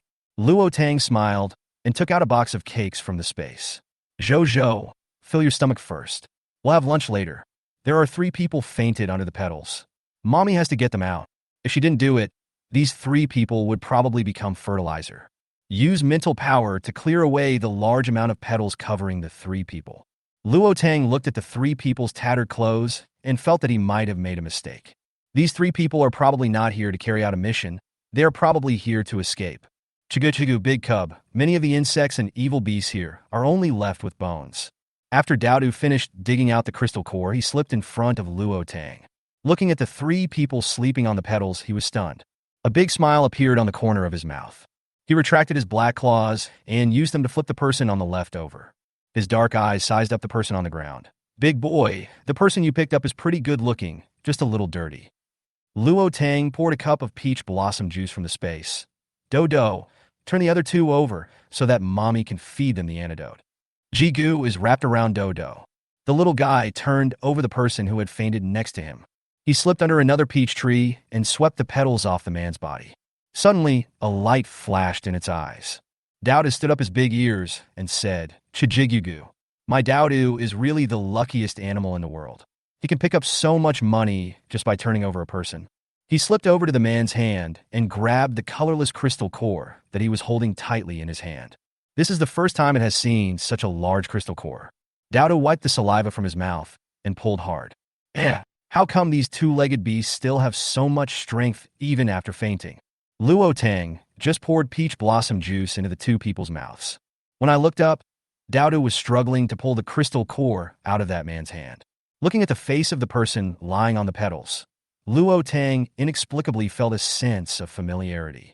When he got closer and took a look, Luo Tang was shocked. Bye-bye, Qingli. This is impossible. Could it be brother by Qingli? Luo Tang felt that this was possible. Zhou Zhou, who was eating pastries, was startled when he heard this. He pushed the car door open and planned to go down to take a look. Big cub crystal core. He is so strong. It was the first time that Daodu was speechless. Is this crystal core his life? It tried its best but still couldn't get the crystal core out of his hand. Under the peach tree, Bai Qingli finally found the person he wanted to see. Just as he picked a bunch of flowers and was about to give them to the girl, a big gray rat suddenly jumped out and snatched the flowers away. This big gray rat is very strong, but he felt like he was restrained by something and couldn't use his strength or his special abilities. Luo Tang just placed his hand on the claw and was about to lend a helping hand. Bai Qingli loosened his grip and sat up from the ground. After Daodu got the crystal core, his fulcrum was instantly released and he flew backwards. Zhou Zhou just got off the car and saw Bai Qingli's face. He burst into tears immediately. Mommy, he is a big evil. He bit me. When Luo Tang heard Zhou Zhou's words, he immediately jumped away, hugged Zhou Zhou in his arms, and comforted him with his mental power. It was not enough to lock Bai Qingli with mental power, so he took out a gun from space and pointed it at his head. Zhou Zhou broke down emotionally, and his little body kept shaking in Luo Tang's arms. Memories of death attacked his brain. He seemed to see himself being bitten to death by the evil species, and his body being carried away like a rag doll, with Uncle Qi Yang chasing after him. He wanted to see the rest of the scene, but he couldn't. The little guy in his arms was still sobbing. Luo Tang's heart was gripped, and his eyes were fixed on the person in front of him. After Bai Qingli woke up, he saw the person he was looking for, but he didn't have time to be happy. A powerful mental force instantly locked onto him, and then the black muzzle of a gun was pointed at his head. It seemed that he would be killed if he moved. Bai Qingli's heart sank to the bottom in an instant. The chill spread from the soles of his feet, and in just a second, everything was icy cold, and fine beads of cold sweat appeared on his forehead. Seeing the face he had been thinking about day and night, he opened his mouth, but didn't know where to start. The girl probably hated him for disappearing for 4 whole years without any news. Died and resurrected. Suddenly appeared in front of her. Woof woof, Black Hole roared at Bai Qingli. After Do stood up, he jumped to Luo Tang's side and grinned at Bai Qingli. Gugu, we detoxified you and took a piece of your crystal core, but you still plotted against me and caused me to fall. Bai Qingli felt very uncomfortable when he saw this scene. He used his own mental power to resist Luo Tang's mental power and stood up from the ground with difficulty. He called out softly, "Girl." Luo Tang was slightly stunned. This person knew her and called her a girl. That's definitely not brother, Bai Qingli. Are you a human or a ghost? Or are you a high-level evil species? With the comfort of Luo Tang's spiritual power, Luo Linzhou's emotions gradually stabilized. When he heard Bai Qingli's voice, he was also stunned. Could he have made a mistake? The evil creature seemed unable to speak human language. He turned his head and glanced at Bai Qingli secretly. She suddenly buried her little head in Luo Tang's arms and grabbed Luo Tang's clothes tightly with her little hands. Whispered in Luo Tang's ear, "Mommy, he seems to be the monster that took me away, not the evil one that bit me to death." Luo Tang. Didn't the book say that Zhou was eaten by evil creatures? How could he be taken away by a monster? Moreover, the monster that took him away was suspected to be his biological father. What is going on? But Bai Qingli doesn't look like a bad guy now. Bai Qingli was also stunned. He didn't expect that the girl would suspect that he was a bad guy. Chapter 70, Did you just climb out of the dirt? He reached out and touched his face, which was covered in dust and floral mud. He looked down at his clothes again, which were torn into several large holes and covered with smelly floral mud. He couldn't imagine what he was like now. It was really hard for the girl to recognize him. Bai Qingli thought so in his heart, his expression as calm as a mountain. "Girl, I'm not a bad guy. I'm Bai Qingli. For years ago, in the United States, was it me who taught you how to shoot?" Zhou turned his head and looked at Bai Qingli. Bai Qingli saw the little guy looking at him and smiled at him. This person doesn't look scary, just very ugly and dirty. As dirty as black coal that is rolled in a mud pit. "Aren't you dead? Did you just crawl out of the ground?" Luo Linzhou asked in confusion, moving his little mouth. He knew that the dead were buried in the ground. "My dad was covered in mud. He must have just crawled out of the ground." He took a deep breath and said patiently, "Little guy, I'm not dead. I was just accidentally injured and became a vegetable. I had a chance to wake up only when the end of the world came. As soon as I woke up, I went to the city to find your mother. I found out that she had left, so I went all the way north." Luo Linzhou said, "Oh," thoughtfully. He tilted his head and asked again, "Did you accidentally discharge the gun while playing with it and turn yourself into a vegetable?" Bai Qingli gritted his teeth and said, "No, I accidentally fell off the cliff." Luo Linzhou became more interested, blinking his eyes and asking again, "Then how did you accidentally fall off the cliff? Did you try to challenge your limits? Mommy said you brought it upon yourself." Luo Tang coughed lightly and smiled awkwardly. "It was your mother who said that you brought about your own death." Luo Linzhou curled his lips and quickly changed his words. "It wasn't my mommy who said that. It was your mommy who said that." Bai Qingli, he really had nothing to say. I calmed my mind and touched my forehead, but I still felt dizzy. "Girl, can you put the gun away first?"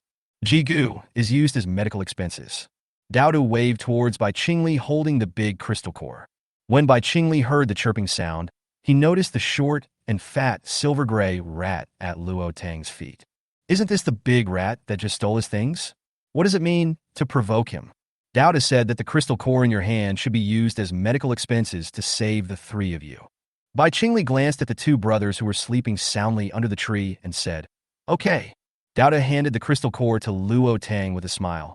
"Big boy, I'll upgrade that unknown superpower for you." Luo Tang put away his gun, put Zhou down, and took the crystal core handed over by Dodo. With a bright smile, "Thank you, Daodu. Girl, do you know where there's a lake nearby? After you failed to die after jumping off the cliff, did you want to jump into the lake now? Although it is the end of the world, isn't it good to be alive? Why do you have to seek death?" Zhou sighed. His little head couldn't understand why his father wanted to commit suicide. "Fortunately, my mother didn't marry him. It's better for him not to have a father. This dad is such a hassle. When he becomes his father in the future, he will have to worry about him a lot." Luo Tang held his stomach and laughed. Dodo also laughed so hard that his mouth couldn't close. "There's a stream in front. Go wash up." Morongyan just woke up and heard a babyish voice.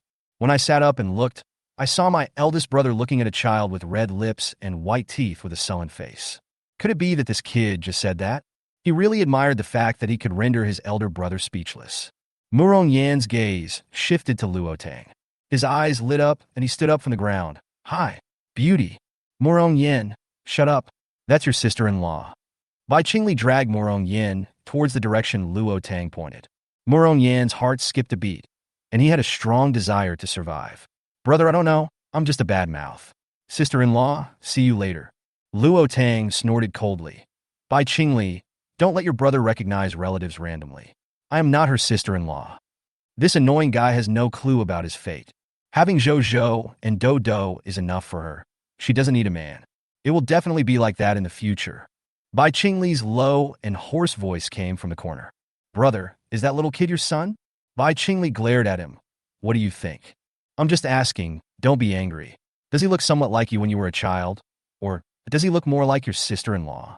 Luo Linzhou curled his lips, looked at the person still lying on the ground, walked over, squatted down, and used his special abilities to heal him. Mommy, come and see. Something has bitten his hand, and his lips are black. Luo Linzhou felt that the man's vitality was declining, and he looked like he was about to die, so he was a little anxious. Luo Tang walked over and took a look, his face darkening slightly. Didn't these two companions know that they were bitten by a snake? I was bitten by a snake. Maybe it was a mutant snake. Mommy, what about him? Luo Tang's spiritual power swept over Nangong Yin. Zhou Zhou has wood-related abilities, and his body is rejecting the toxins. I'll feed him some sparse spiritual water, and you use your healing abilities to help him clear the toxins. After Luo Tang fed Nangong Yin water again, Zhou Zhou discovered that his healing ability could really drive away the toxin. Mommy, why didn't my ability work on that hallucinogenic toxin before? That's spiritual poison. The venom of the snake is still aimed at the body after all. Oh, so that's how it is? Luo Linzhou suddenly realized. Nangong Yin felt dizzy, numb and cold. I thought I was going to die here, when suddenly an alluring floral scent kept entering my nostrils. Immediately afterwards, a mouthful of sweet juice was poured into the throat. My mind gradually became clear, but I couldn't open my eyelids. Until a strange warm force began to warm his body. Nangong Yin slowly opened his eyes. He was stunned when he saw a beautiful woman standing in front of him. Seeing peach petals flying all over the sky, he called out uncertainly, Grandma.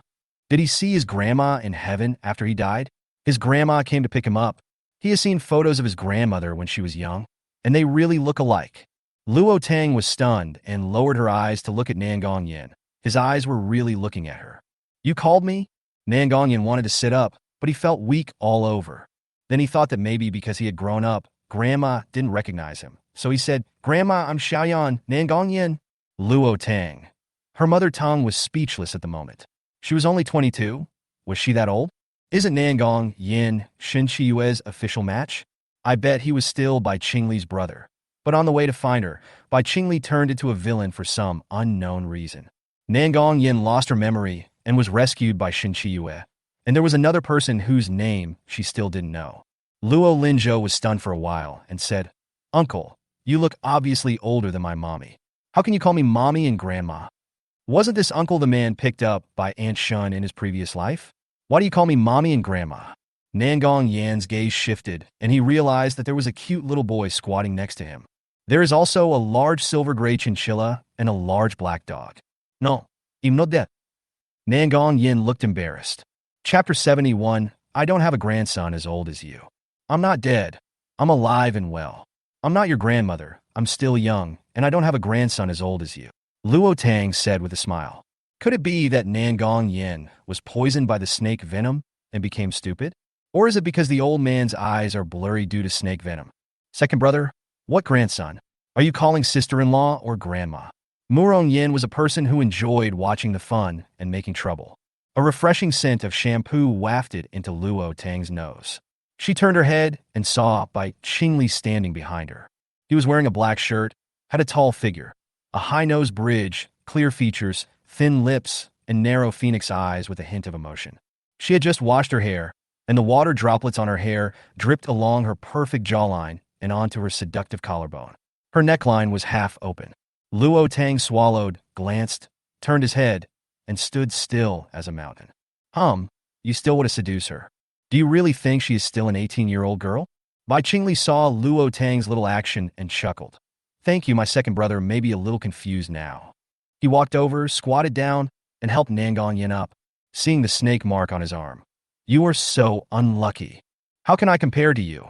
You unlucky guy. Nangong Yin pulled the corner of his mouth weakly. You can encounter advanced mutant creatures wherever you go. If Bai Qingli hadn't been unlucky along the way, the three of them wouldn't have ended up in such a miserable state. Bai Qingli's face darkened, and he retracted his hand. Nangong Yin felt weak and fell down. A soft object caught him, and heightened tan helped Nangong Yin up. Woof woof, your friends are not very good, but considering that you have wood-type abilities, how about you join our invincible team from now on? Dowd has said that this person has wood-type abilities that can make grass grow instantly. When the time comes, they will set up a stall in the community and take him there to sell vegetables. Nangong Yin looked at Bai Qingli with resentment. See, you are worse than a dog. Although he didn't understand dog language, the cute dog helped him, as well as the adorable big Totoro. As long as you are fine, I will leave first. The medical bills have been paid. Luo Tang felt a little worried when he heard the conversation between the two. In the book, Nangong Yin does seem to be a bit unlucky, and all his luck comes thanks to the heroine. But she didn't expect that Bai Qingli was even more unlucky. No wonder these two unlucky guys are so miserable when they get together like beggars. All the mutant creatures that walked here fainted. I don't know which snake bit Nangong Yin before he fainted. Do you still want to run away? I really didn't lie to you about what happened for years ago. He took a large sum of money to save people. I didn't expect to fall into the hands of the person I rescued. But now he is very glad that it was him who took the order and not someone else. If it was someone else, he and the girl would not have met. Luo Tang's memory of that day stopped at the moment when she pressed Bai Qingli under her. But Bai Qingli is a grown man. It's impossible that he can't even resist her, right? You are taking advantage of someone's misfortune. Damn, she was drugged and is mentally ill. You're a living person with hands and feet. Can't you run away? Bai Qingli had a faint smile on his face, which was slightly upturned, making his angular face look softer. Luo Linzhou pricked up his ears, wanting to listen to the conversation between the two, and stared at Bai Qingli with his big eyes. It turns out that Uncle Bai looks so handsome after washing. No wonder Mommy doesn't like Uncle Tang. Murong Yin and Nangong Yin were the same. They didn't dare to make a sound for fear of disturbing them. Girl, why don't you believe me? There's something really weird about you. You were very strange that day. There was a blood-red lotus mark on your forehead. I really couldn't move it. Although this thing is strange, his memory has always been very good, and it is definitely not a brain problem or hallucination. After that happened, no matter how many times Bai Qingli told her, she didn't believe it at all. She felt that Bai Qingli had watched too many TV series and was confused. I always felt that Bai Qingli was taking advantage of others' danger. He also thought that Bai Qingli would teach her how to use a gun and body skills. It was out of compensation for her, and also because Shun Tingyin gave Bai Qing the gift money. It was precisely because Shun Tingyin asked someone to rescue her after knowing that she was kidnapped that she didn't hate her so much. But now I think of the lotus bud on my chest and the lotus bud crystal core. I inexplicably felt guilty towards Bai Qingli. While Luo Tang was recalling, Bai Qingli had arrived beside her without her noticing. Do you remember? How did you treat me back then? Bai Qingli looked at Luo Tang, thinking about how he had such a great reputation throughout his life. He was defeated by a little girl. The punch made his head dizzy. When I was bullied, I kept thinking about it. The person who placed the order is simply sick. This crazy woman needs him to save her, but he can't beat her at all? Okay. When he woke up, the person was gone. Naturally, he had to go find Luo Tang to settle the score after finding out his location. I climbed up to the 4th floor in the middle of the night to challenge her. I thought she was good at martial arts, and she could knock the man out with just one punch. So much so that Luo Tang kept calling him a nuisance. Gradually, he realized that he had never practiced martial arts and did not have much strength. Make him doubt what happened that day. I suspect that she is good at martial arts, but she just doesn't know it. That's why I thought of teaching her martial arts, but later I found out that she really didn't know how to do it, but she had a very good talent. Luo Tang quickly calmed down and said with a smile, "Don't call me girl. My name is Luo Tang. I really don't remember it. Look, let's let the past be the past, okay?" She knew how vindictive this man was. It's outrageous that he could climb up to the 4th floor window in the middle of the night to settle the score with her. Bai Qingli nodded, leaned close to Luo Tang's ear, and spoke with a hint of joy in his voice. Tang Dang is right. We wouldn't have known each other without fighting. We wouldn't have had such a cute child. Luo Tang pushed him away and glanced at him. Tao now is my son. I gave birth to him and raised him. What does it have to do with you? Hey, how come this person didn't die? If she's not dead, don't come looking for her. How nice it would be to die. She likes being a widow. Now she has money, power, and cute pets, so she really doesn't want a man. Men would only affect the speed at which she could draw her sword. Bai Qingli was not angry either, as he had disappeared for 4 whole years. He was not around when Tang Tang needed him the most. Tang Tang, I found out that the person who kidnapped you was suspicious and was instructed by someone else. Unfortunately, I was almost able to find a clue at that time. Instigator, is it related to the Shin family? That shouldn't be the case. If it was really related to the Shin family, then she had never been kidnapped in the Shin family for 17 years. Nangong Yan's gentle voice suddenly sounded. Miss Luo, I'm sorry for what happened just now. I didn't mean to call you grandma. It's just that you look too much like my grandma when she was young. Chapter 72, We Are Not Suitable. You like to die. If Luo Tang was his cousin, could it be that someone had kidnapped Luo Tang and wanted to kill her? After all, Grandpa Luo was once the highest leader of the national military region, and Uncle Luo's status and ability are not bad either. Now that the end of the world has passed for more than a month, he still has no idea what the specific situation is. Murong Yin heard this and asked in confusion. Second brother, wasn't your cousin found before the end of the world? Nangong Yin chuckled. I'm not very clear about the specific situation. I received the news the night before the end of the world. As soon as my eldest brother woke up, he dragged you and me to the south. I haven't seen him yet. Who knows whether it is true or not? Are there really people in the world who look so alike without any blood relationship? What does it matter? Let's go to the hospital to collect some medical equipment and wait until we get back to the imperial capital. Even if someone returns to the Luo family to claim their relatives, I'll go steal a strand of Uncle Luo's hair. And you, second brother, can't you just do some identification? Even if sister-in-law is not it, we won't let her be bullied. If it is, it can be regarded as helping sister-in-law find her relatives. Murong Yin didn't know what Nangong Yin was struggling with. Even if it was the end of the world, he didn't believe that all the equipment in the world would be scrapped. You came down from the imperial capital? Luo Tang took a deep breath and said in shock. Mamma mia! Bai Qingli is indeed a madman. After waking up from the apocalypse, he took his brothers south to the city. Should she praise him or scold him for being so desperate? I should be moved by his sudden affection. Damn it. It reminded her of the time when she was 18 and had finally escaped from the kidnapper's lair. She was sleeping soundly in the middle of the night when Bai Qingli climbed from the 1st floor to the 4th floor, opened her window, and punched her. Knocked her unconscious. She always thought that those few months between her and Bai Qingli were just for fun. After all, a man is risking his life, as Bai Qingli would not be troubled by emotions at first glance. She had just had a one-night stand with Bai Qingli, and he felt guilty about it. Teach her martial arts and marksmanship, so that she will have a little self-protection ability if she is kidnapped in the future.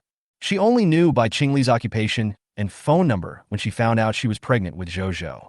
She called, and her heart skipped a beat when she heard a female voice. But she still wanted to ask who that person was, as she was afraid that Bai Qingli would cause trouble for her. Then after hearing her say that she was Bai Qingli's mother and that her son had brought his own death upon himself, Luo Tang hung up the phone immediately. She went to the temple to burn 3 incense sticks, left the Shun family, used her savings to buy a house, and rest assured to take care of her pregnancy. She had a beautiful thought at the time. No one would compete with her for the baby, and she would be so comfortable. But now Luo Tang felt that Bai Qingli was a bit annoying. If Hodi, she is not sad, but she died and was resurrected. If she died again, she didn't know if she would still be sad. If Zhou believed that Bai Qingli was his father, he would be very sad even if Bai Qingli died.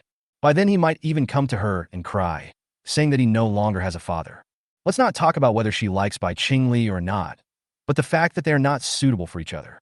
She wants a peaceful, healthy, and happy life.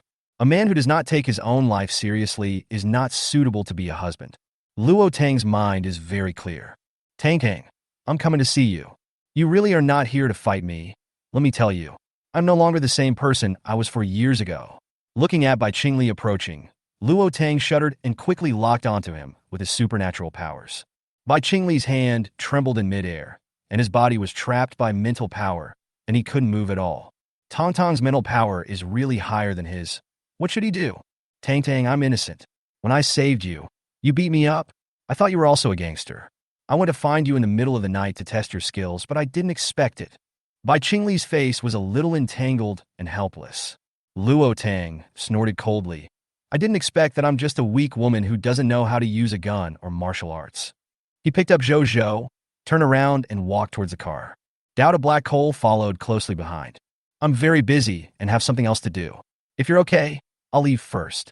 Bai Qingli, please don't take your own life lightly in the future. Luo Tang carried Zhou Zhou into the car, placed him behind the child's seat, and waited for Do Do and Hai Tamei to get in. With a snap, he closed the car door and stepped on the accelerator. Bai Qingli stood there, saying nothing. The evening sun gradually stretched the length of his chair. He still hadn't figured out why the girl ignored him again. There wasn't even a hint of joy at reunion. Bai Qingli's heart seemed to be gripped by something, and he felt an indescribable distress. Murong Yin patted Bai Qingli on the shoulder. My brother, let's not talk about what you did before. Why are you standing here, stupidly, instead of chasing him now? Nangong Yin sighed. Brother, you are also a father. If Luo Tang accepts you, he will definitely let the child call you dad. Do less dangerous things in the future. Luo Tang is also worried about you. Will you take your son to take risks in the future, or will you leave them mother and son in this world after you die in an accident? I see. Bai Qingli was standing with the light behind her, with a shadow on her face and her long eyelashes hiding the emotions in her eyes. He didn't know if it was Nangong Yan's illusion, but he actually felt a hint of grievance in Bai Qingli's deep eyes. Murong Yin touched the back of his head. How rare. Big brother didn't refute you. Bai Qingli silently took out the car from the space. Murong Yin learned his lesson this time and was the first to sit in the driver's seat when he saw the car. Mommy, they're catching up. Zhou Zhou looked through the rearview mirror and saw the shabby SUV behind him and said, Mommy, Uncle Bai and his family are so poor. Not as rich as us at all. Woof woof, that's right. Now we can definitely get that wood-type mutant to join us in doing business. Daodu patted Haichuo's head. Chiga, isn't your point that there should be a space-related supernatural person among the three bipeds? If they have such a large crystal core, they must have more in space. Maybe they are poor people with a lot of money, but no supplies. If we sell some things to them, won't we get rich? When Daoda thought about the pile of large crystal cores he had, a big smile appeared on his face unconsciously. The ball of fur that had been quietly staying on Daoda's head finally blossomed into beautiful red flowers. Daoda great, so smart. Luo Tang. Her furry children are so interesting. Luo Tang suddenly remembered that Curly was still sleeping in the space, so he took Curly out of the space. Zhou Zhou quickly reached out to catch it and stuffed Curly into the small bag on his back. He also found grass cakes and insect pupae from the side. The straw cake is for Daodu. Curly smelled the scent of insect pupae and slowly woke up. Squeak, thank you, brother. Curly took the insect pupa handed over by Daodu and started to chew it happily. Daodu saw this scene and suddenly asked, Big Cub, do you think we can get the uncocooned insects hanging on the mutant mountain peach tree and feed them to Curly? He is so lazy and doesn't like to practice, but he likes to eat. The mutant insect pupae must contain more energy than ordinary insect pupae. Maybe if Curly eats more, he can advance to the 3rd level. It really cares about its younger brother so that he can practice well and improve his strength. Chapter 73, Being Hated by My Son. Squeaky, Mommy, are there any mutant insect pupae? Where can I find them? When Curly heard what Daoda said, he immediately perked up. I'll see when I get home whether the bug is edible or not. Squeak, thank you, Mommy. Thank you, big sister. Curly burrowed back into his bag, feeling like the happiest mouse in the world. Mommy, Sister Jiang, and her friend's car is parked there. From a distance, Zhou Zhou saw a military green SUV parked outside a country villa. When Bai Qingli saw the car in front stop, his eyes darkened. Is there someone named Tang Dang in that room? Mommy, go ahead. Hi, Xiami, and I will be waiting for you outside. After we detoxify Sister Jiang, we'll go home, okay? You want to eat the big meal made by his mommy, but you can't eat it in a place with a lot of people. Luo Tang glanced at Bai Qingli, who was following behind him, nodded, took out a cup of milk tea from the space warehouse, and put it in the car. Drink if you want. Mommy will be out soon. If there is anything, let Daoda tell me. Don't worry, big boy. With me and Hai Tamei here, little boy will be fine. Woof Woof swears to protect its master until death. As Luo Tang just entered the villa, Zhou Zhou, with curly hair, slipped out of the car and blocked Bai Qingli. She raised her head and stared at him without blinking. Bai Qingli looked at the smaller version of himself and Tang Tang combined, and the depression that had just accumulated was instantly swept away. Although she looks more like Tang Tang, she is still at least 30% like him. The corners of his lips rose unconsciously. In the future, he would take on his responsibilities as a father and protect Tang Tang and the little kid. He took out a lollipop from the space and lowered his voice and said, "Little guy, I'm your daddy." Luo Linzhou curled his lips, thinking that he really was a 3-year-old child and wanted him to call him daddy just by giving him a candy. Since he hasn't married his mother yet, even if she is his biological father, you can't just call him dad. Luo Linzhou gently pushed Bai Qingli's hand away, opened the car door, and took out a cup of hot milk tea. He muttered, "Uncle Bai, you are so poor and your car is so shabby. You should keep it for yourself. I am afraid that you will run out of food and want to commit suicide. This is the milk tea that Mommy made for me. It is delicious. Mommy's cooking is the best in the world." Bai Qingli's hand holding the candy was stuck in midair, and the words that were about to come out of his mouth were stuck in his throat. No one has ever called him ugly or poor in his life. Today, his son despised him for being ugly and poor. After not seeing her for 4 years, the girl actually learned how to cook. She must have been forced by life. At this moment, Bai Qingli blamed himself for the first time for becoming a vegetable. If there hadn't been the end of the world, he might have remained a vegetable for the rest of his life until the end of his life. Tang Dang might marry someone else in the future, and the little kid will call that person dad. Thinking of this, Bai Qingli felt anxious again. Murong Yin laughed unkindly. "Brother, compared to my sister-in-law, you really seem a bit poor." Bai Qingli looked at the little guy on the ground who took a sip of milk tea, and then looked at him. "This is the first time I feel that children are not easy to fool." After putting the candy away, he squatted down and took out a blue crystal core from the space. The crystal core was half the size of Luo Linzhou's fist. When Dowda saw the crystal core, his eyes lit up and the straw cake in his hand suddenly lost its fragrance. He grabbed Zhou Zhou's clothes tightly with his claws, motioning him to reach out and take it quickly. "This is given to you by your father." Zhou Zhou looked at the crystal core in Bai Qingli's hand and blinked. "Are you like to die like your mom said, so you have more than one crystal core this big? Uncle Bai, are your abilities powerful? If Mommy really likes Uncle Bai and he is still courting death, Mommy will definitely be very sad if something happens to him." Luo Linzhou sighed. He was really worried about Uncle Bai's safety. She stretched out her little hand and patted Bai Qingli. "Uncle Bai, Mommy said that we only have one life, and we cannot be resurrected after death, so we must cherish our life while we are alive." Bai Qingli's hand was stuck in midair again, and he pulled the corners of his mouth stiffly. This is his child. Why is he so angry? He quickly changed the subject and said, "Little guy, Daddy doesn't even know your name yet?" Luo Linzhou was slightly stunned and looked at Bai Qingli with a hint of disdain. "Uncle Bai, even though you look very much like me, you don't even know my name, so how can you call yourself my dad? If you want to call yourself uncle, my mom is still a single queen, so how can I be called a dad?" Bai Qingli's forehead bulged slightly. How could this little brat be so talkative? Is he really only 3 years old? I talked for so long without even taking a breath. Murong Yin and Nangong Yin laughed secretly when they saw Bai Qingli being humiliated. When my eldest brother was a child, what gave my aunt the most headache was his mouth. But who would have known that when my eldest brother grew up, he would cause even more headaches for my aunt? His family was not short of money, so he became an international mercenary with his head hanging on his waistline. Luo Linzhou did not take the crystal core from Bai Qingli's hand. He would not give in to others' demands. He is not poor, he wants to stand on Mommy's side. Dowdu was drooling at the huge crystal core. It waited and waited.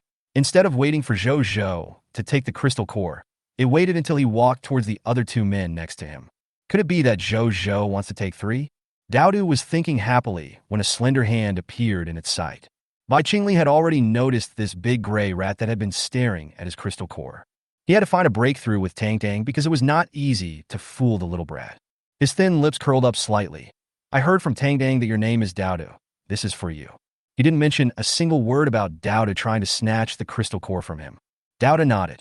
As long as the bipedal animal is not called a big gray mouse, it is a bipedal animal that can be interacted with. Looking at the crystal core handed to him, he felt jealous, but did not take it. The eldest child is not here. Bai Qingli didn't expect that this little guy had such self-control. He handed the crystal core forward and said, "Consider it as your hard work fee today." Dowda burst out with a blazing light, stretched out his claws to take the crystal core, and bowed to Bai Qingli to express his gratitude. When Bai Qingli saw Dowda's cute appearance, he couldn't help but touch its head. Unexpectedly, one day, he would find the mutant rat more pleasing to the eye than his son. He encountered many mutant beasts along the way, but none of them was as smart as Dowdu. "Uncle, what's your name?"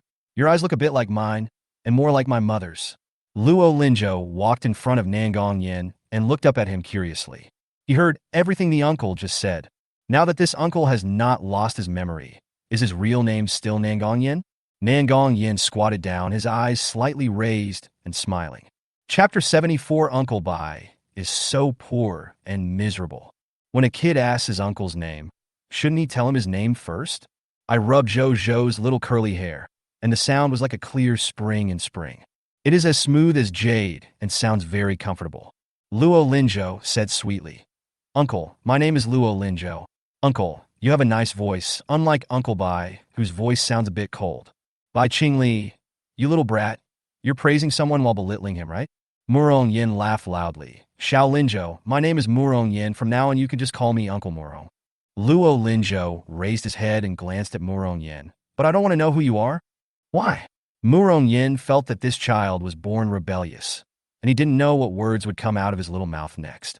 Luo Linzhou shook his head and said, because you look silly, and being with silly people will be contagious. Little brat, if you say that again, your uncle won't take you out to play anymore. Luo Linzhou looked Murong Yin up and down. I have my own hands and feet. Why do I need you to lead me? My legs are longer than yours, and I can run faster than you. As soon as he finished speaking, he felt Luo Linzhou looking at him as if he were a fool. He was so angry that he couldn't speak. I have a car and some black coal. Luo Linzhou pointed to the big black dog next to him. Nangong Yin chuckled. Little Zhou, your uncle's name is Nangong Yin. Luo Linzhou blinked and said, Uncle, is your surname also Nan? Grandma Shin's husband is also surnamed Nan. His name was really Nangong Yin. It turned out that Aunt Shin knew him before she picked him up. Then why didn't she help the amnesiac Nangong Yin find his family instead of keeping him with her? No, my uncle's surname is Nangong, and his name is Yin Yin. Zhou will call me Uncle Nangong from now on. Is Grandma Shin's husband that Zhou said to be your mommy's adoptive father? Yes. His name is Nancheng, and Mommy said he is an overseas Chinese. Although he didn't know what an overseas Chinese was, it didn't stop him from remembering it. When Nangong Yin heard the name Nancheng, he thought of Luo Cheng, the former third young master of the Luo family. 25 years ago, he jumped into the sea and died, and his body was not found. Nangong Yin frowned slightly. He seemed to have overlooked one point. Zhou, can you tell Uncle why your mother's surname is Luo? Luo Tang was once the eldest lady of the Shun family. Her surname was Shun. Even after leaving the Shun family, she still couldn't find her biological parents. Why did she choose to have the surname Luo? Luo Linzhou suddenly realized that Nangong Yin and Mommy had different surnames, and he was a little disappointed. Shaking his head, I don't know. Whatever Mommy's last name is, I'll take it. Why are you guessing so much now? The key is to find a way to persuade my sister-in-law to return to the imperial capital with us. Murong Yin said suddenly. Luo Linzhou turned around and looked at him. Mummy and I were planning to go to the imperial capital, but Mummy still has her revenge. Mummy also wants to attack the armored beast in the mountains behind the base. He knew Mommy well, and knew that both Mommy and Dowda were thinking about the crystal core in the mountain. And there is no guarantee that energy mines can be found in that mountain. What? Murong Yin was depressed. Mommy said that the capital is the center of Dragon Country, and she wants to settle down there and become a wealthy first-generation person. Bai Qingli's lips curled up unconsciously when he heard this. It was indeed Tong Tong's personality. What are you waiting for, little Zhou? Whoever your mom wants to take revenge on, your uncle will help you. After we kill the armored beast, we will head north. Luo Linzhou burped. You look stupid and inexperienced. You must be unreliable. Murong Yin, could you please stop talking about this to death? I am a gold-type second-level peak psychic. My eldest brother is a multi-type third-level mid-level psychic, and my second brother is a third-level early-stage psychic. Isn't that strong enough? Before Murong Yin could finish his words, he felt a look of contempt. Looking down, it was Dowda next to Zhou. At this moment, the big rat stretched out its long black claws, which were shining coldly. Oh, Zhou shook his head. It turns out that your superpower levels are lower than mine. I have reached the late third level. My Dodo can crush you to death with just one claw. No wonder you are so poor even though you have the superpower of space. Zhou felt that these three uncles were a little unreliable. Murong Yin, it's so fucking heartbreaking. Bai Qingli was depressed. He had been practicing for so long, but he was not as good as his 3-year-old son. It seems that the crystal core in the space needs to be used. It's because he has been either traveling or hunting mutant creatures for the past month. Strength is gained through fighting. There was no time to use too many crystal cores, and he was a little doubtful whether he was really as unlucky as his third brother said. We often encounter attacks from powerful mutant creatures, basically several times a day. Either it is a mutant beast, an evil beast, or an evil species. Nangong Yin chuckled. This kid is quite funny. What kind of supernatural power is Zhou? Cure. Haha, when Murong Yin heard Zhou's words, he instantly felt that he had turned the game around. So it's a cure. Then you have no fighting power. Zhou curled his lips, but your ability level is about the same as my Curly. My Curly can electrocute you.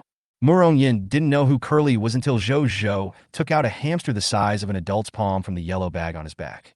He took a deep breath and fell into complete silence. Could it be that the weakest member of my sister-in-law's team is this rat that sleeps all day? This left his elder brother with no choice but to ask what to do. Bai Qingli is in a complicated mood now.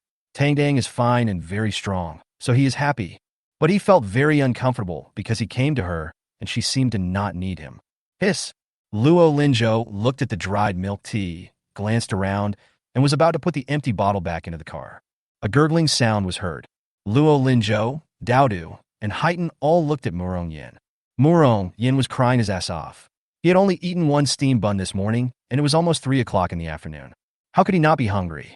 He had been fighting with a mutant beast for most of the day.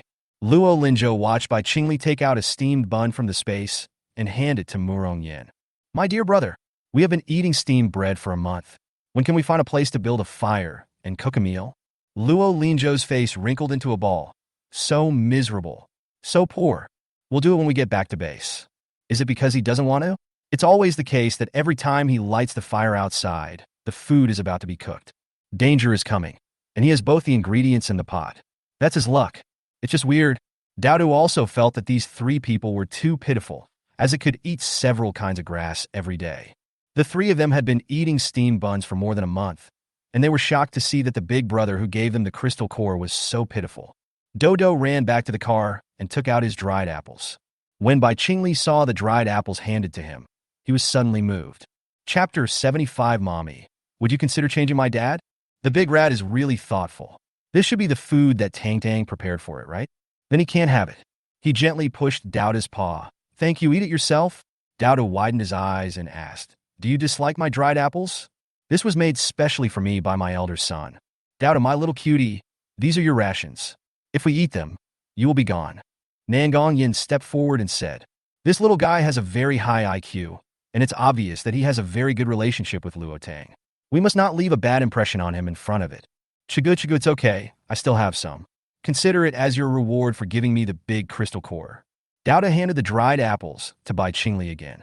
For some reason, Bai Qingli understood what Dodo meant this time. Thank you for the crystal core I gave you. Bai Qingli took the dried apple. This big bag weighs at least 2 kilograms. It's quite generous of this big rat. Daoda nodded. Thank you. Daodu shook his head again, waved his paws, grinned, and placed his paws on Bai Qingli's feet. You're welcome. You'll be my long-term client from now on. Woof Woof Daodu is really amazing. He can win the customer's favor so quickly. Luo Linzhou, Zhang Mo, and the other 3 fainted in different rooms. While Luo Tang was feeding them the antidote, he was also paying attention to the situation outside. Hearing his little darling making Bai Qingli speechless, Luo Tang was secretly happy. She had never been able to win the argument no matter what she said before, but now she has the treasure to help her get revenge. But when she heard Murong Yin say that they had been eating steamed buns for more than a month, she felt very uncomfortable. I remember that Bai Qingli was a very picky eater.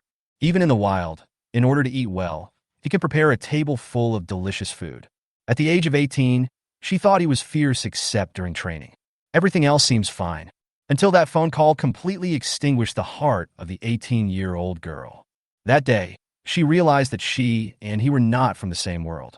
After figuring everything out, he gradually removed Bai Qingli from his world until he forgot about him.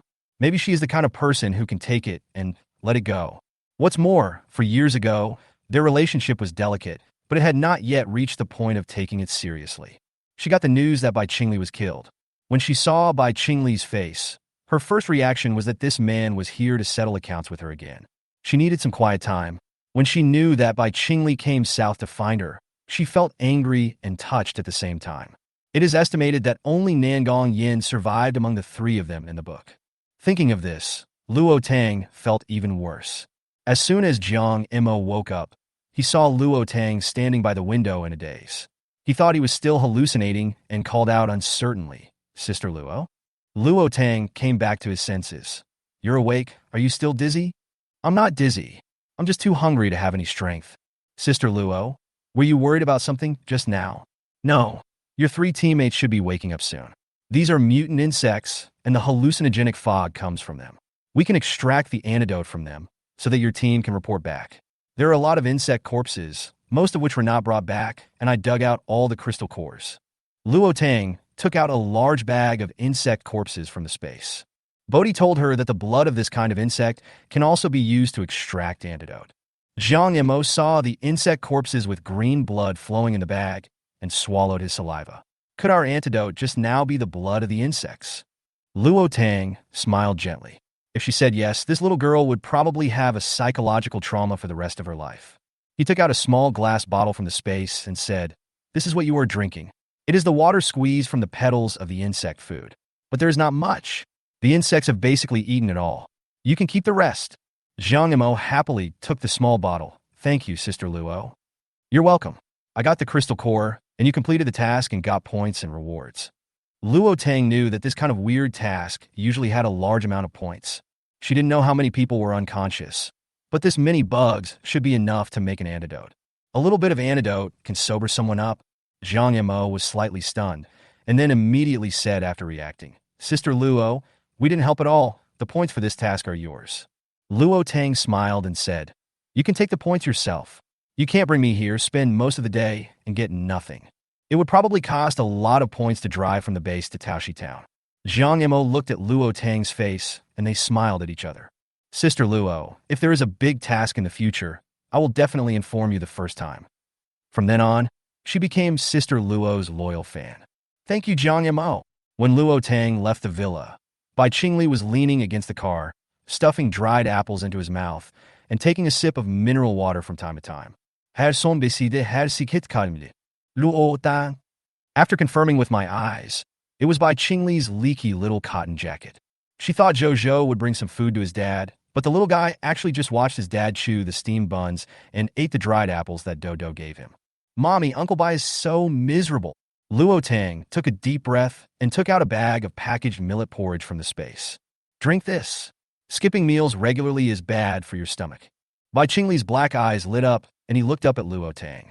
He swallowed the dried apple in his mouth and said, "Tang Dang still cares about me the most, unlike that brat who only knows how to bully his father." Luo Tang tried hard not to laugh. Her son must be awesome to be able to force Bai Qingli into this state.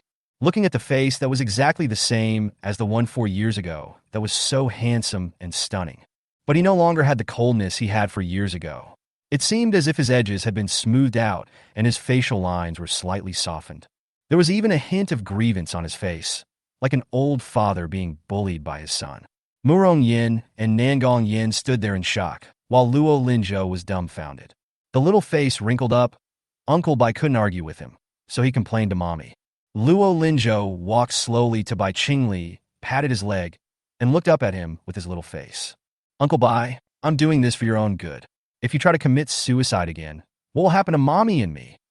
Jojo became more and more sad as he spoke, with tears welling up in his eyes as if they were about to fall. Luo Tang immediately stuffed a bag of millet porridge into Bai Qingli's hands and hugged Jojo to comfort him. Bai Qingli, he was sure that the little brat was pretending, but he had no evidence. If Tang Dang hadn't been here, he really wanted to pick up the little brat and give him a good beating. How happy he was in his heart when he knew that he and Tang Dang had a child. How depressing it is now. I thought she would be the lubricant between him and Tang Dang.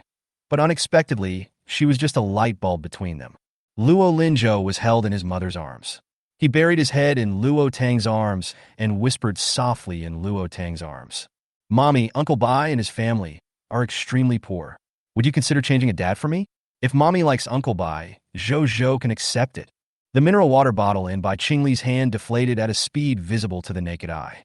Chapter 76. Mommy, I don't want to be taken away. Luo Tang so Mai Gen Li. She knew, of course, that Zhou Zhou was just teasing Bai Qingli. Baby, we'll talk about the future later. Mommy and Uncle Bai haven't reached that point yet. Luo Linzhou suddenly realized. Is it to the point where Uncle Bai is my dad? Luo Tang held his forehead with his hand. Baby, even if you don't let him be your dad, he is still your dad. If Zhou Zhou doesn't accept him, you can call him Uncle Bai. When you accept him one day, you can call him Dad, okay? Mommy hopes that you call Uncle Bai Dad.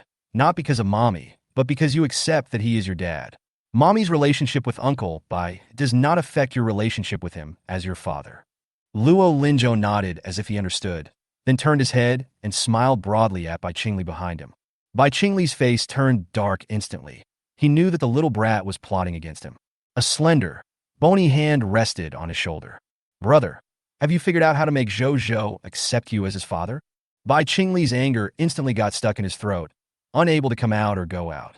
A yin was reminding him that he shouldn't be led by the nose by the little brat just because of his mischief. By that time, his relationship with Tangdang has not been repaired, and it might even become strained. Brother, you are Zhou Zhou's biological father for sure. But to him now, you are a stranger who suddenly appeared after death. Zhou Zhou is not like other children. He is very smart. There is no trace of you in Zhou Zhou's childhood. Bai Qingli was silent. Zhou Zhou curled his lips when he heard Nangong Yan's words. Not only was there no trace of him, but in his previous life, he was bitten to death by the evil species and was even taken away by it. If Uncle Nangong had not protected him in his previous life, he would have wanted Mommy to drive these three people away. Luo Tang had just carried his son into the car. Seeing that he looked worried, he said gently, "What are you thinking about in your little head, Zhou Zhou? If you are unhappy, share it with Mommy, and your worries will be relieved by half. Mommy, you said that if they had come earlier in the previous life, Mommy would not have died." Luo Tang was stunned for a moment, then smiled. "Baby, where do you look when you walk?" Luo Linzhou thought for a moment. The road ahead. So, we have to look forward. There are no ifs. We are fine now. Uncle Bai didn't find us because we were not destined to be together in that life. But Uncle Bai tried hard. He couldn't stay with Zhou Zhou because of his injury. After he recovered, he came to us from the imperial capital regardless of everything. So, baby, don't blame him and don't accept him as an uncle, okay? Luo Linzhou lowered his head and hummed softly. Mommy, if he turns into a monster, will he take me away from you? If Uncle Bai keeps following him, he will be really worried. He didn't want to be taken away and separated from his mommy. Luo Tang. She didn't know what to do for a moment. Zhou Zhou's experiences in his previous life were all true. So how did Bai Qingli become a monster? He came from the imperial capital, and even if he had relatives, they were still in the imperial capital. Zhou Zhou's memory was very good. It is impossible to admit the wrong person, or there are people who look exactly like him in the world. Luo Tang drove the car and quickly recalled the plot in the book, not missing any clues. After the cold wave, the Chang'e Plain has the exception of the big city of Yuhui Base. Moon City is a gathering place for evil species, and there is a powerful evil species who rules Moon City.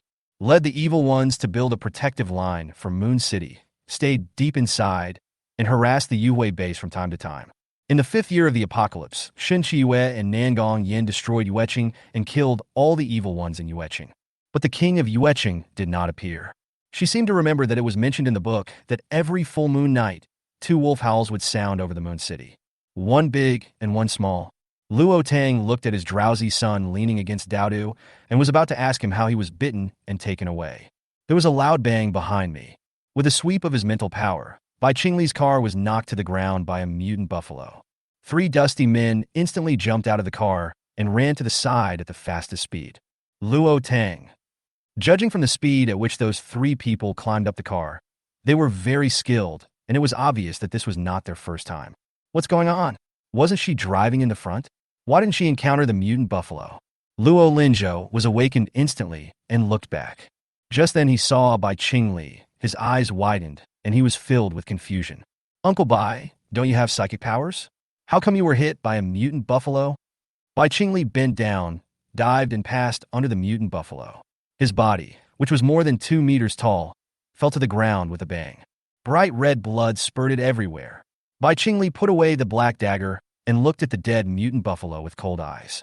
He took out a machete from the space, chopped off the bull's head, and took out the red crystal core inside that was the size of a baby's fist. Tang Tang, you run first. Before he had time to wipe the blood off the knife, he stuffed the knife into the space and took out 3 bicycles. The 3 of them each drove a car and seemed to be preparing to run away. Bai Qingli looked up and saw Luo Tang still staring at her blankly and hurriedly shouted, Tang Tang, run quickly. Don't you want a cow corpse? That's second-level mutant beef. Why are you such a spendthrift? Don't give it to me. Luo Tang got out of the car cursing. Why did his bad luck come at this time today? It is true that he has mental power, but it is impossible for him to use it to explore every moment. The cow seemed to be lying in ambush on the side of the road, and it was running straight towards his car at the speed of a 100-meter sprint, and he had no time to dodge. I sat on the bicycle, thinking about how many times I had to ride a bicycle to escape after the apocalypse when I saw Luo Tang getting off the bike. Tang Tang, don't get out of the car. Run!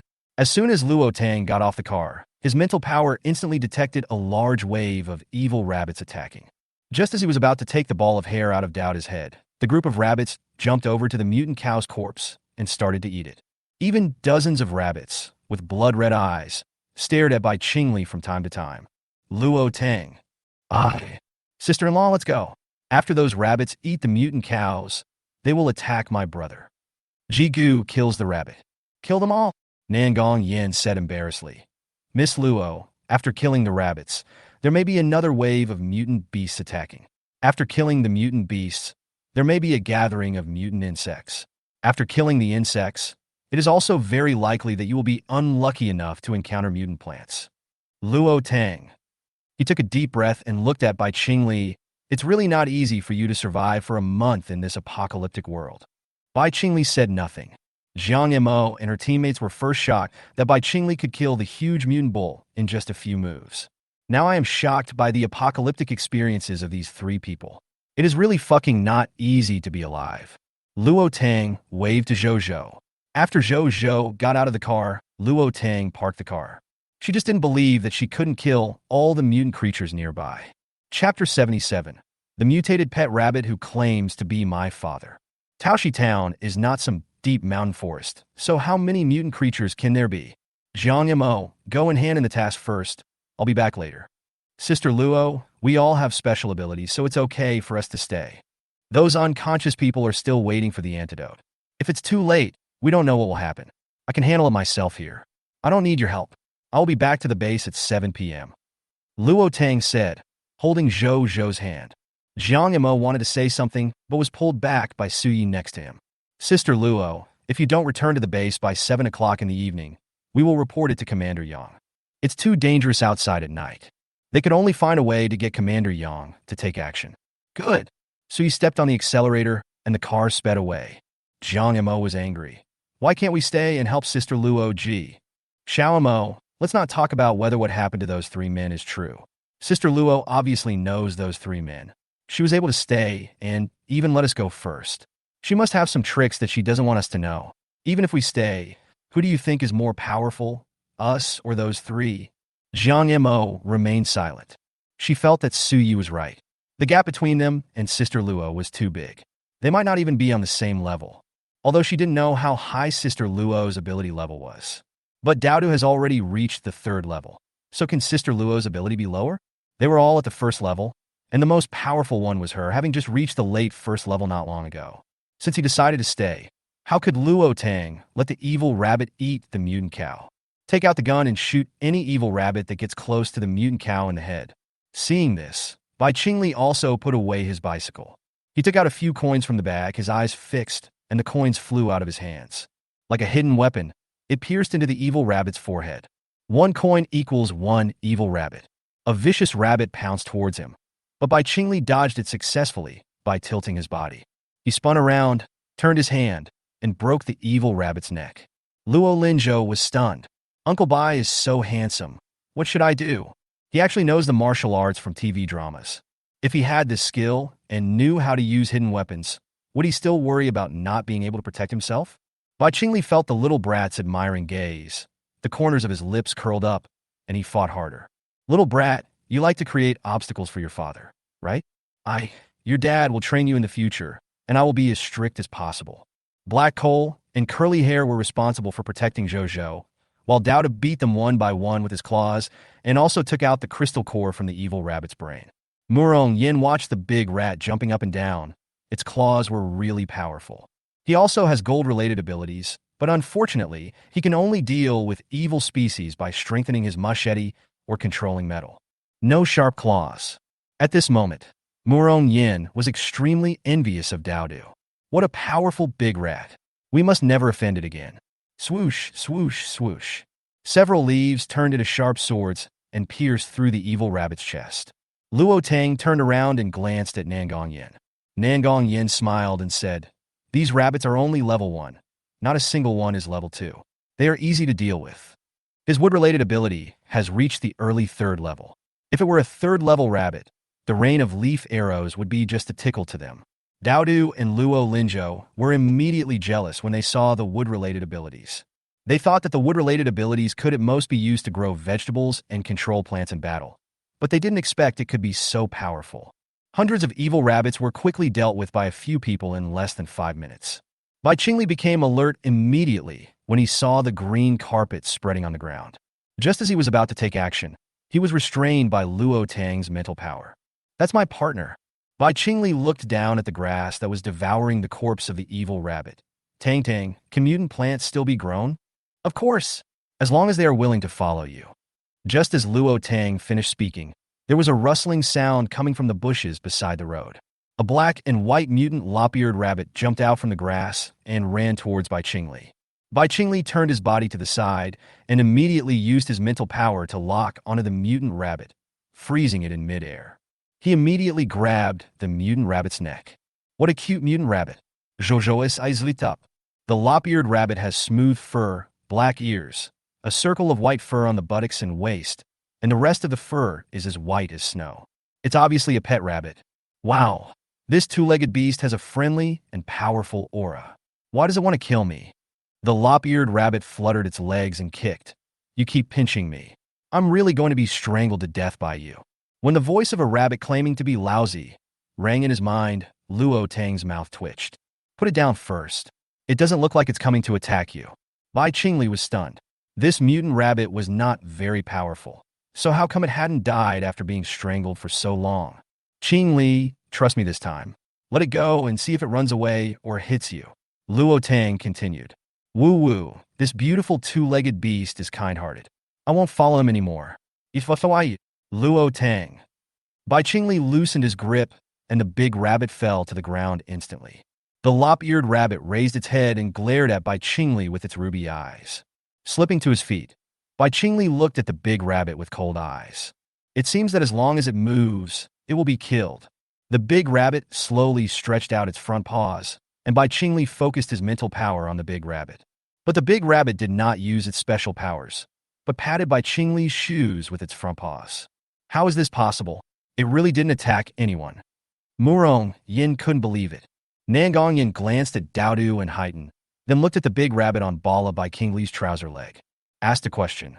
"Brother, do you think the mutant animals you encountered along the way wanted to follow you? Do you think it's possible? I've never been liked by small animals since I was a child. Even the cats my mom keeps are afraid of me." "Ouch! Two-legged beast, I'm not afraid of you. Being close to you, my speed of absorbing superpowers has increased." When Dowda heard what the big rabbit said, he pricked up his ears and moved closer to Bai Qingli. Immediately, the big black eyes burst into a fiery light. Luo Tang coughed lightly. "Qingli, the big rabbit just wants to be close to you. Do you want to accept it?" The big rabbit looked up when he heard that, and looked at him expectantly with blood-red eyes. Bai Qingli lifted the rabbit by the back of its neck. "It's quite heavy. Braised rabbit meat, spicy rabbit head, and cold rabbit will give us a full meal." The big rabbit struggled, cursing. "Fuck you, you actually want to eat me. If I don't show my power, do you think I'm a sick cat? Be careful." Luo Tang thought the big rabbit was going to attack Bai Qingli. As a result, this guy put his paws together and prayed. Luo Tang. He's good at talking big, but actually he's just a coward. Dowda tilted his head, slipped over to the fur ball, and started picking up the crystal cores. Bai Qingli put the big rabbit down, the corners of his mouth slightly raised. "But I'm hungry. I want to eat meat." Chapter 78, You want Tang Tang to call you dad? The big rabbit sat down on the ground, cursing. "What kind of meat is this? Meat can be as delicious as grass." As he was cursing, he felt an extremely cold gaze. He looked up and saw the two-legged beast glaring at him. His aura was fierce. His deep and cold eyes were half closed, and his gaze was as cold as a thin blade. His tone was seriously inconsistent with what he said. At this moment, the big rabbit completely understood that the two-legged beast really wanted to eat it. It's not like its previous owner, who was hungry and said to fry it. Just kidding. The big rabbit's three-petal lips slightly raised in a humane way, and it silently stretched out its front paws to pat Bai Qingli's trouser legs, while its hind legs were secretly retreating. Man, I'm old and not good, but I know where the rabbit hutch is. Luo Tang. Dodo. Not only is this rabbit troublemaking and cowardly, he even betrays his companions. Seeing the lop-eared rabbit moving towards Luo Tang, Bai Qingli quickly grabbed the lop-eared rabbit by the scruff of the neck and strangled its fatal throat. The big rabbit didn't move, and there was a wave of sadness in his jewel-like eyes. Little rabbit, what kind of superpower do you have? Luo Tang asked. The rabbit had been hesitating for so long and had been caught by Qingli twice, but it had not used its superpowers. The big rabbit tilted its head and stared at Luo Tang. Its abilities are weird and have no practical use. Can you understand what I'm saying? Under the big rabbit's expectant gaze, Luo Tang nodded. The big rabbit's eyes lit up. Then can you let this two-legged beast let me go? Luo Tang's lips curved slightly. It's okay, but don't call yourself lousy. The big rabbit looked at Luo Tang with a puzzled look. Why? My name is Lousy. Luo Tang. This is a name that a pet owner gave to his pet. Is it possible that a pet is lost in the neighborhood, and someone is looking for the pet by holding a loudspeaker and shouting, "Where are you? Lousy, come back soon?" Luo Tang found it funny just thinking about it. Daodu and Heiqian were stunned. Suddenly, they felt that their names were particularly vulgar. No, that was your old name. Now you're called Xiaodu, or I'll ask Bai Qingli to cook you into spicy rabbit meat. Luo Tang threatened. Xiaodu really followed them, and when she was asked to call him Lousy, she couldn't say it. The little rabbit felt a chill on its back and looked up to see Bai Qingli waiting for it. That look seemed to want to eat it alive. Old man? Huh? You still want Tang Dang and I to call you old man, but you look like a rabbit. You don't have the body and simplicity of a giant panda, and you want to imitate the color of its fur. You are so ugly, Bai Qingli said with disdain. The little rabbit was so angry that his ears stood up and he kicked his legs. Who are you calling ugly? My former owner said my fur is the prettiest in the world. Only the fat giant panda can compare with me. Luo Tang held his forehead with his hand. This big rabbit was really jumping on Bai Qingli's head. You want to satisfy your desire to talk even if you have to die, right? Not to be outdone. The big rabbit was still cursing and even started spitting at Bai Qingli. Although Bai Qingli didn't understand what the big rabbit was saying, he knew that the big rabbit was scolding him. If you can't bear it anymore, then don't bear it anymore. He grabbed the big rabbit's neck and exerted force. Luo Linzhou grabbed the big rabbit's legs and looked up at him. Uncle Bai, can you give me the rabbit? You want to pite?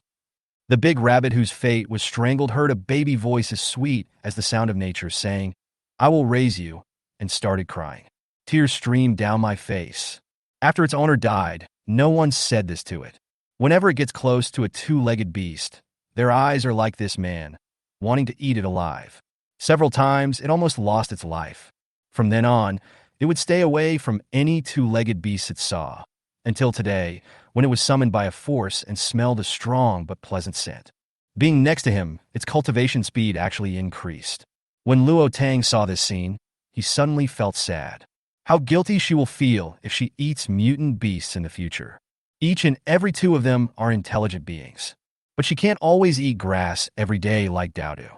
Bai Qingli didn't expect the big rabbit to cry, and he slowly loosened his hand unconsciously. The big rabbit fell into Luo Linzhou's arms. After burying his head in Luo Linzhou's arms, the big rabbit's eyes lit up. Being next to this little two-legged beast seems to speed up my training, but without the big two-legged beast. So fast. Are you serious? Luo Tang asked in surprise. The big rabbit reacted instantly and realized that this person could understand what it was saying. Of course, I'm not a bunny. How could I lie? Chigu, why don't I feel anything? Daodu, maybe you guys were with Zhou all day, and you used crystal cores when you were practicing, so you didn't notice it. Daodu pricked up his ears and felt that what Luo Tang said made sense. He jumped onto the tree, closed his eyes, and began to meditate. 3 minutes later, He opened his eyes and nodded to Luo Tang. After receiving a positive answer, Luo Tang looked at Bai Qingli and asked, "Do you have any strange abilities that can speed up the training of mutant beasts?" Speed up the training of mutant beasts? Bai Qingli looked a little confused. Is this the reason why I attract mutant beasts? Of course not. The little rabbit in Luo Linzhou's arm shouted. Luo Tang looked at it and said, "Go on." I was sleeping in the rabbit hole, but I felt a strong call from afar and ran towards here uncontrollably. What happened next is what you saw. Luo Tang looked at Bai Qingli with a strange look, and Daodu suddenly grabbed the hem of her clothes. Don't we encounter vicious beasts and mutant beasts from time to time on the road? If it weren't for the crystal cores they provided, we wouldn't be able to upgrade so quickly. Luo Tang's mind exploded, and his eyes wandered between Bai Qingli and Luo Linzhou, one big and one small. Mommy, what's wrong? Do you two have the ability to summon beasts? Ah! Luo Linzhou looked confused.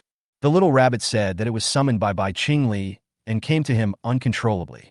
Luo Linzhou's face was tangled, recalling his experience from the city to Yuhui base. Even the experiences of the past 2 years were recalled. Aunt Shun's team often encounters mutant beasts, and everyone thinks Aunt Shun is attracted to beasts because she can communicate with beasts and make deals with them.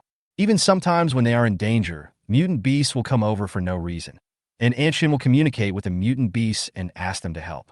Brother, think about what situation you would be in if you were suddenly attacked by a mutant beast. Bai Qingli fell into memories. Yesterday, he came to Peach Blossom Town and was attracted by the fragrance of flowers. Ian said they were poisoned and needed to get the antidote. Then he used his mental power to explore. After using his mental power for about an hour, he encountered a powerful mutant python. After digging out the crystal core, he fainted in the Peach Blossom Forest due to exhaustion and poisoning. It seemed to be similar today, shortly after he used his mental power. If this is true, then can his special ability only be used as a decoration? After using my psychic powers, mutant beasts will come to me after a while. But I don't have any psychic powers. Zhou thought carefully. Then he covered his little mouth fiercely. Chapter 79 Special Ability Beast Attraction. Mommy, it shouldn't be after using mental power, but after using supernatural power. Luo Tang. He took a deep breath and said, I don't believe that you two don't have other special abilities. Bai Qingli, just face the black hole and use your mind to try to summon it to your side. Don't use your mental power. Black hole, run 10 meters away and don't move. Black hole is a 3rd-level mutant beast and is even Zhou's contracted beast. Black hole did as he was told, ran 20 meters away, and lay down to sleep. It has been working all day and is really tired. It's safe here with the master watching over us. Bai Qingli felt aggrieved. Tang Dang asked him to stare at the big black dog. What was so good about the big black dog? It was all black. Luo Tang glanced at Bai Qingli, who was standing seriously. Bai Qingli obediently said to himself, Big black dog, come here. The black hole remained unmoved and even began to snore. The wind blew through the grass, and the bent grass brushed against the tip of Black Hole's nose. It turned over and continued to sleep. Bai Qingli gave Luo Tang a resentful look. Continue. Bai Qingli felt that he had never done such a stupid thing since he was a child. Tang Dang asked him to do it, and he had no choice. I kept saying to myself, Big black dog, come here. He read for a full 5 minutes, and all he could think of was the big black dog. Come here. Hai Tammy I moved, and Bai Qingli thought he saw hope, but Hai Tammy I just returned to his original sleeping position. Bai Qingli's frown could kill a fly. He clenched his fists, veins bulging on his arms. Big black dog, come here. Luo Tang was startled. Her mental power was always focused on Bai Qingli. Just now, he was emitting a strange energy magnetic field. Just for a moment, it disappeared again. Luo Linzhou covered his mouth with his small hands and stared at the black hole without blinking. The black hole actually moved. Luo Tang fixed his gaze on Haitin's eyes. It was obvious that he had not woken up yet, and his eyes were blurry. But he ran towards Bai Qingli at the speed of a 100-meter sprint. The soft hair fluttered in the wind, and in the blink of an eye, she fell into Bai Qingli's arms. Bai Qingli slapped it, and the black hole fell to the ground. After rolling around, it suddenly stood up from the ground, moved its hind legs back a step, slightly bent its front legs, leaned forward slightly, bared its teeth, and faced Bai Qingli in an attacking posture. Woof woof human, why did you hit me? Luo Linzhou moved to the black hole and touched it. Cole, you just pounced on Uncle Bai. No, I wasn't. I was sleeping. Cole, look at where you are now. Black Cole turned around and took a deep breath of the dog's breath. It was clearly lying in the grass and sleeping just now. It had no idea how it suddenly came here. Murong Yin and Nangong Yin were stunned. It turned out that there was a reason why they were chased by mutant beasts all the way. No wonder every time after killing the evil species, we encounter mutant beasts. Or every time you want to cook, you will encounter mutant beasts.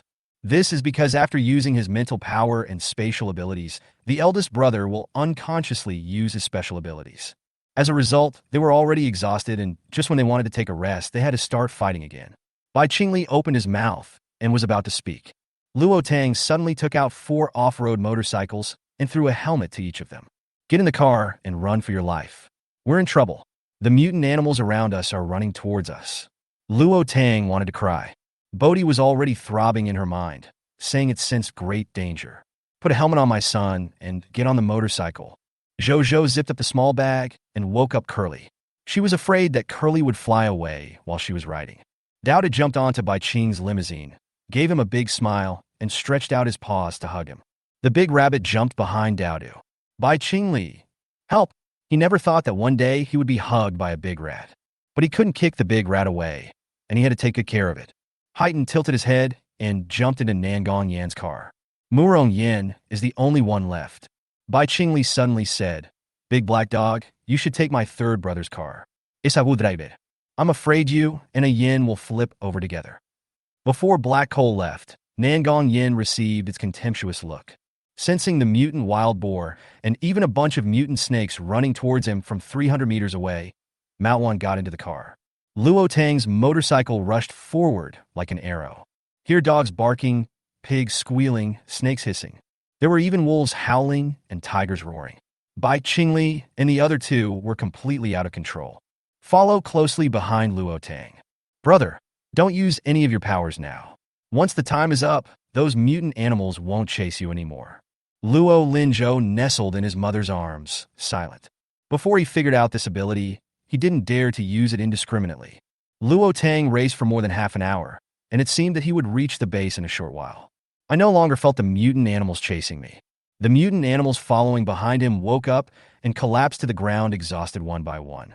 When I saw other mutant creatures around, I was thinking, let's take a break and then kill them.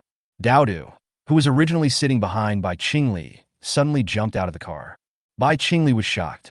If anything happens to the big rat, Tang Dang will skin him alive. What are you doing? Jigo idiot. Of course he went back to pick up the crystal core.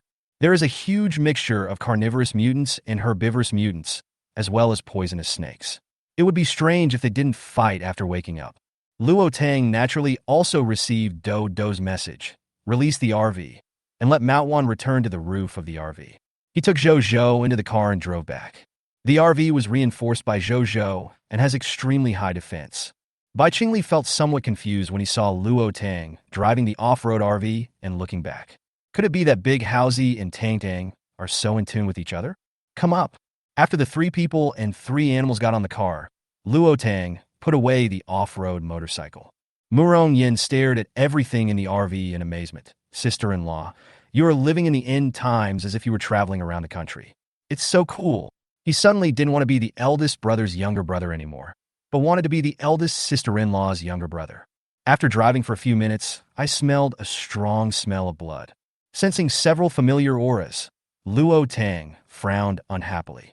The Shun and Tang families saw a bunch of mutant beasts fighting, and a lot of them died, and they were picking up the dead beasts excitedly. Suddenly, a large black RV stopped in front of them. A slim woman wearing a leather jacket and leather pants with a high ponytail got out of the car holding her child. Tang Shen raised his head and saw Luo Tang's face, his eyes dark and unclear.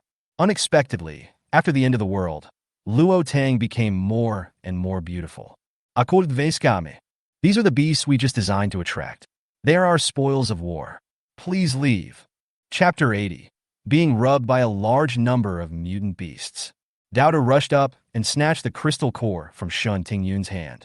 Is this the beast summoned by the unlucky guy's special power, or is it the beast they drove away and it belongs to them? Shin Tingyun was about to take action against Dowdu. Shin Chiyue stopped her, seeing the gentle smile on Luo Tang's face. At this moment, Shin Chiyue somewhat hated this woman. She lived a very good life in her previous life, like the moon in the sky, but she was just like the mud on the ground. In this life, she thought they would have nothing to do with each other, but unexpectedly, they became neighbors. She has worked hard to become stronger, but why is she still a little worse than Luo Tang? Miss Luo, this is just a bunch of beasts killing each other. Aren't you here to pick out the missing ones? They're all here to pick up leaks, so why does Luo Tang act so condescendingly? Why, you have picked up a lot in the last days. You don't think you were so lucky that you can pick up everything. Luo Tang smiled, but glanced at Shin Chiyue. It has nothing to do with her to pick up other people's leaks. Even if Shin Chiyue picks up a big treasure that upgrades her, she won't feel anything. But she can't pick up something she struggled with. Luo Tang, what do you mean? I think you were just jealous that my family Yiye is luckier than you. Bai Qingli and the others got out of the car. I really thought you were lucky enough to encounter this. So how about I let you have better luck again? As soon as Bai Qingli finished speaking, there was a rustling sound in the grass around them. Danger! There are many mutant beasts running towards us, run! Shin Qiang's voice sounded. Just after I finished speaking, there was a mutated wild boar with bleeding ears and a mutated wolf with a lame leg. There were also mutant cows with one of their horns broken off, and mutant hedgehogs with few thorns left in their sights. Luo Tang. If you can't show off, don't show off. Bai Qingli. No, there are too few mutant beasts near the base. That's it. Shin Tingyin smiled, but then she stopped laughing. There is a mutant tiger, a group of mutant snakes, mutant mice, and even a mutant eagle hovering in the sky. She also heard the sound of numerous flapping wings. That's it. Bai Qingli said sarcastically. If you can kill these mutated beasts, then you are qualified to pick up things on the ground, understand? Shin Chiyue felt the mutated beasts eyeing them, and the soles of her feet felt cold, which spread throughout her body. There were so many mutant beasts, how could they kill them all? What's more, there is a powerful mutant tiger. The lame wolf is still howling, and may even gather the pack. It would be nice to be able to escape. She took a deep look at Bai Qingli. The man was facing her sideways, his profile was perfect, his thin lips were pursed tightly, his face was tense, and there seemed to be a black storm brewing in his deep eyes. Bai Qingli felt Shin Chiyue's gaze and glanced at her. This glance made Shin Chiyue's blood freeze and reminded her of her encounter with wolves in her previous life. On the verge of death, the Wolf King, who was surrounded by people, glanced at him lightly. If Nangong Yin hadn't appeared, that one glance would have determined her death, and she would be eaten by wolves. Shin Chiyue looked away, but now the person who had saved her was standing on the opposite side of her. A loud wolf howl suddenly sounded in my ears. Ah! Shin Chiyue collapsed emotionally and trembled all over. Run towards the car. She wants to escape. Yes, Shin Tingyan still didn't know why the man looked at his daughter and made her so scared. Shin Qiang looked at the beasts around him that were preparing to attack, and took the dug-out crystal core from his father and aunt. Walking towards Luo Tang. Sorry, I didn't know these beasts were your trophies just now. Luo Tang didn't answer. It's okay. Just leave now. You can keep these by yourself. Practice hard and improve your strength. It is best to become the strongest person in the team. Tang Tang. Luo Tang's face was solemn. His mental powers sealed the surrounding area, and he whispered, "Be careful about Tang Chun. He also has mind control powers." What? Shin Qiang was shocked. Luo Tang patted him on the shoulder and continued, "Be careful. Put your own life and safety first in everything. What your parents love most is herself, and then Shin Chiyue."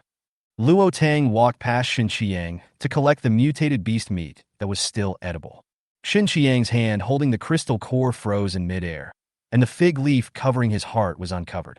Tang Tang is right. No matter it is his father or mother, they love themselves the most, and then Shin Chiyue.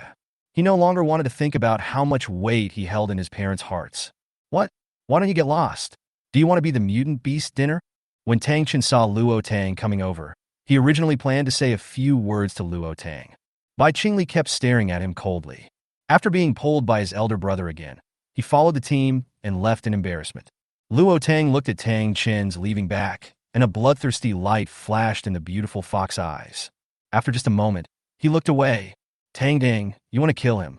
Bai Qingli said affirmatively as he saw the man walking away. Luo Tang, who was bending over to bleed a mutant chicken, paused and looked up at Bai Qingli. This guy is so sharp. Bai Qingli raised the corners of his lips. Tang Tang, I'll help you kill him. No, don't disturb my plan. I still have to do an experiment.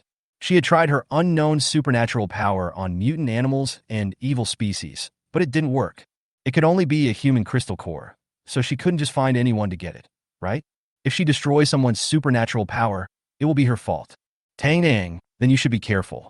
There is no supernatural power fluctuation on him, but he is a little weird.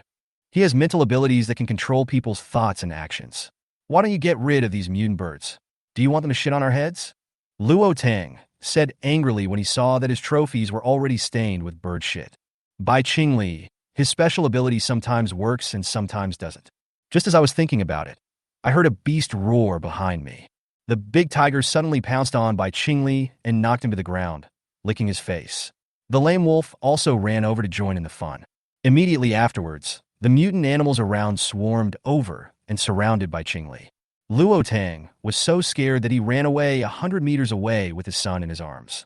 However, several small mutant beasts also followed Luo Tang.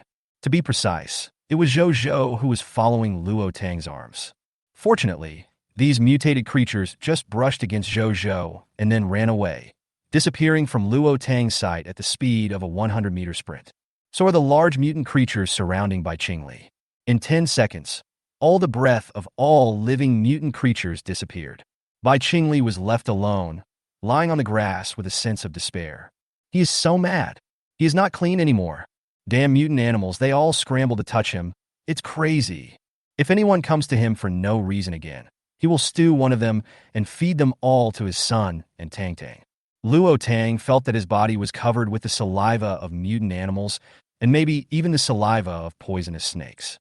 Nangong Yin, Murong Yin, and the three beasts standing next to them all stood there in a daze. I don't know what to say. It turns out that the mutant beast before was summoned by the big brother's special ability and wanted to take advantage of him. Even the sleeping Curly was awakened by the fright and climbed onto Luo Tang's shoulder, trying to open his eyes wide and look at Bai Qingli. It seemed as if he wanted to find out why he was so popular among the mutant beasts. Chapter 81 Harvest, New Member Bunny. Murong Yin slowly moved to Bai Qingli's side. Brother, are you okay? What do you think? Bai Qingli's cold voice sounded. Mommy, I want to take a bath. Luo Linzhou was not having a good time either. He was licked by a bunch of rabbits. Luo Tang looked at the mutant beast meat that was wasted on the ground and sighed. Put 2 mutant sheep, 3 mutant geese, and a mutant wild boar family into the space. Do you want this meat? If not, I'll let Manhwa eat it. Sister-in-law, you take them all. Given his elder brother's current state, he probably wanted to grind all the mutant beast meat into paste. Manhwa, these corpses are all yours. If you can't finish them, Mommy will save them for you later.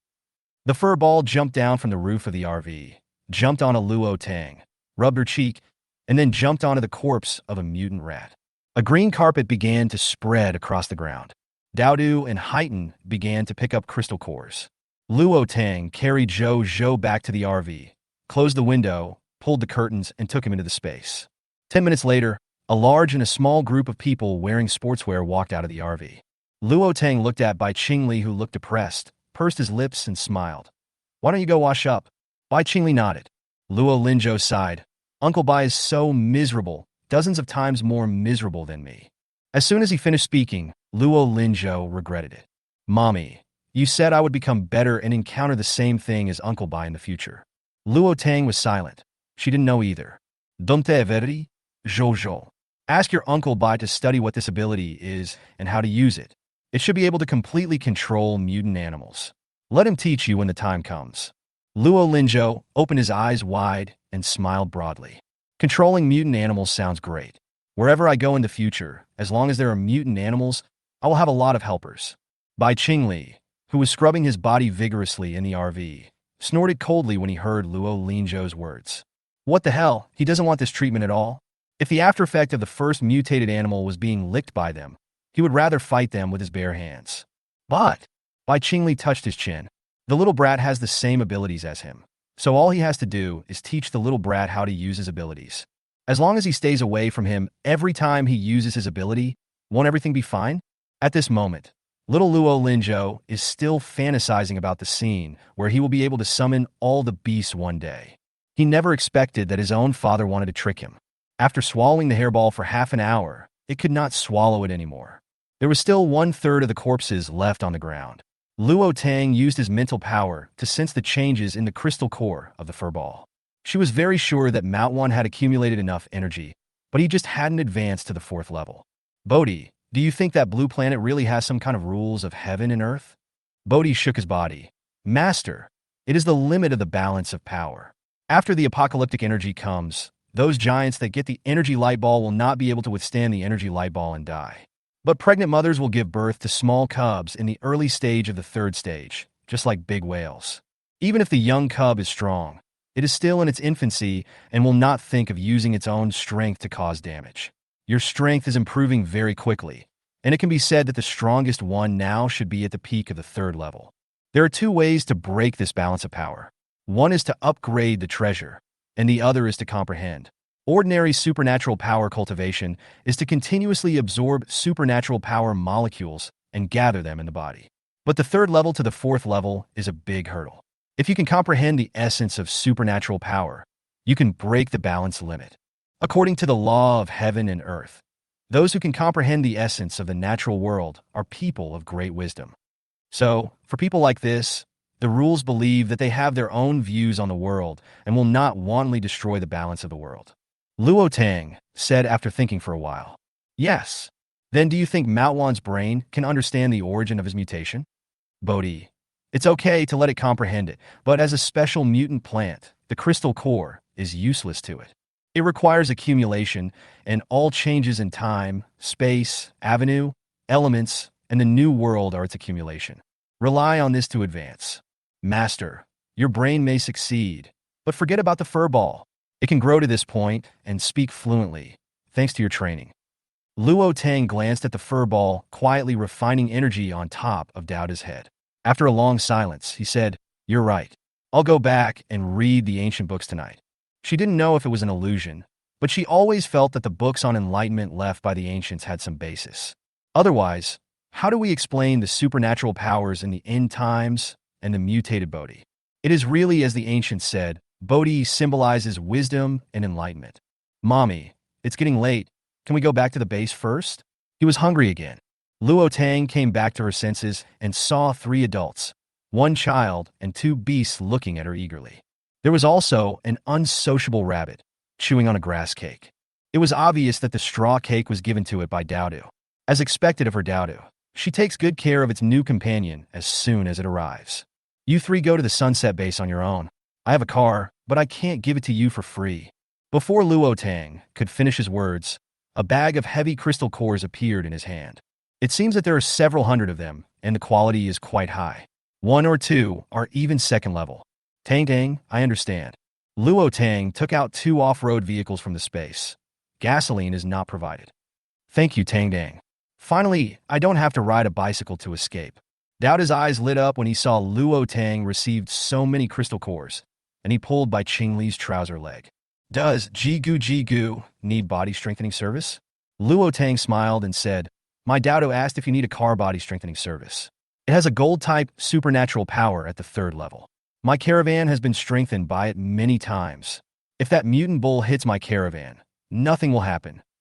Bai Qingli looked at Murong Yin with disdain. You all have gold-related abilities, but you are no better than a big rat. Thank you, Doubtu, we need it. So Luo Tang took Zhou and Hai Tamii into the RV. Doubtu stayed in Bai Qingli's car and began to help Bai Qingli strengthen the car body step by step. The big rabbit looked at Doubtu and then at Luo Tang. After seeing the majestic and imposing off-road RV, he decisively chose to follow Luo Tang in the car. Luo Tang looked at the big rabbit that was following him and didn't stop it. Wait until it comes up before closing the door. Bunny, do you have any special powers? The big rabbit jumped under the driver's seat, next to him, and then turned out Doubta's straw cake from under the seat. Zhou patted its paws gently. This belongs to my Doubtu. You can't take it without his permission. When we get home, I'll bake some grass for you, okay? The big rabbit opened its 3-petaled lips and moved its mouth. Big sister will definitely give me something to eat. I gave it a flying cloud.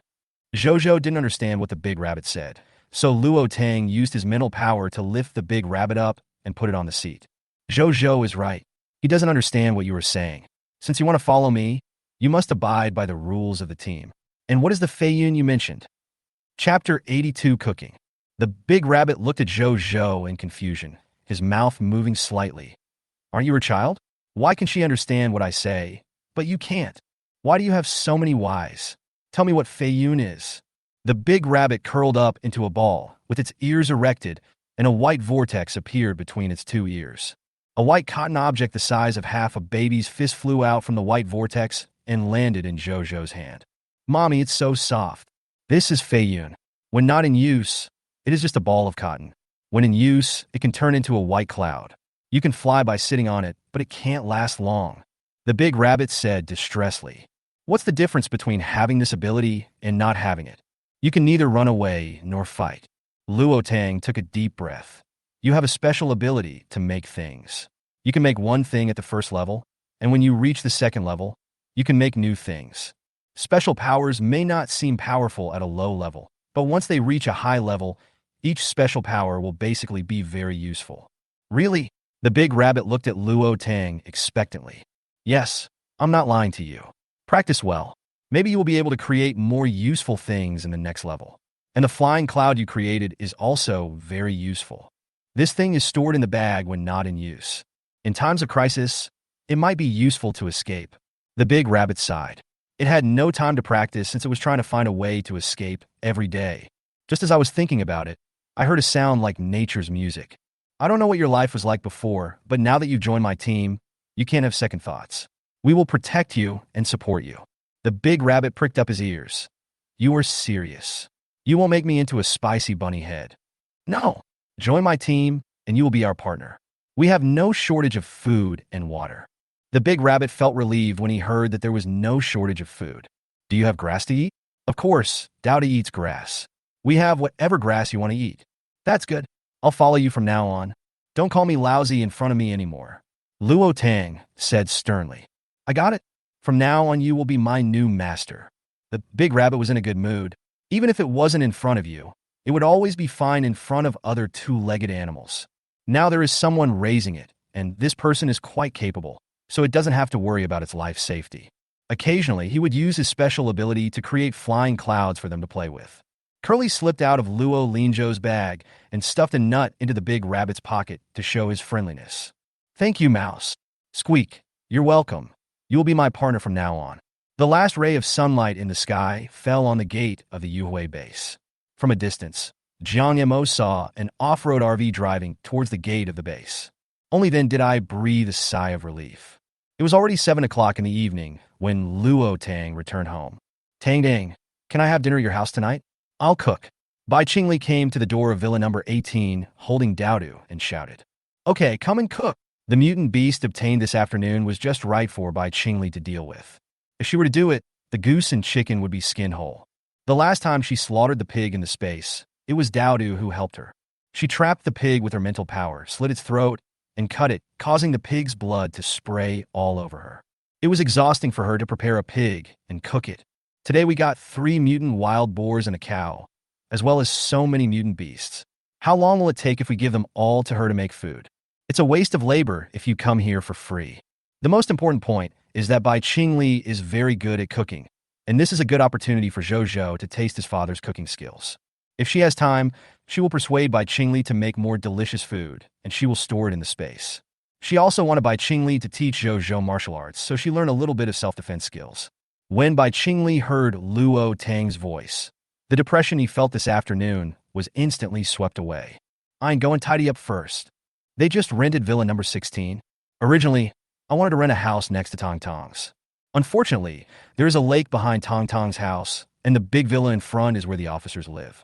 There is no one on the left, and the right side has been rented out. He can only rent villa number 16. Luo Tang has already washed the ingredients in the space. Bai Qingli put Daoda down and followed Luo Tang into the kitchen. He saw 2 tables in the kitchen of more than 10 square meters. The mutant cow that I encountered in the afternoon was on the table, cut into large pieces. On another table was a processed, half-mutated wild boar. XIN Bai Qingli was confused. When did Tang Tang process the ingredients? These are all my stocks. Luo Tang's words dispelled Bai Qingli's doubts. Taking the mutant goose from Luo Tang's hand, he said, Tang Tang, you go and have a rest. Leave this to me. Let's cook some food first. After we finish eating, I'll deal with the ingredients. Hearing Bai Qingli say this, Luo Tang looked at him expectantly. By Tingli. For years ago, whenever Tang Dang was tired from training, she would look at him with this look.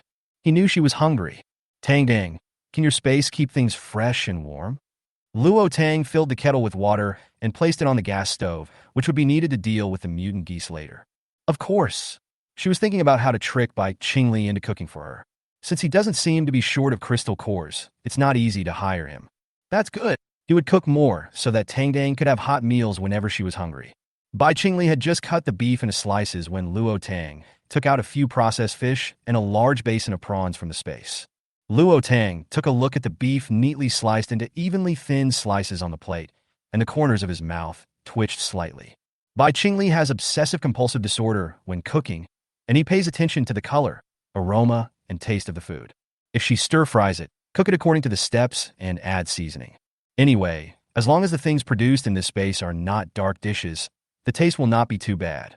Luo Tang was looking forward to Bai Qingli's cooking skills and the delicious food produced from the ingredients in the mutant beast space. The sound of chopping vegetables could be heard in the kitchen. Luo Tang took a look and took out a processed chicken from the space. This chicken was raised in her space. When Bai Qingli saw the chicken Luo Tang took out, his hand holding the kitchen knife stopped in midair. Tang Tang, it's such a big chicken. Did you peel off all the skin? What else? How long will it take to pluck out all that hair? Chicken skin doesn't taste good either. Luo Tang retorted. Tang Tang, don't you think the chicken will look dry if you fry it without the skin? Luo Tang snorted. It's good to have something to eat in the end times, and you picked it. She had only cooked a few times in her life before the end of the world. Chapter 83. Even chopping vegetables can't stop your mouth. She spent a lot of time researching information because she lost money when she planted lettuce last time. It turned out that her space was very special, and the seeds started growing as soon as they hit the ground.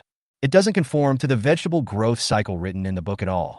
In the future, with me here, Tang Dang doesn't have to cook, just learn how to eat. After preparing the dish, start preparing the ingredients. Luo Tang watched him take out various seasonings from the space, even ginger, garlic, and onions, and swallowed. Qingli, you don't have everything, but you were just unlucky and don't have time to cook, right? Bai Qingli. He knew he should not say it out loud. So does he not care about his face? Seeing that, Bai Qingli didn't say anything and just cut vegetables silently. Luo Tang didn't know whether to sympathize with him or not. You'll definitely have good luck if you follow me in the future. You'll definitely need to have enough food and drink. Luo Tang placed the prawns on a plate and prepared to steam them. This is how she cooks shrimps and crabs. It's the simplest. Bai Qingli's brown eyes were tinged with smile, and his voice unconsciously carried a hint of joy. He knew that Tang Dang still had him in her heart. Then I will follow Tang Dang from now on. You see, I can carry things, fight, make money, and cook. I guarantee you will not lose out if I use me. Luo Tang nodded, his tone somewhat sad. I just like to play with my life. Who knows when I might lose my life? Will I ever see you again? Bai Qingli became alert, afraid that he might say something wrong. He had not forgotten what a yin had said to him today. Tang Tang, I was wrong. That was an accident 4 years ago. Since I met you, I haven't run to take the mission. Luo Tang snorted. Then tell me how you fell off the cliff and became a vegetable. Would a normal person run to a dangerous cliff area? And if he wasn't doing a mission or fighting with others? With Bai Qingli's skills, she didn't believe that he fell down accidentally. She saw it all at the beginning. This guy can even climb walls and fly over rooftops. Something happened in the Imperial Capital Military District at the time. I was chasing the suspect and was ambushed. Aren't you a mercenary? How come you are involved with the military district? Bai Qingli smiled. Isn't it an accident that I found out you were kidnapped? I don't have many people in the United States, so I asked the Luo family for help. It was very sudden, and a few undercovers were found, and I was accidentally ambushed while arresting people. Grandpa Luo was the commander-in-chief of the military region before, and my grandfather and Grandma Luo are good friends. Luo? Yes. Didn't I tell you that you look a lot like his grandmother? Aunt Iangu is the daughter-in-law of the Luo family.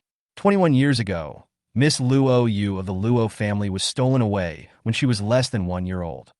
Switched? It could be discovered immediately. After all, they were not switched right after the birth. That's for sure. It just confuses the vision. Why would you go to so much trouble to steal a child? Luo Tang was puzzled. Thinking of Nangong Yan's words and the jade pendant on her body, she began to suspect that the Luo family was her family. But Murong Yin said that Miss Luo had been found. I don't know either. When the child was stolen, The imperial capital was sealed for a day, but they still couldn't find him. Luo Tang's heart choked. To be able to enter the military district family compound and take the person away, not only is he skilled, but he also knows the layout there very well. Otherwise, how could he avoid so many sights and cameras? Yes, it has become a big mystery. Tang Tang, do you think you're the lost child of the Luo family? You look a little bit like Nangong Qin. He didn't know what Grandma Nangong looked like when she was young, and Grandma Nangong died early, so he didn't have a very deep impression of her. Tang Tang looks only a little bit like Nangong Qin, so it is indeed possible that it is a coincidence. Didn't Murong Yin say that he had found the person? She was initially looking forward to it, but then she thought it was probably just a coincidence. Bai Qingli coughed lightly. Yes, I just heard about it, but maybe it was the work of the person who stole the child 21 years ago. Let's talk to a Yin later. He knows more about the Luo family. A Yin was my attending physician at the time, and Murong Yin often came to talk to me. On the day of the end of the world, he woke up before dawn. He dragged the two of them down to find you. You three are amazing. You went south without even telling your families. What if you don't make it back alive? Bai Qingli blamed himself. I shouldn't have brought them with me when I went south. I should have come by myself. Luo Tang was furious. You're going to do it yourself? Are you trying to kill yourself? Tang Tang, I felt at the time that if I hadn't come, I might never have the chance to see you again in my life. Luo Tang leaned against the wall, feeling upset. Looking at Bai Qingli, the man lowered his eyes slightly, and there was an indescribable emotion in his deep eyes. His hands moved quickly, slicing the fish into pieces. Isn't it? If she didn't wake up, she and Bai Qingli would never have the chance to meet again. Even if he went south, he would run to her with all his strength. Knowing this guy's character, I didn't know what to do when I saw him suddenly come back to life. It is better to have nothing than to lose it after getting it, otherwise it will be so tiring. After Luo Tang calmed down, he whispered, Why would you risk your life for dangerous things in the future? If you die, you will never see me again, and I may not even know that you died again. Tang Tang, don't you also want to take Zhou Zhou to the capital? I think we are very close. What did you say? Luo Tang's voice gradually became louder. Little Luo Linzhou, who had just prepared a pile of grass for the little rabbit, went downstairs and heard his mother's voice. He crept towards the kitchen, poked his little head out, and watched Mommy grab Uncle Bai. Uncle Bai was holding a kitchen knife in his hand, and he quickly put it down and pushed it away, as if he was afraid of accidentally hurting Mommy. Tang Tang, the two of us are? What is it? Luo Tang continued to ask. She dared to do so only because she had life space. If she had not obtained the life space and the supplies from the supermarket, she would have taken a car to the imperial capital before the end of the world had begun. If there is a living space, she has to fight hard. Who makes her powers useless? She needs to get something that can awaken Shin Chi Yue's powers. And she did get it. After accepting the whale carcass, something fell into her mind, awakening her mental powers. Bai Qingli's voice became softer and softer, and he looked extremely aggrieved. My father once said that when a daughter-in-law is angry, she must not refute her. Whatever she says will be whatever she says. Tang Tang, I won't do it anymore. I must take good care of my life. Luo Tang nodded slightly and let go of Bai Qingli. I have the means to save my life, so you don't need to worry. Tang Tang, I also have a way to save my life. I won't die so easily, so you don't have to worry. Luo Tang glanced at Bai Qingli with suspicious eyes, which clearly said that the only way you can save your life is your bad luck. Bai Qingli smiled, glanced at the little head behind him, and changed the subject. Tang Tang, do you think we look like an old married couple preparing dinner for the family? Luo Tang glared at him. I can't even chop vegetables to shut your mouth. The slightly raised corners of her mouth indicate her good mood at the moment. Bai Qingli took out a large iron pot connected to a simple stove from his own space. Tang Tang, I'll make a goose stewed in an iron pot for you to eat. You really have everything. Luo Tang felt a little distressed as he had been chewing the steamed buns for more than a month. She shook her head again and wondered why she was affected by him again on the first day she met Bai Qingli again. Little Zhou Zhou, Mommy sees you. Mommy, I'll bring Daodu to help you cook. You are too young now and can't reach the stove. I will teach you next time. Go to Villa number 16 and see if your two uncles have cleaned the rooms. If they have, come and help. Bai Qingli said. Luo Linzhou looked around and said, Mommy, are you going to cook a lot of dishes today? Of course, Zhou Zhou has a great meal today. Wow, great. Let's go with some black coal. This little guy can even eavesdrop. Doesn't he know that both of us are psychics? Bai Qingli looked at his son, who ran away excitedly, and then at Luo Tang, who was taking out some green vegetables next to him. I hope it can continue like this. It would be great. No one knows what the world will be like in the end times. Luo Tang smiled. Of course he knows. If we don't expose it, he will just listen to the wall. When Zhou and He Milan passed by Villa number 17, they happened to catch a glimpse of Shun Qiyue standing at the door. Shun Qiyue was now feeling depressed when she saw Luo Linzhou. Thinking of Bai Qingli and the others living in Villa number 16, Luo Tang lived in Villa number 18. She lived in Villa number 17, and her eyes flashed. It seems that Luo Tang is not Nangong Yan's sister, which is great. Just as he was thinking about it, he saw Nangong Yin and Murong Yin walking out, holding Luo Tang's pet Daodu in their arms. Zhou, is it my eldest brother and sister-in-law who are calling us to eat? Murong Yan's voice was not quiet, and it was at the door of their house, so the Shun family could naturally hear it clearly. Shen Qiang was a little surprised. It turned out that the three people were not here to find his sister.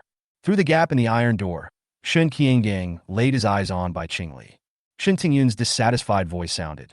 Go back to the house. Stay here for a month, and then move.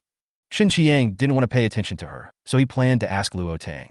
As soon as he had this idea and took a step forward, Shen Tingyun grabbed him. She was a little emotional. Do you want to go to Luo Tang? What did she say to you today? Do you think you're still in contact with that woman? If it weren't for her today, how could Yiye lose control of her emotions? Shen Qiang frowned slightly. Mom, my affairs have nothing to do with you.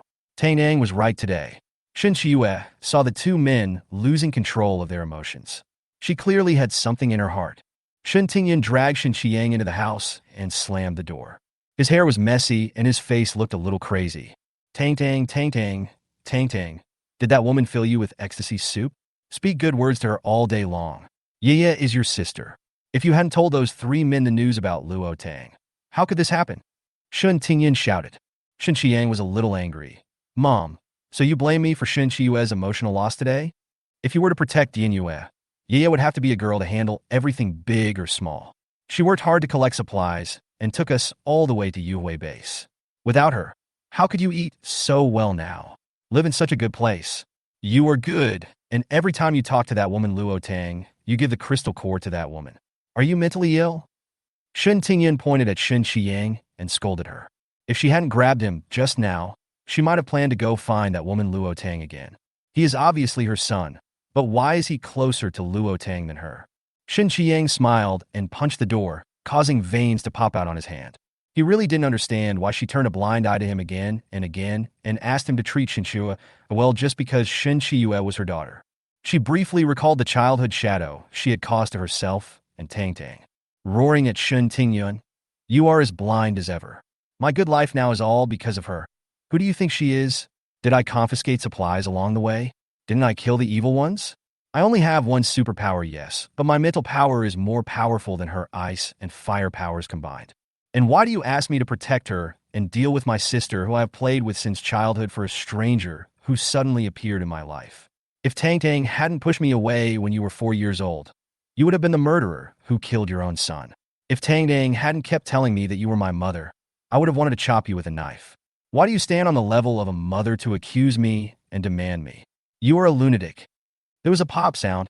There was a crisp sound of applause in the hall. Shut up. You dare to yell at your mother when your wings are stiff. She hated people calling her a lunatic, but she still said it from her own son. Half of Shen Qiyang's face was swollen, and he felt his face was burning now. This is not the first time Shen Tingyun has been slapped. He glanced at his father, who was sitting silently in the corner.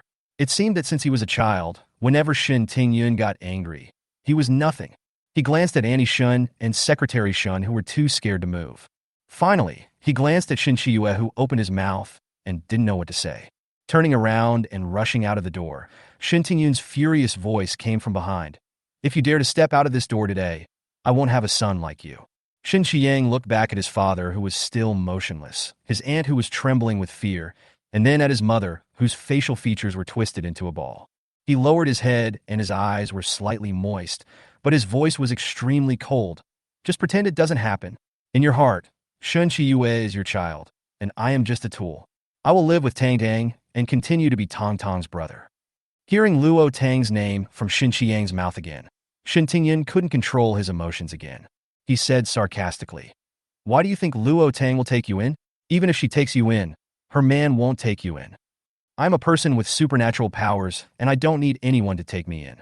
Even without Shin Chiyue, I can live a good life by myself. Okay, if you dare to leave today, you are not allowed to take anything with you. Shin Tingyin was obviously furious, cursing Luo Tang in his heart, causing discord in her family. She didn't believe her son dared to leave today. Luo Tang, who was frying vegetables in the kitchen, slightly curved her lips. She could ask Zhou to pick her up later. Shin Tingyin is a mother who is very controlling. Ever since he was young, Shin Qiang did not dare to contradict her. I don't know if it was her reminder this afternoon that made Shin Qiang wake up, or Shin Qiang couldn't bear it at all for his inhumane family and would die in silence if he didn't explode in silence. Shin Tingyin could listen to Shin Chiyue's words. In addition to being the daughter, she thought about day and night. Shin Chiyue also knew what Shin Chiyue said. Shin Tingyin could listen. Shin Qiang paused and continued walking towards the door. Chapter 85. Go pick up your uncle. He didn't dare to look back at his mother's face.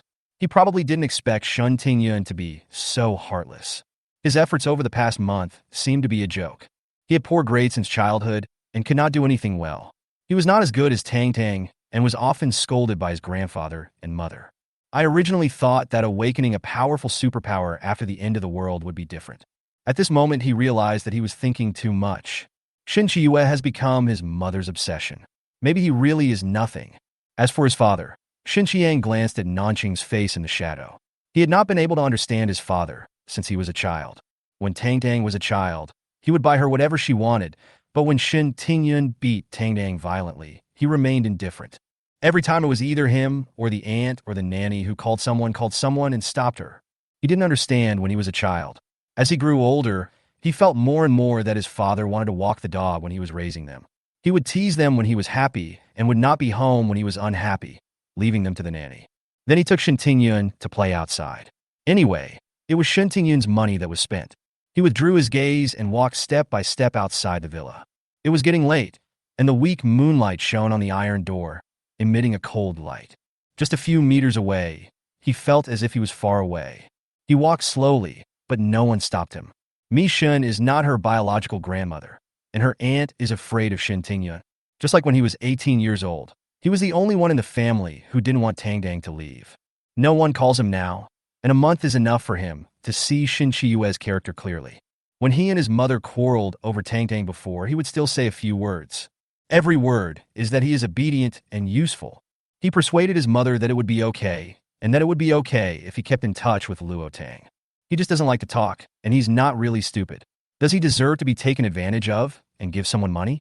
It's not that they are all his relatives. Probably because the two men were standing behind Tang Tang today, he took the initiative to return the crystal core to Tang Tang, making her feel that she was not a person with good interests. Once she confronts Tang Tang, he will not necessarily stand behind her. Shin Qiang's hand touched the cold iron door, and Shin Tingyun's angry voice sounded. Shin Qiang, let me say it one last time. If you completely sever ties with Luo Tang and only recognize Yiye as your sister, you will still be my son. What does this have to do with Tang Tang? He didn't understand what Shin Tingyin and Luo Tang's severing of the mother-daughter relationship had to do with him and Tang Tang. He doesn't like Shin Chiyue. It's a bit fake. It seemed like there was calculation in every step he took. He was sure that Shin Chiyue must know the two men standing behind Tang Tang today. Get out of here! Shin Tingyun was furious, blaming Luo Tang. If it weren't for her, her relationship with Yang Yang wouldn't be so tense. Maybe if they had found Yiye 4 years ago, then the relationship between Yang Yang and Yiye would definitely not be what it is now. Shin Qiang sneered and turned around. Mom, do you really think you did nothing wrong? Don't you have any bias? I'm your mother. Luo Tang is not a good person. I think you were blinded by her. I'm not doing it for your own good. You and Yiye are both my children. How can I be partial? Shin Tingyin roared. The weak candlelight illuminated Shin Tingyun's twisted face. Shin Qiang stiffened, and his breathing became rapid. When he was a child, he didn't know that his mother would get sick, and he asked her why he beat her. The shadows of the trees fluttered past Shin Qiang's eyes, and the memories of the past overlapped with the person in front of him. He remembered how he was kneeling on the ground and begging that crazy woman not to hit him. He wants to escape. At this moment, he burst out with astonishing speed and flew out the door in the blink of an eye. With a bang sound, the iron door was slammed shut. After Shin Tingyun came to his senses, he walked out angrily and shouted, Shin Qiang, get back here. If you dare to leave today, don't come back in the future. I'm not your mother. Shin Qiang fell down outside the iron gate, holding his head in his hands. Shin Tingyun's words pierced deeply into his heart. It happens every time. It's obviously not his fault. In Villa number 18, Bai Qingli and Luo Tang prepared a table of dishes in the living room. Zhozhou, please collect Daodu and go outside to bring your Uncle Qiang back. Luo Tang said, placing a plate of prawns on the table. She was waiting for this moment. Only when Shin Qiang was completely cold-hearted towards the Shin family would he give up the weak family affection in his heart. She didn't ask Shin Qiang to form a team before the end of the world. The Shin family was a big trouble for her. Without her and Zhozhou, Shin Qiang only needs to protect himself. The mental power is very strong, not to mention the prophet Shin Qiyue. No matter how bad Shin Qiang is, he will definitely be able to protect himself. But she didn't expect that Shin Qiang would break up with the Shin family, but it was just what she wanted. The Shin family doesn't want her brother. She does. Luo Linzhou's eyes lit up as he was peeling peanuts with Nangong Yin. Rushing out of the door with a pocket of black coal, he hadn't had a good chat with his uncle for a long time. After his mother left in his previous life, he often met his uncle Bala. Luo Tang smiled when he saw Zhozhou's back, put down his movements, and followed him. Bai Qingli took out the big iron pot from the kitchen and shouted, Tang Tang, the goose is ready to be stewed in the iron pot. Okay, I understand. I'll pick up my brother. It smells so good, wow. I can finally have a decent meal today. Murong Yin excitedly brought the cut fruits to the table. Shin Tingyun's furious voice came again, and Shin Tingyun was about to come over. Like a frightened kitten, Shin Qiang quickly passed by the door of Luo Tang's house and burrowed into the haystack by the lake behind Luo Tang's house. As the child Luo Linzhou just stepped out, he felt a strange black shadow passing by. Are there other mutant beasts in the community? Daodu, please take me to find my uncle. Daodu followed Luo Tang's instructions and took Zhozhou to the lake behind the house. There was no candlelight around. Looking at the calm lake under the moonlight, Shin Qiang, who was hiding in the haystack, gradually calmed down. For some reason, he didn't feel sad as he imagined after leaving the Shin family. Instead, he felt that the shackles tied to him were slowly disintegrating. She saw candlelight and lights on at Luo Tang's house and knew that the three people were now at her house. I touched the bag, and there was still the crystal core I got this afternoon. Tang Tang didn't ask for it at the time, and Shin Tingyun might have thought that he had given all the crystal nuclei to Tang Tang. He didn't plan to rent a house at this late hour. Just sleep here for one night. The safety factor of the base villa area is still acceptable. It's not like I've never slept outside. You can also rent a house tomorrow, hunt mutant beasts and evil species, and collect supplies. It's just nothing, just starting over. I touched my belly, and it was flat. Shin Qiang curled up into a ball and planned to sleep. Just as he was thinking about it, he suddenly heard the sound of the iron door opening. He squatted down and shrank into the haystack. Suddenly, several black shadows appeared in front of him, and a soft little hand held his big hand tightly. A milky voice sounded, Uncle, welcome to join my family. Hearing Zhozhou's voice, Shin Qiang's eyes were slightly moist, and he held back his tears. It reminded him that when he was a child, because he was afraid of Shin Tingyun, his grandfather took him home during the Chinese New Year, and he hid in the rose bushes. That night, she didn't even eat the New Year's Eve dinner. In the middle of the night, Tang Tang got into the rose bush and said, Brother, don't be afraid. I will take you home. When he opened his eyes and looked up, he saw a long figure walking towards him. Chapter 86, bringing Shin Qiang home. Uncle, let's go home for dinner. Luo Linzhou raised his face, shook Shin Qiang's arm, and said coquettishly. Shin Qiang's mood quickly stabilized. It was too embarrassing for him to be comforted by a 3-year-old child when he was such an adult. Thinking of Shin Tingyun and Shin Qiyue, he couldn't cause trouble to Tang Tang. He rubbed Luo Linzhou's curly hair and said, Uncle is not hungry. Uncle has something to do, so he will leave first. After saying that, he stood up and wanted to leave, but Luo Tang held him back. Brother, life is long. There is no need to be sad for someone who doesn't care about you. How about going to the imperial capital with me in the future? The Shin family doesn't want you. I want you. You will always be my brother and Uncle Zhozhou. Shin Qiang's expression moved slightly, and he looked at Luo Tang. The bright moonlight shone on Luo Tang, allowing him to see the sincere light in her eyes. Tang Tang hasn't called me brother for a long time. Luo Tang smiled. Yes, it's been a long time. It's been so long that you have broken free and run towards yourself and freedom. Try it. I'm not afraid of Shin Tingyun. So don't be afraid either, okay? You can prove to them. You will be better off without them. Tang tang. I. An inappropriate gullah sound sounded. Xinqiang blushed. He had eaten some bread this morning. Gurgling, gurgling. The two-leg growled hungry and lied. Dowda tilted his head, wondering why the two-legged beast clearly wanted to eat and said he wasn't hungry. Are you hungry? Qingli just happened to cook a lot of dishes. Eat until you're full. Is Qingli Zhou's biological father? Xinqiang asked. Yeah, he used to be a mercenary. I thought he was dead. Xinqiang smiled. Tang Dang must like him very much, right? Otherwise, when you mention his name, your eyes will unconsciously bring a smile. No more. Mommy's favorite is me and Daodu. Luo Tang said nothing. At the age of 18, she seemed to really like Bai Qingli, because she would be happy to see him. She doesn't know now either. Jigu jigu means go home and eat first. Stop talking, brother. Go home first. Go home. Well, go home. Daodu did not forget the mission given to it by Luo Tang. He pushed Xinqiang towards home, while Heimei pulled Xinqiang's trousers and Zhou pulled Xinqiang's hand. With Luo Tang pressing him down again, he could only walk passively. After pushing the person into the door, Daodu immediately used his superpower to lock the door. As soon as he entered the courtyard, the aroma of the food lingered on his nose, and Xinqiang swallowed his saliva as it was sweet, spicy, refreshing, and intertwined. Uncle, welcome to join the Invincible group. Luo Linzhou shouted happily. Black Hole Daodu also dealt with it a few times. The loud noise could probably be heard by the neighbors next door.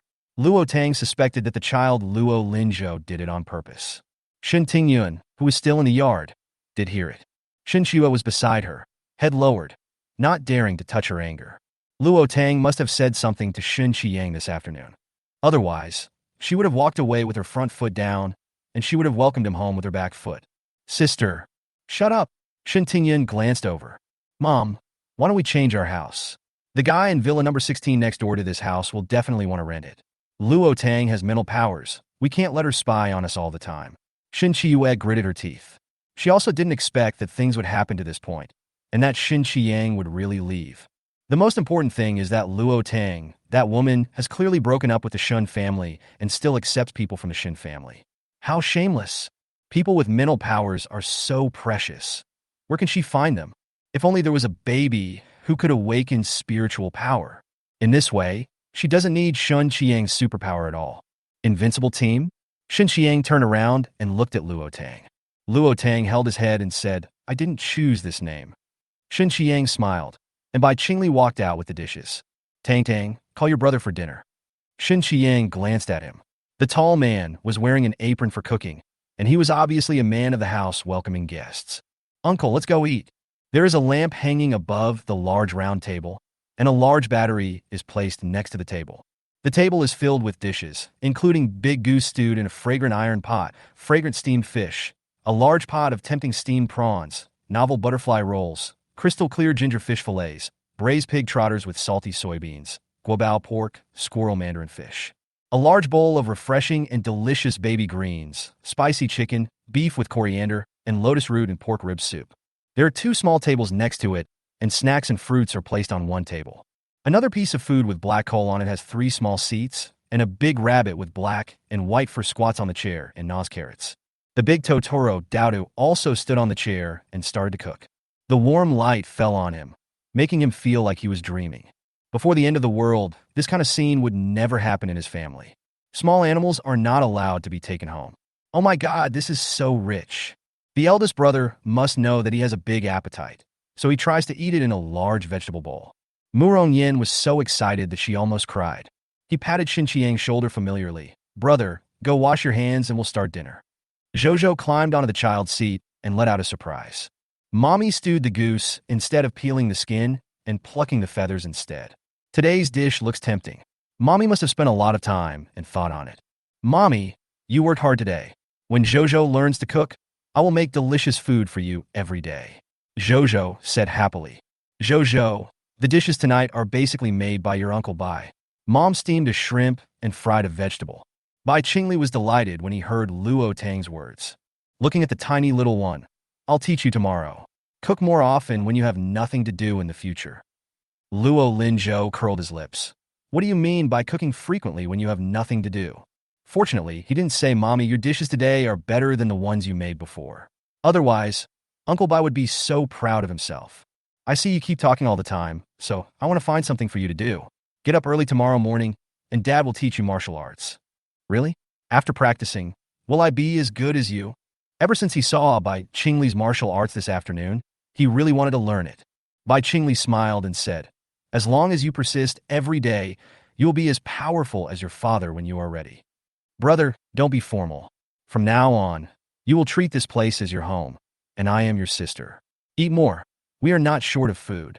Seeing Shin Qiang in a daze, Luo Tang said with a smile. Murong Yin, who was enjoying his meal, turned his head and saw that Shin Qiang hadn't moved yet. Chapter 87. Routine. Murong Yin. "No, brother. Why are you an outsider in my sister's house? Let me tell you, the goose, chicken, beef, and pork are all mutated beasts I got this afternoon, and the vegetables are all grown by myself. The dishes are cooked by my eldest brother and sister-in-law. It's even more delicious than the meals in those five-star hotels before the apocalypse." He couldn't stop after taking one bite. They didn't even pay attention to the people next to them. "Uncle, you should learn from Uncle Murong. When there is food, you should be the first to cook." But he saw it all and ate with great joy. It's like the reincarnation of a starving ghost who has never eaten in his life. Uncle Murong pulled his uncle to the seat, and Mommy said it was time to eat. He was always concentrating on cooking. After hearing what the three of them said, Shin Qiang said, "Okay." From the time he left the Shin family, Zhou Zhou came to pick him up, and Luo Tang came to pick him up. It was Murong Yan's kindness. You can even chat while eating. He feels that this place is much better than the Shun family. I picked up a piece of lotus root, and the fragrance of lotus root instantly filled my mouth. I didn't expect you guys to be so good at cooking. Murong Yin really didn't lie to him. It was really delicious. Shen Qiang glanted at Bai Qingli in surprise. The man was picking up Zhou's food, and he could get exactly what Zhou liked every time. So Tang Dang didn't need to worry about Zhou at all. He didn't expect this person who was cold to outsiders to be so attentive. Just as Murong Yin was about to pick up a piece of ribs, the ribs automatically flew towards Shun Qiang's bowl. He just kept his head down and ate. Murong Yin.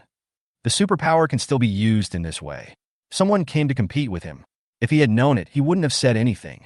This guy looks so polite, but he turns out to be a foodie. Luo Tang smiled when he saw this scene. His brother became familiar with the others, and it was easy to reveal his foodie nature. In the past, when Shen Tingyun scolded him, he would enjoy it. As long as Shen Tingyun doesn't hit her brother, his brother will not resist Shen Tingyun. Murong Yin and Shin Qiang worked hard. Nangong Yin ate elegantly, and little Luo Linzhou ate slowly. From time to time, he would whisper something in by Qing Li and Luo Tang's ears. Luo Tang didn't know why her son was so eloquent, and glanced at the man who was peeling shrimps for her and Zhou. "It must be genetic. Uncle Bai, how is this dish called sweet and sour pork made? It's delicious. Can I still eat it tomorrow?" "Okay. Get up early tomorrow and make breakfast with Dad, okay?" Luo Linzhou nodded while eating, his mouth full of oil. Luo Tang couldn't bear to watch it anymore, but when she thought about how Zhou was only 3 years old, she realized that she had been treating Zhou as an adult recently.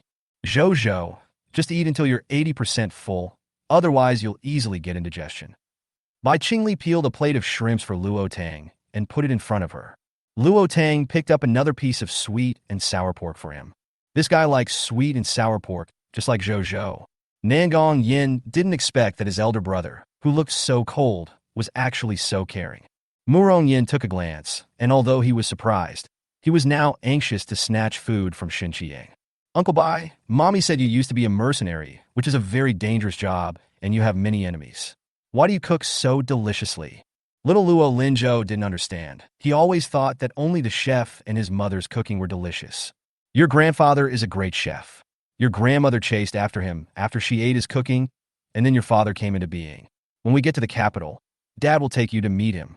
Oh, Luo Linzhou glanced at Luo Tang, who was eating happily. Why does he feel like his mommy feels the same way? This is a bit difficult. Where can he find an uncle with the same cooking skills as Uncle Bai? Uncle Yang can't cook. Little Luo Linzhou is a little melancholy. Bai Qingli was happy to see that the little guy was not disgusted. Little did he know that the little guy was thinking about something else. Little Luo Linzhou started talking again while eating.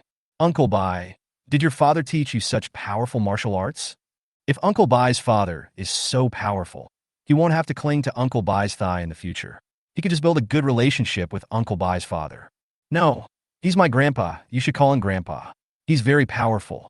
He was one step away from becoming a warrior through martial arts before the end of the world. Even if Zhou has special abilities but no combat power, the end of the world might be an opportunity for him if he practices martial arts well. The energy molecules in the end of the world can completely become warriors through martial arts. Luo Tang was very surprised. Is it the warriors written in the novel? Warriors actually exist in reality. Then why didn't her ancestors leave her any cultivation techniques? My grandfather said that there was one. He practiced for 80 years but was stuck at the last step and couldn't move on. If people with special abilities can appear in the end times, maybe warriors will appear too. Luo Tang thought about it and felt that this was indeed true. Psychics and warriors. Then is the warrior equivalent to a person with the ability of transformation, speed, and strength combined? Really? Then maybe I can kill a tiger with one punch in the future.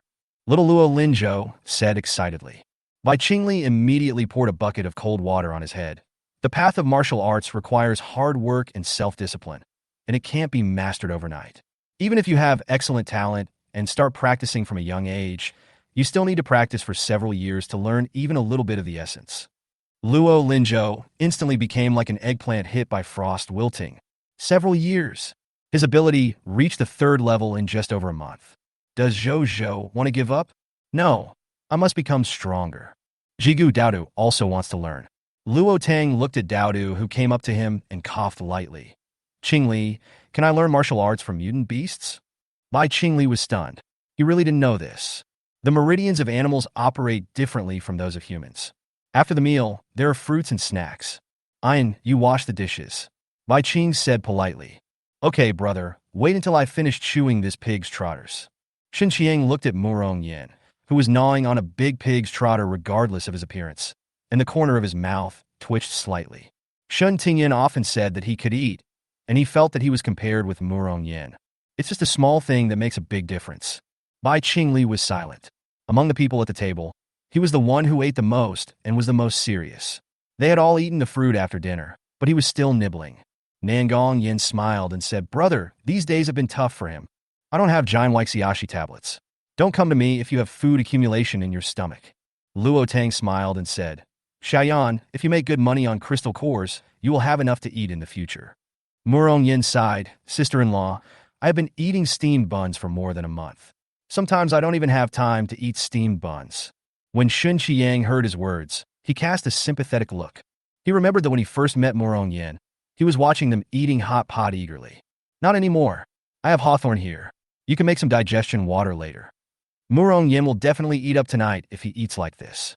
Murong Yin was so moved that not only did he have a feast with his elder sister-in-law, but he also didn't treat him harshly all day long like his elder brother.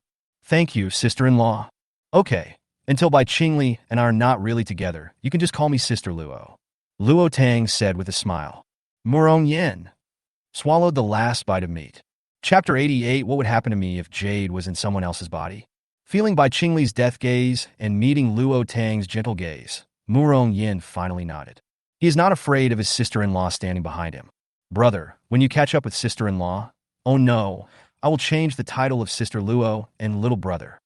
Bai Qingli's face darkened, and Luo Tang glanced over. I could only nod silently, not daring to say a word. Shen Qiang looked at this scene with some surprise. It turned out that he was still chasing after him. He is brother Tangdang, so he will be the brother-in-law of these 3 people from now on. This further strengthened Murong Yan's determination to hold Luo Tang's thigh tightly. It's so hard for him to follow his eldest brother. After Zhou finished eating, he pulled him excitedly and said, Uncle, I want to sleep with you tonight. We will sleep next to Mommy, and I will take you to make the quilt. Luo Tang took the quilt and quilt cover from the space and gave it to Shen Qiang. Shen Qiang took it and said, Thank you, Tangdang. Why are you so polite? Holding the quilt in my arms, I ran to the 2nd floor with a happy heart. After eating a big meal, his depressed heart was swept away. Today I can sleep with little friend Zhou, and he wants to tell the little guy a ghost story.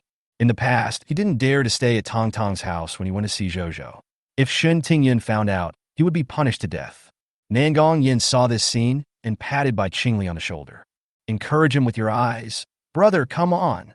Tangdang, can I rent the 1st floor of your house? Bai Qingli looked up at Luo Tang on the stairs. Luo Tang put his hands on the handrail of the stairs and smiled brightly. Does Mr. Bai want to be my exclusive chef? Bai Qingli's deep eyes were filled with a smile, and he leaned against the corner of the stairs. I am willing to serve Miss Luo, as long as Miss Luo provides food and accommodation.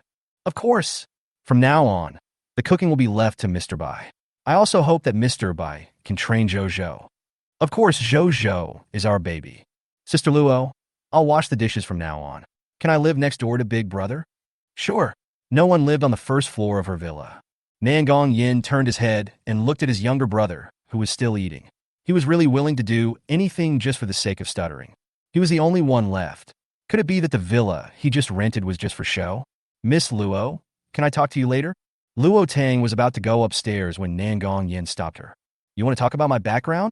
Shin Qiang and Luo Linzhou, who were in the living room on the second floor, heard the conversation between the two. Could it be that Nangong Yin went south to find his sister, and Bai Qingli went south to find a wife? He also had doubts in his heart and asked Nangong Yin. As a psychic, he is very sensitive. His intuition told him that Shin Shue must know Nangong Yin and even have some intentions towards Nangong Yin. But looking at Nangong Yin, it seemed like he really didn't know Shin Shue. Shin Qian Douchit Christian. Could it be that Nangong Yin is the senior student Shin Shue has a crush on? Uncle, what are you thinking about? Can you share it with Zhou? Luo Linzhou held his hand and looked at him. Do you know Shin Qiyu Zhou? I know, Mommy told me. Shin Qiang bent down, leaned into Luo Linzhou's ear, and whispered. Uncle feels that she knows Nangong Yin and has thoughts about him. Shin Qiang didn't think there was anything wrong with saying this to a 3-year-old child. Zhou is very smart. He discovered it early. Child Luo Linzhou nodded vigorously and murmured. Isn't that right? You have a big idea. How do you know? Could it be that Zhou and Shin Shiyue can predict some things? Uncle, didn't you find that Aunt Shun was a little strange? His uncle had told him in his previous life that Shin Shiyue seemed to be able to predict things. Could Zhou do it too? He still didn't know what Zhou's superpower was. Luo Linzhou shook his head. I can't. I can cure it. Kid Zhou, how do you know what I'm going to say? Shin Qiang raised his eyebrows and smiled. This little guy must have had his pigtails scratched by him. Zhou immediately covered his mouth because he was too excited to be able to stay with his uncle today. Shin Qiang rubbed Zhou's head and picked him up. Uncle is teasing you. Shin Shiyue is not a good person. Do you understand that you are not allowed to talk to her alone in the future? Luo Linzhou nodded vigorously. Uncle, will you return to the Shun family?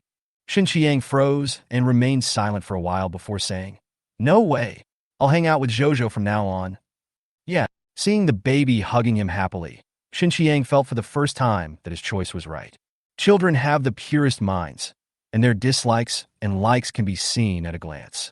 Unlike Shin Shiyue and his father, they are very complicated. Nangong Yin nodded. Yes, I would like to ask Miss Luo if she knows her origins. Do you think I know? Qingli should have told you my life experience. You can't really think of me as my grandson just because I look like your grandma. Wotang Yokid. Nangong Yin hurriedly explained. That's not what I meant. Miss Luo used to be called Shin Shiyue. Since she doesn't know her family, why did she change her name to Luo? I know this. Shin Qiang hugged Zhou and walked downstairs. Tang Dang has been wearing a black sheep's head jade pendant around his neck since he was a child. My dad said that the pendant was piece jade that he found a master to forge. The back of the jade has the word Luo engraved on it. Both he and Luo Tang found it strange at the time. Why Carol? Their surname is Shun. I don't know if Shin Tingyan knew about this, but even if he knew, he would probably believe his father's words. Nangong Yan's eyes lit up. What about jade? The pendant was magical and could not be taken off by anyone except Tang Tang. When Shun Tingyan was 6 years old, she became ill. My stepmother thought the pendant was unlucky, so she asked Tang Tang to take it off and throw it away. Nangong Yin is here. On the one hand, he was 90% sure that Luo Tang was his cousin, and on the other hand, the Luo family heirloom was thrown away. If this was picked up by someone else, would it be bad for Tang Tang's luck? Is there any problem with the jade? Luo Tang felt that Nangong Yan's expression was a little strange. Nangong Yin took a deep breath. That jade is a family heirloom of the Luo family. As long as the jade is there, the wearer of the Luo family will live to a ripe old age, and it will protect her for the rest of her life. Bai Qingli was anxious. Ian, what do you mean by this? Will the loss of the jade have an impact on Tangdang? I don't know if it will affect the fortune of the jade owner.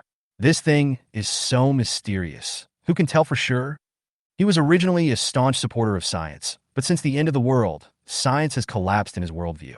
Luo Tang frowned. Could it be that the jade was the effect of her being able to survive every misfortune? Even if she takes it off, jade is still in her room. What would happen to me if I became someone else's? Luo Tang asked. Chapter 89 Tangdang. How did you get carried to the Shin family? I don't know much about it. The person who knows the jade best is Grandma Luo, who is also the one who passed the jade to you. I heard Grandma Luo say that wearing the jade will have an affinity with nature. If the soul of the jade pendant recognizes its owner, it can understand the language of animals and plants. Shin Qiang was stunned. Tang, do you still remember the little kitten that saved you? And you seem to have a really good rapport with animals when you were a child. Luo Tang took a deep breath. She wanted to curse. Shin Qiyue and Dare to Love doesn't have any animal affinity powers. They are all inherent in her jade. However, Shin Qiyue could not understand the language of plants. She could only understand the language of animals after eating the animal language fruit. What do you mean by recognizing the master? Luo Tang continued to ask. You can ask Qingli about this. All ancient families have heirlooms. He is the heir of the Bai family. The Nangong family also has one, but it is still in my grandfather's hands. Grandma Luo took off the jade pendant and put it on you as soon as you were born. She must have loved you very much and hoped that the jade could protect you for a lifetime. Luo Tang felt a surge of bitterness in his heart and touched his chest. It turned out that her grandmother took off the jade pendant and gave it to her as soon as she was born, hoping that the pendant would protect her for a lifetime of health. But the girl in the book let her grandmother down. It seems that after the blood is dripped and the soul recognizes the master, the thing will melt into the body and then disappear. I still don't know what the thing does. My grandfather said that whether it can be successfully recognized depends on luck. Not all people with family blood can recognize the master by their souls. The Bai family's heirloom is a teardrop-shaped pendant filled with an unknown liquid. His grandfather said that it was so long ago that he had forgotten what the liquid in the jade pendant was. If his blood had not dripped onto the pendant and the pendant had not disappeared in front of him, he would have suspected that his grandfather was playing a joke on him. You're right. I didn't lose the jade pendant. It recognized its master. Just like Qingli said, it has merged into my body and has the ability to communicate with plants and animals. However, not all plants and animals can communicate. Only those with spiritual intelligence can communicate. Nangong Yin and Bai Qing only breathed a sigh of relief after hearing Luo Tang's words. Tang, it's good that you are with me. The jade can keep you safe.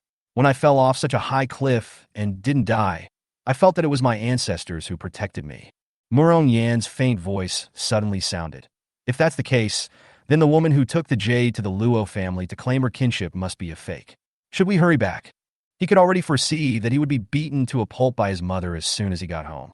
Luo Tang's eyes darkened instantly, and she now wanted to cut the person who stole her away into pieces. Tanggang, how did you get carried to the Shin family? After confirming that Luo Tang was his cousin, Nangong Yin was most concerned about this now. I heard from Secretary Shun that my dad and grandpa brought it back. Weren't they suspicious of the jade pendant on Tong Tong's neck? Only a few families close to them knew about the jade pendant. But there is an ancient jade with a surname engraved on it hanging around the baby's neck. It is obvious that he has a family. What is the intention of the Shun family in doing this? I heard that my mother's condition improved after Tang entered the Shin family. I always thought she was my biological sister until Tang was 18 years old.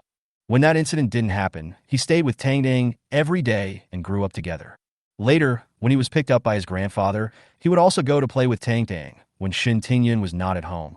Is there a big feud between the Shun family and the Luo family? Why bother going to the Luo family in the imperial capital to steal a child? Murongyin couldn't figure it out.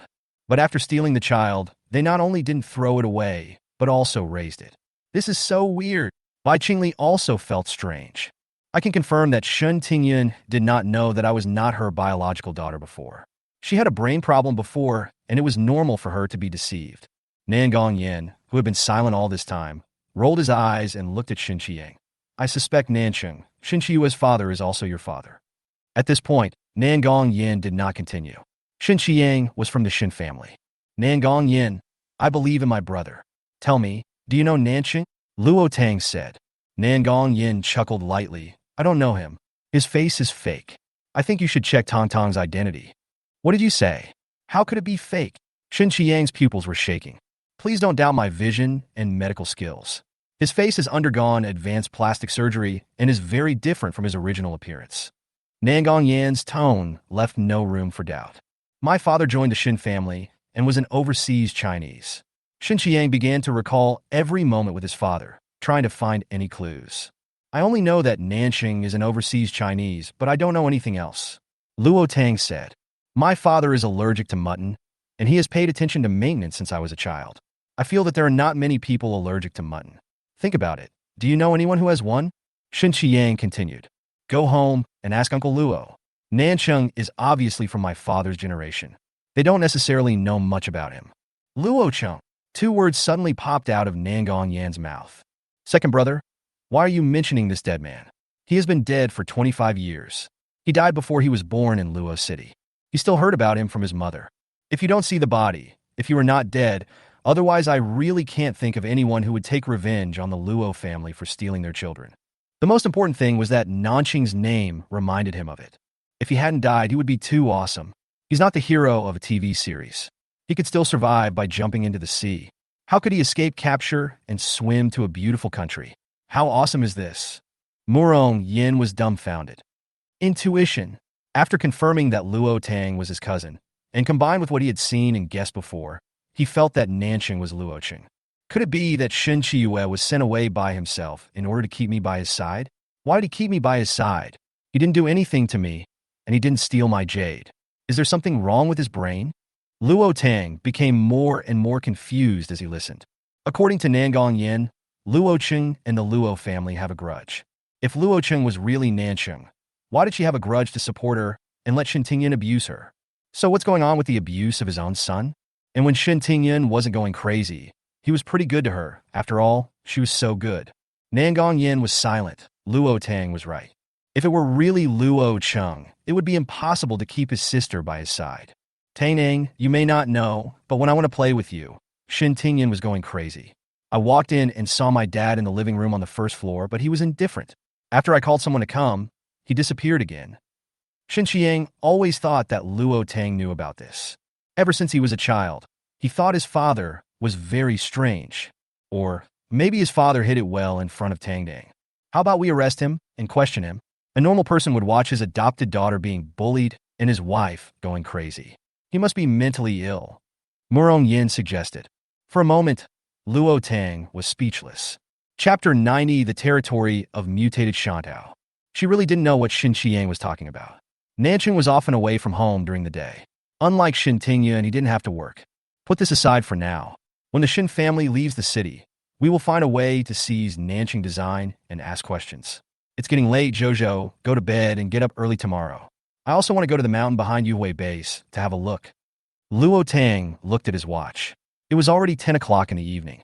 Usually Jojo is already sleeping at this time. After hearing what a few people said, little Jojo cursed everyone in the Shin family except Shin Qiang. As soon as Luo Tang returned to the room, she used her mental energy to scan a black and white rabbit with its butt sticking out and helping her pull the sheets. The sheets were spread neatly without any wrinkles. Luo Tang. He is still a stupid kid with obsessive-compulsive disorder. The little rabbit turned around when he heard the door open. Master, are you home? Luo Tang closed and locked the door. Shadow widened his eyes and took a step back. There is no electricity in the villa now, and Luo Tang's room is dark. He even locked the door of his own house. Could it be that he really wanted to attack it? Luo Tang couldn't help laughing as he watched the little rabbit crawling into the quilt with only its black but showing.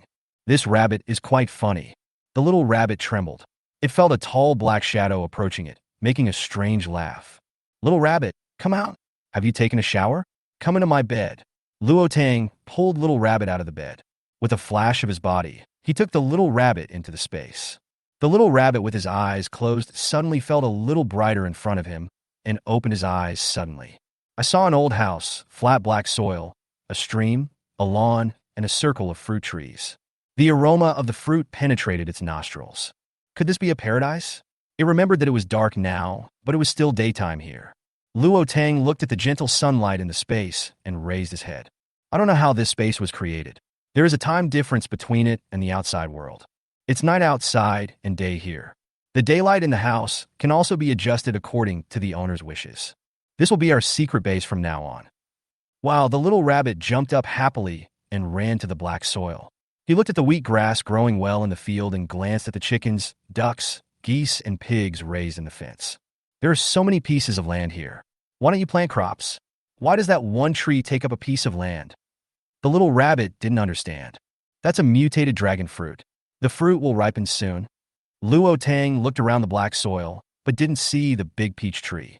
He was a little confused. She remembered that she had brought the big peach tree into the space and planted it. After a quick scan with his mental power, he discovered a small hill appeared behind the house.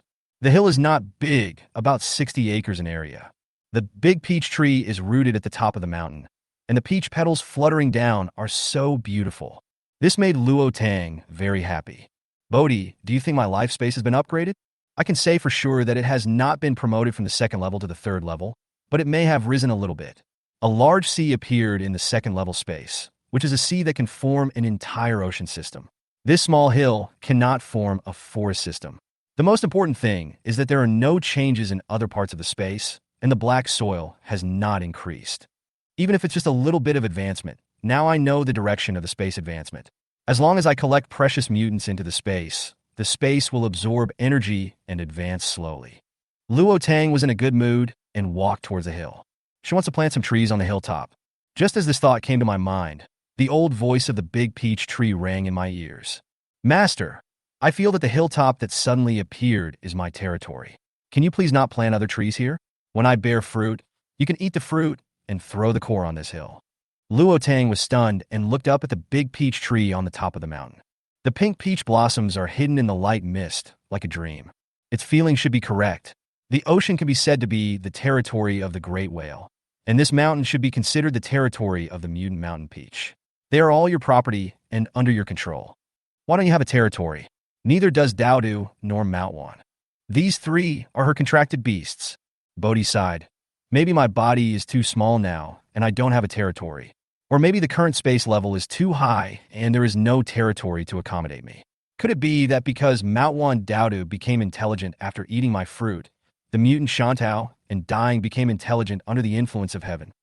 Luo Tang fell into deep thought and glanced at the Bodhi tree growing on the black soil. It seems inappropriate for a tree that is only 1 meter tall and as thick as a thumb to have a territory. Maybe when the Bodhi tree grows into a towering tree like the mutant mountain peach, a territory belonging to it will appear.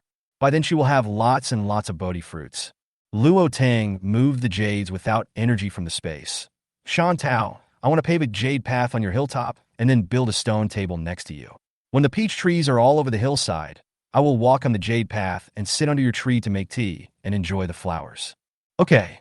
An old and sad laugh sounded in the space.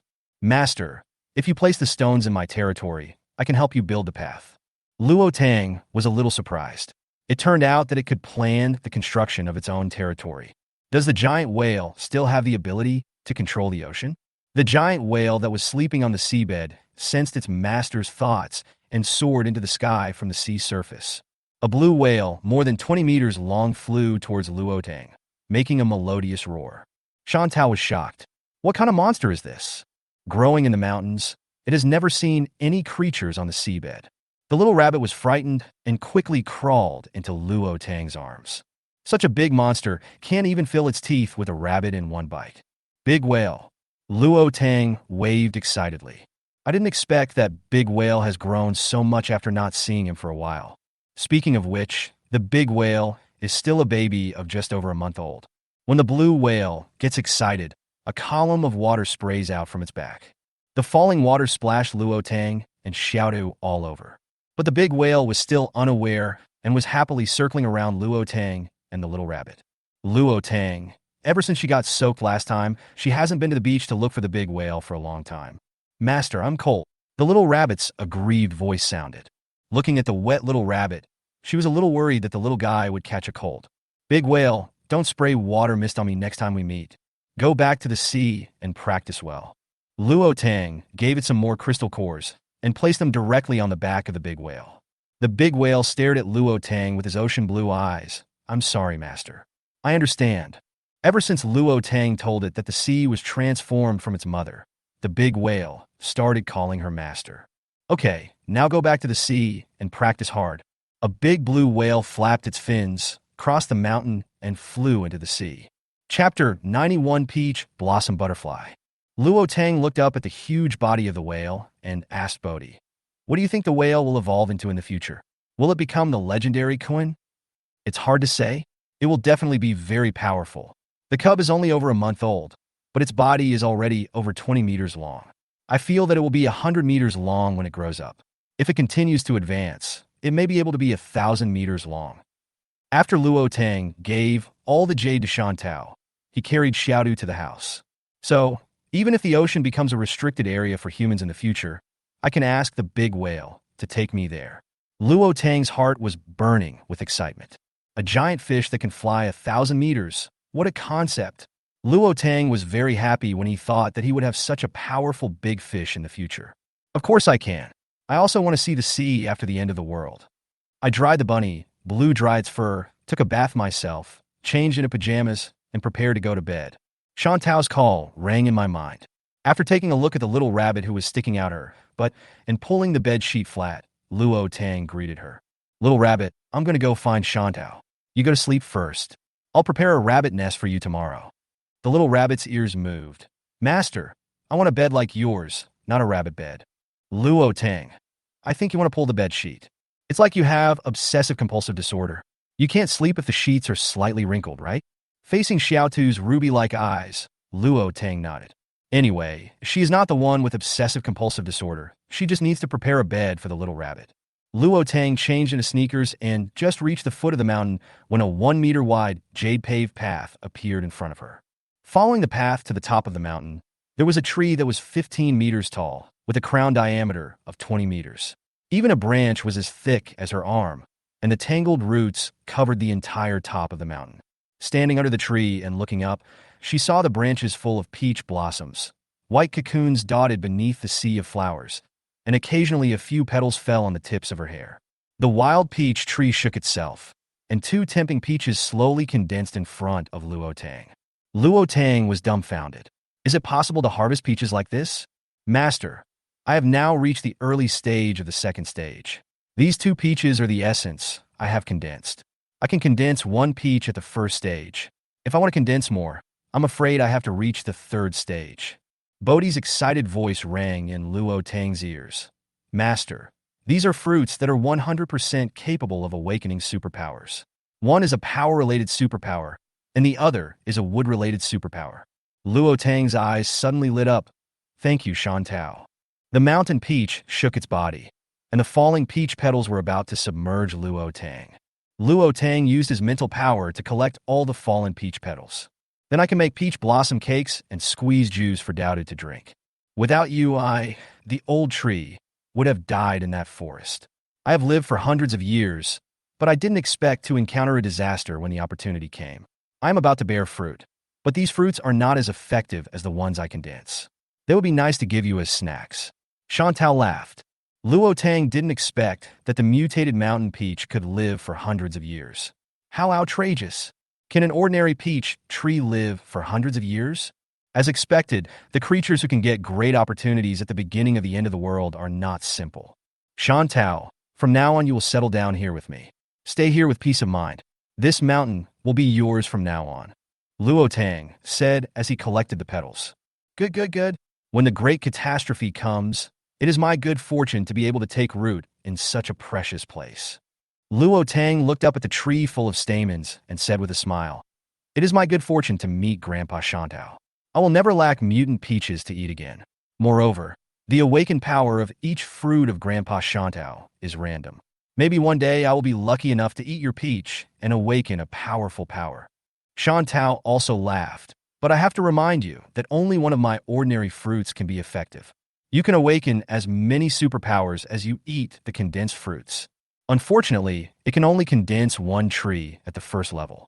Even if one advances to the 10th level, one can only condense 10. Of course I know that. You have so many peaches, and the 2nd level mutant peaches contain more energy than the 2nd level essence. By then, this mountain will belong to your descendants. and I won't have to worry about not having resources for cultivation. Luo Tang patted the trunk of the mountain peach with a smile. Master, just relax. It is afraid of people who are too greedy. A good path may become a dead end because of greed. It seems that its owner is not that kind of person. That's great. From now on, it can cultivate with peace of mind, produce more peaches, and raise more descendants. Chantal, do you know which one of these 216 cocoons is your companion insect? Luo Tang was afraid that he was not paying attention and failed to suppress those insects. The worm broke out of its cocoon and ate the newly grown peaches. Companion insect? Chantal was obviously a little confused. Luo Tang didn't expect that Chantal didn't even know that she had a companion insect. In that case, I will remove all 216 calluses from your body and try them one by one. Master, just let it be arranged. These insects are a disaster to me. I don't know what the companion insects are. Chantal wished that all the cocoons on her body would be destroyed by Luo Tang. Luo Tang used his mental power to pick off all the cocoons and pile them on the petals. Pick out the 10 largest white cocoons and place them in front of you. As soon as the thoughts that trapped them were removed, several cocoons began to shake. A small hole was slowly torn in the largest cocoon, and a pair of pink tentacles emerged. Luo Tang was delighted. She didn't expect that she was so lucky. The first insect to emerge from the cocoon was the pink companion insect. But this thing doesn't look like a bug. Luo Tang felt weird. It was impossible that Bodhi would lie to her. Master, it seems that the insects in these cocoons have undergone a secondary mutation and turned into peach blossom butterflies. A glance at the other 9 cocoons that had cracked open revealed parts of the butterfly wings. Master, could it be that after you sealed these cocoons, they were affected by the peach tree's upgrade and the space, and all turned into peach blossom butterflies? What's the use of the peach blossom butterfly? Is it the companion beast of the mountain peach tree? Of course, the peach blossom butterfly has the ability of illusion. It is born with a mutated peach tree and can brew peach blossom honey. Eating peach blossom honey can beautify and nourish the skin. As for other effects, I don't know. Luo Tang. She suffered a huge loss. Hundreds of peach butterflies were lost. Luo Tang withdrew all his thoughts from the cocoon, and a pink butterfly broke out of the cocoon. Its wings looked like blooming peach blossoms, emitting a pink halo and carrying a faint peach scent. The half-meter-long double wings spread out like a little butterfly elf. The butterfly fluttered into the air. Luo Tang stretched out her hand, and the butterfly landed on her hand. Luo Tang then discovered that the body of the peach blossom butterfly was like pink quartz, crystal clear. When it's still, the crystal butterfly sculpture looks lifelike, so beautiful. The peach blossom butterfly flapped its wings, and a faint pink mist lingered around Luo Tang.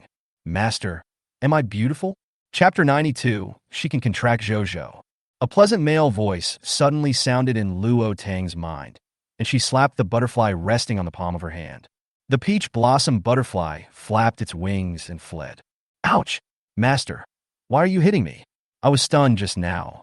So it's what you said, little butterfly. I was wondering when other men appeared in my territory. Master, I am talking to you. Do you think my wings are beautiful? Luo Tang wanted to hit someone.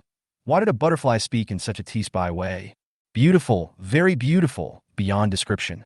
Go rest somewhere, and don't block me from seeing the other little butterflies. The peach blossom butterfly flew in front of Luo Tang, opened its wings, and said coquettishly, Master, you already have a family, and you still want to go and see other little butterflies? Other little butterflies are not as beautiful as me, and I am the butterfly king. As soon as it finished speaking, the butterfly on the ground broke out of its cocoon, fluttered over, and flew to the top of the mountain peach tree carrying the peach blossom butterfly. What are you doing? Don't you know I want to talk to the master? The other little butterflies ignored it and took it to the peach blossoms and started collecting nectar. The peach blossom butterfly cursed, and just as it was about to fly down, it was caught by other little butterflies again. Luo Tang. This role as the butterfly king is a bit pathetic. Master, it seems that only the double-winged butterfly king has intelligence, while the other peach blossom butterflies do not. Their instinct is to collect peach nectar. There is only one mutant peach tree in the entire space.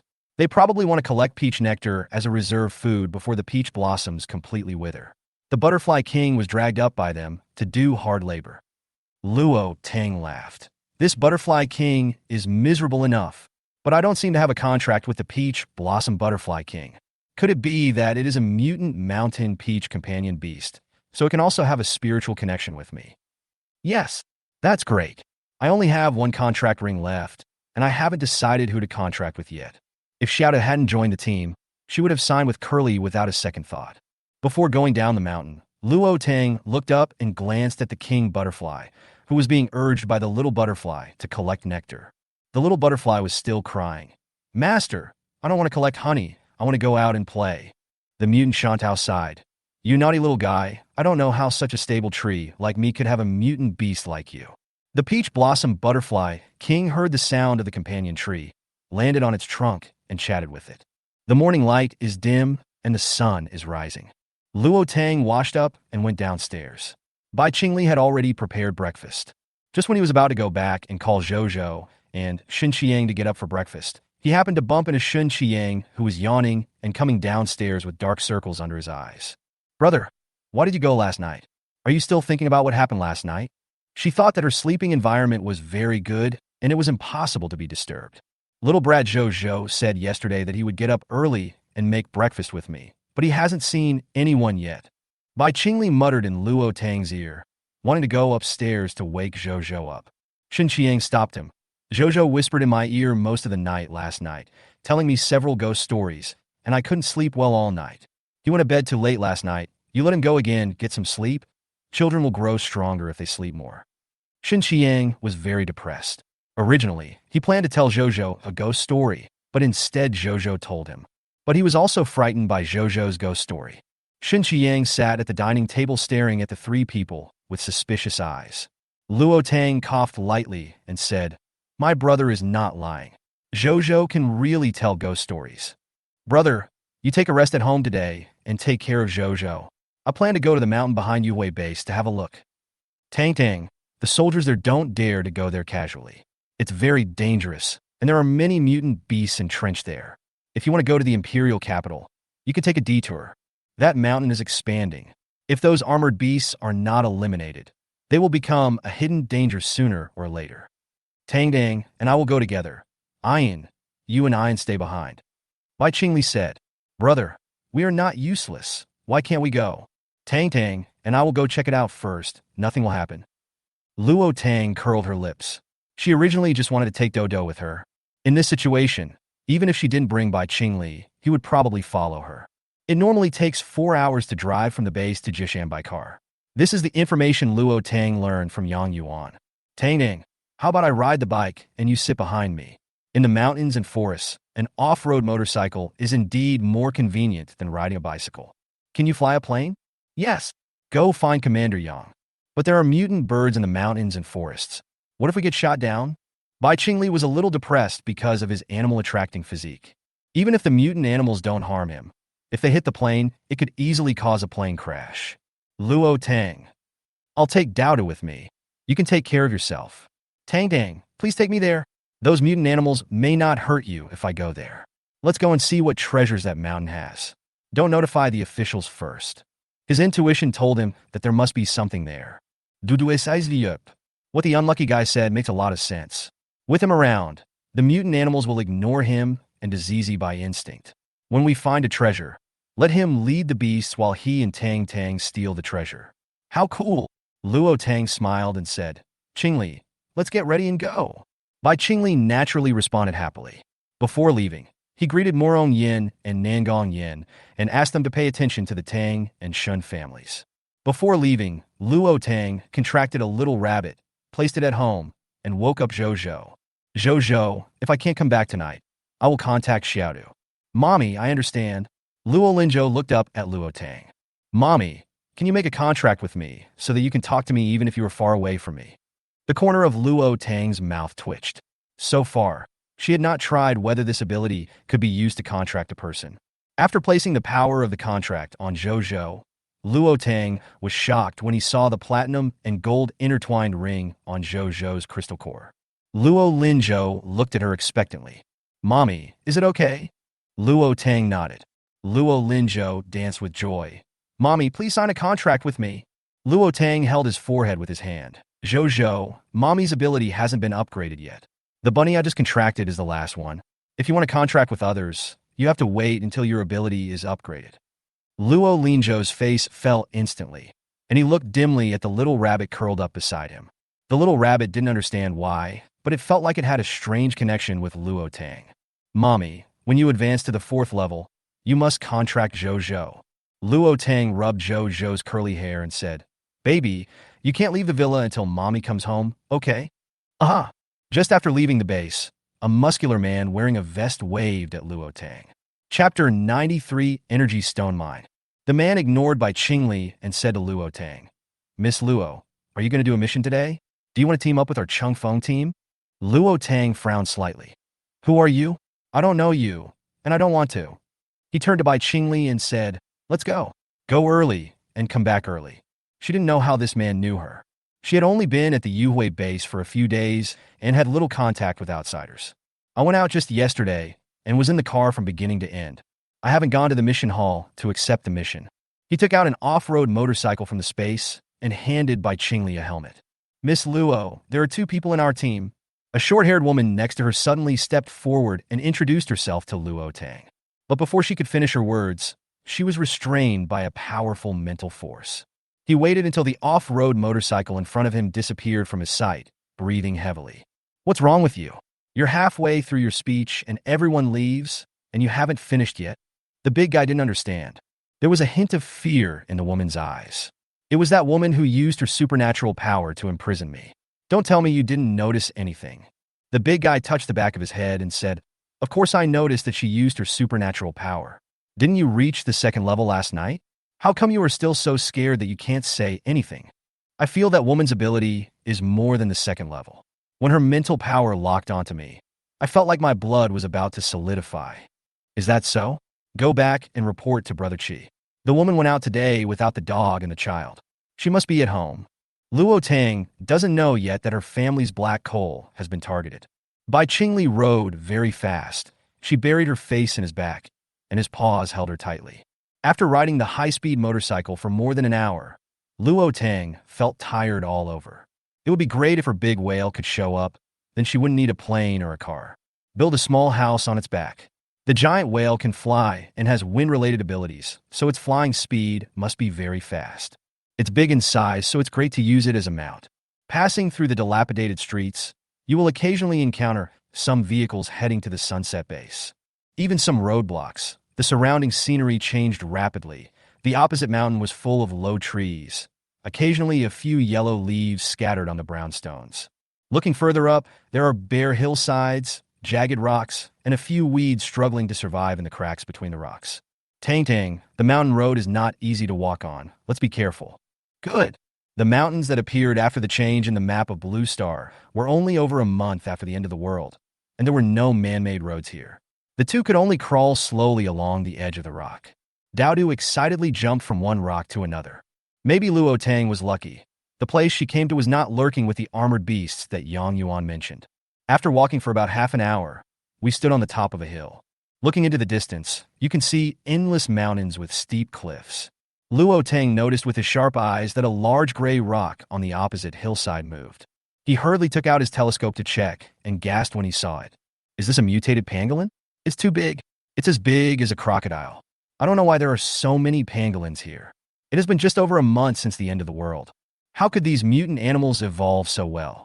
Fortunately, they were just large in size. The ones she saw were all 1st level, probably armored mutant beasts with extremely high defense. Luo Tang's spiritual power probed under the rock, and a winding ant nest appeared before his eyes. Each ant is as big as a wash basin. If you get entangled by a swarm of ants, you will at least lose a layer of skin if you don't die. Bai Qingli led Luo Tang and walked carefully along the rock wall towards the deeper part. Dauda nestled in Luo Tang's arms, not moving a muscle. Only its shifty eyes revealed its current mood. This unfortunate guy is quite useful. The mutant animals really can't hurt him. Even though he knew that the mutant animals would not actively harm Bai Qingli, Luo Tang did not dare to take it lightly.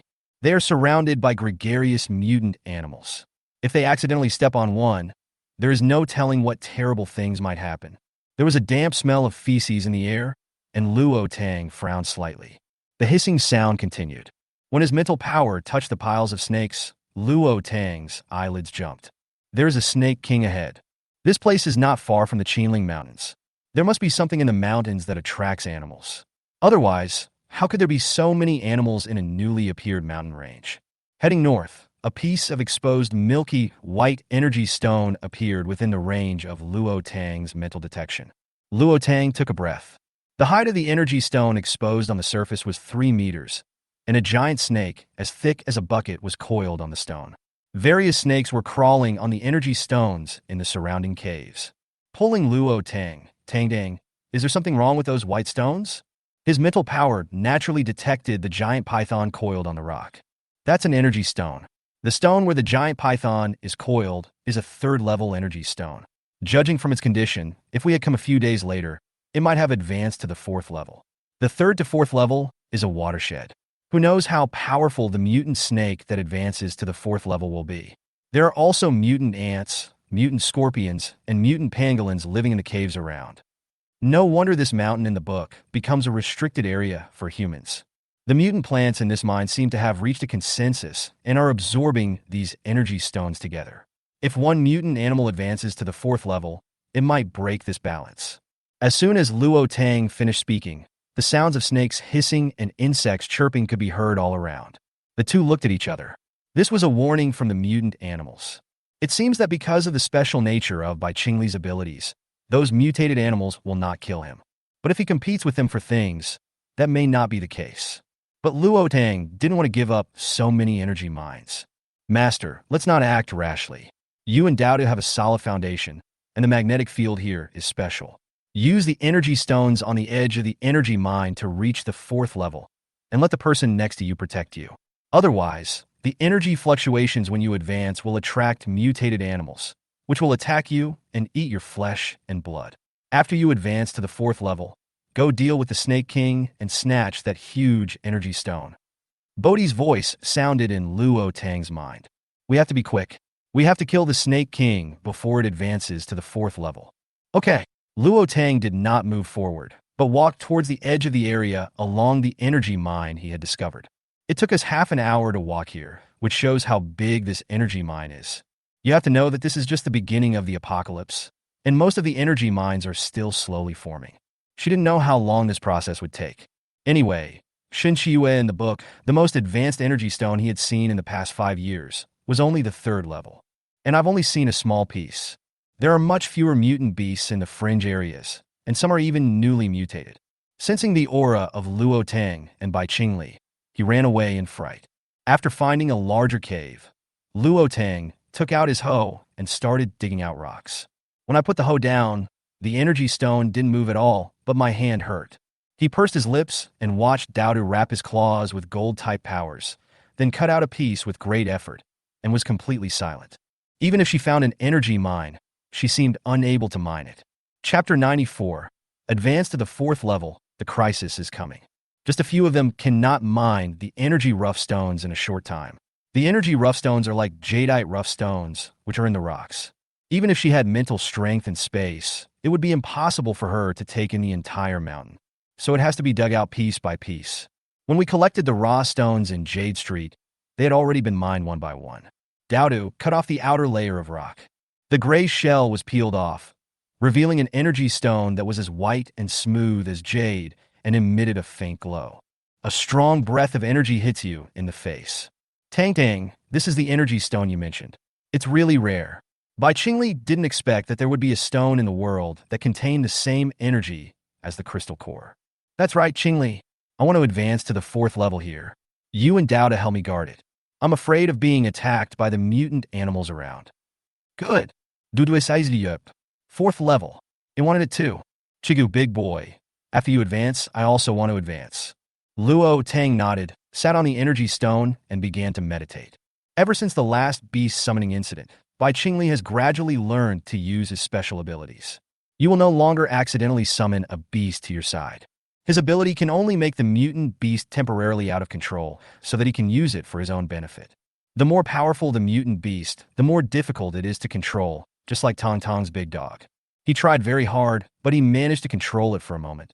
There was another point that puzzled him.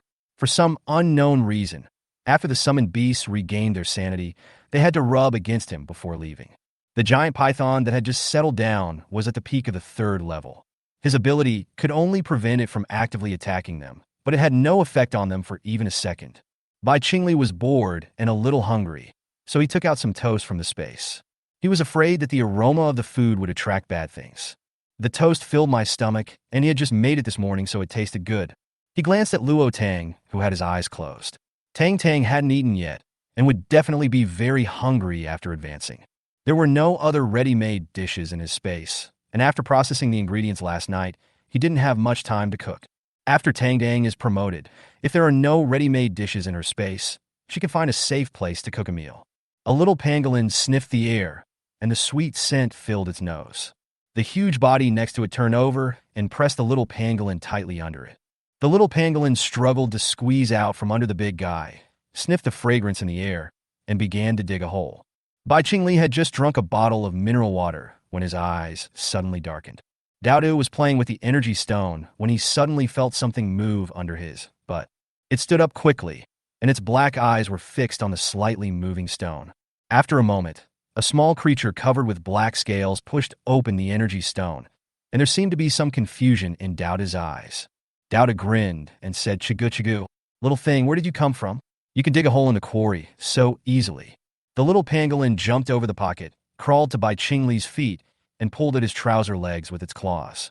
Bai Qingli's eyes were cold. He didn't have any special abilities of his own just now.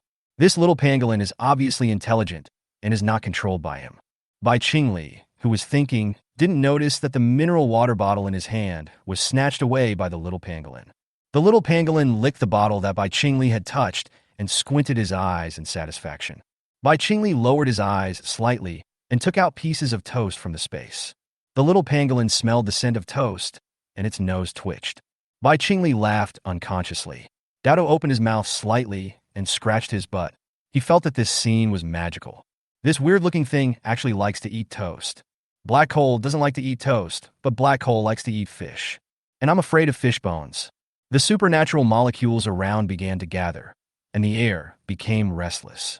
The energy in the mountains that was invisible to the naked eye turned into a breeze, crossing the hills, passing through the stone walls, and rushing towards Luodang. The giant black snake that was originally coiled on the energy stone suddenly opened its scarlet vertical pupils and stretched out its bright red tongue. Hiss! The big snake actually gave up the energy stone under it, twisted its body, and flew towards Luo Tang, with sticky venom flowing wherever it passed. Ordinary rocks were contaminated by the venom, and their surface became charred black. The pangolin king sleeping in the cave smelled the scent of the giant snake and became restless. He moved his body, but he didn't feel his cub's body, so he opened his eyes suddenly. He sniffed around and started digging along the tunnel dug by the little pangolin. When Bai Qingli saw that Luo Tang was glowing all over, he knew that she had already touched the edge of the 4th level, and as long as the time was right, she would be able to advance. The chirping of insects around suddenly stopped. Bai Qingli had a bad feeling and exerted his mental strength to the maximum, exploring every corner around him. Tang Tang cannot be affected by any external factors at the critical moment of promotion. Just as Bai Qingli was thinking, a black snake as thick as a bucket entered his mental range, and wherever it passed, it left a charred mess.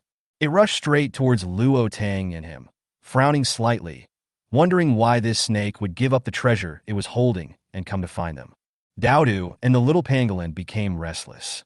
"Dowdu, you stay here to guard Tang Tang, and don't let anything else get close to her. I'll go stop the mutant snake." Does the little pangolin know who the big snake is?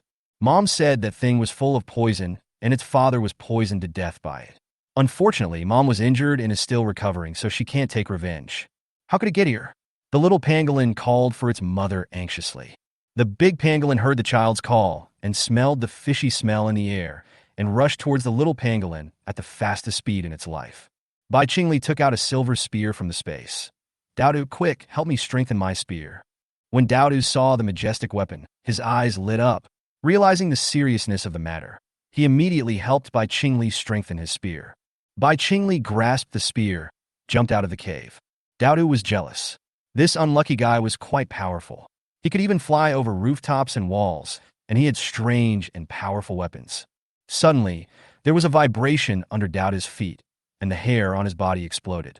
He landed on all 4 paws, slightly arched his body, and a ball of hair slid down from his head. A pangolin about 2 meters long broke out of the ground, and the little pangolin quickly climbed onto its mother's back. Gugu Dada stood in front of Luo Tang and looked at the pangolin vigilantly. The giant pangolin glanced at the human sitting cross-legged behind Dadu, and then the hissing sound of snakes continued to be heard. Chapter 95, Fighting the Mutated Snake Group and Advancing to Level 4. Mom, Dadu is a good animal. Its friend gave me food, and it's outside. Don't touch my master. Dowda looked at the giant pangolin warily. She is advancing. The mutant poisonous snake outside probably wants to swallow her and advance to the 4th level. The giant pangolin hurriedly explained after hearing what his cub said. The big snake is at the peak of the 3rd level, so the unlucky guy must be unable to defeat him. Manhwa, you stay here, and I'm going to help the unlucky guy. Dowda, that snake is so powerful. My father died at its hands. The little pangolin jumped off his mother's back and said angrily. Dowda's eyes changed when he looked at the giant pangolin.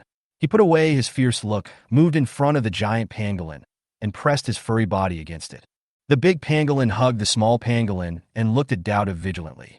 The level of this little beast is the same as that of the mutant snake, and the green grass next to it also contains vigorous energy. Dowdu placed his claws on the giant pangolin. How about we team up to deal with the giant snake? As Dowdu finished speaking, the sharp sound of a spear tearing through rocks was heard. Dowda patted the ball of fur and rushed out of the cave like a small cannonball. The giant pangolin didn't expect that someone was already fighting with the poisonous snake, so it put the cub down carefully. Baby, stay here and call Mom if you have any problems. It knew this was its only chance to kill the venomous snake and get revenge. It is in the middle stage of the 3rd level, and the beast named Dowdu just now is at the peak stage of the 3rd level. The people outside must be very powerful to be able to fight the poisonous snake for so long. Mother! The giant pangolin patted its cub on the head and left the cave. Bai Qingli was hit by the snake's tail, and his spear pierced into the rock. A thin layer of ice solidified on the ground, freezing the small snake that was heading towards the cave. Looking up, a storm was brewing in his deep eyes as he stared at the giant snake coiled on a protruding rock. A faint green poisonous aura emanated from the snake, and its black scales emitted a golden glow. With the dual abilities of poison and gold, his spear cannot penetrate the black snake's scales. You must hit the vital point. This vicious creature has many subordinates. His mental power detected that many small snakes were heading this way. Damn it, if it weren't for his special abilities, these little snakes would have swallowed him whole with just one bite. My head was buzzing. If I hadn't just fought and advanced to the late 3rd level, I would have collapsed by now. As Dowdu rushed out of the cave and stepped on the ice, he fell and brushed past the mouth of the big snake, falling right on the head of the rushing snake. Dowdu, where did the ice come from? Fortunately, I didn't fall into the poisonous snake's mouth. With such a bloody mouth, it may not even need to spit out the bones after swallowing it. Bai Qingli's eyes lit up. Dowda grabbed the big snake's head. Don't let it fall. The big snake was about to swallow Bai Qingli in one gulp, but unexpectedly an unknown creature fell on its head. He immediately shook his head to try to shake Dowdu off, but Dowdu refused to get off after hearing Bai Qingli's words. His foreclaws hooked onto the snake's scales, and he couldn't get rid of it no matter how hard he shook. Seeing this, the big snake suddenly rushed towards the rock. Bai Qingli used his mental power to wrap Dowdu in 3 layers, and Dowdu didn't understand why. Why would this unlucky guy waste his supernatural powers on it? It was very agile, so it wasn't knocked against the rocks by the big snake. The big snake rolled over and hit the rocks, and Dodo jumped all over it, until a faint green mist began to seep out from the gaps between the scales. Dowda's head began to feel dizzy, and understood why Bai Qingli wanted to wrap it up with his mental power. It was obvious that he was afraid that it would be poisoned to death. However, Bai Qingli's mental power could not completely isolate the poison from the snake. Even though Dowda stuck close to the snake, some of the poison still penetrated into its body through its nostrils. Bai Qingli was a little anxious. If Big Rat died here, how would he explain to Tang Dang? There were more and more snakes around, and as soon as he left the cave, these snakes would definitely rush in. It would be even worse if he went in and bit Tang Dang, causing confusion in his superpowers. Dowda, lure the snake down. Don't leave it too far from me. Jump down if you can't hold on any longer. As soon as Bai Qingli finished speaking, a large pangolin crawled out from the ground, took advantage of the venomous snake's unpreparedness, grabbed the snake's tail with one claw, and seeing that the snake's tail was not broken, it grabbed it several times. The venomous snake's tail was broken and fell from midair. The venomous snake fell from the top of the rock wall in pain. Bai Qingli seized the opportunity and cut the snake's vital point with a knife. Dao, with a dizzy head, grabbed the back of the snake's neck and separated the snake's head. Before the snake's head fell, it sprayed venom towards Bai Qingli. Bai Qingli was unable to dodge, and the hand holding the knife was stained with poison. And he happened to have a wound on his hand. In an instant he felt sick to his stomach and felt dizzy. I cursed in my heart. What kind of mutated snake is this, to be so poisonous? It was just a little bit of venom that got on the wound, so he was poisoned, or was it that the poison from the snake bite he just received invaded his internal organs and is now erupting? The knife in Bai Qingli's hand fell and landed on the rock, making a crisp sound. Dao fell from midair, and the giant pangolin jumped over the snake corpse and caught Dao. The giant pangolin slapped the still-moving snake's head with its tail, and all the poisonous snakes died. Looking at the snake's corpse cut into 3 parts, the giant pangolin's eyes turned red. Finally died. So many of its kind were killed by poisonous snakes, and many of its newborn babies also became food for the snakes. Bai Qingli felt his head becoming more and more dizzy, and his body fell backwards, with the back of his head about to make close contact with a sharp rock. A figure rushed out from the cave and caught him. Don't sleep. Before closing his eyes, Bai Qingli heard Luo Tang's anxious voice.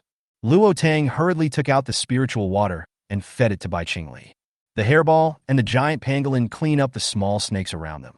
Before the water was even fed to him, Bai Qingli's lips instantly turned black and purple, and his entire body became stiff. As soon as Luo Tang touched him, a cold feeling suddenly spread all over his body. He instantly sensed that the situation was not good, and when he lifted up Bai Qingli's trouser legs, he saw that his legs were covered with numerous small holes. Chigachidata staggered to Luo Tang and put his head at her feet. Luo Tang immediately fed its spiritual water, and the little guy smelled the taste of the spiritual water. Holding the bottle in Luo Tang's hand, he sat down on the ground and started gulping down the water. There were no telling how many kinds of snake venom there were in Bai Qingli's body, and his body was about to become stiff. Luo Tang first sprinkled a layer of spiritual water on his wound, helped Bai Qingli up, took a big sip of the spiritual water, and poured it into his mouth. Daoda's head was still not clear, and he felt dizzy. He rubbed his eyes. I took another sip of the spiritual water and heard a chi gurgle. The toxins must not have been eliminated. My eyes were dazzled. Bai Qingli felt like he was in an ice cellar, and suddenly a gentle force fell on his wound. Then, something soft pressed against him, and a sweet breath filled his mouth. Bai Qingli swallowed subconsciously. Luo Tang heaved a sigh of relief upon seeing this, his eyes slightly moist. At least he was still alive. Looking at Bai Qingli with pale face and purple lips, Luo Tang felt a little distressed. His whole body was covered with wounds from snake bites, but he didn't make a sound. Why didn't he call her? The worst that can happen is that if I don't advance this time, I can find a way to advance next time. With a loud bang, the bottle in Daoda's hand fell to the ground, and the giant pangolin handed him a dark green, teardrop-shaped object. Chapter 96, Bai Qingli has grown a tail. Thank you. Luo Tang knew that this was snake gall, but she didn't have any medical skills. How could she use it? Should she just feed it directly? Is it poisonous? Even if it is not poisonous, will Bai Qingli die from the bitterness of the bile? He's still got a breath left after being bitten by so many poisonous snakes. Maybe he can survive if we swallow the snake gall. Otherwise, the venom will quickly cause his body to fail and he'll die soon. They pangolins have been fighting the snakes for more than a month. Venomous snakes are poisonous, and they have hard armor. If a pangolin is poisoned by a snake, they will kill the snake and get its gallbladder. It was obvious that this man was the woman's partner. If he had been able to obtain the snake gall as quickly as possible when his partner was poisoned by a snake, he might not have died. Luo Tang wanted to feed Bai Qingli a mixture of spiritual water and snake bile, but when she went to the small pond to get some spiritual water, she found that there was no spiritual water left. It still needs time to accumulate. Luo Tang's heart sank. She must store the spiritual water well in the future and never use it indiscriminately again. Daodu has woken up at this moment, and his big eyes like black grapes are rolling around. It seems that what he just saw was not fake. The giant pangolin was a little anxious, thinking that Luo Tang couldn't understand what it said, so it repeated it to Dodo. Daoda's ears pricked up. He stood up from the ground, grabbed the snake gall in Luo Tang's hand, forcefully pried open Bai Qingli's mouth and stuffed the gall in. Luo Tang felt his hands go empty, and when he reacted, the snake gall had already entered by Qingli's mouth. Jigu is just the right size, and Do grinned. The gallbladder of the poisonous snake was as big as a fist. Dowda broke the gallbladder, and the green bile immediately flowed into Bai Qingli's throat. Bai Qingli, who was originally immersed in the sweet scent, suddenly felt a bitter smell spreading throughout his body. His whole body was numb and bitter. It was so bitter. What the hell is this? He wants candy. I thought about it, but I couldn't shout it out. He's like a dumb person eating bitter coptis and refusing to eat it. Luo Tang saw that the purple color on Bai Qingli's lips had faded slightly, and that Bai Qingli was about to vomit bile. So he hurriedly said, "Qingli, this is the antidote. You can't vomit it. If you vomit it, you will really die." Bai Qingli heard Luo Tang's voice in a daze. The bile stuck in his throat, and he didn't know whether to spit it out or not. Luo Tang became even more anxious, and he continued, "If you vomit, I will bury you on the spot." Bai Qingli's heart choked, and he swallowed the bile in one breath. After swallowing it, he felt a bitter smell emanating from his whole body. "It's so bitter. I've never eaten anything so bitter in my life. What is this? Antidote? I must keep a yin by my side from now on." Tang Tang's antidote is really too bitter for him.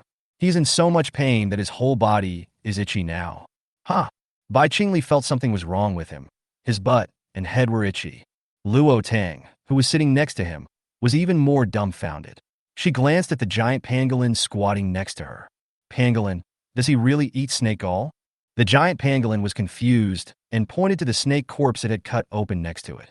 Dowda touched Bai Qingli's exposed legs and said, "Jigu Jigu, he must have been poisoned by a snake. How come he still has white hair? The hair feels so soft. If it is bitten by a snake, will the burned hair grow back quickly?" Under Luo Tang's shocked gaze, two white furry ears suddenly popped out on Bai Qingli's head. The two furry ears moved, and Luo Tang felt itchy and touched them. They felt really good and soft. Then Bai Qingli's originally black hair slowly turned into silver gray, and even his eyebrows were dyed silver gray. The wounds on his legs and hands healed at a speed visible to the naked eye, but his eyes remained closed. Luo Tang felt a chill on his legs, and then he discovered that a thin layer of ice had formed on Bai Qingli's body at some point. "The clothes on my body were frozen." Dowdu, who was sitting on the ground, suddenly felt something furry touching him. When he turned his head, he saw three furry tail tips appearing next to him. See the tail coming from Bai Qingli's butt. Dowda's dark eyes lit up with excitement. He grabbed the tail and stretched it in front of Luo Tang. "Chigu big cub, you see? The unlucky guy not only has two legs, he also has three tails." "Three? Dowda only has one, but he has three. He must not be human." The people of Luo Tang were completely dumbfounded and stood there in a daze. She went back to try to make a contract with other people. She doubted that she could contract Jojo because his father was not a human, but a demon. There really are monsters in the world. The big pangolin and the small pangolin were also shocked, and there were even many pangolins approaching. This was probably the first time they saw a two-legged creature with a tail. Luo Tang took one look at the pangolin surrounding him, and his face turned red. It turns out that beasts are also gossipy. He picked up Princess Bai Qingli and walked towards the cave entrance. "Don't follow me in."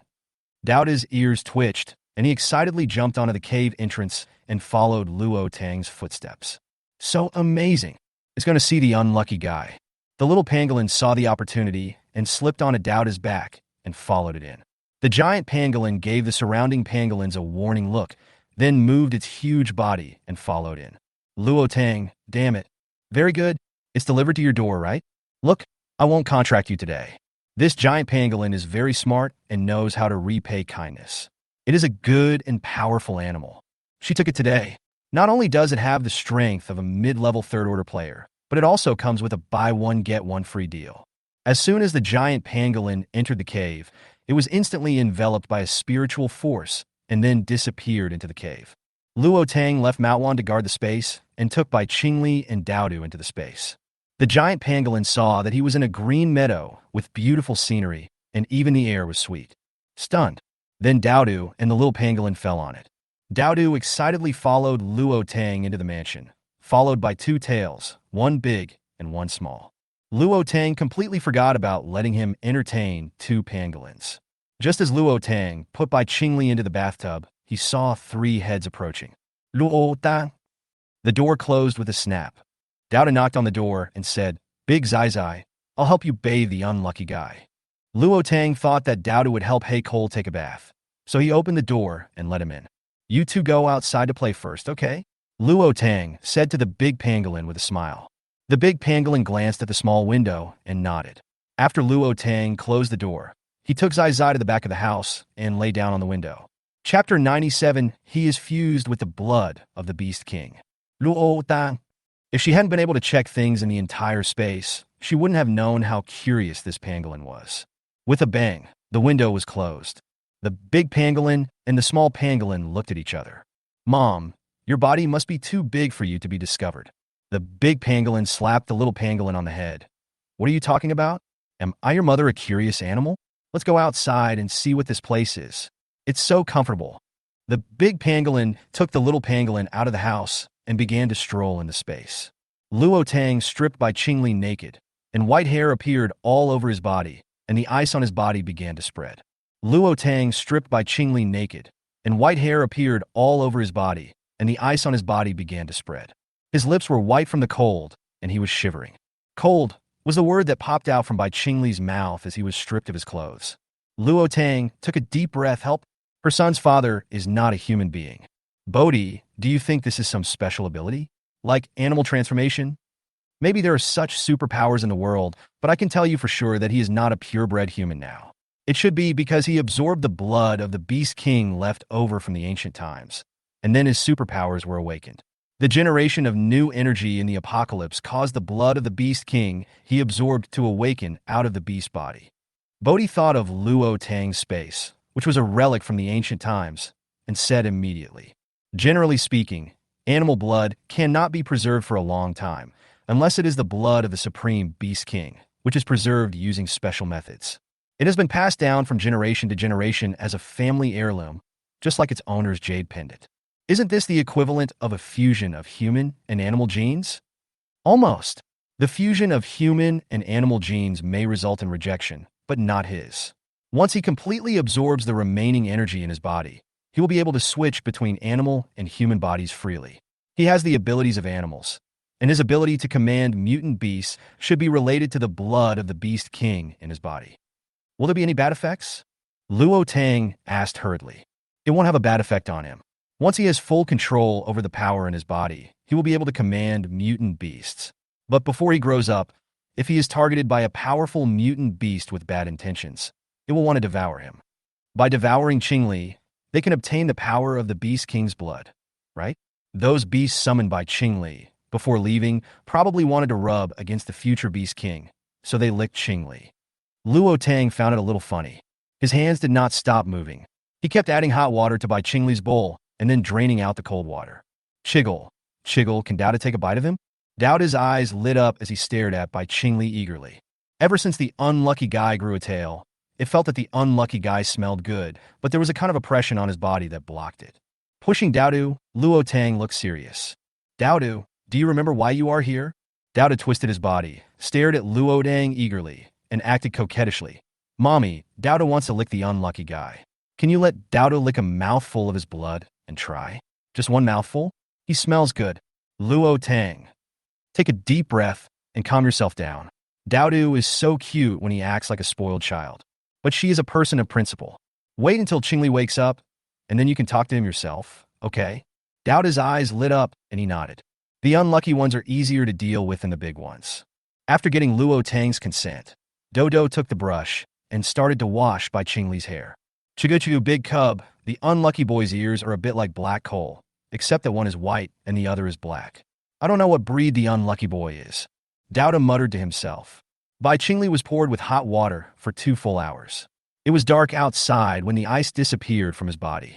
Just after wiping Bai Qingli dry, Luo Tang felt that he was not normal again. The whole body quickly became hot. She was so annoyed that she wanted to throw this person away. A beautiful crystal butterfly fluttered over and landed on the window. The air in the bathroom began to become restless, and in the blink of an eye, she felt the energy around her drained away. "Master, hurry up and move this man to the energy mine.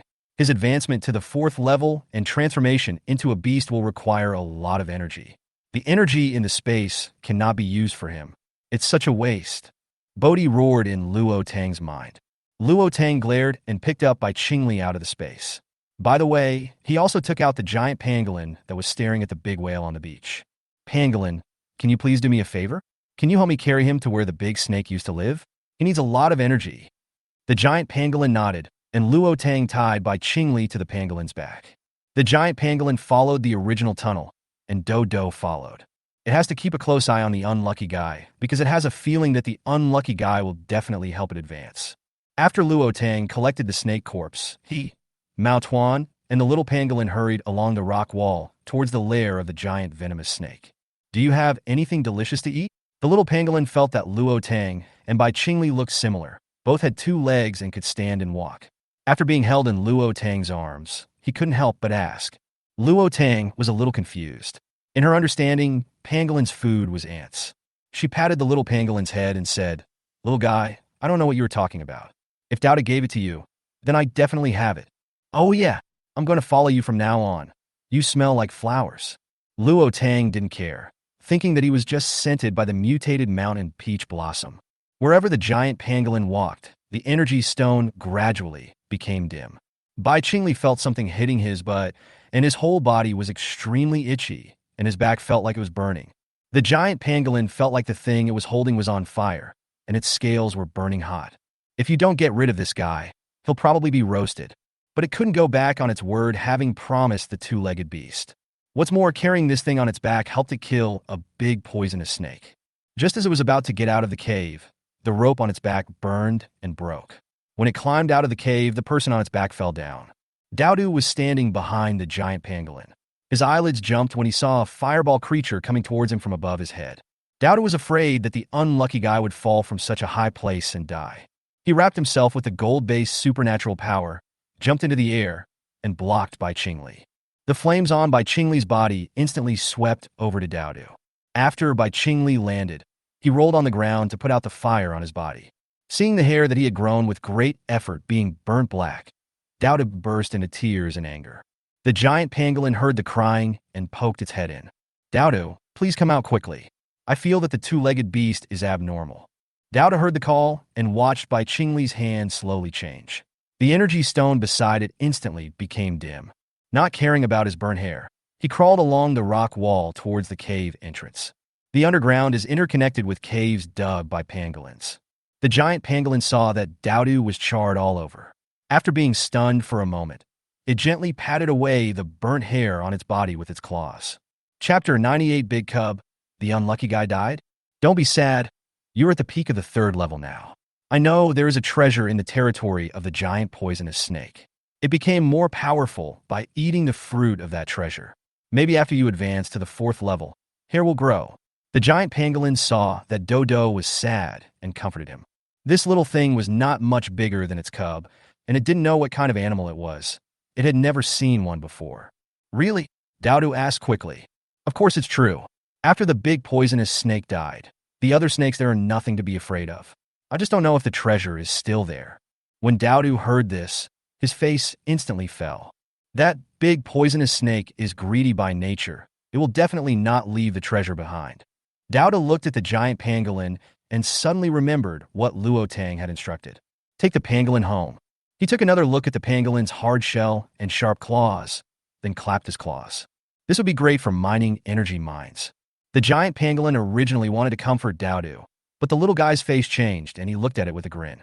It felt that the little thing had bad intentions. "Big guy, can we be teammates in the future? I have everything including food, clothing, shelter, and a lot of fun." "Are you Big Cub?" the giant pangolin asked doubtfully. "It's the beautiful 2-legged beast just now. Is that your cub?" "Of course, I also have a little cub who is also super well-behaved and super awesome. I also have a little brother, a green furball, and a big black dog." The giant pangolin looked at Dowda's body with suspicion. "Why don't you look like your son?" Dowda patted the giant pangolin and said, "Why are you so hung up on this? Just tell me whether you want to team up with me or not." The giant pangolin wanted to ask which magical place it was, but he couldn't say it. "Everything." Dowdu raised his head proudly. "But I still have many people of my kind." Dowda's eyes lit up. "How many are there?" It had just entered the space and found that there was an extra mountain in the space. There was nothing on the mountain except a peach tree, just enough for pangolins to live in. The giant pangolin sighed. Originally, there were a lot of them, but due to the fight with the snakes, now there are only 26 left, including me, and the only cub left is my cub. Dowda patted his chest and said, "Follow me. I will protect you." The giant pangolin knew that if it continued to live in this mountain, it would inevitably have to fight with the snakes. Those venomous snakes all like to stare at their young. Snakes give birth to one litter throughout their lifetime, but they rarely give birth to one cub a year. Thinking of that magical place, the giant pangolin nodded. "I will communicate with the tribe members." Dowda's mouth was grinning to the back of his ears. Dazai only let it kidnap big pangolins and small pangolins. If it kidnapped a group of pangolins, Dazai would be so happy that he would fly with joy. Okay. From now on you will be my Dowda's good sister." Dowdu patted the giant pangolin. Suddenly, there was a roar from underground. The two beasts looked at each other, as if they had forgotten about the two-legged beast. Dowdu hurriedly laid down at the entrance of the cave and looked inside. A dazzling white light appeared below, and the rocks beneath him began to vibrate. The giant pangolin instantly wrapped its tail around Dowdu, and just as it rolled Dowdu up, the ground caved in and the tunnel collapsed. Dowdu was dumbfounded. It was game over. The unlucky guy was still down there. The unlucky guy is really an unlucky guy. He is so unlucky. Even if he doesn't seek death, there are things that can kill him wherever he goes. Dodo sat on the giant pangolin's back and began to cry for Bai Qingli. "Chiguchi dead, the unlucky guy is dead." Luo Tang had just walked halfway when Dodo's voice kept ringing in his mind. The unfortunate fellow is dead, killed by a stone." Luo Tang staggered and almost fell off the rock wall. "I was heartbroken. Qingli was dead. She had seen him only yesterday, and he was dead." When Luo Tang thought of this, his heart ached, and he moved towards Dodo as fast as he could. When she saw the collapsed ground, the flying dust, the crying Dowdu, and the pangolin digging through the rubble, he did not sense Bai Qingli's breath and stumbled to the ground. In grief, he used his mental power to move the large stone into space, fearing that he would miss Bai Qingli's body. "Qingli, your death was so tragic. It's all my fault. I shouldn't have let the pangolin take you away. The last time I fell off the cliff, at least I was still alive and my body was intact. This time, I'm afraid I'll be smashed into pieces by the big rocks." Luo Tang fell into deep self-blame and used his mental power to move the rubble into space. Bai Qingli looked at his claws, confused. As soon as he opened his eyes, he found himself in a tunnel. The rocks above him were hit by some unknown force and collapsed instantly. He could only run towards the other end of the tunnel, but he felt something was wrong as he ran. When did he walk on four legs? When he looked down, he found that he had turned into a snow-white creature with wings on its back and three tails. Bai Qingli crawled out of the tunnel and found that it was the place where he had just fought with the giant snake. After looking around and not seeing Luo Tang, he thought of something and immediately rushed to the place where he first saw the python. Seeing his beastly body, Bai Qingli was afraid that Luo Tang would dislike him. He shook his body and turned back into a human. He sighed softly. It was all over. He was not a human, but a beast. Doesn't that mean that mutant beasts can also transform into humans if they cultivate to the extreme? After Luo Tang had moved all the stones, the crisscrossing underground passages appeared before his eyes. She was dumbfounded. Why was she crying? If her mental power didn't reach Bai Qingli, then he was definitely not under the stone. Even if he was killed by a stone, she could still sweep up the corpse. Luo Tang wiped her tears and glanced at Dodo. Dowda covered his face and hid behind the giant pangolins, but causing a big misunderstanding. The eldest son thought that the unlucky guy was crushed to pieces by the stone and burst into tears. "Dodo, come here and tell me what's going on," Luo Tang said, gritting his teeth. Dowda shook his head vigorously. He would never tell Zizi that he was chatting with a giant pangolin and forgot about the unfortunate guy under the cave. Fortunately, the unlucky guy woke up when the ground collapsed. Otherwise, he would have been crushed to death by the rocks. At this time, the little guy had no idea that Luo Tang, as its owner, had the authority to read its inner thoughts. "Dowdu, maybe Bai Qingli slipped off the giant pangolin, and you were chatting with it and forgot about Qingli who was in the cave." Luo Tang looked serious. Dowdu opened his eyes wide, his dark pupils full of disbelief. How did the big cub know? How come she is smarter than it? It tried to trick the giant pangolin, and then it tricked a group of pangolins. In its happiness, it forgot about the unlucky guy. It also didn't expect the tunnel to collapse. Chapter 99, It's Good That You Know Yourself. Luo Tang knew that this matter was not the fault of Dowdu alone. He glanced at the curled-up pangolin and took a deep breath. All three of them were wrong, but luckily Qing Li didn't die. He picked up Dowdu and said, "Okay, don't make this kind of mistake again. What happened to Dowdu's fur? Who burned it?" She thought that the giant pangolin did not have fire-related abilities. So could there be other mutant beasts nearby? Dowdu finally heard the big cub asking about its Mau, crying, "Tigat." It was all the unlucky guy's fault that I got burned. The big guy carried him on his back, and we were about to reach the exit. As he was carrying him, his whole body caught fire. The rope burned through, and he fell down. I caught him, and all the hair that had just grown was burned. Dowdu leaned in Luo Tang's arms, feeling aggrieved. Luo Tang didn't expect that there was a hidden story behind the matter. Fortunately, after she knew that Dodo was negligent, she didn't think of blaming Dodo. He picked up Dowdu, took out a wet towel from the space, and wiped the little guy. "Dowdu, don't cry. When we get home this time, Mommy will knit you some more sweaters, okay? How about knitting small clothes and hats with different patterns?" Dowdu grabbed Luo Tang's sleeve with his claws. Luo Tang smiled, okay. Who made my Dowdu so cute? When Bai Qingli arrived, he happened to see this scene. A woman in sportswear was holding a big hairless rat and smiling gently. If you ignore the tear marks on her cheeks, it would definitely be a warm picture. Did Tang cry? Who made her cry? Was it the big rat? Is the big rat injured? It seemed to have a layer of short gray hair before, but now it has become bald and fleshy. Tang.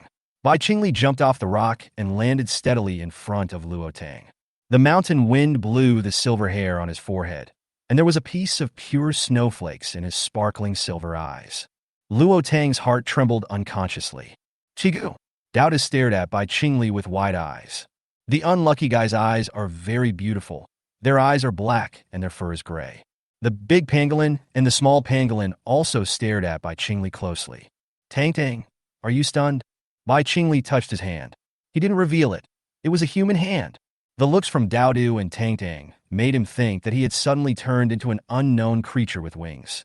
"Jigujga, you unlucky guy. You can just give me a mouthful of your blood instead of looking." Bai Qingli frowned when he heard Dowdu's voice. I was not surprised why I could suddenly understand animal speech, but I was wondering who the unlucky guy was. When he was sure that Dowdu was staring at him, the corners of his lips curled up. "Dodo, who are you calling the unlucky guy?"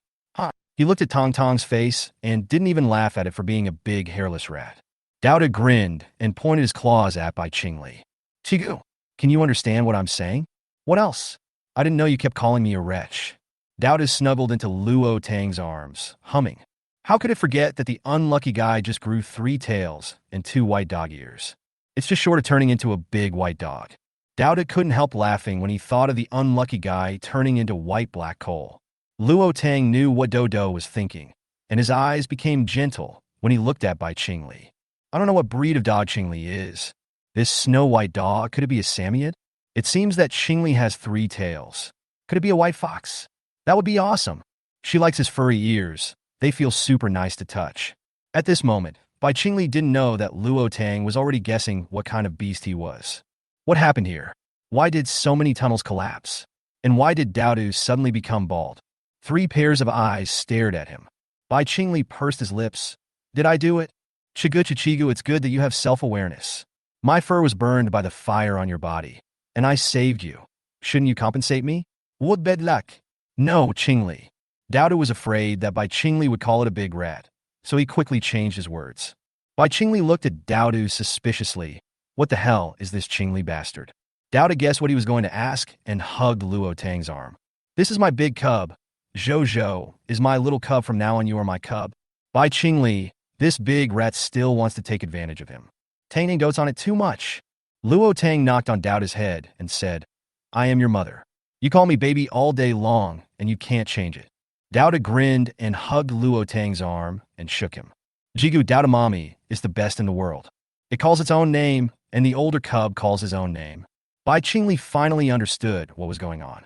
It's okay if you want my blood, but you can't call me bastard. In order to improve his strength, Deduping tried his best. No dikoroisli. I'll give it to you when we get home, Tang. There must be poisonous snakes in the snake cave. There are also many poisonous insects and mutant ants around. The mutant ants are food for the pangolins, so don't worry. We'll ask the pangolins to help us mine later. I'll go talk to them, and you go find a cave. It's getting late, so find a place to stay and eat something first. Good. Luo Tang was still thinking about taking away the largest third-level energy stone and contracting the pangolin. After advancing to the fourth level, she had 4 more contract rings, which meant she could contract 4 more mutant creatures. When Luo Tang and Bai Qingli arrived next to the huge energy stone, the stone was covered with white ants, each of which was as thick as an adult man's arm. Luo Tang didn't expect that the energy stone was occupied by mutant ants just a few hours after the death of the poisonous snake. It seemed that Yang Yuan had seen that this mountain range was full of mutant crustaceans. It's not just pangolins and snakes, there aren't many pangolins. There are even more densely packed ants. The giant pangolin made a strange call. Pangolin, can you handle so many ants? The pangolin shook his head. Who would have thought that this was their food for generations? One day I will have the strength to rival them. A group of tens of thousands of ants surrounded a pangolin, and it would be half crippled if not killed. Okay, kill the mutant ants that are surrounding us first, and then help me dig this big energy stone out of the ground. I will put it away, Luo Tang said. The giant pangolin had been into the Luo Tang space, so he naturally knew where she was going to collect it. He nodded, and more than a dozen pangolins emerged from the ground and swarmed up. Luo Tang and Bai Qingli used their mental power to trap the mutant ants. A big bald chinchilla carrying a small gray cloth bag on its back jumped over the pangolin's head, its eyes shining, and took out a crystal core with one claw. Great! They are all second-order crystal cores. It loves this place. There are energy stones to dig and crystal cores to pick up. Dowda thought happily, the smile on his face almost reaching his ears. Bai Qingli, this big rat is so shameless even when picking up a crystal core. Luo Tang laughed. Manhwa had eaten too many snake corpses and was too full to eat anymore. It ate a lot yesterday afternoon. When the little pangolin saw Dowda's appearance, it followed behind it and used its claws to dig out the crystal core from behind the pangolin. It didn't have a small cloth bag, so it could only pile the crystal cores it had taken out on the ground. Seeing this, Luo Tang took out a small cloth bag from the space and gave it to the little pangolin. Chapter 100 Dowda awakens the wood power. The little pangolin happily hung the cloth bag around his neck, stuck out his tail, and started digging. When Luo Tang saw its eyes shining, he felt that Dowda had found a partner to dig out crystal cores. The poisonous snake had only been dead for a few hours, so there weren't many mutant ants here, but each one was very large. Some of them can even fly. After clearing out the mutant ants nearby, Luo Tang sprayed a circle of insecticide around the area and then placed a circle of baking soda. Baking soda repels. After the giant pangolin had eaten its fill, it told the other pangolins to start digging for energy stones. The black rock was dug away layer by layer, revealing the crystal clear and glowing energy stone inside. Energy stones are born in stone layers, just like jade is born in raw stones. Without cutting open the skin, no one knows what's inside. However, there is a third-level energy stone exposed on the surface in this place, and the surrounding raw stones must be able to produce high-quality energy stones. There are energy stones distributed in the pangolin's caves. Dowda and the giant pangolin are digging a large energy stone. They have dug 4 meters high, but have not yet reached the bottom.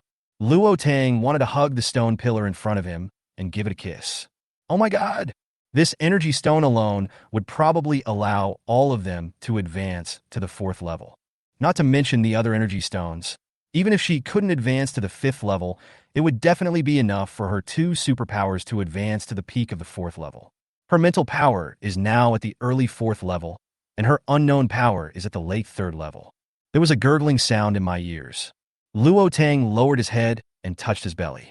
Bai Qingli handed him a piece of toast, and the aroma of the toast instantly filled his nose.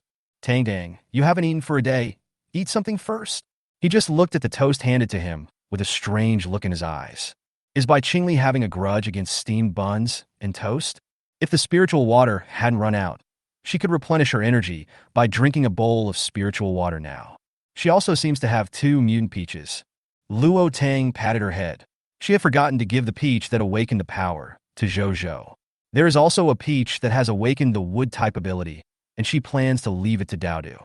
What the little guy wants most is the wood-related ability, and he fantasizes about planting grass like the Totoro in the movie. He took the bread, sat on a rock, and after eating, he filled a bottle of water and waved to Dodo. Chigu Big Cub, what's the matter? Luo Tang smiled and took out a tempting big peach from the space. and the fragrance of the peach immediately spread. The pangolins that were mining energy stones all looked sideways. The little pangolin also looked at Luo Tang eagerly. Luo Tang coughed lightly and patted the little pangolin's head. This mutant peach is for Dowdu. I'll give you another peach after a while. Okay. Luo Tang took out a mutated dragon fruit from the space and handed it to the little pangolin. The dragon fruit on the space was just ripe, and she harvested 10 mutant dragon fruits. The little pangolin sniffed it and happily took the fruit. Thank you. This smells good too. It looks delicious. The aroma of the mutated dragon fruit is not as overbearing as that of the mutated mountain peach. Seeing this, the giant pangolin started digging stones again. This human is pretty good, and she has treasures on her, so maybe following her is a good choice. The scent of these two fruits is not simple. There is a golden tree in the giant snake's cave, and the fragrance of the fruit it bears is very similar to that of the peach. The aroma of the red fruit is just not as strong as that of the fruit. Dowdu was holding the big peach, not knowing what was going on. This peach is not simple at first glance. The big cub didn't give it to the little pangolin, so it must be gone. It handed the peach back to Luo Tang. Luo Tang looked at the crystal saliva on the peach, felt warm in his heart, and pushed the peach back. This is for Dowdu. It can awaken the superpower that Dowdu wants most. Dowdu's eyes suddenly lit up. What element? The ability that can grow vegetables. Luo Tang, don't tell me that you want to awaken this ability in order to grow vegetables. Aren't there enough vegetables in the space enough for you to eat? Meeting Dowdu's fiery and expectant gaze, Luo Tang nodded. Bai Qingli looked at the mutant peach and the half-eaten dragon fruit by the little pangolin, feeling a little annoyed. Tang, you mean that the fruits of mutant plants can awaken people's superpowers? Yes, it's just that the probability of awakening is very small, but a first-level mutant fruit contains slightly more energy than a first-level crystal core, and it can also nourish the body.